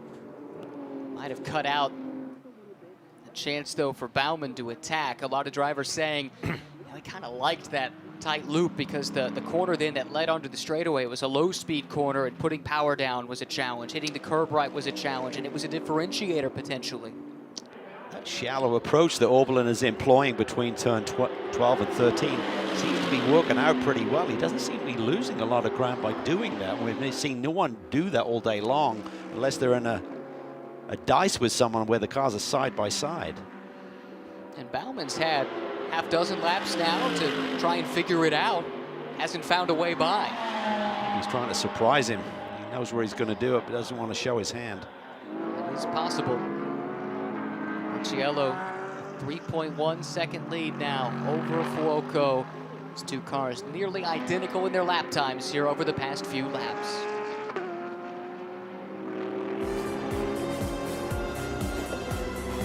Today's coverage is brought to you by Lamborghini, Lexus, and Mercedes-AMG.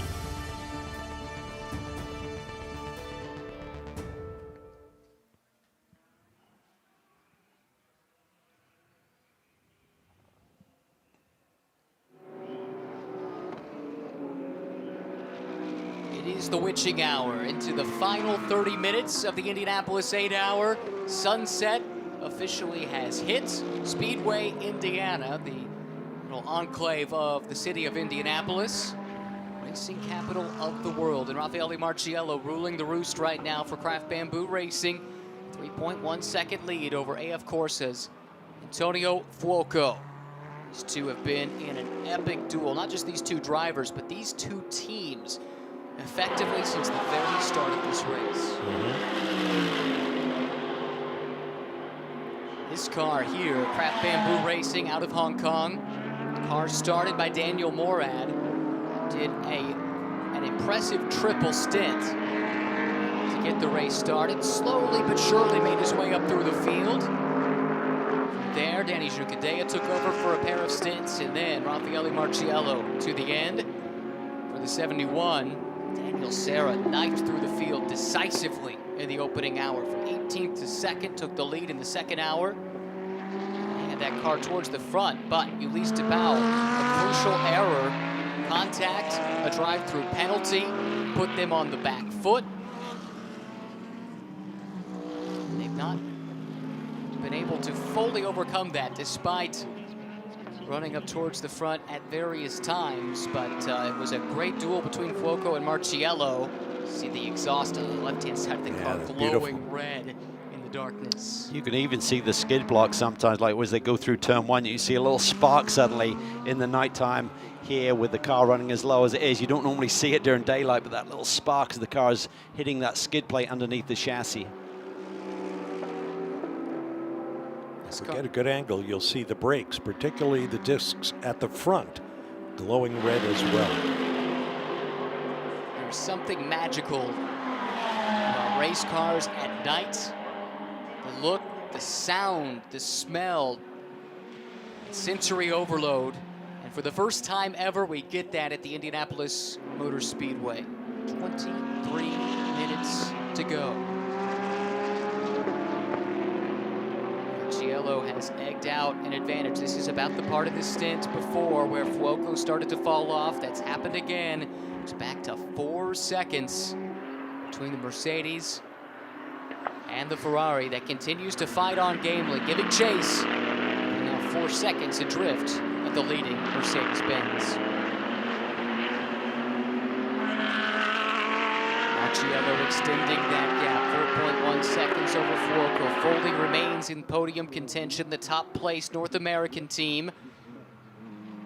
In the third spot overall, still on the leader lap. That's Kenny Habul. His team is embroiled in a battle for the lead in Pro-Am, and it's now up to his Austrian hot shoe, Dominic Baumann, to plot a course that would get him ahead of Bill Oberlin. Yeah, they're so evenly matched. I mean, they're just trading fastest lap against each other for fastest lap against each other by 1/10 of a second. It's a real seesaw battle there, but I think Kenny Habul there is kind of shaking his head like, does my man have enough here to go and attack Bill Oberlin? Oberlin is super crafty, so much experience, and he's just placing that race car in the perfect spot. But could traffic play a part here as well for these guys if they come across any slower cars in the last 20 minutes or so? It's hard to explain to the uninitiated in motorsports how someone can be going through so much angst and pain as Kenny Habul is right now, while his car and his teammates are in a position for second place in class and right now 7th in the overall, which is a fine accomplishment over an 8-hour race. But that's not the way these guys are wired. They really want that first in class. And it is a unique element to endurance racing where your car is on the track, but you are not in it in some cases, as is the case for Kenny Habul. And Calvin, coming from single-seaters, adapting to sports cars as you did, that feeling where I'm no longer in control of my own fate, how difficult was that to adjust to? It's really difficult. It's hard to not be in control of your own destiny going to the checkered flag, and it's a big adjustment. There's also a ton of responsibility for some of these drivers who are drafted in as the third driver, particularly when there's championships on the line for guys like Ben Keating coming on board the 04 car. And, you know, so there's a lot of pressure, and you do feel an added responsibility whether you win or lose, particularly if you make a mistake, and then it's just not on your shoulders. You really let the whole side down in terms of your teammates as well as the team itself. So it's a different dynamic, and it takes a lot of adjustment. It takes a lot of adjustment in terms of setup on the car, not getting it perfect for how you'd like it, the ergonomics of the cockpit even, where you want everything placed. And that's where the great driver pairings over the years have that chemistry where they like a car that's very similar for each other, and making those compromises and thinking about the big picture of how do we get the best overall result. For someone like Bill Oberlin, he may like a car that's a little sharper, a little bit more edgy, but he knows if he's able to drive it, his teammate may not. And if he gains 3/10 of a second, but his teammate loses 6/10 of a second, that's not good, right? So you just got to be prepared to make that adjustment. This is 6th and 7th overall, but 1st and 2nd in Pro-Am into the final 20 minutes. Bill Oberlin withstood a fierce assault from Dominic Baumann. Remember, these two cars are on different strategies. Baumann pitted much more recently, had the fresh tires, used them to run down Bill Oberlin, but maybe the shine has worn off those Pirelli P0s. They don't quite have the same pace in them as you'd expect, equalizing with the older tires now of Bill Oberlin. Yeah, looks like he's getting a little bit more punchy here, kind of running up on him, trying to surprise Bill a little bit, and you get into a rhythm, and then suddenly if that driver behind does some different things, that can really get you off your guard a little bit. So despite Oberlin's rich history, look at him, Baumann just moving around a little bit, just trying to unsettle Bill Oberlin up in front. I think they're running in such a consistent pattern there for a while. Baumann needs to change up his game a little bit, surprise him.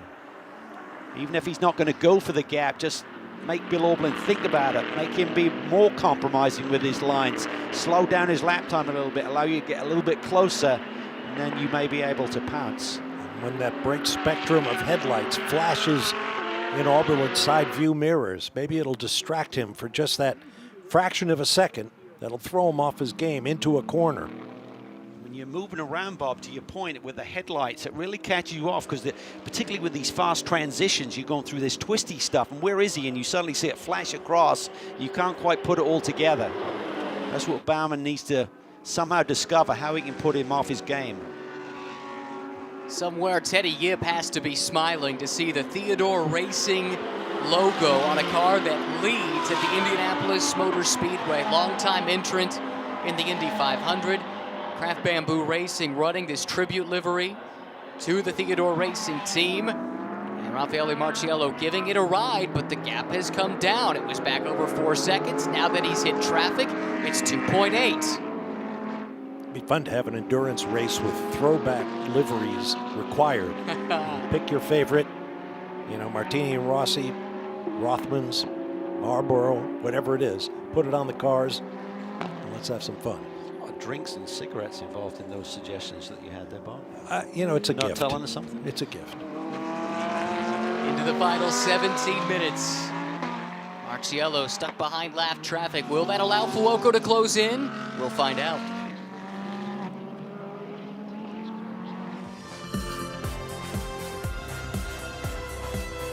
Today's coverage is brought to you by Porsche, Optima Batteries, and Skip Barber Racing School.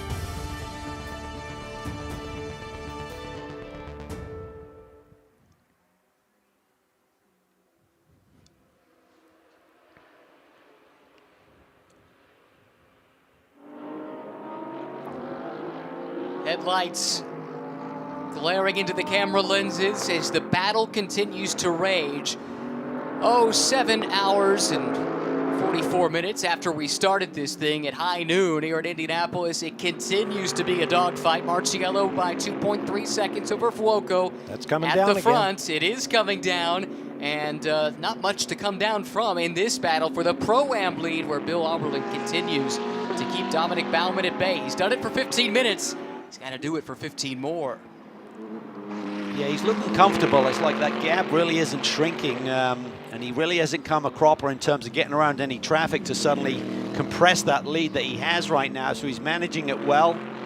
I just wonder if Bauman's got a trick up his sleeve.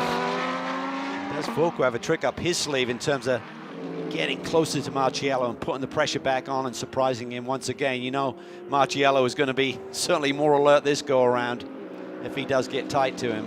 He's catching Jan Halen. 7th placed Pro-Am car, running good lap times despite being well down the order. They spent a lot of time behind the wall working on a power steering issue that might have cost them the Pro-Am championship. They're close. They need to gain another spot, but they're many, many laps down. Not an easy task, but neither will it be an easy task for Fuoco to get by the Rapid Belgian without some assistance.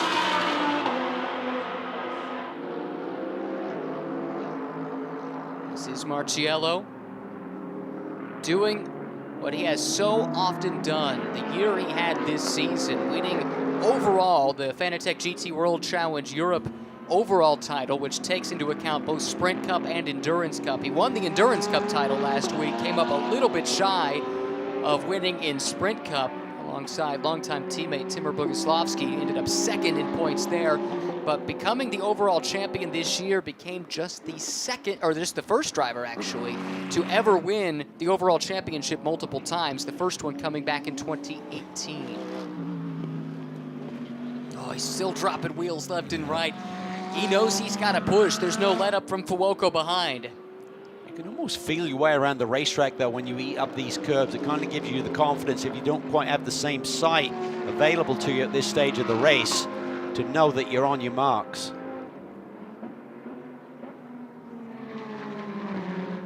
Fuoco will make the move on Halen now, unobstructed in his pursuit of Marciello. But time running out for the Ferrari's hope of coming out on top at Indianapolis. 13.5 minutes to go. Sights never before seen competitive racing at night at the Indianapolis Motor Speedway. It's not often you say you're seeing something for the first time at a venue that has a history that dates back to 1909. This is so spectacular, just the sights and sounds here. As you said, Bob, you can just really read these race cars so much better in terms of the brake temperatures. The sparks are flying with the cars hitting the deck. They've been doing that all day long, but you don't see that like you do now. It's like fireworks going off underneath these cars as they hit those skid blocks on the front splitter and underneath the chassis. Marciello just put another lap, I believe, on Nick Whitmer, the ST Racing car that runs 8th overall. Now is the barrier for Fuoco as he continues his pursuit. Did trim a few tenths away as Marciello dealt with the traffic, but now it's Fuoco's turn. This is such a brutal sport in terms of the toll it takes. Don't think for 1 second that these top drivers are not athletes. My old Formula One colleague David Hobbs always used to say, well, some people think driving a racing car is like driving your street car to the grocery store, only faster. I can tell you, it is nothing like that. And it takes a tremendous toll on your body. You have to be fit. You have to be able to make quick decisions. Just the mental exhaustion too, when you're doing a triple stint like Marciello is. So we're looking at those gaps compressing there. I mean, just the focus that's needed. And conditions today, relatively cool, but these cars just generate so much temperature inside the cockpits anyway, just from the engine up front. For Marciello here, comes up through the front firewall and through your pedals and everything when you're dancing on the pedals here, braking hard into some of these corners. You're feeling that temperature up through your legs. And just the G-forces as well. I mean, these cars really corner incredibly well. A lot of force going through your body at all times. Got power steering, of course. There's not a lot of physical effort through the steering wheel. I'd just say the mental exhaustion, just not making a mistake. And I mean, these guys, it looks like, okay, they're just running around here in a routine pace, but they're not. They are trying to extricate every possible 100th of a second right now to maintain the gap for Raffaella and close the gap for Fuoco. And Fuoco caught traffic in an advantageous position on the last lap. Nick Whitmer able to move aside and not impede his progress, and it took a pretty big chunk out of Marciello's lead. It was down to 1.2 seconds, but Marciello has answered with a 124.1 relative to Fuoco's 124.3, so that builds it back to 1.4 seconds with just 10.5 minutes to go. But that is nothing. That's one little slip by Marciello, just dropping 2 wheels and not getting back to power quickly enough, locking up a brake into one of these corners, running a little bit wide. You can see, though, that lap 319, that's the one where traffic played a part. Fuoco took full advantage to knife into the deficit, and look how busy the track is up ahead. This is going to be a scrap for the final 10 minutes. Traffic could have a say in this one before it's all said and done. The famed IMS Pagoda in the background, overlooking, standing sentinel, as does the expanding skyline of the city of Indianapolis in the background. It is Marciello leading Fuoco coming into the final 10 minutes, and there is hardly anything to separate these top 2 teams and drivers. They have been this close seemingly all race long. We get these beautiful shots of downtown Indianapolis glittering in the background. And as you pointed out earlier, this is the first time this has ever happened. Cars running at night at speed at legendary IMS. Go back several decades, there were a few endurance tests of road cars that went 24 hours here, but never a competitive race into the night. That changes right now, and Marciello and Kraft Bamboo would dearly love to make history and become the first winners overall in a sports car race into the evening hours in a very chilly Indianapolis, Indiana.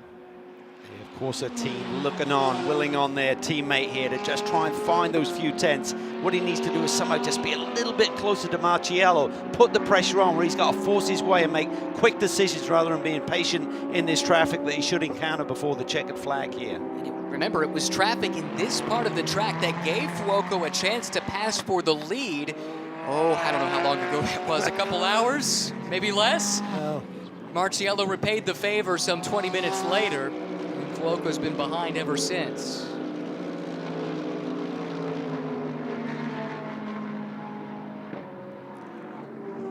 Marciello's got to be thinking, why now? With this traffic, they've had clean laps for the last 3 or 4, but when it matters the most, he's going to have to earn it working through. Will he get a closer? He is closer. He's way closer. He's got about 3 or 4 tenths that he's got out of that lead. Oh yeah, Antonio Fuoco closing in. Will Marciello get a little assistance from a fellow Mercedes-AMG team just up the road? Under a second now across the stripe.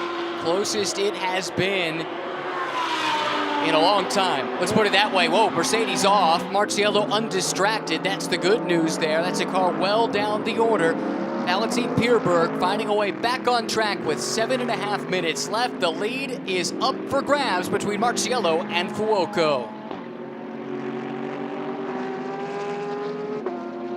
That had to be a jarring moment for Marciello to see a car go long in the braking zone there. I wonder if the DXDT team asked him to do that. Listen to some Mercedes, the leader coming up behind you. Don't get in his way.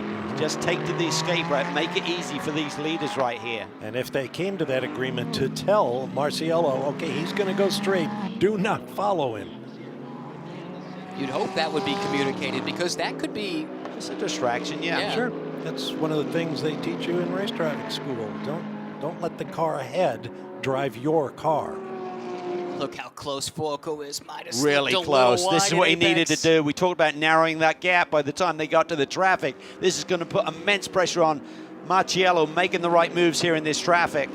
And they are reeling in that Pro-Am battle for the lead, so they're going to get no quarter from the likes of Oberlin and Baumann. They've got a battle of their own on their hands. And when you plan your pass, if Fuoco is doing that right now, and I suspect he is, you've not only got to pick your spot where you think you're strong enough to complete it, you've also got to finish the deal. You've got to get away from him so he doesn't jump back in front of you, the way we've seen countless times today between different pairs of opponents in the different classes. Problem for the traffic that's up ahead is that's the Pro-Am battle, so that's going to make it really tough for these guys to cut their way through. Excuse me if you just said that, Ryan, but it's going to make it really tough. They're in their own race right now as Fuoco's moving around here and into the brake zone, trying to distract Marciello there. Move has a few more teeth with the headlights blaring. Got the high beams on, yeah. That it might have during the daylight hours. Marciello trying to fend off Fuoco just ahead of them. Oberlin, who's been embroiled in a duel with Baumann for 25 minutes, still holding the Pro-Am lead, but the overall leaders are catching them and catching them quickly. Back into the infield, just over 5 minutes remaining. Worst case scenario here for our leader, seeing a battle up front. They can't afford to give up any time. They're not going to make it easy. But they're running a pretty good clip right now, but they're a few tenths off the pace of the leaders. High drama at the Brickyard. Marciello and Fuoco still nip and tuck. With less than 5 minutes to go. The overall lead hangs in the balance. Fuoco giving chase to Marciello. Those are the two cars right here in this shot, but they just have caught up to the battle for the Pro-Am lead. That said, it looks like Oberlin has been able to pull a gap here on Baumann. That might make this task that much easier for the top two overall to come through. Yeah, for Marciello, as a fellow Mercedes up in front of him, so maybe they'll give him the word on the radio. It's tough for Baumann, though, to sacrifice a chance to race for his own class. It is, but, you know, if he's not got the pace to really attack Bill Oberlin, maybe that'll create an opportunity for him by letting these leaders through, and then maybe Oberlin has to let him through and create the opportunity for Baumann to pounce. Breaking down there in 7, you saw the Ferrari's brake lights come on before the Mercedes did, so Fuoco was closing fast. Glare of the headlights. There he goes. He tucks it to the inside. He's inside of Baumann. Can the Ferrari go with him? No, Baumann cuts across his bow. That is not great for the Ferraris, losing a ton of ground right now. That is beautiful from a Mercedes perspective, of course. And Fuoco, all he can left to do is flash those headlights. But there's no teeth to it. Not much he can do, and Baumann's got good pace. Will Fuoco dive to the inside? Yes, he will. A forceful move, and that keeps him in the hunt. Just 3.5 minutes to go. Cynical view, maybe. Mercedes playing a bit of gamesmanship there with their competitors. Not sure how you'd get that message across down pit lane, but nonetheless, Baumann certainly made it easy for Marciello and did not make it easy for the Ferrari. Fuoco now driving through the red mist, trying to catch Marciello. Just 3 minutes on the clock. Key now is Bimmerworld relaying the information to Bill Oberlin. Listen, this is the setup. You've got a really solid lead over Baumann. That's the overall leader behind you. He's got to push. He's going to look for the gap. Don't get turned. Don't have contact. Let him go if you need to. This car's bounding over the curbs, the skid plates. grinding against them, shooting up a shower of sparks. Fireworks in every sense in the final 2.5 minutes. 2.5 laps here, or 2 laps plus these corners here that we're just finishing off on this lap. Orblin looking for a run. Marciello should get a run on him here, but that BMW has good straightaway speed. Orblin needs to know the information. Who is that behind me? What do I need to do? Where is Bauman? Who am I fighting with? M-Class leaders pulling aside, letting this battle come through. Great sportsmanship from Jason Harward, who's in the midst of a great day himself. It's still Oberlin and the BMW at the front of this train. Look at the Ferrari, really close. Right there. This may be the opportunity for Walco. You know he's going to send it. He's got nothing to lose at this stage. He made the move in 8 and 9 that took the lead, albeit temporarily, earlier in this race. This is as close as he has been down Holman Boulevard. Marciello forced to go on the defensive. Fuoco starts right, comes back left, now back to the outside. He goes in the braking zone, but Marciello keeps him behind. Worst case scenario here for Marciello. He's got Bimmerwald in front of him. Orblin doesn't want to give it up. He's offline a little bit here. See the dust flying as he's running offline a little bit. Imagine the view out the back of Marciello's car, those Ferrari headlights drifting this way and that. And bright enough to be seen from the International Space Station. Just over 1 lap to go. They'll see the white flag this time by. Marciello was gutted with how qualifying went yesterday. This car had to start at the back of the field after missing a chance in the first round of qualifying to set a time. The white flag waves. Marciello took to social media and said, "I'm disappointed, but we will win. I guarantee it." Well, he's going to have to hold it off. We're at lap 328. We should hit that 800-mile mark here at the Indianapolis 8-hour. Just 1 lap to go.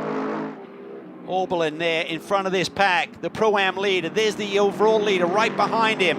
What does Marciello do when they get to that brake zone once again? That BMW has good straightaway speed there, down the Holman Straight. Waco probing, looking, he's close, Can he make a move?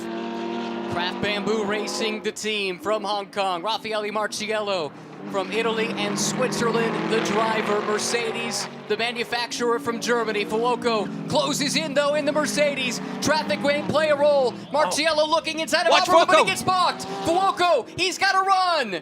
He's going to send it. He has to send it. He has to put it all on the line here and try and grab the win. Where does Marciello place his race car? Middle of the road. If Oberlin doesn't let these guys by, he's got another lap to run. Fuoco to the outside, but he can't draw alongside. Marciello runs wide, but Fuoco can't keep his foot in it. The Mercedes team at the front of the field. Marciello called his shot, and he will score. Marciello under the front straightaway. Craft Bamboo Racing and Mercedes win the 3rd annual Indianapolis 8-hour. That was a motor race, my friends. That was awesome stuff. Wow, what a position to be in. Daniel Morad there did his job today with that triple to start this race. Set the table as the fireworks flew on the racetrack and now off. Lost in all of that, Bill Oberlin does hold on for the Pro-Am win. Bimmerworld a perfect 3 for 3 in class in this event. Twice in GT4, now in GT3 Pro-Am. Farnbacher is still to cross the line.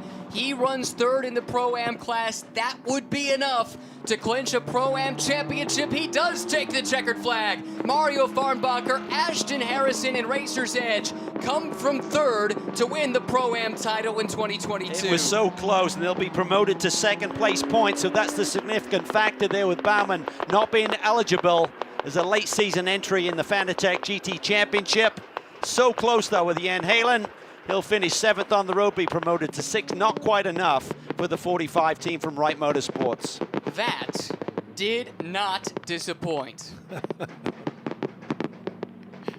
Oh, it just makes you smile. A finish fitting of the location. What a drive by Bill Oberlin there. He comes back across the line, basically a lap after the overall finish there. Just perfect racecraft there to keep Bauman at bay on much fresher tires. And Marciello, similar job. He was really trapped there between a rock and a hard place in terms of how hard he pushed and risked, yet not letting Fuoco the opportunity to grab the lead in the late going. What about the try from Fuoco? It was a last gasp attempt, and he about pulled it off. Marciello just went super shallow there into turn 12, and Fuoco tried to send it around the outside, but it just ran out of grip. Down to Amanda. Well, the focus on Jules Gounon leading into this race as the potential to wrap up the Intercontinental GT Series right here in Indy. Well, say hello to your new points leader in the Intercontinental Series, Danny Juncadella. You get it done here in Indianapolis. It will push to the Gulf 12-hour. How does that sound to you? Sounds pretty amazing, doesn't it? You said about Raffaele Marciello, this is what you get when you piss him off. What are you going to tell him when you see him out of that car? Yeah, he also pissed us off a little bit because he made it too exciting at the end. So I'm going to grab his ear for a bit. But, I mean, amazing pass for the lead to get back the lead. And, yeah, it's just amazing weekend, amazing race. Also, this guy here, he deserves a lot of credit for jumping in the car after being away from driving for so many months. So everybody who's looking for this guy to give him drives, look for him. Daniel Morad did kick it off with his 3 stints in a row. We're going to talk to more winners and more celebrations after this break.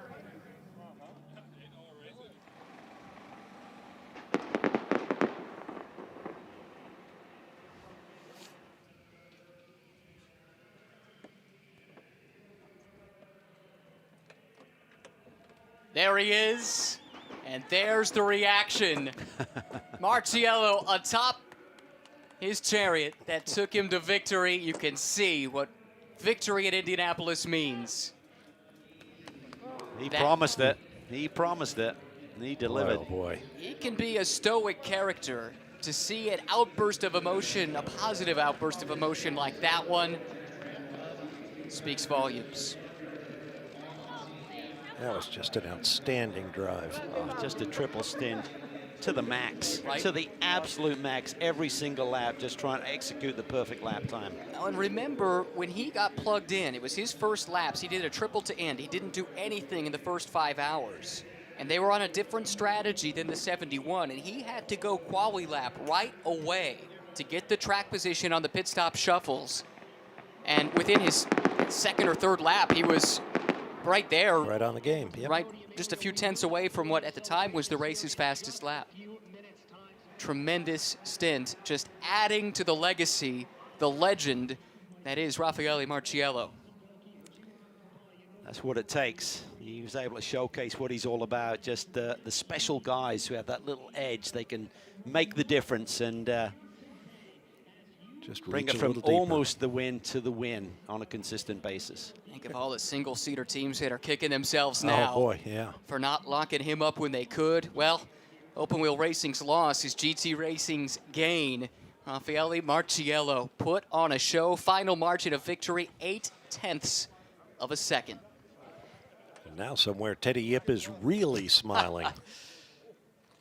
There are the 3 drivers. Daniel Morad on the left. You heard the vote of confidence that Danny Juncadella threw his way. Marciello in the middle. And our new IGTC points leader, Juncadella, on the right-hand side. That's a nice touch by Juncadella there to give a shout-out to Daniel Morad, because he really did do a solid job. I mean, these boys are running the car every single week. For Daniel Morad, he's probably done 3 or 4 races all season long. Exactly. Was supposed to run at Spa, didn't even get a chance to. His car was out before he could hop behind the wheel, but this will be pretty darn sweet for the Canadian and the rest of his teammates. The victorious trio celebrating in the shadow of the pagoda, and let's hear from them now with Amanda. Well, they were dancing on the roof up here, Raffaele, when you made it over here, and you said yesterday on Twitter, I will see you on the top step of that podium. It's a promise. Where does this innate belief of self come from? I think I'm just lucky. I mean, when you say something like this, then if you don't do it, you look a bit stupid. But, I mean, we knew our car was really strong. All the weekend, it was, I mean, a bit of pity not to do quali because it's fun when you go on low fuel. But we knew our car was really strong. Daniel did an amazing job at the beginning, and also Dani, like they put the car in front, so I did almost nothing. I had to fight a bit with Antonio, but I mean, I know him since long time, and it was a quite nice battle with him, so yeah, I'm really happy. I saw Fuoco come over here after the race, and you guys were shaking hand. What a competitive battle you guys gave us. How annoyed were you when he got you earlier? I mean, I know Antonio since 2012-11 when he was in Ferrari Driver Academy, and me too, so we know each other since long time. We went, many parties, many stories together, so we have respect to each other. And I mean, I knew I was struggling at the end. It was a bit quicker. I was quicker at the beginning, so I had just to keep it in front, yeah. Well, Daniel kicked off this effort for this team. What will be the leading memory from this day for you? Well, probably the tweet that Lello made yesterday and backing it up. But, he said he did nothing. I'm pretty sure he did a lot. He definitely made my heart pound. I was like, yeah, playing it cool. And then at the end, I'm like, oh, my God, I'm really I'm nervous. I'm way more nervous than the triple stint I did in the beginning. That seems like yesterday. But, yeah, super excited. This year hasn't gone super well. But, to end it like this is really nice. Well, it is the tweet that was heard around the world. Craft Bamboo, your winner here at the Indianapolis 8-hour. And in dramatic fashion, this was the reaction from Raffaele Marciello, and why not? Victory at Indy, so sweet. All I did was have a little fight with Antonio Fuoco.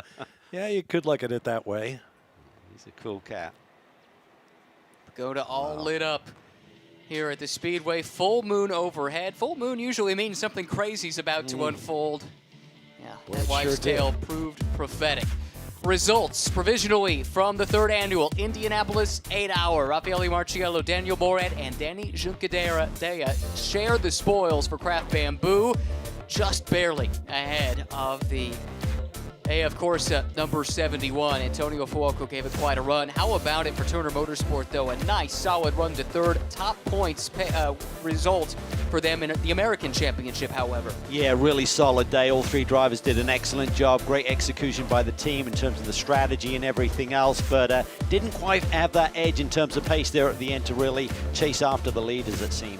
Oberlin did fend off Bauman for the Pro-Am win. Whitmer and the ST Racing team by default winning in the silver class, but a great day for them. Clean run to the top 10 overall. And down the road, Say Loose Motorsports, the biggest win in their history to win in the AM class, 17th overall. Down to Amanda.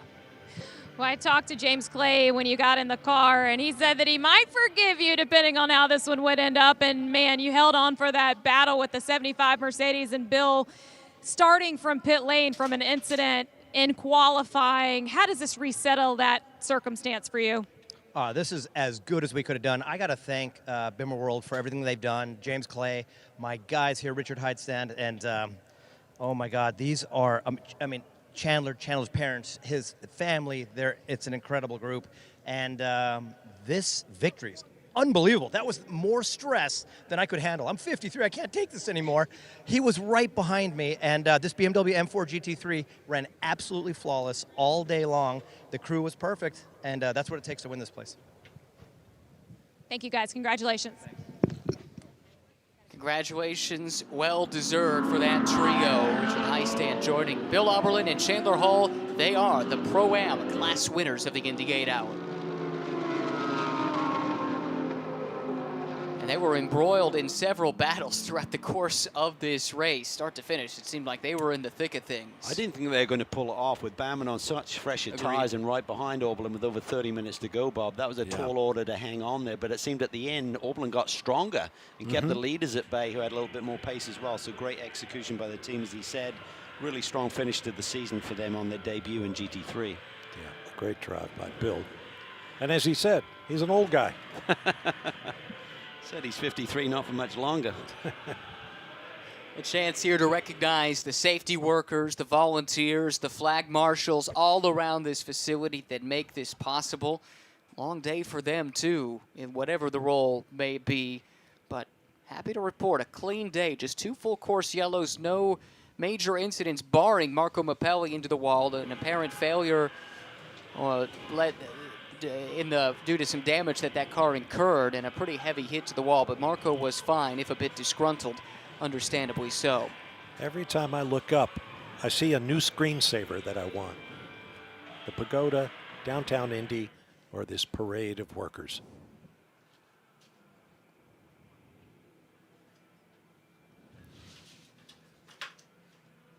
Talking to all kinds of folks down in Victory Circle. Not a win, but Antonio Fuoco, Amanda, gave us a great show.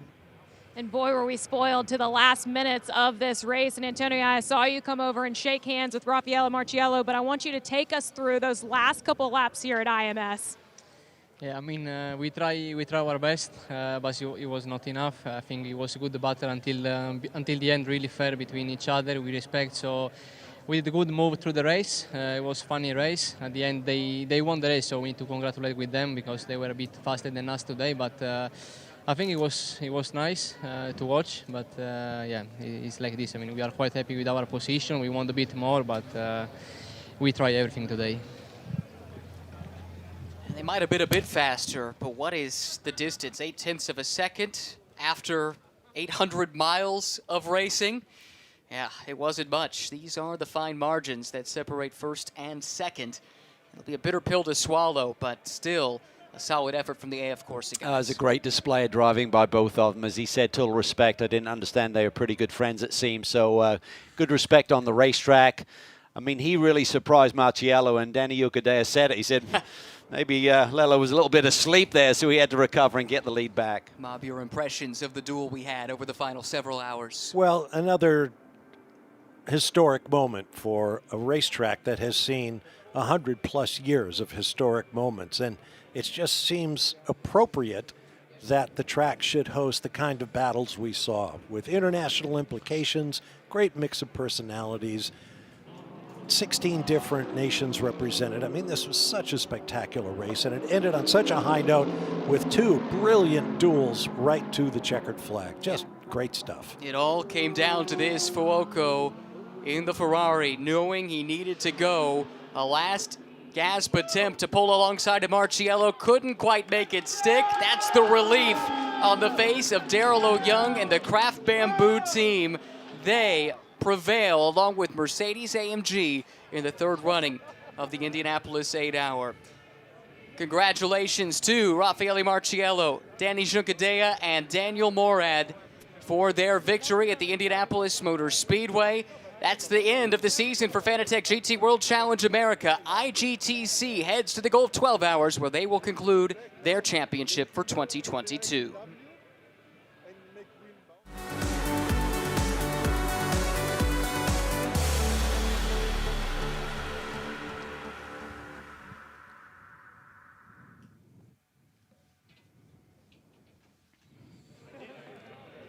Well, Bob, you were talking moments ago about the great finishes in the history of this place, and this one certainly, as I said earlier, fitting of the venue, the historic venue at which it was set, but it brings to mind the Jim Rathman-Roger Ward duel of 1960, or that great John Cock-Mears finish of 1982, 92 with the little Alan Scott Goodyear, right. 2006, Marco Andretti racing to the line and ultimately losing out to Sam Hornish Jr. Some of these nail-biting finishes that are a part of Indy lore, and this has earned its place. Well, you know, with all due respect to all of the series that race here, if there is one facility in the world for motorsport that really outshines the events that take place, it is the Indianapolis Motor Speedway. You know, you have to put on a good show to be worthy of this place, and I think you know, the SRO races going on all weekend,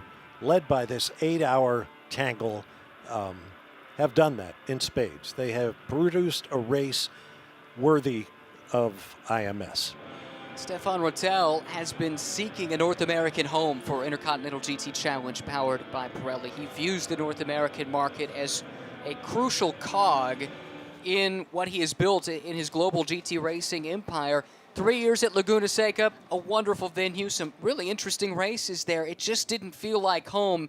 Here in year 3, Indianapolis might just have earned a spot, and we heard before the race there is a long-term commitment to the future it's well earned based on what we saw today. Very much so. I understand there were meetings on Friday with Roger Penske here about the long-term future of the championship remaining here, but I think one thing that stands out to me today is the fact that we had so many of our Fanatec GT teams run at the sharp end of this field. I mean, overall, you got Robbie Foley finishing up for the Turner Motorsports guys with John Edwards and Michael Dine alongside. Great performance there by Turner Motorsports. Winward Racing, top US-based team. They would have been a factor if they ain't got unlucky with that yellow. They had the pace to be fighting with Marciello and Foco there at the end, but got a lap down, couldn't make it up. But they are a top-notch team, so we've got some really great teams here that can really compete on the global scale. So when everyone comes over, we can showcase what we have here on North American soil on a regular basis. Just a few years ago, there was some question about GT3 racing as a standalone series in North America, but we've seen the grids grow, certainly last year, again this year, and it seems on very stable footing as the 2022 season just concluded here in Indianapolis. Yeah, I mean, it's just a tremendous way to finish our season. I mean, the Indianapolis name is so iconic. So for Stefan Rattel to bring the championship here on that global scale, and what a tremendous venue. It provides great racing. The racetrack is fierce. It's got some straightaways, but the twisty stuff, it gives options in terms of how the drivers attack here. It gives you good overtaking opportunities. It allows you to blend through traffic without any problems, but also it's tight enough that it can create some argy-bargy in a few moments, as we saw. But pretty clean race, only a couple of yellows. It was a fast pace here today. I'm not sure if we got to that 800-mile mark or not. I'm told the magic number was 328 laps, and wouldn't you believe it? Woohoo! 328. On the button. Well, I tell you what, the word will go out as the SRO races, continue to gain in strength. We know that Bathurst is a great race. We know that the 24 Hours of Spa is a great race. I'm sure the Gulf 8 hours or 9 hours will be a great race, but I think everybody is going to say to everybody else, don't miss the Indianapolis 8 hours. Amanda is with a couple of very happy folks that just clinched a season championship, I believe. They absolutely did, and it was a third-place finish in Pro-Am here at the Indy 8 Hours, and Ashton, it was not without drama, which you guys have seen this season. When you finish here, I know this place was good to you last year, but this time you leave a champion. How much of a difference does a year make? Wow. Well, I mean, I've grown so much throughout the year. Racer's Edge has been really good to me, and especially graduated from the academy and jumping into a full season of GT3 racing with my coach, Mario. And, growing that relationship with him, we worked really hard with the team, and we just kept our heads down. It was definitely a roller coaster season. It was not easy, but we won by 5 points, and that's enough, And so for us to win the championship together exactly 1 year ago after I won my first GT3 races, still shock value right now. There's many moments that stick out for me for you guys this season. I go back to NOLA. Mario, for you, where do you think was the breakout performance to lead to this result? I think the sweep in Road America made a big change in the championship, and also the win in Sebring in the first race. So unfortunately, the last race in Sebring wasn't in our favor, and it made it quite tricky for this round. But in the end, it worked out. So super happy for the Racers Edge guys, for Honda HPD, and also for her. And last but not least, Christina, who is also part of the team. Thank you to her. Great season. Thank you. Your 2022 Fanatec GT Pro-Am champions. Mario brings up that second race in Sebring. They looked poised to take control of the championship going into that race. A win in race 1. Good grid position for race 2, and then a mechanical issue of the most simple nature.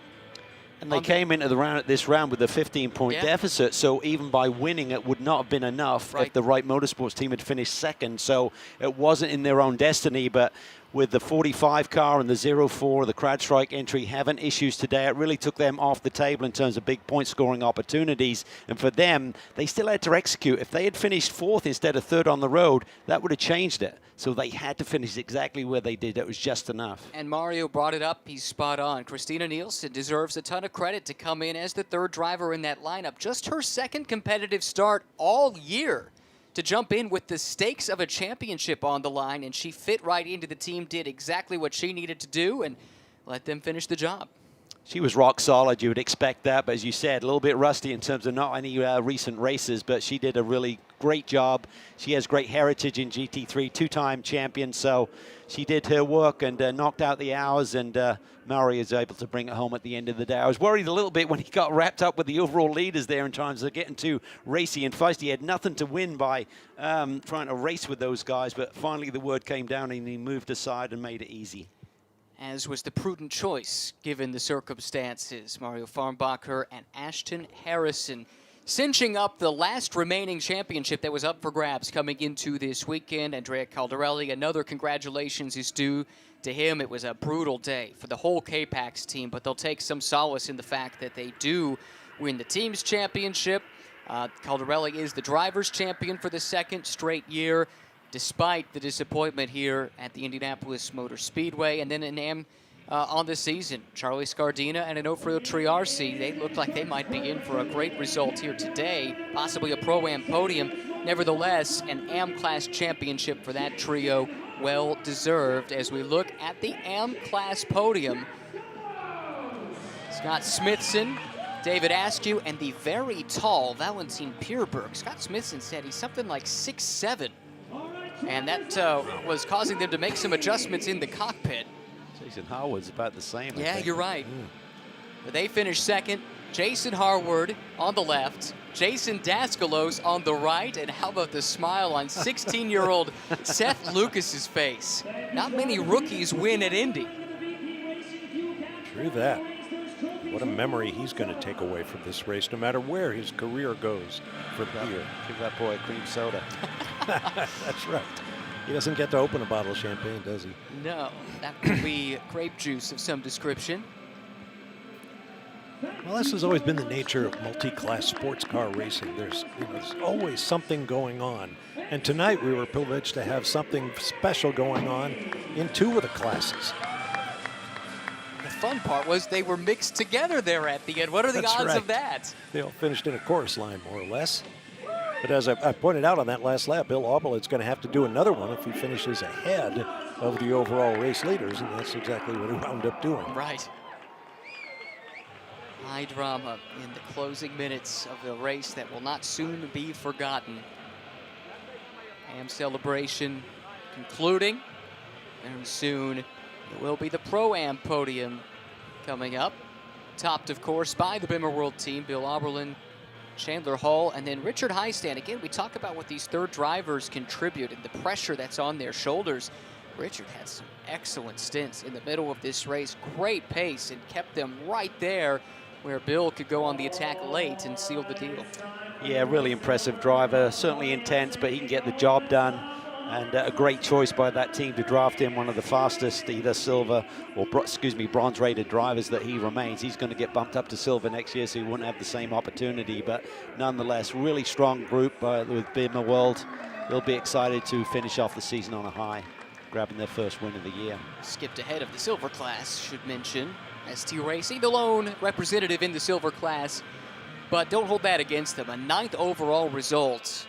And they ran towards the pointy end for the bulk of this race when Nick Whitmer, Harry Gottsacker, and Samantha Tan did. Whitmer's got a ton of experience. The other two, not so much.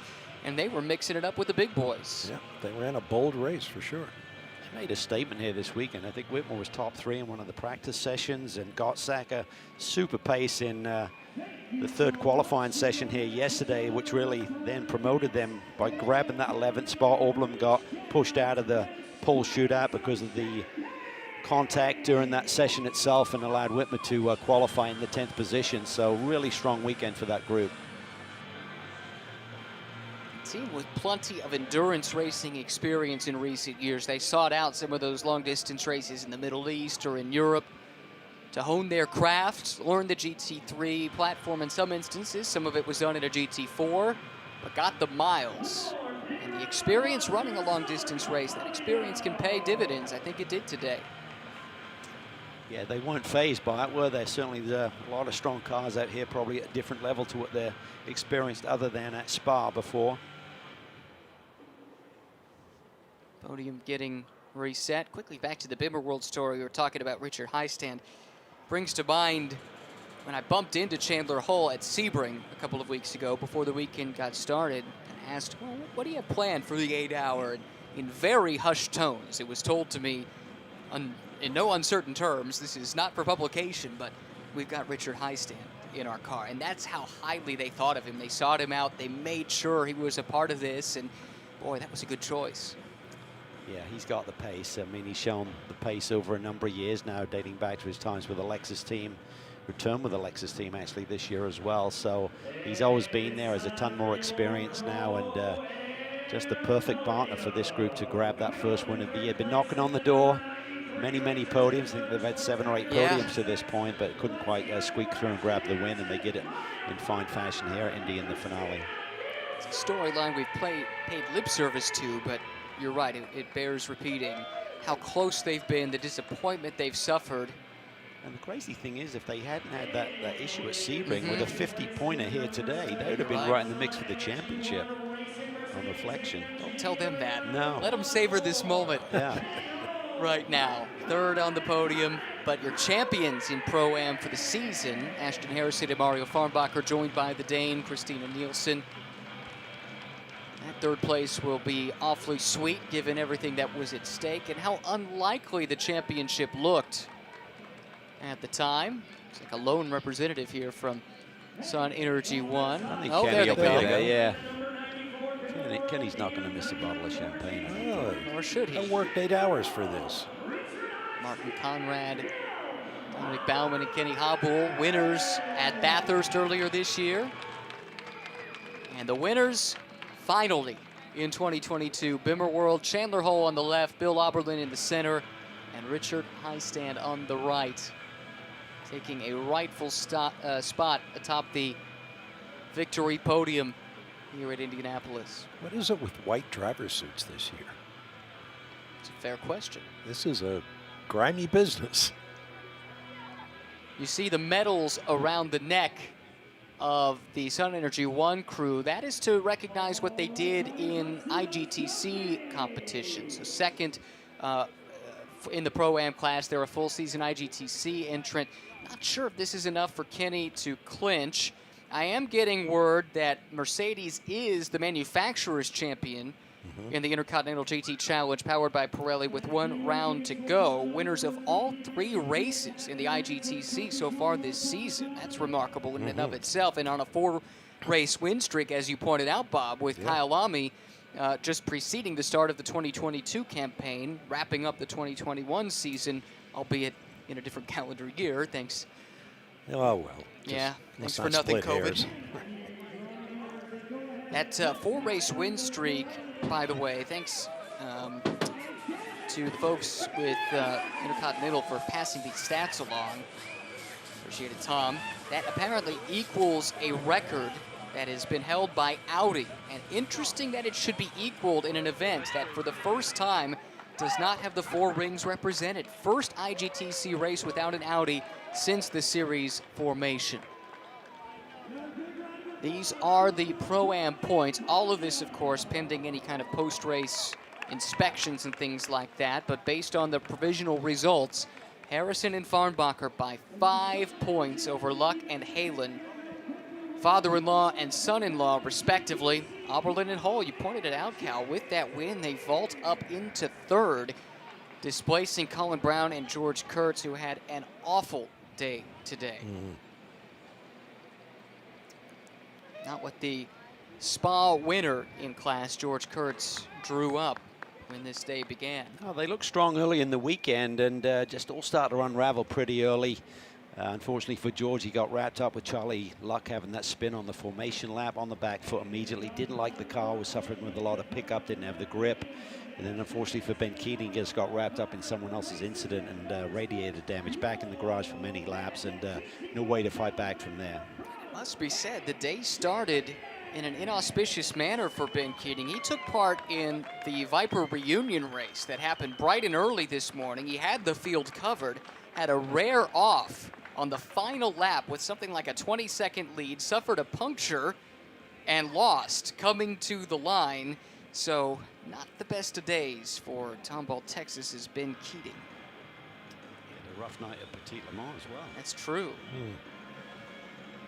Yikes. He does have one more Viper race tomorrow, though. There's always another race. Especially when you're Ben Keating. Now the Pro-Am podium clears, and that leaves us with the top 3, not just in Pro, but overall. And that was never a guarantee, especially with the ST Racing car running towards the front. There was always the chance of an interloper on the overall podium. That's not the way it worked out.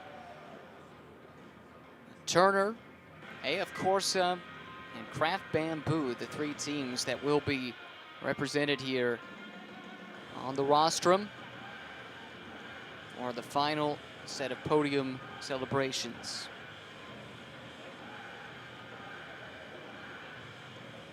It's a chilly night. Not sure I'd want to get doused in champagne. Good point.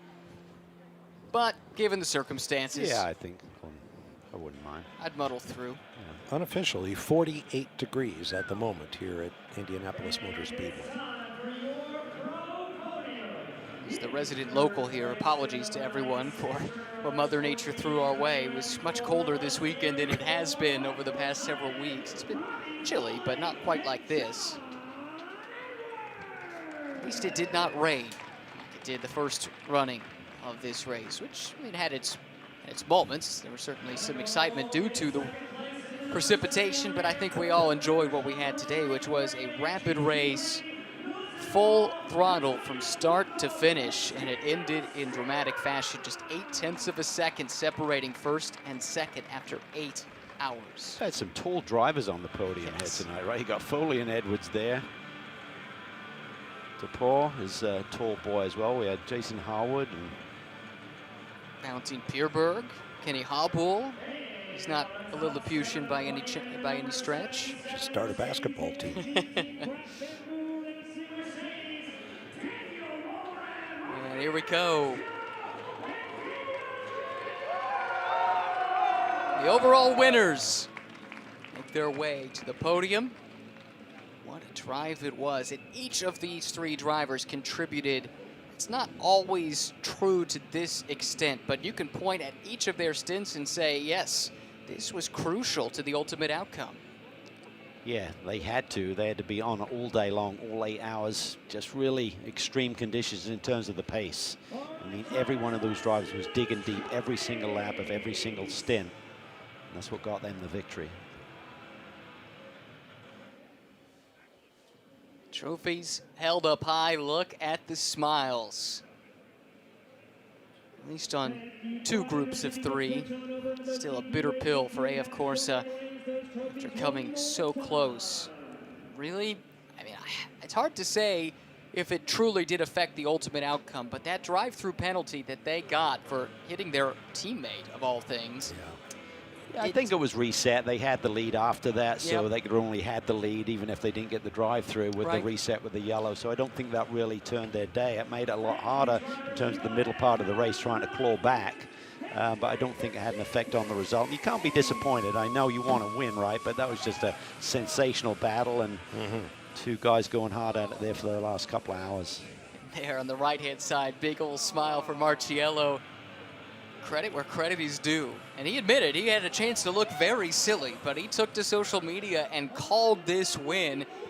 And darn it if he didn't deliver it. It came down to him, too. I wonder if he was thinking about that at all as we look at the pro driver points. Caldarelli does win the championship. That was clinched at Sebring. The one thing that was uncertain was who would finish second, and it does end up Jordan Pepper ahead of Michele Beretta, Misha Goikberg fourth. So K-Pax drivers 1 through 4. Then, by virtue of being the top American car in this field, Robbie Foley, Michael Dinan score maximum American points, and in so doing jump up to a tie for the 5th spot, but the first non-K-Pax drivers in these provisional standings.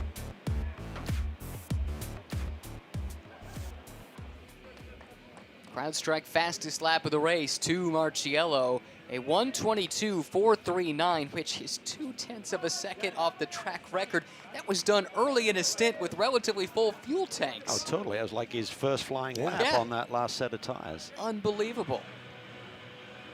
Jules Gounon will walk away, not with a trophy. Unfortunately for him and the whole Windward team, that's the one team that's got to be thinking what might have been. Yeah, that was an unlucky break. He does get to have the distinction as a track record holder at IMS. I'm not sure how much he'll take solace in that, but that is true. Tremendous qualifying effort and a great gamble by the Windward team to go out late in pole shootout, and it paid off in a big way. That was impressive.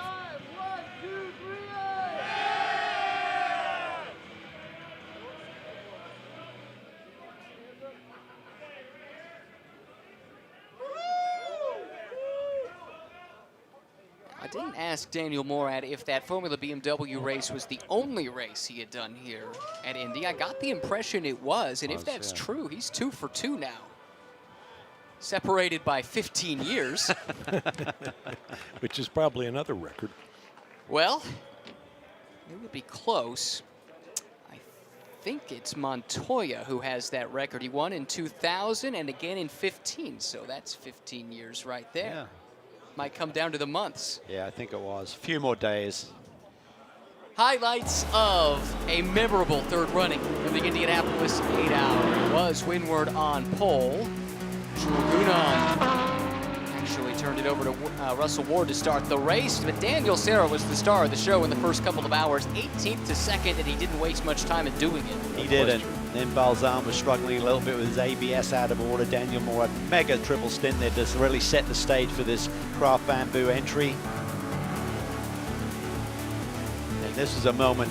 Philip Ellis roughing up Michele Beretta here through turn 12.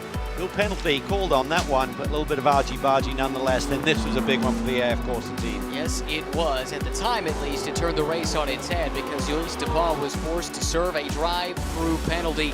This is when the day came undone for K-Pax. They were hanging there in the mix, and a tire issue here might have been due to a tire rub. Andrea Caldarelli had to limp the car around. Marco Mopelli hopped aboard, and then another issue due to damage suffered by that car. Big old impact, but Marco Mopelli was okay. And on the restart here, Juncadeo was really feeling the heat from Serra from behind. But he kept pace, kept the lead. Big moment here with the DXD car. Not sure if he lost his brakes or whatever, but takes out the Triazzi Ferrari, which was in great shape here today. Brought out just the second full course yellow and would turn out to be the final full course yellow. Some interesting strategy plays under this yellow, and it caught out the Windward team. They effectively lose a lap, and in that moment drop out of contention. Restart to the race, and it was a flat-out sprint from here. Really was, but look at this move. Waco just catches him napping a little bit. Marciello, you don't see that happen very often, and the team can't believe what they're looking at. Big moment right there. Vogel goes around, collects the Riley Motorsports car of Ben Keating. This car had been delayed a little bit earlier on, but missing the pit box, Miguel Molina cost them a little track position. They ultimately finished 5th, and then the duel to the finish. Both the Pro Class leaders as well as the Pro-Am leaders all mixed together.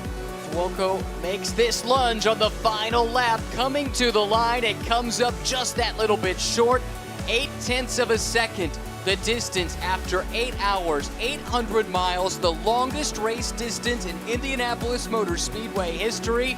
And this was the gap at the yard of bricks.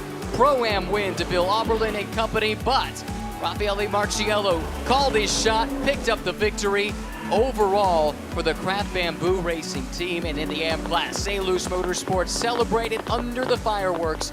Massive win for the Utah-based squad. It's gone quiet at 16th and Georgetown here at the Indianapolis Motor Speedway. It brings to a conclusion the 2022 Fanatec GT World Challenge America powered by AWS season. Still one round left to go for Intercontinental GT Challenge powered by Pirelli. For Amanda Busick, Calvin Fish, Bob Varsha, and our entire team, thank you so much for joining us for this, the 3rd edition of the Indianapolis 8-Hour. Congratulations to Craft Bamboo Racing, victorious at Indy.